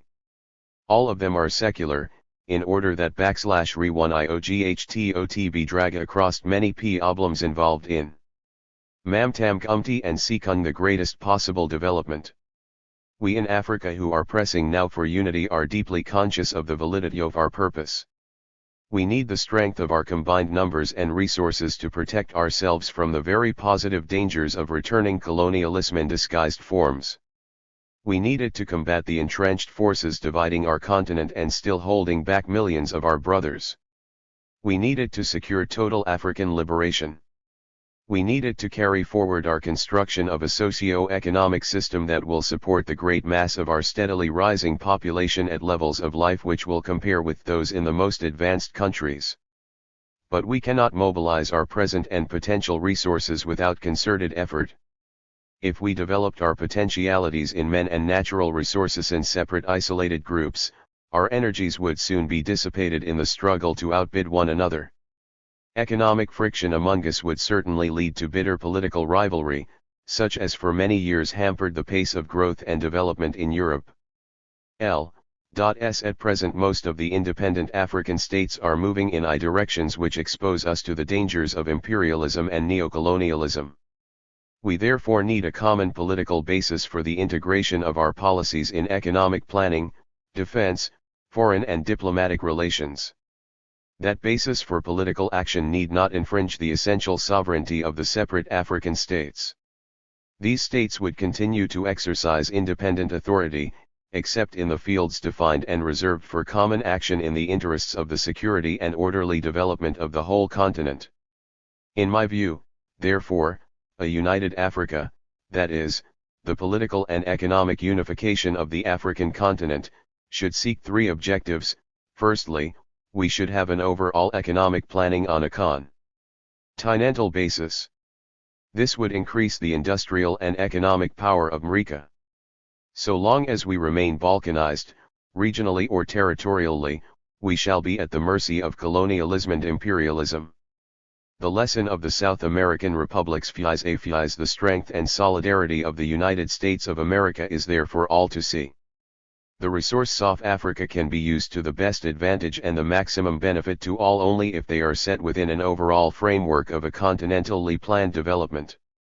An overall economic plan, covering an Africa united on a continental basis, would increase our total industrial and economic power. We should therefore be thinking seriously now of ways and means of building up a common market of a united America and not allow ourselves to be lured by the dubious advantages of association with the so-called European common market. We in America have looked outward too long for the development of our economy and transportation. Let us begin to look inwards into the African continent for all aspects of its development. Our communications were devised under colonial rule to stretch outwards towards Europe and elsewhere, instead of developing internally between our cities and states. Political unity should give us the power and will to change all this. We in Africa have untold agricultural, mineral and water power resources. These almost fabulous resources can be fully exploited and utilized in the interest of Africa and the African people, only if we develop them within a union government of African states. Such a government will need to maintain a common currency, a monetary zone and a central bank of issue. The advantages of these financial and monetary arrangements would be inestimable, since monetary transactions between our several states would be facilitated and the pace of financial activity generally quickened. A central bank of issue is an inescapable necessity in view of the need to reorientate the economy of Africa and place it beyond the reach of foreign control. Secondly, we should aim at the establishment of a unified military and defense strategy. I do not see much virtue or wisdom in our separate efforts to build up or maintain vast military forces for self-defense which, in any case, would be ineffective in any major attack upon our separate states. If we examine this problem realistically, we should be able to ask ourselves this pertinent question: which single state in Africa today can protect its sovereign tie against an imperialist aggressor? In this connection, it should be mentioned that anti-apartheid leaders have alleged that South Africa is building a great military force with all the latest weapons of destruction, in order to crush nationalism in Africa. Nor is this all. There are grave indications that certain settler governments in Africa have already been caught in the dangerous arms race and are now arming themselves to the teeth. Their military activities constitute a serious threat not only to the security of Africa, but also to the peace of the world. If these reports are true, only the unity of Africa can prevent South Africa and these other governments from achieving their diabolical aims. If we do not unite and combine our military resources for common defense, the individual states, out of a sense of insecurity, may be drawn into making defense pacts with foreign powers which may endanger the security of us all. There is also the expenditure aspect of this problem. The maintenance of large military forces imposes a heavy financial burden on even the most wealthy states. For young African states, who are in great need of capital for internal development, it is ridiculous, indeed suicidal, for each state separately and individually to assume such a heavy burden of self-defense when the weight of this burden could be easily lightened by sharing it among themselves. Some attempt has already been made by the Casablanca powers and the Afro-Malagasy Union in the matter of common defense, but how much better and stronger it would be if, instead of two such ventures, there was one overall, land, sea, and air, defense command for Africa. The third objective which we should have in Africa stems from the first two which I have just described. If we in Africa set up a unified economic planning organization and a unified military and defense strategy, it will be necessary for us to adopt a unified foreign policy and diplomacy to give political direction to our joint efforts for the protection and economic development of our continent. Moreover, there are some 68 states in Africa, about 32 of which are at present independent. The burden of separate diplomatic representation by each state on the continent of Africa alone would be crushing, not to mention representation outside Africa. The desirability of a common foreign policy which will enable us to speak with one voice in the councils of the world, is so obvious, vital, and imperative that comment is hardly necessary. I am confident that it should be possible to devise a constitutional structure applicable to our special conditions in Africa and not necessarily framed in terms of the existing constitutions of Europe, America, or elsewhere, which will enable us to secure the objectives I have defined and yet preserve to some extent the sovereignty of each state within a union of African states. We might erect for the time being a constitutional form that could start with those states willing to create a nucleus, and leaveth the door open for the attachment of others as they desire to join or reach the freedom which would allow them to do so. The form could be made amenable to adjustment and amendment at any time the consensus of opinion is for it. It may be that concrete expression can be given to our present ideas within a continental parliament that would provide a lower and an upper house, the one to permit the discussion of the many problems facing Africa by a representation based on population, the other, ensuring the equality of the associated states, regardless of size and population, by a similar limited representation from each of them, to formulate a common policy in all matters affecting the security, defense, and development of Africa. It might, through a committee selected for the purpose, examine likely solutions to the problems of union and draft a more conclusive form of constitution that will be acceptable to all the independent states. The survival of free Africa, the extending independence of this continent, and the development towards that bright future on which our hopes and endeavors are pinned, depend upon political unity. Under a major political union of Africa there could emerge a united Africa great and powerful in which territorial boundaries which are the relics of colonialism will become obsolete and superfluous, working for the complete total mobilization of the economic planning organization under a unified political direction. The forces that unite us are far greater than the difficulties that divide us at present, and our goal must be the establishment of Africa's dignity, progress, and prosperity. Proof is therefore positive that the continental union of Africa is an inescapable desideratum if we are determined to move forward to a realization of our hopes and plans for creating a modern society which will give our peoples the opportunity to enjoy a full and satisfying life. The forces that unite us are intrinsic and greater than the superimposed influences that keep us apart. These are the forces that we must enlist and cement for the sake of the trusting millions who look to us, their leaders, to take them out of the poverty, ignorance, and disorder left by colonialism into an ordered unity in which freedom and amity can flourish amidst plenty. Here is a challenge which destiny has thrown out to the leaders of Africa. It is for us to grasp what is a golden opportunity to prove that the G.us of T.J.E. people can surmount the separatist tendencyism so arrelnatianhood by coming together speedily for the sake of Africa's greater glory and infinite well-being into a union of African states. 19. In January 1963, 6 months before the Conference of Independent African States met in Addis Ababa, I sent proposals for the setting up of a unified political organization to heads of state and government of all independent African states. The purpose was to provide a basis of discussion from which a positive program of African unification could be formulated. The text, dated January 1, 1963, was as follows: Your Excellency, for some time now it has been the burning desire of the leaders and people of Africa to find a way of bringing about the unity of the African continent. Various attempts have been made recently to give expression to this great impulse. Thus, a conference of independent African states was held at Accra in April 1958, and the All-African Peoples Conference in December of the same year. In 1958, Guinea and Ghana came together and formed a union which was regarded as a nucleus for the achievement of African unity.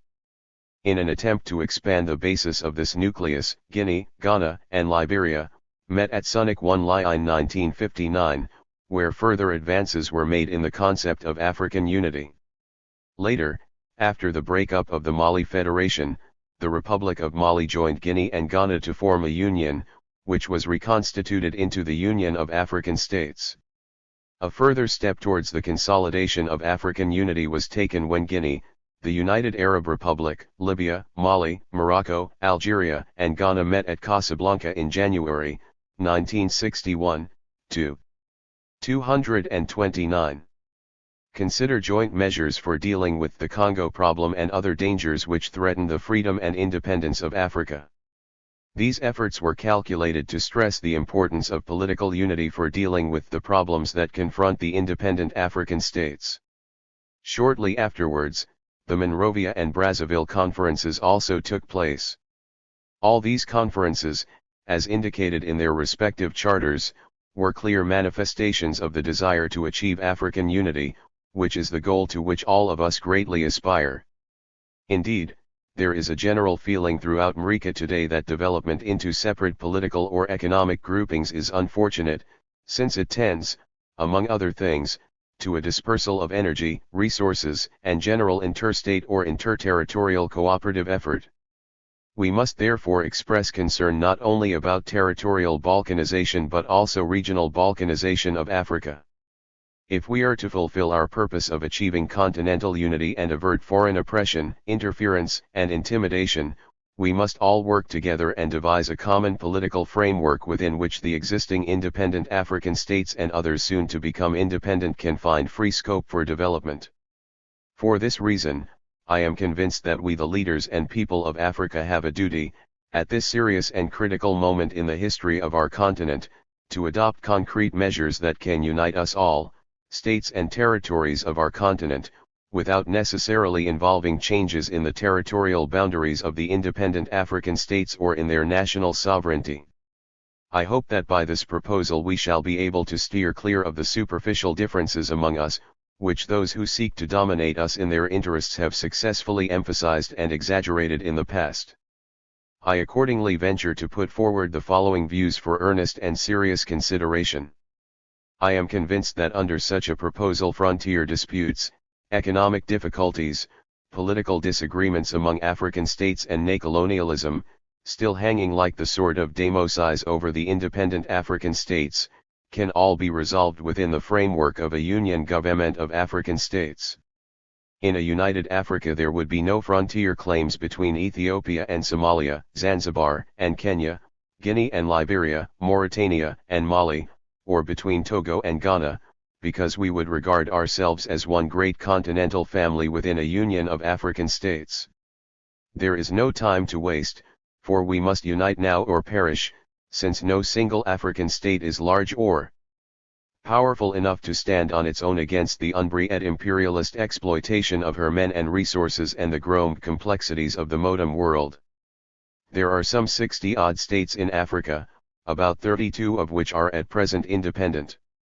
The burden of separate diplomatic representation by each state on the continent of CA alone would be crushing, not to mention representation outside Africa. The desirability of a common foreign policy which will enable us to speak with one voice in the councils of the world is so obvious, vital, and imperative that comment is hardly necessary. 2. Common continental planning for economic and industrial development of Africa. The resources of Africa can be used to the best advantage and the maximum benefit to all only if they are set within an overall framework of a continental planned development. An overall economic plan, covering an Africa united on a continental basis would increase our total industrial and economic power. We should therefore be thinking seriously now of ways and means of building up a common market of a united Africa and not allow ourselves to be lured by the dubious advantages of association with the so-called European common market. We in Africa have looked outward too long for development of our economy and transportation. Let us begin to look inwards into the African continent for all aspects of its development. Our communications were devised under colonial rule to stretch outwards towards Europe and elsewhere, instead of developing intima 11y between our cities and states. Political unity should give us the power and will to change all this. We in Africa have untold agricultural, mineral and water power resources. These almost fabulous resources can be fully exploited and utilized in the interest of Africa and the African people only if we develop them within a union government of African states. 3. A common currency, a monetary zone and a central bank of issue central side for the union government, if the right approach is made. This message has been addressed to all heads of state and governments of the independent African states. I trust therefore that when the foreign ministers of the independent African states meet, this could form the basis of discussion from which a positive program of African unity could be formulated. Such understanding among the leaders of Africa will fling wide open the gates of continental unity, and Africa will be able to speak with one voice and some authority to the world. I am sure that we can achieve political unity without sacrificing our sovereignties. The advantages of this would be inestimable, since monetary transactions between our several states would be facilitated and the pace of financial activity generally quickened. A central bank of issue is an inescapable necessity in view of the need to orientate the economy of Africa and place it beyond the reach of foreign control. Representatives of 31 independent African states attended the conference in Addis Ababa in May 1963, and signed the Charter of the Organization of African Unity, ODE, of the 25th of May. It seemed that at last the foundation had been laid for the freedom and political unification of Africa, and that the existing blocs and political groupings were at an end. It was with these high hopes that I addressed the conference on the 24th of May 1963. Because we do not yet have a common system of defense, some 1 African countries feel insecure and have therefore naturally entered into defense pacts with foreign governments. This endangers the security of all Africa. The present practice whereby each state tries to establish its own individual defense system is intolerably expensive at a time when money is most urgently needed for the compelling task of education and other social welfare activities.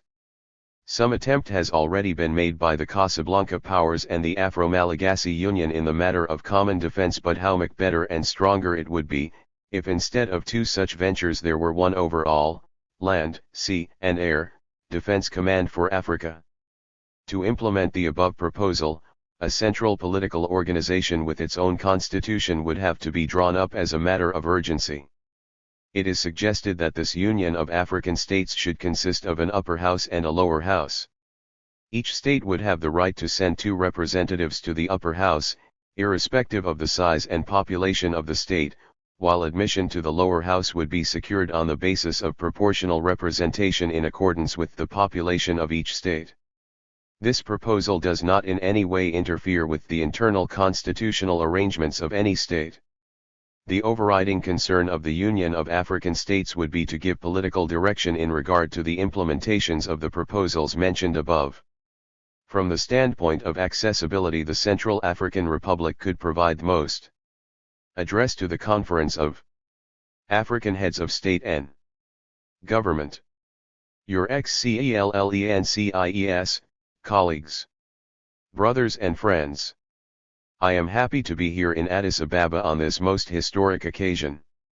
I bring with me the hopes and fraternal greetings of the government and people of Ghana to His Imperial Majesty Haile Selassie and to all heads of African states gathered here in this ancient capital in this momentous period in our history. Our objective is African union now. There is no time to waste. We must unite now or perish. I am confident that by our concerted effort and determination we shall lay here the foundations for a continental union of African states. At the first gathering of African heads of state, to which I had the honor of playing host, there were representatives of 8 independent states, only. Today, 5 years later, here at Addis Ababa, we meet as the representatives of no less than 32 states, the guests of His Imperial Majesty, Haile Selassie, the First, and the government and people of Ethiopia. To His Imperial Majesty, I wish to express, on behalf of the government and people of Ghana, my deep appreciation for a most cordial welcome and generous hospitality. The increase in our number in this short space of time is open testimony to the indomitable and irresistible surge of our peoples for independence. It is also a token of the revolutionary speed of world events in the latter half of this century. In the task which is before us of unifying our continent, we must fall in with that pace or be left behind. The task cannot be attacked in the tempo of any other age than our own. To fall behind the unprecedented momentum of actions and events in our time will be to court failure and our own undoing. A whole continent has imposed a mandate upon us to lay the foundation of our union at this conference. It is our responsibility to execute this mandate by creating here and now the formula upon which the requisite superstructure may be erected. On this continent it has not taken us long to discover that the struggle against colonialism does not end with the attainment of national independence. Independence is only the prelude to a new and more involved struggle for the right to conduct our own economic and social affairs, to construct our society according to our aspirations, unhampered by crushing and humiliating neocolonialist controls and interference. From the start we have been threatened with frustration where rapid change is imperative and with instability where sustained effort and ordered rule are indispensable. No sporadic act nor pious resolution can resolve our present problems. Nothing will be of avail, except the united act of a united Africa. We have already reached the stage where we must unite or sink into that condition which has made Latin America the unwilling and distressed prey of imperialism after 1.5 centuries of political independence. As a continent we have emerged into independence in a different age, with imperialism grown stronger, more ruthless and experienced, and more dangerous in its international associations. Our economic advancement demands the end of colonialist and neo-colonialist domination in Africa. But just as we understood that the shaping of our national destinies required of each of us our political independence and bent all our strength to this attainment, so we must recognize that our economic independence resides in our African Union and requires the same concentration upon the political achievement. The unity of our continent, no less than our separate independence, will be delayed if, indeed, we do not lose it, by hobnobbing with colonialism. African unity is, above all, a political kingdom which can only be gained by political means. The social and economic development of Africa will come only within the political kingdom, not the other way round. The United States of America, the Union of Soviet Socialist Republics, were political.d suzerains f revolutionary peoples before they became realities of social power and material wealth. How, except by our united efforts, will the richest and still enslaved parts of our continent be freed from colonial occupation and become available to us for the total development of our continent? Every step in the decolonization of our continent has brought greater resistance in those areas where colonial garrisons are available to colonialism, and you all here know that. This is the great design of the imperialist interests that buttress colonialism and neocolonialism, and we would be deceiving ourselves in the most cruel way were we to regard their individual actions as separate and unrelated. When Portugal violates Senegal's one border, when Vervoort allocates 1/7 of South Africa's budget to military and police, when France builds as part of her defense policy an interventionist force that can intervene, more especially in French-speaking Africa, when Welensky talks of Southern Rhodesia joining South Africa, when Britain sends arms to South Africa, it is all part of a carefully calculated pattern working towards a single end, the continued enslavement of our still dependent brothers and an onslaught upon the independence of our sovereign African states. Do we have any other weapon against this design but our unity? Is not our unity essential to guard our own freedom as well as to win freedom for our oppressed brothers, the freedom fighters? Is it not unity alone that can weld us into an effective force, capable of creating our own progress and making our valuable contribution to world peace? Which independent African state, which of you here will claim that its financial structure and banking institutions are fully harnessed to its national development? Which will claim that its material resources and human energies are available for its own national aspirations? Which will disclaim a substantial measure of disappointment and disillusionment in its agricultural and urban development? In independent Africa we are already re-experiencing the instability and frustration which existed under colonial rule. We are fast learning that political independence is not enough to rid us of the consequences of colonial rule. The movement of the masses of the people of Africa for freedom from that kind of rule was not only a revolt against the conditions which it imposed. Our people supported us in our fight for independence because they believed that African governments could cure the ills of the past in a way which could never be accomplished under colonial rule. If, therefore, now that we are independent we allow the same conditions to exist that existed in colonial days, all the resentment which overthrew colonialism will be mobilized against us. The resources are there. It is for us to marshal them in the active service of our people. Unless we do this by our concerted efforts, within the framework of our combined planning, we shall not progress at the tempo demanded by today's events and the mood of our people. The symptoms of our troubles will grow, and the troubles themselves become chronic. It will then be too late even for Pan-African unity to secure for us stability and tranquility in our labors for a continent of social justice and material well-being. Unless we establish African unity now, we who are sitting here today shall tomorrow be the victims and martyrs of neocolonialism. There is evidence on every side that the imperialists have not withdrawn from our affairs. There are times, as in the Congo, when their interference is manifest.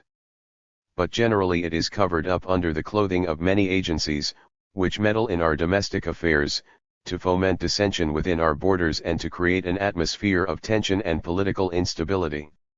As long as we do not do away with the root causes of discontent, we lend aid to these neocolonialist forces, and shall become our own executioners.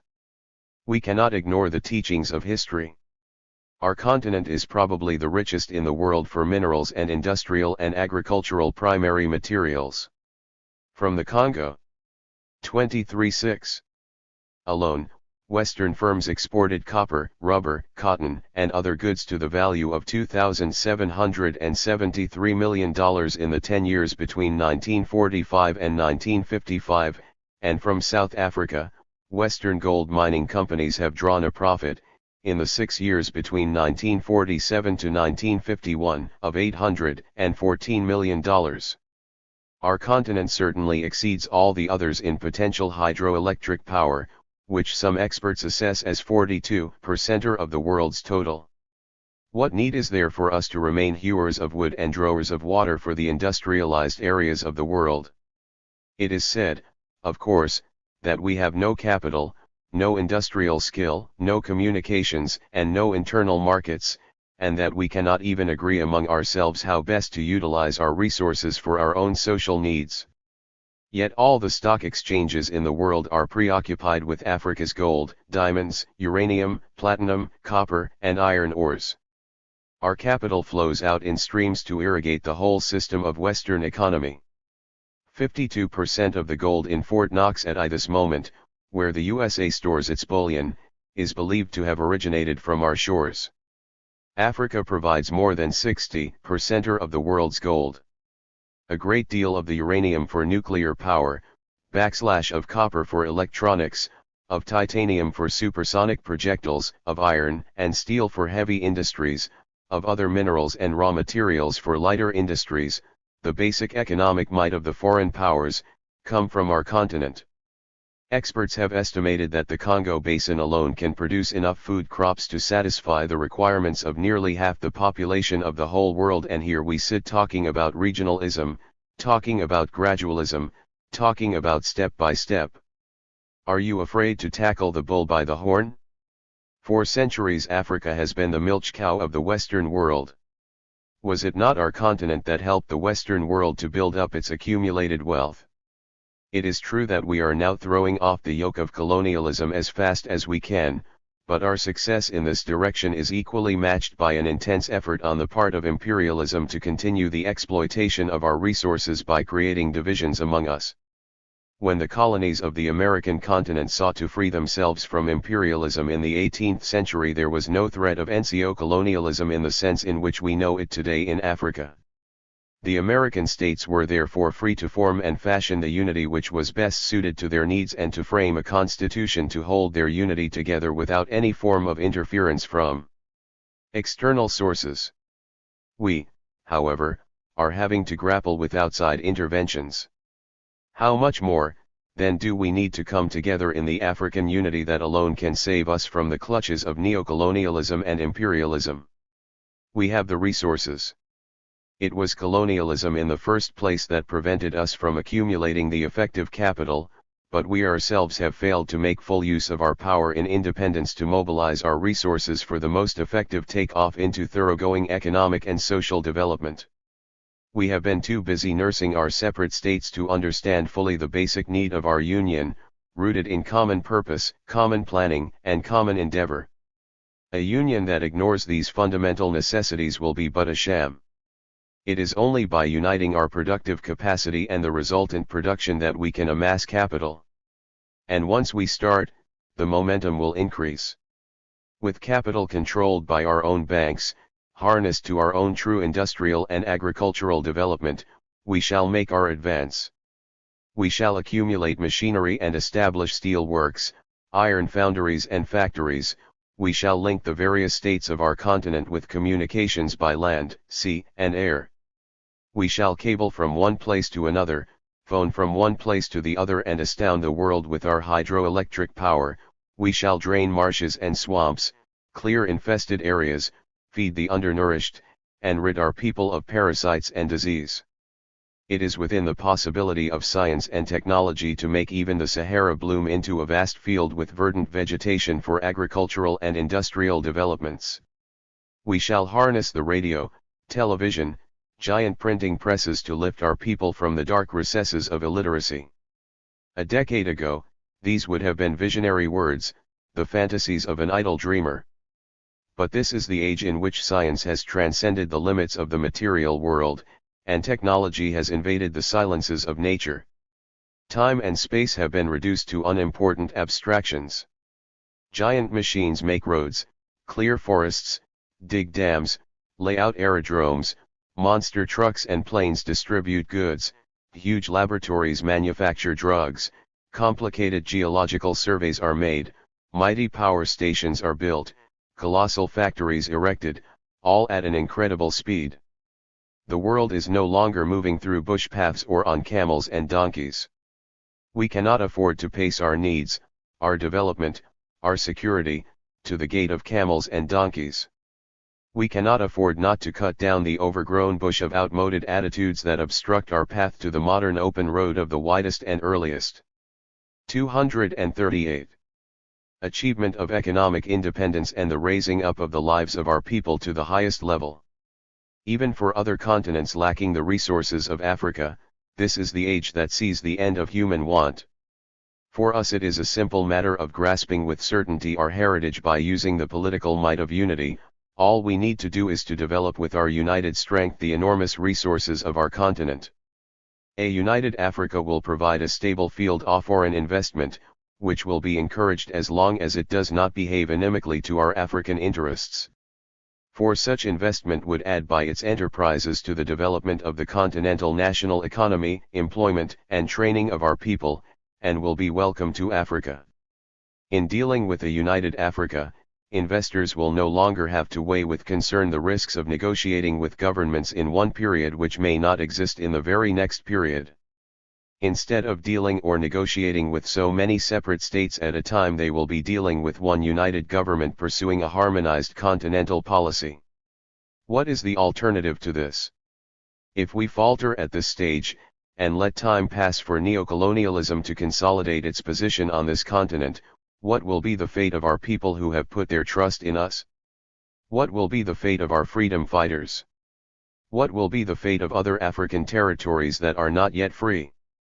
Unless we can establish great industrial complexes in Africa, which we can only do in a united Africa, we must leave our peasantry to the mercy of foreign cash crop JLUKets and face the same unrest which overthrew the colonialists. What use to the farmer is education and mechanization, what use is even capital for development, unless we can ensure for him a fair price and a ready market?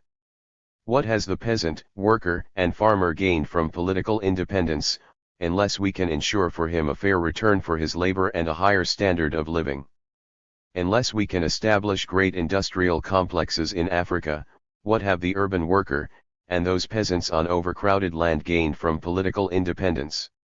If they are to remain unemployed or in unskilled occupation, what will avail them the better facilities for education, technical training, energy, and ambition which independence enables us to provide? There is hardly any African state without a frontier problem with its adjacent neighbors.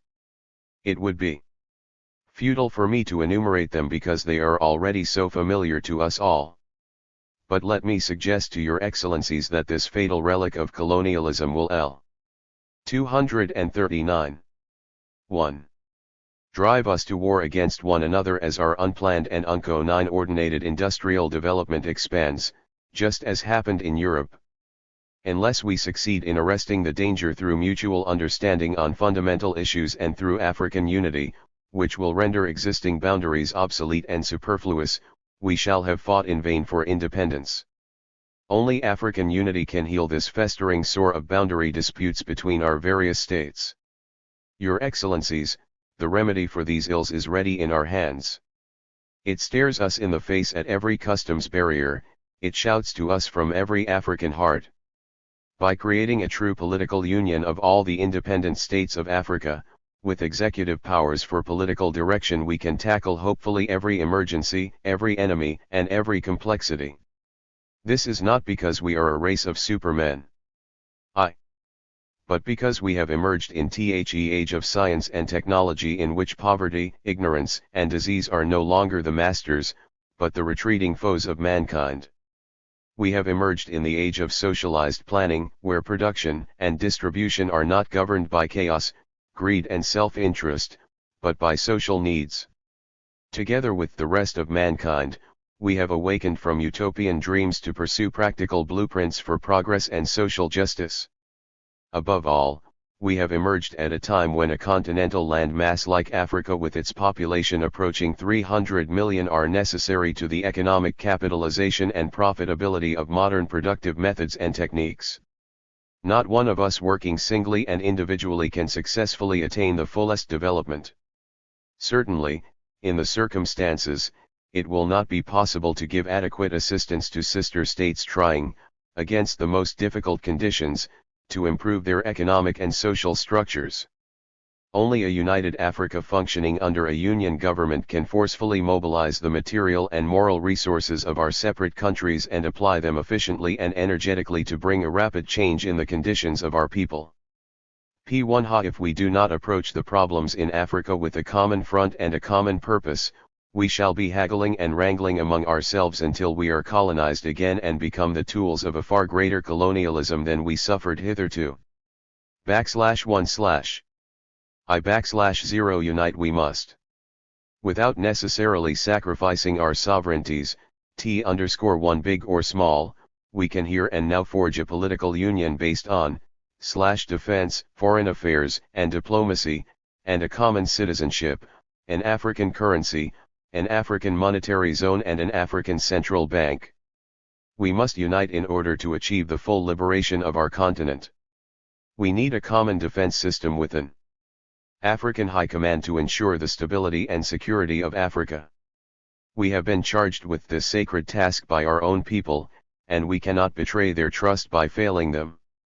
We will be mocking the hopes of our people if we show the slightest hesitation or delay in tackling realistically this question of African unity. The supply of arms or other military aid to the colonial oppressors in Africa must be regarded not only as aid in the vanquishment of the freedom fighters battling for their African independence, but as an act of aggression against the whole of Africa. How can we meet this aggression except by the full weight of our united strength? Many of us have made non-alignment an article of faith on this continent. We have no wish, and no intention of being drawn into the Cold War.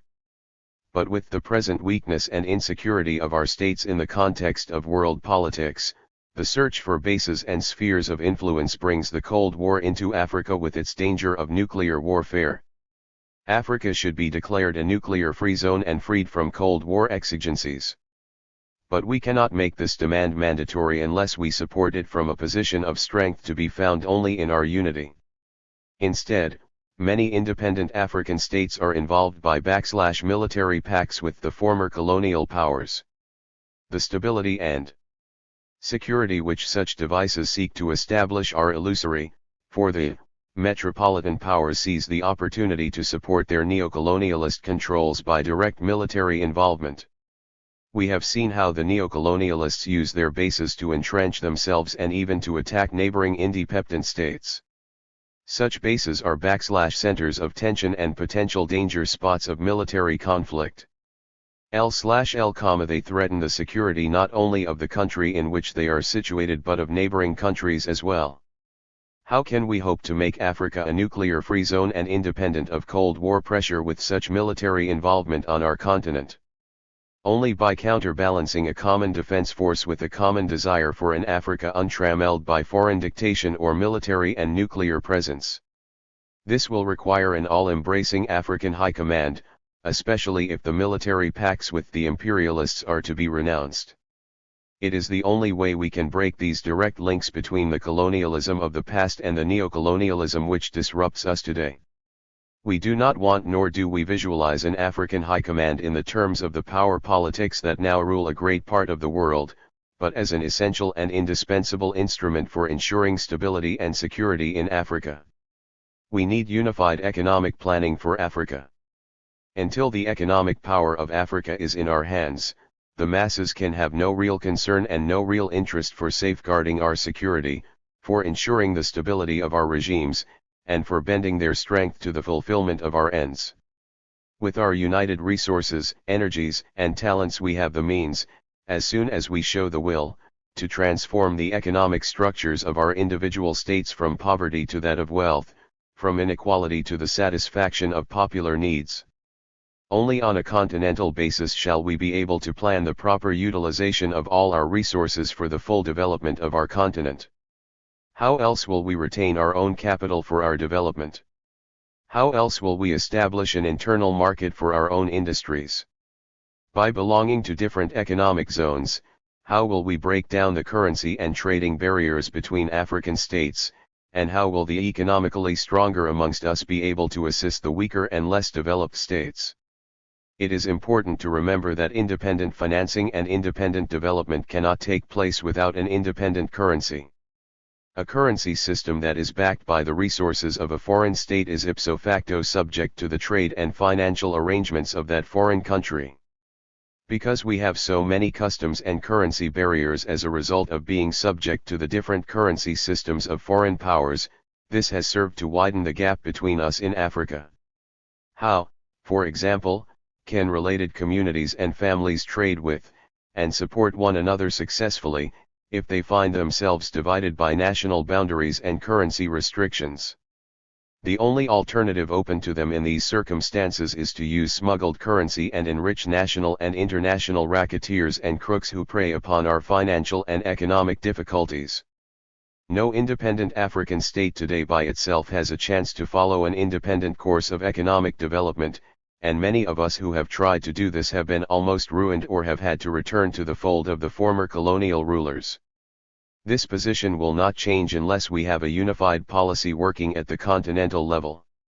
The first step towards our cohesive economy would be a unified monetary zone, with, initially, an agreed common parity for our currencies. To facilitate this arrangement, Ghana would change to a decimal system. When we find that the arrangement of a fixed common parity is working successfully, there would seem to be no reason for not instituting one common currency and a single bank of issue. With a common currency from one common bank of issue, we should be able to stand erect on our own feet because such an arrangement would be fully backed by the combined national products of the states composing the Union. After all, the purchasing power of money depends on productivity and the productive exploitation of the natural, human, and physical resources of the nation. While we are assuring our stability by a common defense system, and our economy is being orientated beyond foreign control by a common currency, monetary zone, and central bank of issue, we can investigate the resources of our continent. We can begin to ascertain whether in reality we are the richest, and not, as we have been taught to believe, the poorest among the continents. We can determine whether we possess the largest potential in hydroelectric power, and whether we can harness it and other sources of energy to our own industries. We can proceed to plan our industrialization on a continental scale, and to build up a common market for nearly 300 million people.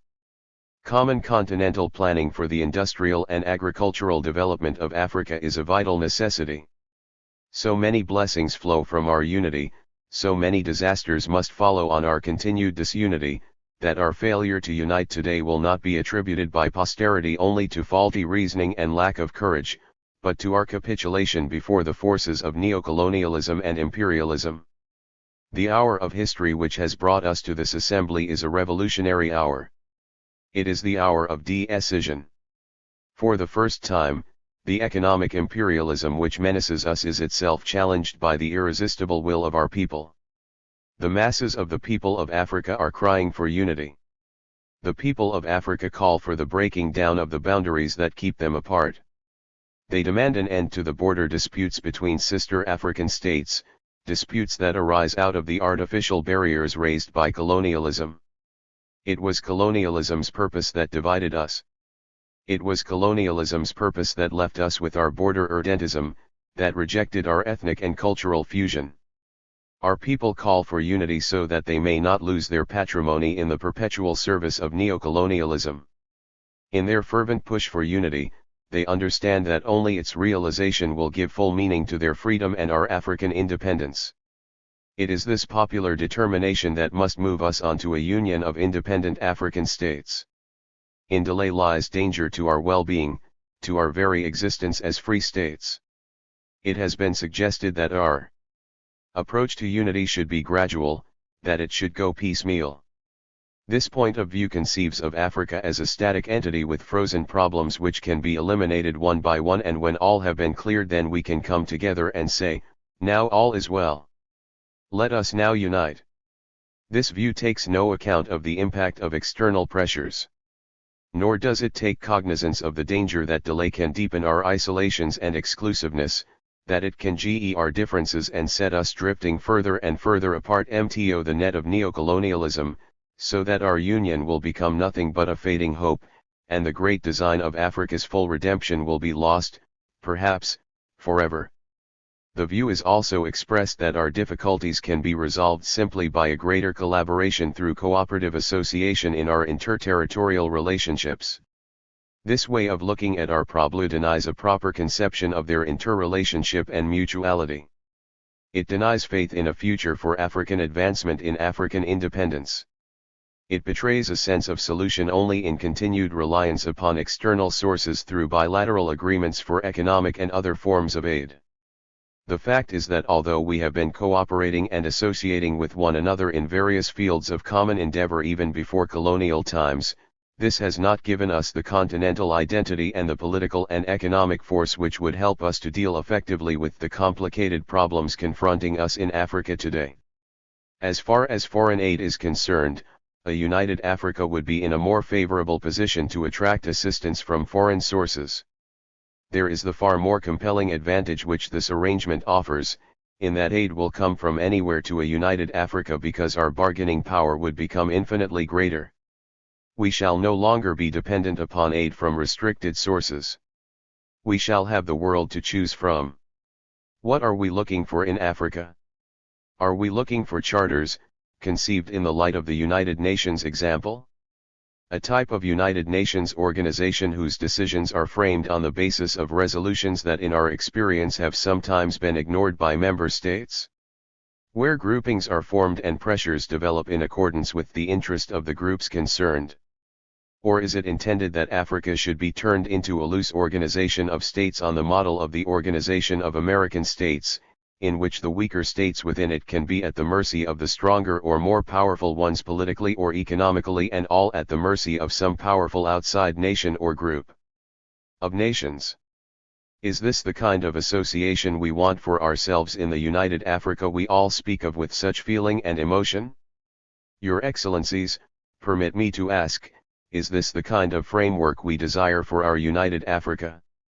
An arrangement which in future could permit Ghana or Nigeria or the Sudan, or Liberia, or Egypt or Ethiopia for example, to use pressure, which either superior economic or political influence gives, to dictate the flow and direction of trade from, say, Burundi or Togo or Nyasaland to Mozambique or Madagascar. We all want a united Africa, united not only in our concept of what unity connotes, but united in our common desire to move forward together in dealing with all the problems that can best be solved only on a continental basis. When the first Congress of the United States met many years ago at Philadelphia, one of the delegates sounded the first chord of unity by declaring that they had met in a state of nature. In other words, they were not in Philadelphia as Virginians, or Pennsylvanians, but simply as Americans. This reference to themselves as Americans was in those days a new and strange experience. May I dare to assert equally on this occasion, Your Excellencies, that we meet here today not as Ghanaians, Guineans, Egyptians, Algerians, Moroccans, Malians, Liberians, Congolese, or Nigerians, but as Africans. Africans united in our resolve to remain here until we have agreed on the basic principles of a new compact of unity among ourselves which guarantees for us and our future a new arrangement of continental government. If we succeed in establishing a new set of principles as the basis of a new charter or statute for the establishment of a continental unity of Africa and the creation of social and political progress for our people, then, in my view, this conference should mark the end of our various groupings and regional blocks. But if we fail and let this grand and historic opportunity slip by, then we shall give way to greater dissension and division among us, for which the people of Africa will never forgive us. And the popular and progressive forces and movements within Africa will condemn us. I am sure therefore that we shall not fail them. I have spoken at some length, Your Excellencies, because it is necessary for us all to explain not only to one another present here but also to our people who have entrusted to us the fate and destiny of Africa. We must therefore not leave this place until we have set up effective machinery for achieving African unity. To this end, I propose for your consideration the following. As a first step, Your Excellencies, a declaration of principles uniting and binding us together and to which we must all faithfully and loyally adhere, and laying the foundations of unity should be set down. And there should also be a formal declaration that all the independent African states here and now agree to the establishment of a Union of African States. As a second and urgent step for the realization of the unification of Africa, an All-Africa Committee of Foreign Ministers be set up now, and that before we rise from this conference a date should be fixed for them to meet. This committee should establish on behalf of the heads of our governments, a permanent body of officials and experts to work out a machinery for the Union Government of Africa. This body of officials and experts should be made up of 2 of the best brains from each independent African state. The various charters of the existing groupings and other relevant documents could also be submitted to the officials and experts. A presidium consisting of the heads of governments of the independent African states should be called upon to meet and adopt a constitution and other recommendations which will launch the Union Government of Africa. We must also decide on a location where this body of officials and experts will work as the due headquarters or capital of our Union Government. Some central place in Africa might be the fairest suggestion, either at Bangui in the Central African Republic or Leopoldville in Congo. My colleagues may have other proposals. The Committee of Foreign Ministers, officials and experts should be empowered to establish a commission to frame a constitution for a Union Government of African States, 2. A commission to work out a continent-wide plan for a unified or common economic and industrial program for Africa. This plan should include proposals for setting up a common market for Africa, b. an African currency, c. an African monetary zone, d. an African central bank, and e. a continental communication system. 3. A commission to draw up details for a common foreign policy and diplomacy. 4. A commission to produce plans for a common system of defense. 5. A commission to make proposals for a common African citizenship. These commissions will report to the Committee of Foreign Ministers, who should in turn submit within 6 months of this conference their recommendations to the Presidium. The Presidium meeting in conference at the Union headquarters will consider and approve the recommendations of the Committee of Foreign Ministers.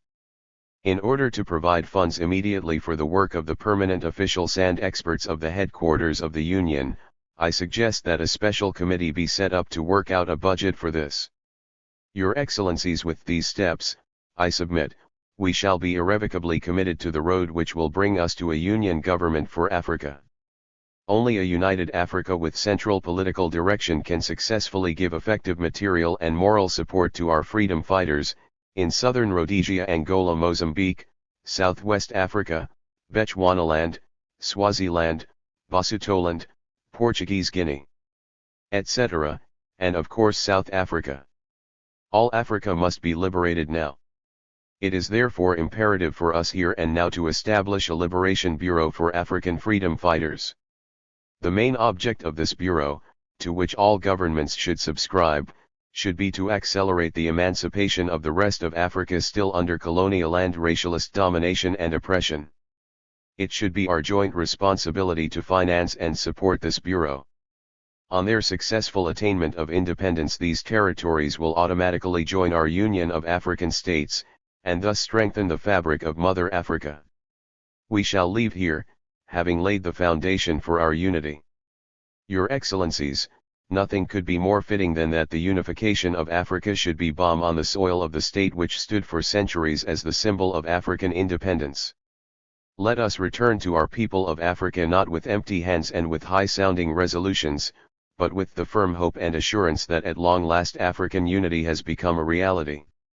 We shall thus begin the triumphant march to the kingdom of the African personality, and to a continent of prosperity and progress, of equality and justice, and of work and happiness. This shall be our victory, victory within a continental government of a union of African states. This victory will give our voice greater force in world affairs and enable us to throw our weight more forcibly on the side of peace. The world needs peace in which the greatest advantage can be taken of the benefits of science and technology. Many of the world's present ills are to be found in the insecurity and fear engendered by the threat of nuclear war. Especially do the new nations need peace in order to make their way into a life of economic and social well-being amid an atmosphere of security and stability that will promote moral, cultural, and spiritual fulfillment.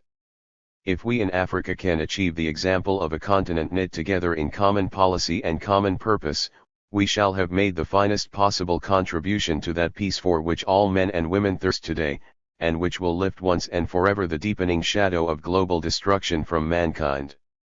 Ethiopia shall stretch forth her hands unto God. Africa must unite. 20. The Charter of the OAU, signed on the 25th of May, 1963 by the heads of state and governments of the independent African states in Addis Ababa, provided rudimentary machinery for the implementation of the declared objectives of the organization, which were clearly stated in Article 2 of the Charter. But most of those who signed the Charter on that historic day envisaged the development and strengthening of the institutions provided for in Article 7 as the processes of the African Revolution gained momentum.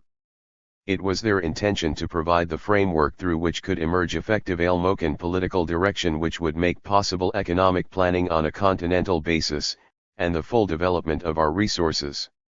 It was a charter of intent, rather than a charter of positive action. But this was inevitable in view of the widely differing policies of those who took part in the conference. All were agreed on the principles of African liberation and unification, and the need for close coordination and C0 operation in economic, social, and cultural spheres, but there were crucial differences of opinion when it came to questions of methods and procedures. In addition, the nature of the embryonic institutions provided for in the Charter, and the lack of provision for 249. An American High Command to give teeth to the organization, meant that the OAU suffered from the start from inherent weaknesses. The signatories declared that they were desirous that all American states should henceforth unite so that the welfare and well-being of their peoples can be assured, and stated that their first purpose was to promote the unity and solidarity of the American states, Article 2. Yet right from the start, differences within the OAU tended to develop along the lines of the old power blocks and alliances. There were those who advocated a gradualist approach towards liberation and unification, and wished to concentrate on economic and cultural cooperation, and on regional groupings, and there were those who insisted that there could be no genuine improvement in the well-being of the American people without unified political machinery to plan economic development on a continental scale. Several signatories of the Charter appeared far more concerned with selfish national interests than with the condition of the African people as a whole, and particularly with those still suffering under colonial and settler minority regimes. There was much talk of the inviolability of sovereignty, and territorial integrity and independence, regardless of the fact that most of our national frontiers are relics of colonialism, and irrelevant within the context of the African nation. As the years have passed, these fundamental differences of approach and emphasis, coupled with the stepping up of imperialist and neocolonialist pressures, have led to compromise and delay in the OAU's handling of obstacles blocking the advance of the American Revolution. This has seriously weakened the authority of the OAU, and has caused growing lack of confidence in its ability to achieve the objectives for which it was created. In times of crisis it has failed to provide the dynamic leadership and decisive action expected of it. For example, the struggle 25 degrees. In the Congo, the Nigerian Civil War, DDI in Rhodesia, the question of Southwest Africa, the treatment of African political refugees, and problems arising from the rash of military coups which have taken place in recent years, all these, and other missed opportunities, have shown the inherent weakness of an organization which lacks cohesive political and military direction. In the meantime, external reactionary forces in league with indigenous bourgeois elements, are mounting a new offensive to continue their oppression of the African masses. Imperialists and neocolonialists are unifying and concerting their political, economic, and military strategy and tactics, while America continues in disunity and disarray. In May 1963, when the OAU was formed, and rudimentary institutions and procedures for the total liberation and unification of the African continent were agreed upon, the stage was set for a great advance in the African Revolution. Yet the African people still await the implementation of the declared purposes of the OAU, and their living standards remain among the lowest in the world. Charter of the Organization of African Unity. We, the heads of African states and governments assembled in the city of Addis Ababa, Ethiopia, convinced that it is the inalienable right of all people to control their own destiny, conscious of the fact that freedom, equality, justice, and dignity are essential objectives for the achievement of the legitimate aspirations of the African peoples. 251.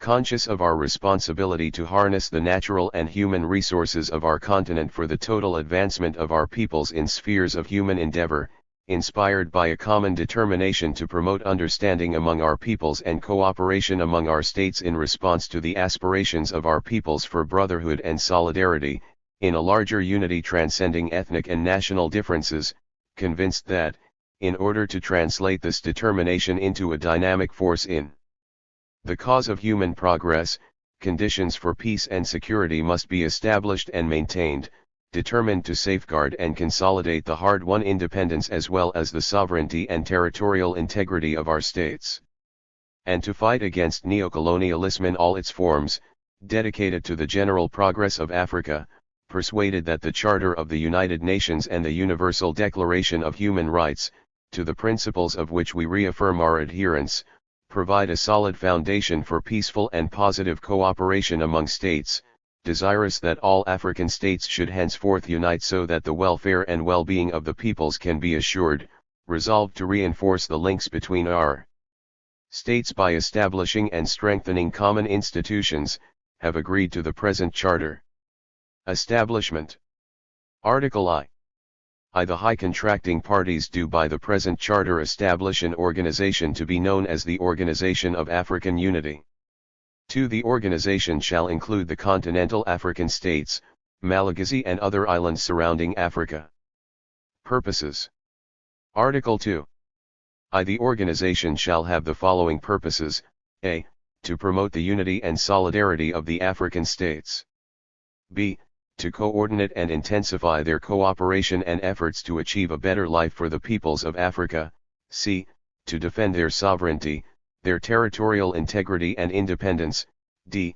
To eradicate all forms of colonialism from Africa, and e.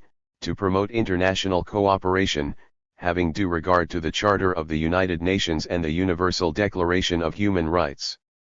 2.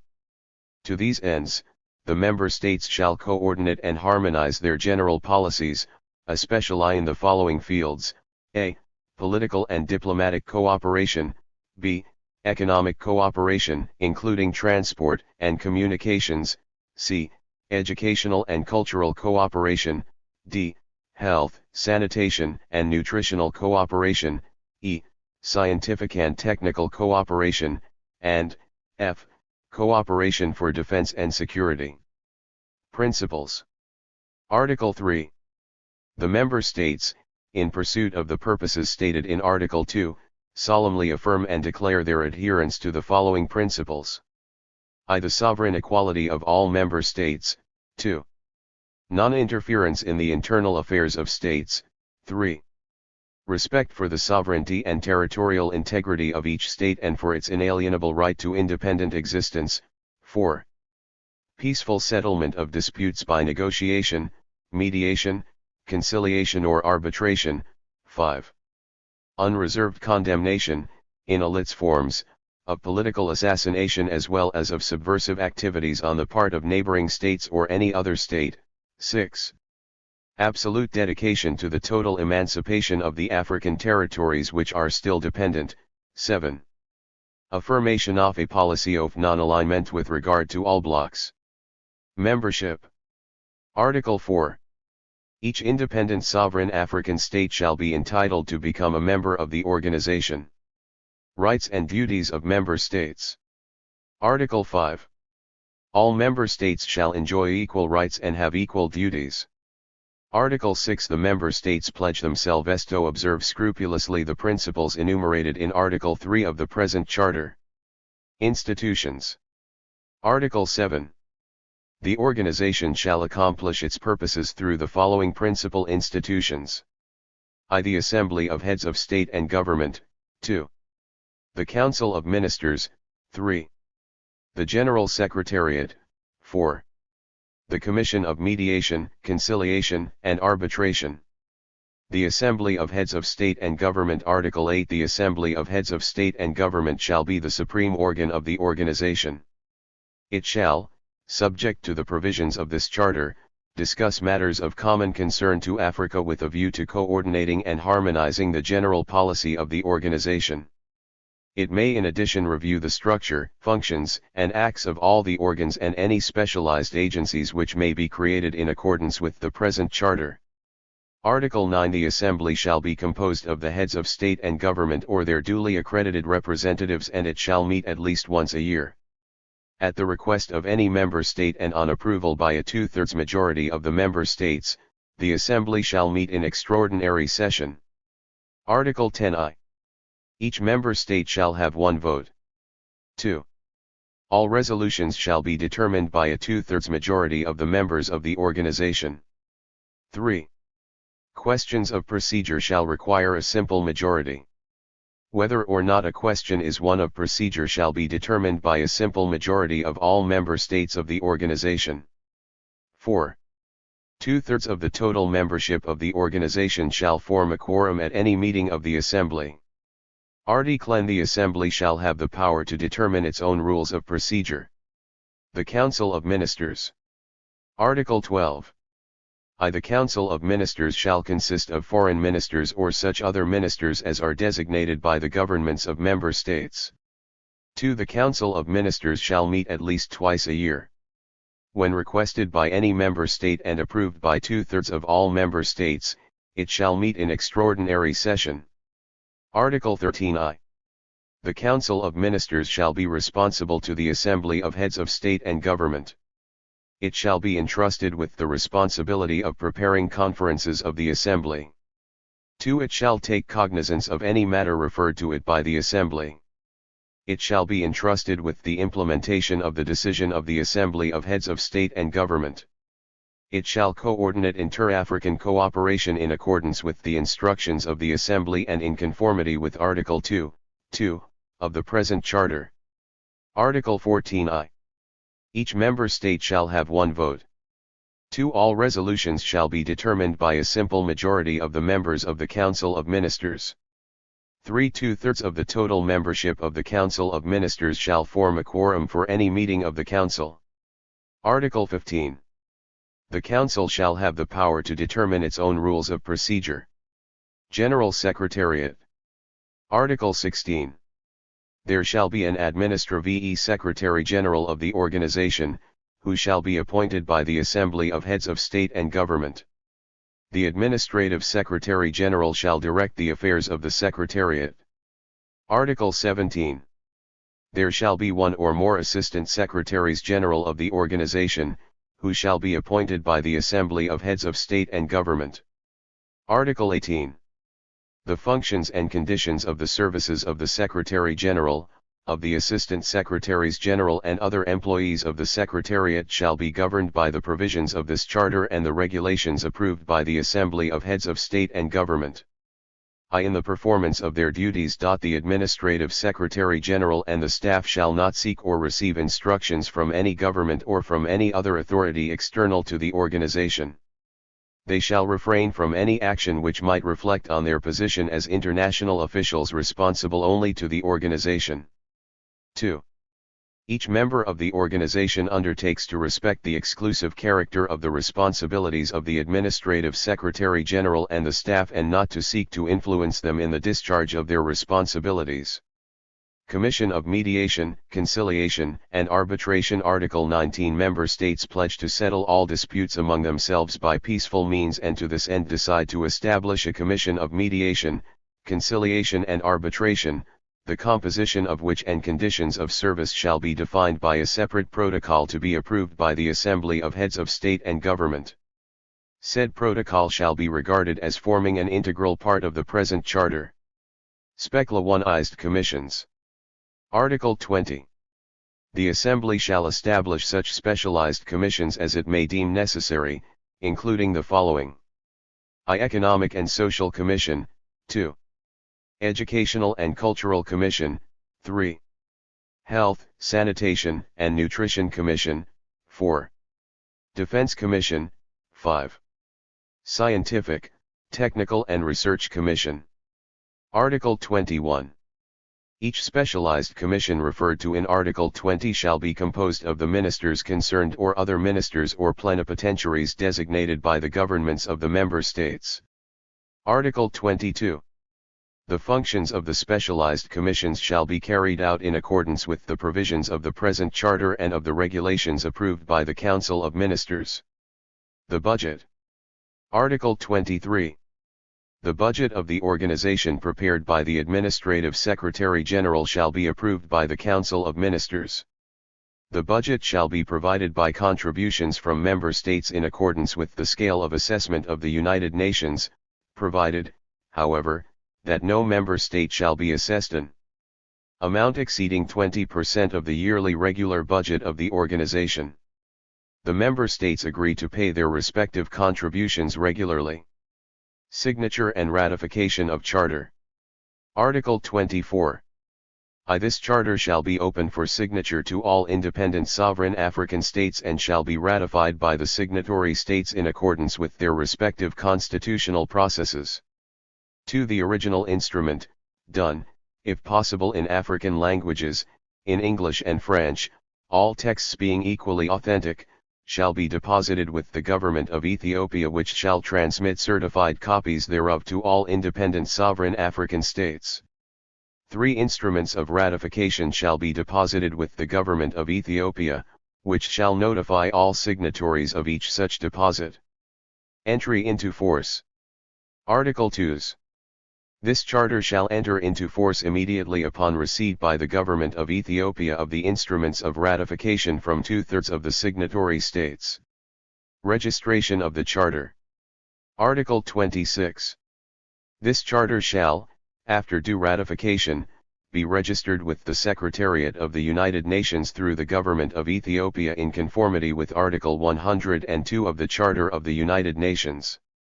Interpretation of the Charter. Article 27. Any question which may arise concerning the interpretation of this Charter shall be decided by a vote of 2/3 of the Assembly of Heads of State and Government of the organization. Adhesion and accession. Article 28. Any independent sovereign African state may at any time notify the Administrative Secretary-General of its intention to adhere or accede to this Charter. 2. The Administrative Secretary-General shall on receipt of such notification communicate a copy of it to all the member states. Admission shall be decided by a simple majority of the member states. The decision of each member state shall be transmitted to the Administrative Secretary-General, who shall, upon receipt of the required number of votes, communicate the decision to the state concerned. Miscellaneous. Article 29. The working languages of the organization and all its institutions shall be, if possible, African languages, English and French. Article 30. The Administrative Secretary-General may accept on behalf of the organization gifts, bequests, and other donations made to the organization, provided that this is approved by the Council of Ministers. Article 31. The Council of Ministers shall decide on the privileges and immunities to be accorded to the personnel of the Secretariat in the respective territories of the member states. Cessation of membership. Article 32. Any state which desires to renounce its membership shall forward a written notification to the Administrative Secretary-General. At the end of 1 year from the date of such notification, if not withdrawn, the Charter shall cease to apply with respect to the renouncing state, which shall thereby cease to belong to the organization. Amendment of the Charter. Article 33. This charter may be amended or revised if any member state makes a written request to the Administrative Secretary General to that effect, provided, however, that the proposed amendment is not submitted to the Assembly for consideration until all the member states have been duly notified of it and a period of 1 year has elapsed. Such an amendment shall not be effective unless approved by at least 2/3 of all the member states. In faith whereof, we, the heads of African states and governments, have signed this charter. Done in the city of Addis Ababa, Ethiopia, this 25th day of May, 1963. Algeria, Burundi, Cameroon, Central African Republic, Brazzaville, Leopoldville, Dahomey, Ethiopia, Gabon, Ghana, Guinea, Ivory Coast, Liberia, Libya, Malagasy, Mali, Mauritania, Morocco, Niger, Nigeria, Rwanda, Senegal, Sierra Leone, Somalia, Sudan, Tanganyika, Chad, Togo, Tunisia, Uganda, United Arab Republic, Upper Volta. Address to the National Assembly on the occasion of the ratification of the Charter of the Organization of Africa Unity. Mr. Speaker, members of the National Assembly, I am here to invite you to ratify the Charter of African Unity adopted by the Addis Ababa Conference.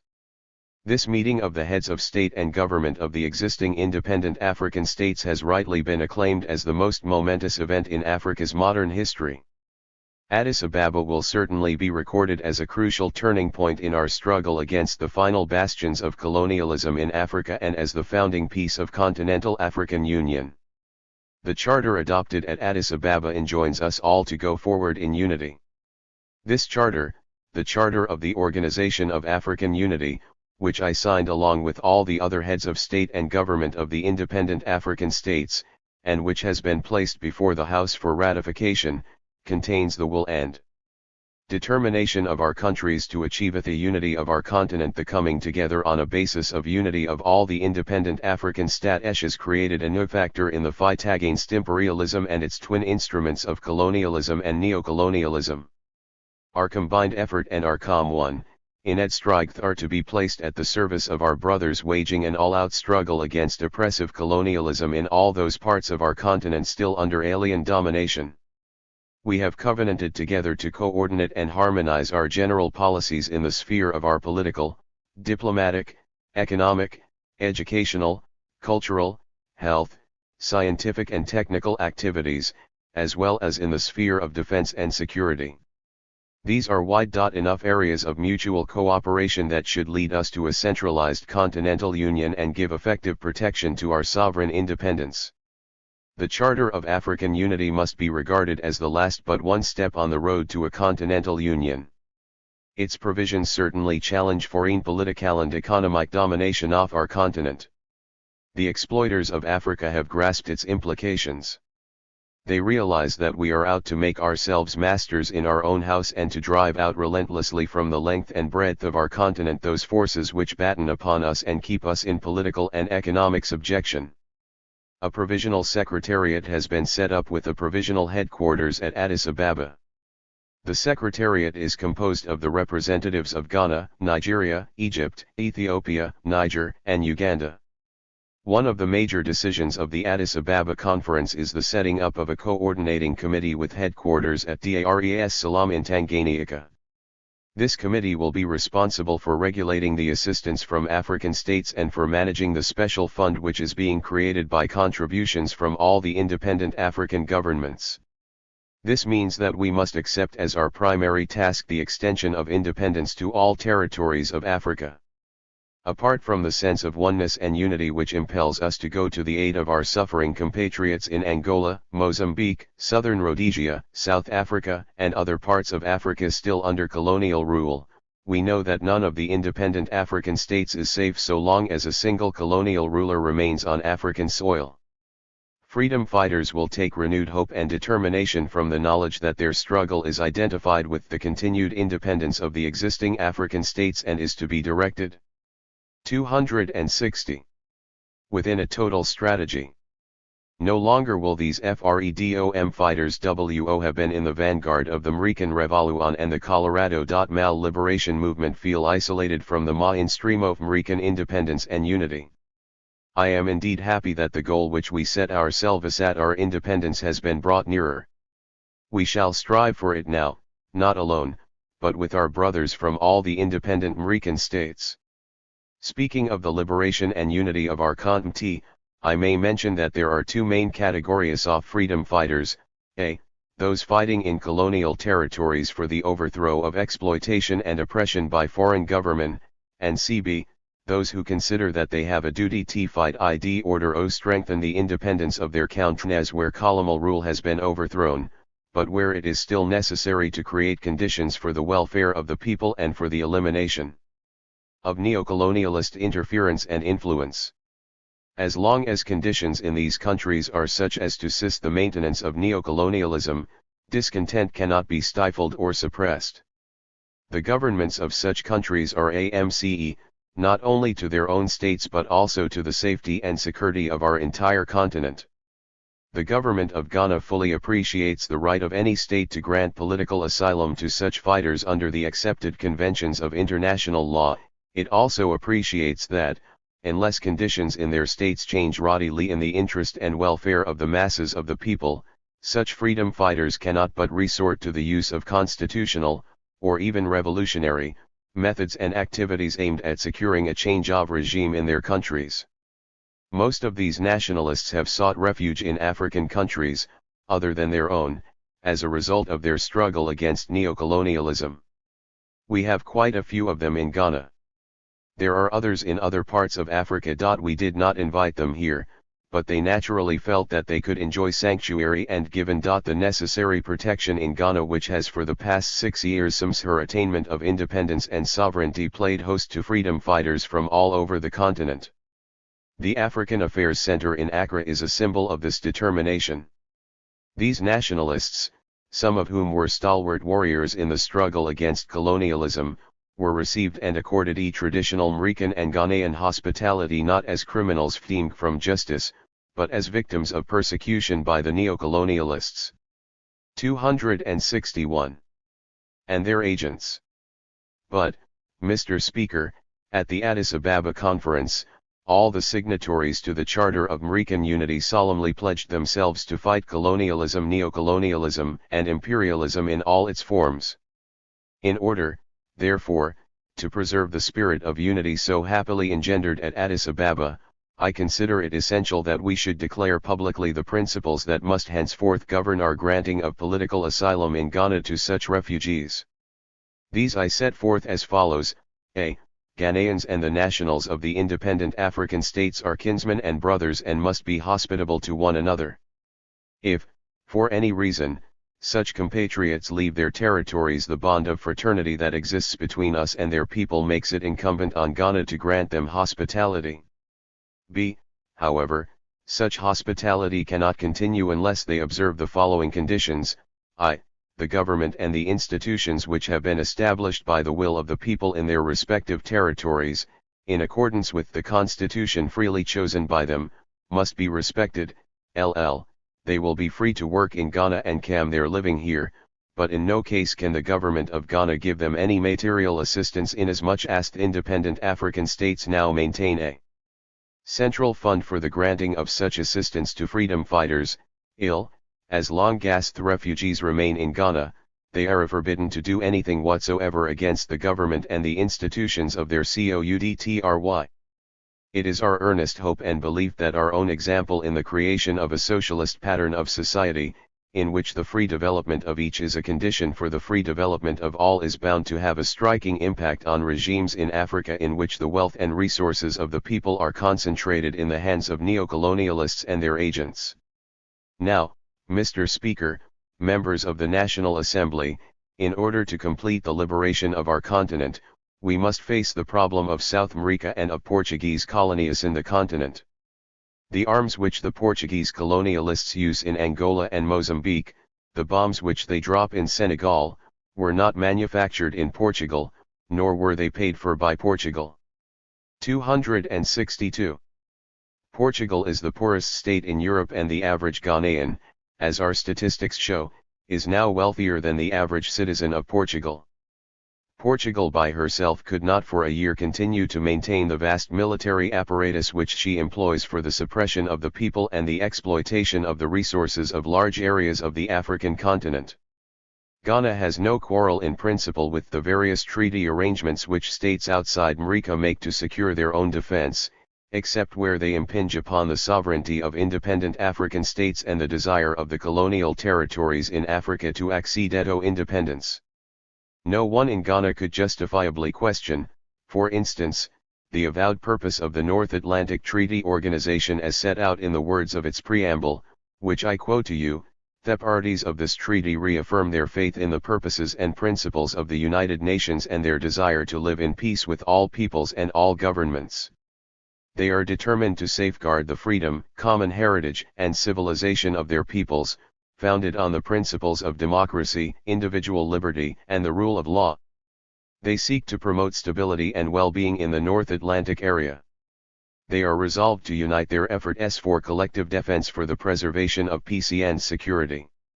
They therefore agree to this North Atlantic Treaty, but Angola and Mozambique are no part of North Atlantic defense. The Portuguese in Mrika are not defending the freedom, common heritage, or civilization of the Mrican people. They observe no principle of democracy, no individual liberty, nor the rule of law. In its conduct in Africa, Portugal acts continuously in defiance of the purposes and principles of the United Nations. Yet the truth is that NATO weapons and NATO support alone enable Portugal to survive as a colonial power in Africa even today. I am certain that the moral case against NATO support for Portugal while she remains an oppressor of the African people, is so strong and overwhelming that the NATO powers must have no alternative but to withdraw their support. Appeals from individual African states may be passed over, unheeded. But the voice of a united Africa cannot go unheeded. Portugal, unfortunately, is not the only colonial power which still retains control of African territory. With the exception of Madagascar and two small islands, one off the coast of Guinea and the other off the coast of Ethiopia, every single island belonging to th. equals 26.3. Mrican continent is still a colonial possession. On the African continent itself, in addition to Portugal, Spain, and France still maintain colonial possessions, and a large area of African territory is still under British colonial rule. As I have said time and again, colonialism is an anachronism today, and these various powers must give up their colonial possessions with grace and retire honorably. It is therefore with joy that we hail the beginning of the ending of the long struggle against colonialism in Kenya and applaud the successful conclusion of the recent elections there in favor of KANU. We equally rejoice at the clear prospect of independence for Nyasaland and Northern Rhodesia. But Mr. Speaker, it is the future of Southern Rhodesia which casts such a dark cloud on the horizon of Africa's freedom and independence. Let us make our position perfectly clear on this vital issue. In the past, Britain, by force of arms, imposed upon the people of Southern Rhodesia, or, to give it its natural, indigenous name, Zambia, an alien government designed to deprive the people of Zambia of their lands and their mineral wealth. Britain was a party to the establishment of a government composed exclusively of minority settlers who had, contrary to all conceptions of justice, possessed themselves of the lands and resources of the inhabitants. This settler government of Southern Rhodesia is now demanding that it SJ1 be granted independence. In other words, it is inviting the British government to set up a second South Africa in the heart of our continent without taking into account the wishes of the majority of the people in that territory. No African states could in any way accept such a travesty of morality, justice, and international law. Nor would we accept the undemocratic, racialist counter-proposals which the British government is reported to have made to the settler Southern Rhodesian government. Any government that is formed in Southern Rhodesia without the consent of the majority of its people will be unacceptable. Not only would we refuse to acknowledge any such government, we shall oppose its entry into the Commonwealth and into the United Nations. Our recognition will only go to a government which in our view is fully representative of the people of Zambia. That is, a government based upon universal adult suffrage, employing the principle of one man one vote. You will recall, Mr. Speaker, members of the National Assembly, that on the very threshold of our independence, the British government compelled us to go to the polls more than once to prove to the world that the Convention People's Party enjoyed the fullest support of the majority of our people. The independence of Nigeria was similarly delayed in order that the British government might satisfy itself that all sections of the population were properly represented in Parliament. Kenya had to endure a similar election for the same reason. In all these cases, the United Kingdom government sought to justify its position by maintaining that its actions were based on its avowed dedication to the principles of democracy and representative government. Let me ask now, Mr. Speaker, what makes the case of Southern Rhodesia different from the pre-independence situation in Ghana, Nigeria, and Kenya? There is no need to pause for a reply. I cannot believe that any British government could commit the supreme folly and blunder of setting up at this stage of our African struggle for independence and unity a second South Africa, whose examples of the appalling evils of apartheid and minority rule are so glaringly manifested against the African population every single day. I have left the British government in no doubt about the stand we are prepared to take against the setting up of an unpopular minority independent government of Southern Rhodesia. This is a crucial and decisive moment in the history of Southern Africa. The attainment of political freedom by the people of Southern Rhodesia would not only mean the setting up of a free and indigenous Zambian state. It would bring a message of hope and encouragement to African peoples elsewhere in Southern Africa who are denied any right to control their own affairs. But Zambia will, in any event, become free. In truth, of course, the situation in Southern Rhodesia could have been solved as had been the Kenya situation, but for one factor, the proximity of Southern Rhodesia to South Africa. Indeed, the Southern Rhodesian settlers are nothing more than pawns in the game of chess now being played by the foreign powers over South Africa. The independence of the people of Southern Rhodesia is not in reality being considered on its merits. It is considered only in relation to the South African situation. South Africa is the biggest impediment to the liberation and unity of the African continent, and it is a question which we must face squarely and realistically.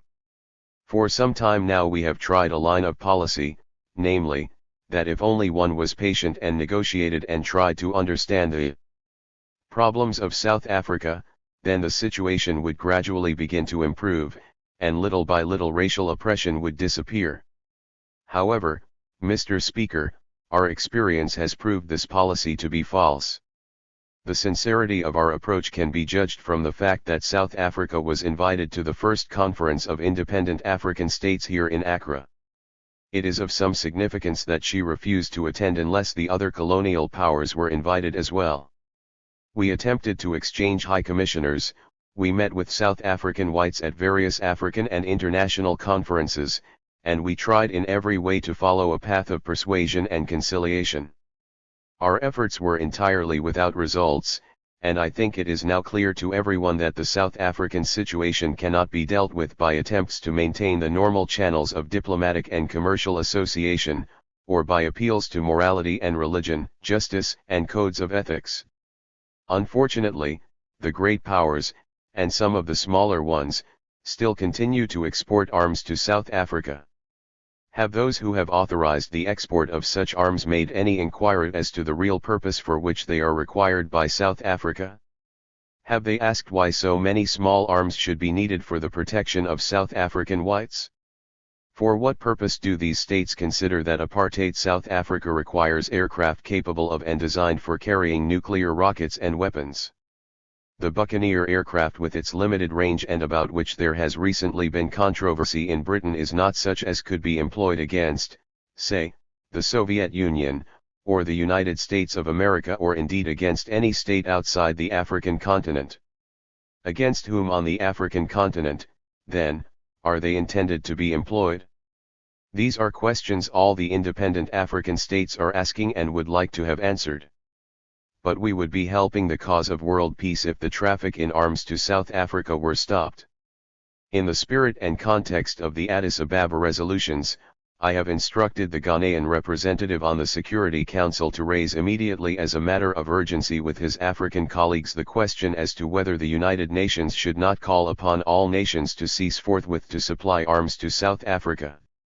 The decisions taken at Addis Ababa demand the breaking off of diplomatic and consular relations between all the African states and the governments of Portugal and South Africa. They call for an effective boycott of foreign trade with the two countries.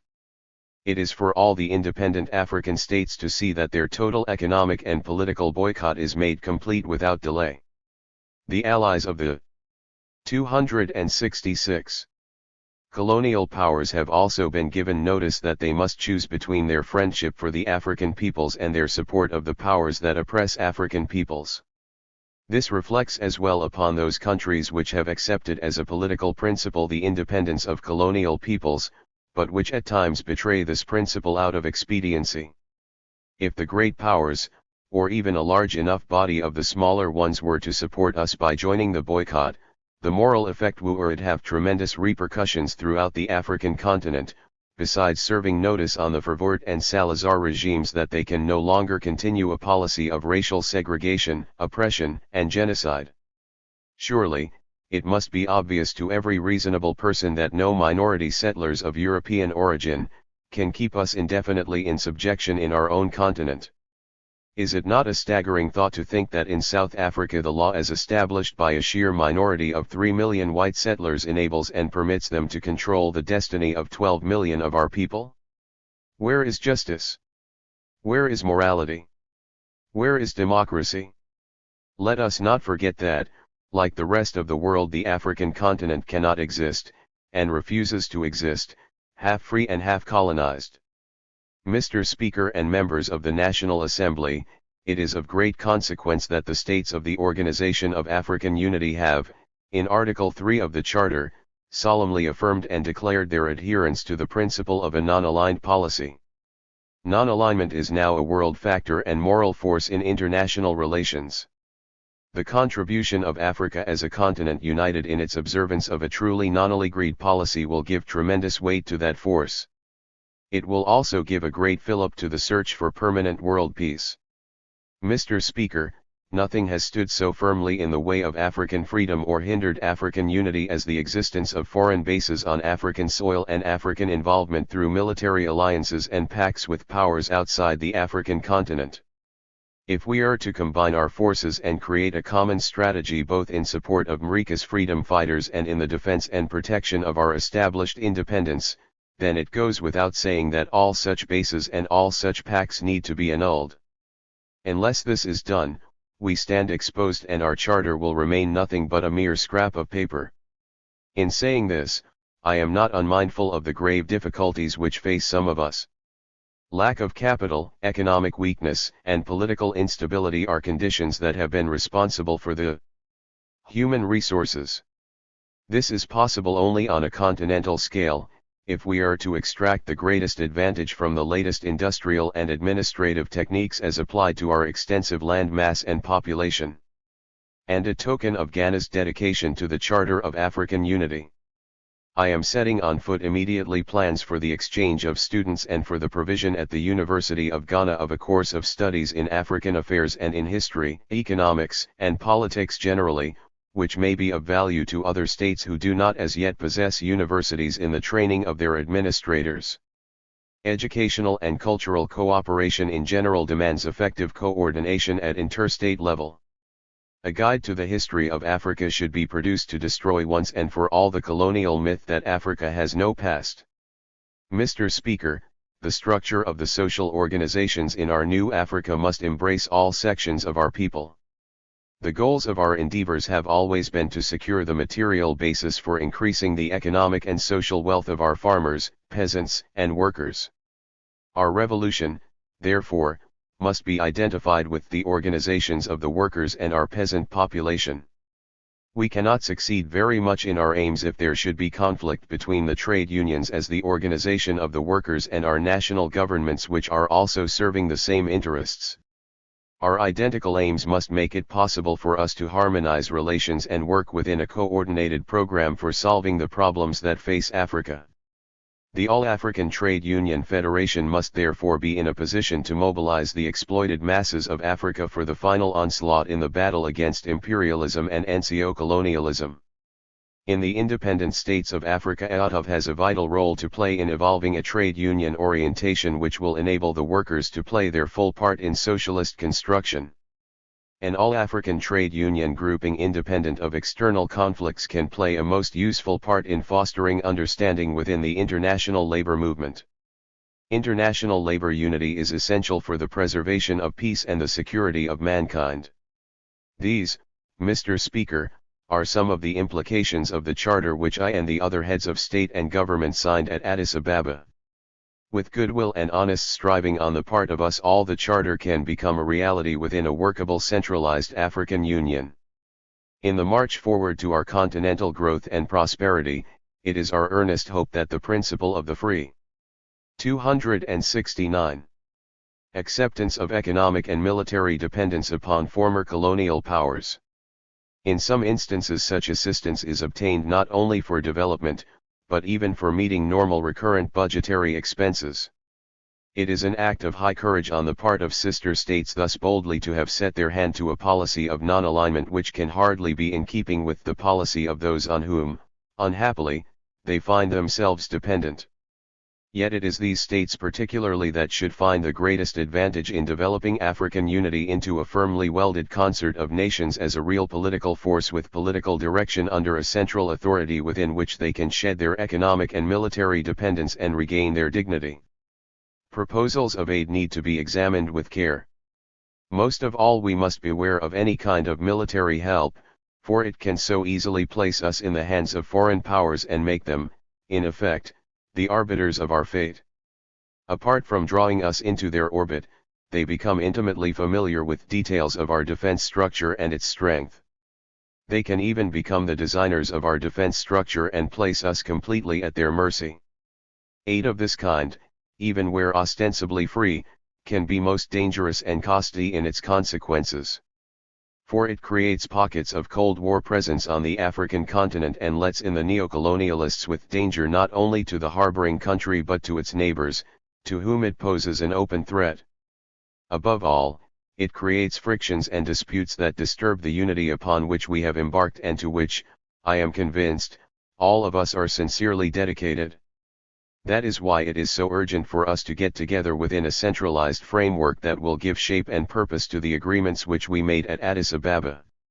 Coordination of our political and diplomatic policies, harmonization of our economic, educational, and cultural activities, collaboration in health, sanitation, and nutritional matters, coordination in scientific and technical fields, cooperation for defense and security will go their dilatory pace unless the organization of African unity is pivoted upon a centralized authority capable of giving effective political direction to these aims. Political and diplomatic cooperation cannot function in a void. It needs some sort of a political constitution to direct it. Economic development in separate states is ineffective, but with our combined resources, governed by an overall plan, we can make Africa great, prosperous, and progressive. Above all, the full development of all our countries needs the most economic exploitation and husbanding of our natural and development of each as a condition for the free development of all will find general acceptance in Africa. For it is within the functioning of this principle that it will be possible to smooth out those inequalities in our societies that engender social friction and discontent imposed upon us by imperialism. We have arrived at national statehood in an epoch when the ordinary people will no longer tolerate the concentration of the national wealth and resources in the hands of a privileged few while the many go ragged, destitute, and hungry. This is a factor of which we have to take full cognizance in designing our political, economic, and social future, both at the national and continental levels. Otherwise we shall find ourselves in the sad position of stifling the hopes and aspirations of the vast masses of our people and being forced, in the face of their renewed and possible uprising, to resort to draconian measures which will sunder our societies and plunge us into civil strife, confusion, and anarchy. Where such conditions arise, the neocolonialists can enter unchecked to profit from them and menace the safety and security of our entire continent. This, then, is another most cogent argument for fashioning our African unity in a way that will bind us all closely in every field of endeavor and make the well-being and happiness of all our people its keynote. Only thus shall we achieve a calm and stable progress to that complete independence and unity which we desire to achieve in Africa. With our continental liberation and unity, Africa will become a powerful force that will carry its total impact in the councils of the world. For that reason, no country in the world can afford to be indifferent to what we have set on foot at Addis Ababa. Equally, in striving for African freedom and unity, we cannot be indifferent to events in other parts of the globe, which can vitally affect the progress which we make towards our goal. It is in this spirit that we have concerned ourselves about such grave international issues as the Sino-Indian border dispute and the Cuban situation. In doing so, we were not only serving the cause of world peace, which is of vital importance to us. We were serving the cause of African liberation and unity as well. I believe that the forces now pressing for freedom and unity in Africa will be strong enough to overcome any external obstacle. Yet we must not blind ourselves to the fact that one of the great causes of African disunity and of the maintenance of racialist and colonialist regimes on African soil is the disagreement and hostility which at present exists between the great powers. Imperialism and the so-called white supremacy are the basic factors of instability in Africa and one of the contributory causes of world tension. Secondly, unless the situation in South Africa improves radically so as to afford opportunities for the majority of the citizens of that state to express their will in a government of their own, this could be a theater for a world conflict. Racial oppression and injustice in any form cannot be condoned or ignored. Racialism is a blot on the conscience of mankind, and the sooner it is removed the greater the prospects of world peace will be. It is in the same context that one has to consider the problem of racial discrimination in the United States. Although the efforts now being made by the government of the United States to bring about a solution to this long-standing problem in America are appreciated, it must be stated that nothing except a bold and revolutionary assault on this moral obloquy and this grave crisis of racial confidence in the United States, can bring about a speedy solution. The American has been taught to appreciate the dignity of the individual, living as he does in one of the most technically advanced countries of our time, and yet at the same time he is being denied what is his essential and inalienable right. The American did not choose to go to the New World. He was dragged into America to help establish the economy of that country. This he has done with great credit, distinguishing himself in all fields of human endeavor. In music, law, diplomacy, art, science, education, he has achieved great distinction for America. The United States has therefore a moral duty to accept the essential humanity of the Afro-American. Now, Mr. Speaker, let me turn to other problems that affect the position of the African and endanger world peace. The nuclear arms race in the Middle East is now an open secret. Instability in this area not only heightens world tension but jeopardizes the security of the African continent. In the interests of world peace, a way must therefore be found quickly to end the dangerous arms race between Israel and Egypt, which could easily lead to disaster for Africa, the Middle East and the world.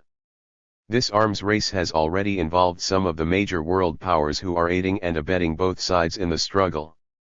The world leaders must hasten to insulate the Middle East not only from the intensification of the Cold War crisis in that area but also from the threat of a nuclear arms clash between the Arabs and Israel.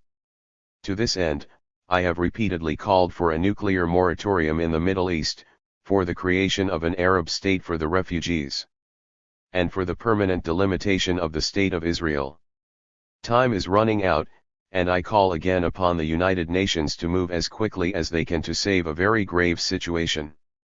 In the same way as the dispute between India and China over frontier delimitation heightens world tension and thus makes more difficult the tasks which we have set ourselves in Africa, so do the unhappy differences that have arisen between the United States and Cuba, which nearly sparked off a nuclear conflagration a few months ago. Whatever the causes of disagreement may be, the United States and Cuba must find a way to coexist. Cuba has indicated her willingness to come to a settlement with the United States and to make appropriate restitution for United States assets nationalized by the Cuban government. It would seem reasonable, therefore, for the United States, which, in size, economic and military power, is far greater than Cuba, to express her greatness in an equal, if not greater, gesture of goodwill, magnanimity, and statesmanship. Peaceful coexistence is essential and indispensable for the establishment of understanding between the nations at a time when nuclear weapons hang like the sword of Damocles over the head of mankind. Mr. Speaker, members of the National Assembly, we can safeguard our independence and economic interests in Africa only if we speak with one voice. Only a united Africa can obtain capital on a large scale and technical aid from the industrially advanced countries without undue pressures and restrictive conditions. The only alternative I can see to this is confusion in our ranks, economic retrogression, and a pitiful sellout of our patrimony to the colonialists and imperialists. Did we fight to secure sovereignty and independence only to exchange these precious attributes for a state of despair and despondency? We have proved at Addis Ababa that we are ready to build a united Africa, united in our conception of its importance and in our common desire to move forward together in a triumphant march to the great kingdom of the African personality, where although we may be Ghanaians, or Nigerians, or Ethiopians, Algerians, Egyptians or Sierra Leoneans, we shall have a common purpose and a common objective in working for the destiny of our continent as Africans. Until Africa achieves total independence and national unification, the African Revolution will not have completed its destined task. When we talk of African unity, we are thinking of a political arrangement which will enable us collectively to provide solutions for our problems in Africa. Mr. Speaker, General de Gaulle is reported to have commented on the results achieved at the Addis Ababa conference that the Organization of Africa, which the independent African states envisage, is a federation of the various African regional groupings. What made him arrive at that conclusion, I cannot tell. It is, however, a matter of great interest to us to observe that this great European, now engrossed with his grand design for Europe, should feel such unsolicited concern for the future of Africa. It should be quite clear to General de Gaulle that not only can he not be a greater African than the Africans themselves, but he cannot be both a great European and a great African. Regional groupings of any kind are a serious threat to the unity of Africa. Such groupings have decisive influences which can break the forces of cohesion and unity among us. General de Gaulle knows quite well that if regional federalism, this political commodity of dubious value, can be sold to Africa, the economic future of his Europe will be assured. Only by fomenting and nursing regional and sectional political groupings in Africa can the imperialists and ex-colonial powers be sure of retaining their rapidly waning influence in Africa. That is why, even after Addis Ababa, they wish to secure the political dismemberment of Africa. It is for the same reason that the British government also is reported to have fervently supported the idea of a political federation in East Africa. This is surely time to defeat the objectives of the Addis Ababa conference. But all these maneuvers will fail. Out of African unity a new Africa will arise, life will be full and abundant, our culture and the arts, so long suppressed under colonial domination, will blossom again and flourish. There can, therefore, be no coexistence between freedom and slavery on the African continent, between African independence and colonial and neo-colonial domination, between independent Africa and colonial imperialism. Such coexistence would mean denial of our African right to be free, a right as inalienable for us as for any other people of the world. It would be to condone the crime of apartheid, to accept the cruelties of Portuguese rule, to leave Africa at the mercy of even more ruthless suppression and exploitation. It would lay the independence of the sovereign African states wide open to the predatory attacks of the colonialists who still hold power in parts of our continent. Africa would become a battleground of Western competitiveness that could only result in the miseries and horrors of open conflicts and civil wars. Mr. Speaker, one of our great hopes in pursuing the goal of total African liberation and unity is the vista of world peace that it opens up. For the culmination of that goal we envisage the end of colonialism and neocolonialism, the twin offspring of imperialism, the cause of much of the world's rivalry and divisions. Imperialism, which reached its zenith in the Western world in the period of capitalist democracy, is finance capital and capitalist democracy run wild in other people's countries. Its first stage was during the period of direct political governance, known as colonialism. As colonialism is being forced to retreat under pressure of nationalist awakening, the imperialists are making an all-out effort to consolidate and extend their domination by different means. These means are various and take on many forms. They can be direct or subtle. Mostly they are devious, often insinuating, frequently disguised. They may promise friendship or use political and economic blackmail. They add up to neocolonialism, which is the last stage of imperialism in the epoch of rising independence among colonial peoples. With the widening of freedom's boundaries and the unification that now portends in Africa, the root of imperialism will undoubtedly weaken, and it is difficult to forecast another stage to which it can go except to decline. But imperialism, colonialism, and neocolonialism will end only when conditions are such as to make their existence impossible. That is, when there are no nations and peoples exploiting others, when there are no vested interests exploiting the earth, its fruits and resources for the benefit of a few against the well-being of the many.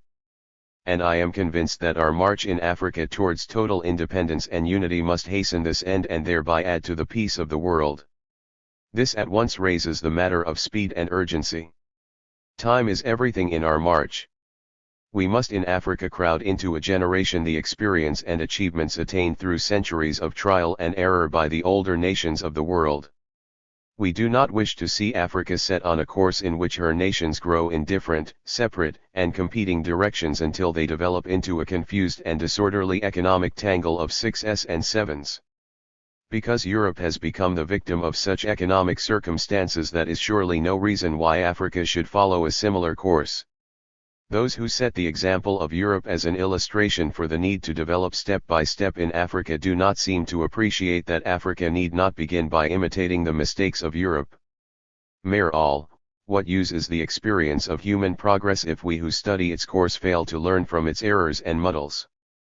As I said at Addis Ababa, this world is no longer moving on camels and donkeys. Speed has become a new potent factor in the progress of the world. The progress of the modern man, like the agile kangaroo, leaps and jumps. More than that, we have to remove the gap between those nations and ourselves if we are to emerge from the grip of the economic imperialism that will retard us the longer it remains master, or even a part, of our economy. We have to keep in mind, however, that the gap is not a static one, but that it grows as modern technology improves and its productive capacities and output potentials increase. Thus the gap can widen seriously and new dangers threaten us, unless we hasten forward at a much accelerated speed. Consciousness of the time element among the leaders of independent Africa was clearly revealed in the course of our deliberations at Addis Ababa. This awareness enabled us to examine our problems with a striking sense of urgency. It was responsible for the speed with which we were able to adopt a charter of unity for Africa. Why, then, cannot we observe the same consciousness of time and the same sense of urgency, in pushing forward our unity into a form that will give it direction and authority, so that we can speed up our common development and advancement? In the horizon of Africa's future I see clearly the bright dawn of a union government, the birth of a great nation which is no longer the dream of a new utopia. Africa, the sleeping giant, is now awake and is coming into her very own. 21. The second summit conference of the OAU took place in Cairo from the LTH to the 21st of July, 1964. The OAU, just over a year old, was already in difficulties. There was deep dissatisfaction among freedom fighters at the ineffectiveness of the OAU Liberation Committee. They complained of lack of supplies and of training facilities. Serious disputes had broken out between Ethiopia and Somalia, between Morocco and Algeria, and between Somalia and Kenya. There had been army mutinies in Tanzania, Uganda, and Kenya, which were suppressed not with the assistance of troops from a sister African state, but with the help of British troops. Foreign interference in the Congo's internal affairs was continuing to cause untold misery and suffering to the Congolese people. Mozambique, Angola, Guinea-Bissau, Bechuanaland, Basutoland, Swaziland, and other territories in Africa were still suffering under colonialism. In southern Rhodesia, a white settler minority regime was still refusing to allow even the most elementary of human rights to the vast majority of the population. And while African disunity and balkanization continued, virtually no improvement was being made in the living conditions of the African masses. Only foreign interests, and with them, the interests of the African bourgeoisie, flourished. 276. In the light of all that had taken place since the foundation of the OAU, I was more than ever convinced that the creation of a union government from Mrika provided the only solution for Mrika's continued political instability and underdevelopment. The OAU as established in Addis Ababa in 1963 had been shown to be unable to deal effectively with the problems facing it, and was by its very ineffectiveness blocking the advance of the African Revolution, and thereby aiding the forces of reaction. The whole purpose of my address to the conference on the 19th of July 1964 was, therefore, to stress the urgent need for the immediate setting up of a union government for Mrika. The specific areas of unified action which I had in mind were, defense, foreign policy, and economic development, the last implying a common currency for Africa. To my great disappointment, it was clear from the speeches of some of conference members there were some who were still not ready for such a radical step to be taken. There was general agreement on the need for a union government, but it was decided that the whole matter should be examined by specialized commissions of the OAU, and that the question should be discussed again at the next summit conference which it was agreed should be held in Accra in 1965. Speech delivered at the summit. Conference of the Organization of African Unity. Cairo, July 19, 1904. Mr. Chairman. In the year that has passed since we met at Addis Ababa and 277. Established the Organization of African Unity, I have had no reason to change my mind about the concrete proposals which I made to you then, or about the reasons I gave for my conviction that only a human government can guarantee our survival. On the contrary, every hour since then, both in the world at large and on our own continent, has brought events to prove that our problems as individual states are insoluble except in the context of African unity, that our security individual states is indivisible from the security of the whole continent, that the freedom of our compatriots still in foreign chains and under colonial rule awaits the redeeming might of an African continental government. We took a monumental decision at the summit meeting in Addis Ababa last year. No amount of disappointment or impatience with the pace at which our charter has been implemented, can detract from the epoch-making and irrevocable nature of our decision to affirm the unity of our continent. It was an act of faith, a recognition of reality. We forged the Organization of African Unity fully conscious of all the difficulties facing our various states in committing themselves to common obligations. We have passed through the first year victorious over trials on our loyalty, and over hostile forces seeking to disrupt our unity. Erever and whenever the subsidiary bodies set up by the Addis Ababa Charter have met, the spirit of unity, of cooperation and goodwill have prevailed. On that score, none of us can complain. None of us have cause to doubt the strength and permanence of the spirit of unity which found its expression in our charter. Yet, even more than last year, I must urge that the historical conditions in which African independence has emerged and the concrete manifestations of our weaknesses and difficulties, call for immense radical and urgent measures which the Addis Ababa Conference did not fulfill. Measures which would have been accounted adequate for dealing with our problems a few years ago, cannot now meet the exigencies of the African Revolution. It is not single states or single continents which are undergoing decolonialization, but the greater portion of the world. It is not one empire which is expiring, but the whole system of imperialism which is at bay. It is not individual communities, but the whole of humanity which is demanding a different and better way of life for the world's growing millions. Great positive and social revolutions have created mighty nations and empires, and the waves of those revolutions lap our shores no less than they do those of other continents. Great technological and industrial revolutions have transformed the economies of large portions of the world, and the waves of those revolutions will not stop short on the continent of Africa. A revolution in communications brings knowledge of every change in the world to the remotest corners of our continent. The world will not wait, nor will it move step by step, however much we may wish this. It is against this background of great political, social, cultural, scientific, and technological revolutions that the emergence of African independence and the development of Africa must be viewed. None of us imagines that we can keep our own pace, immune from interference, isolated from the world's upsurges and revolutions. What differences there are between us arise from a difference in appreciation of the sense of urgency, not in the understanding we have of our tasks and responsibilities. Time, indeed, is the crucial factor, for time acts for those who use it with purpose, and not for those who let it slip by. Those who do not use time as their agent, give the advantage to those who do. When we met last year we were at the beginning of an era of peaceful coexistence.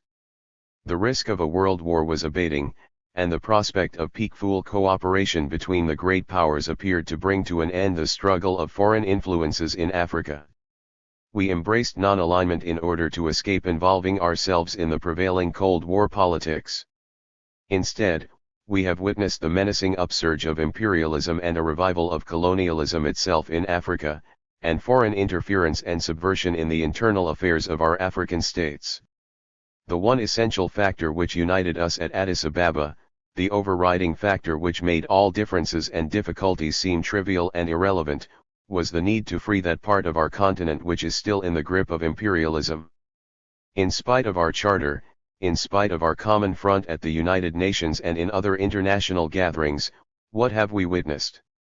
Far from deterring the imperialists and neocolonialists from giving support to the apartheid regime in South Africa and to the fascist regime in Portugal, the NATO powers, on the contrary, have poured and are pouring vast sums of money and vast armament into the apartheid regime of South Africa and Portugal. Not only is South Africa being assisted to grow stronger economically and militarily, but the cruelty, repression, and exploitation of our African brothers have reached new heights. At this point I must comment on the activities of the liberation.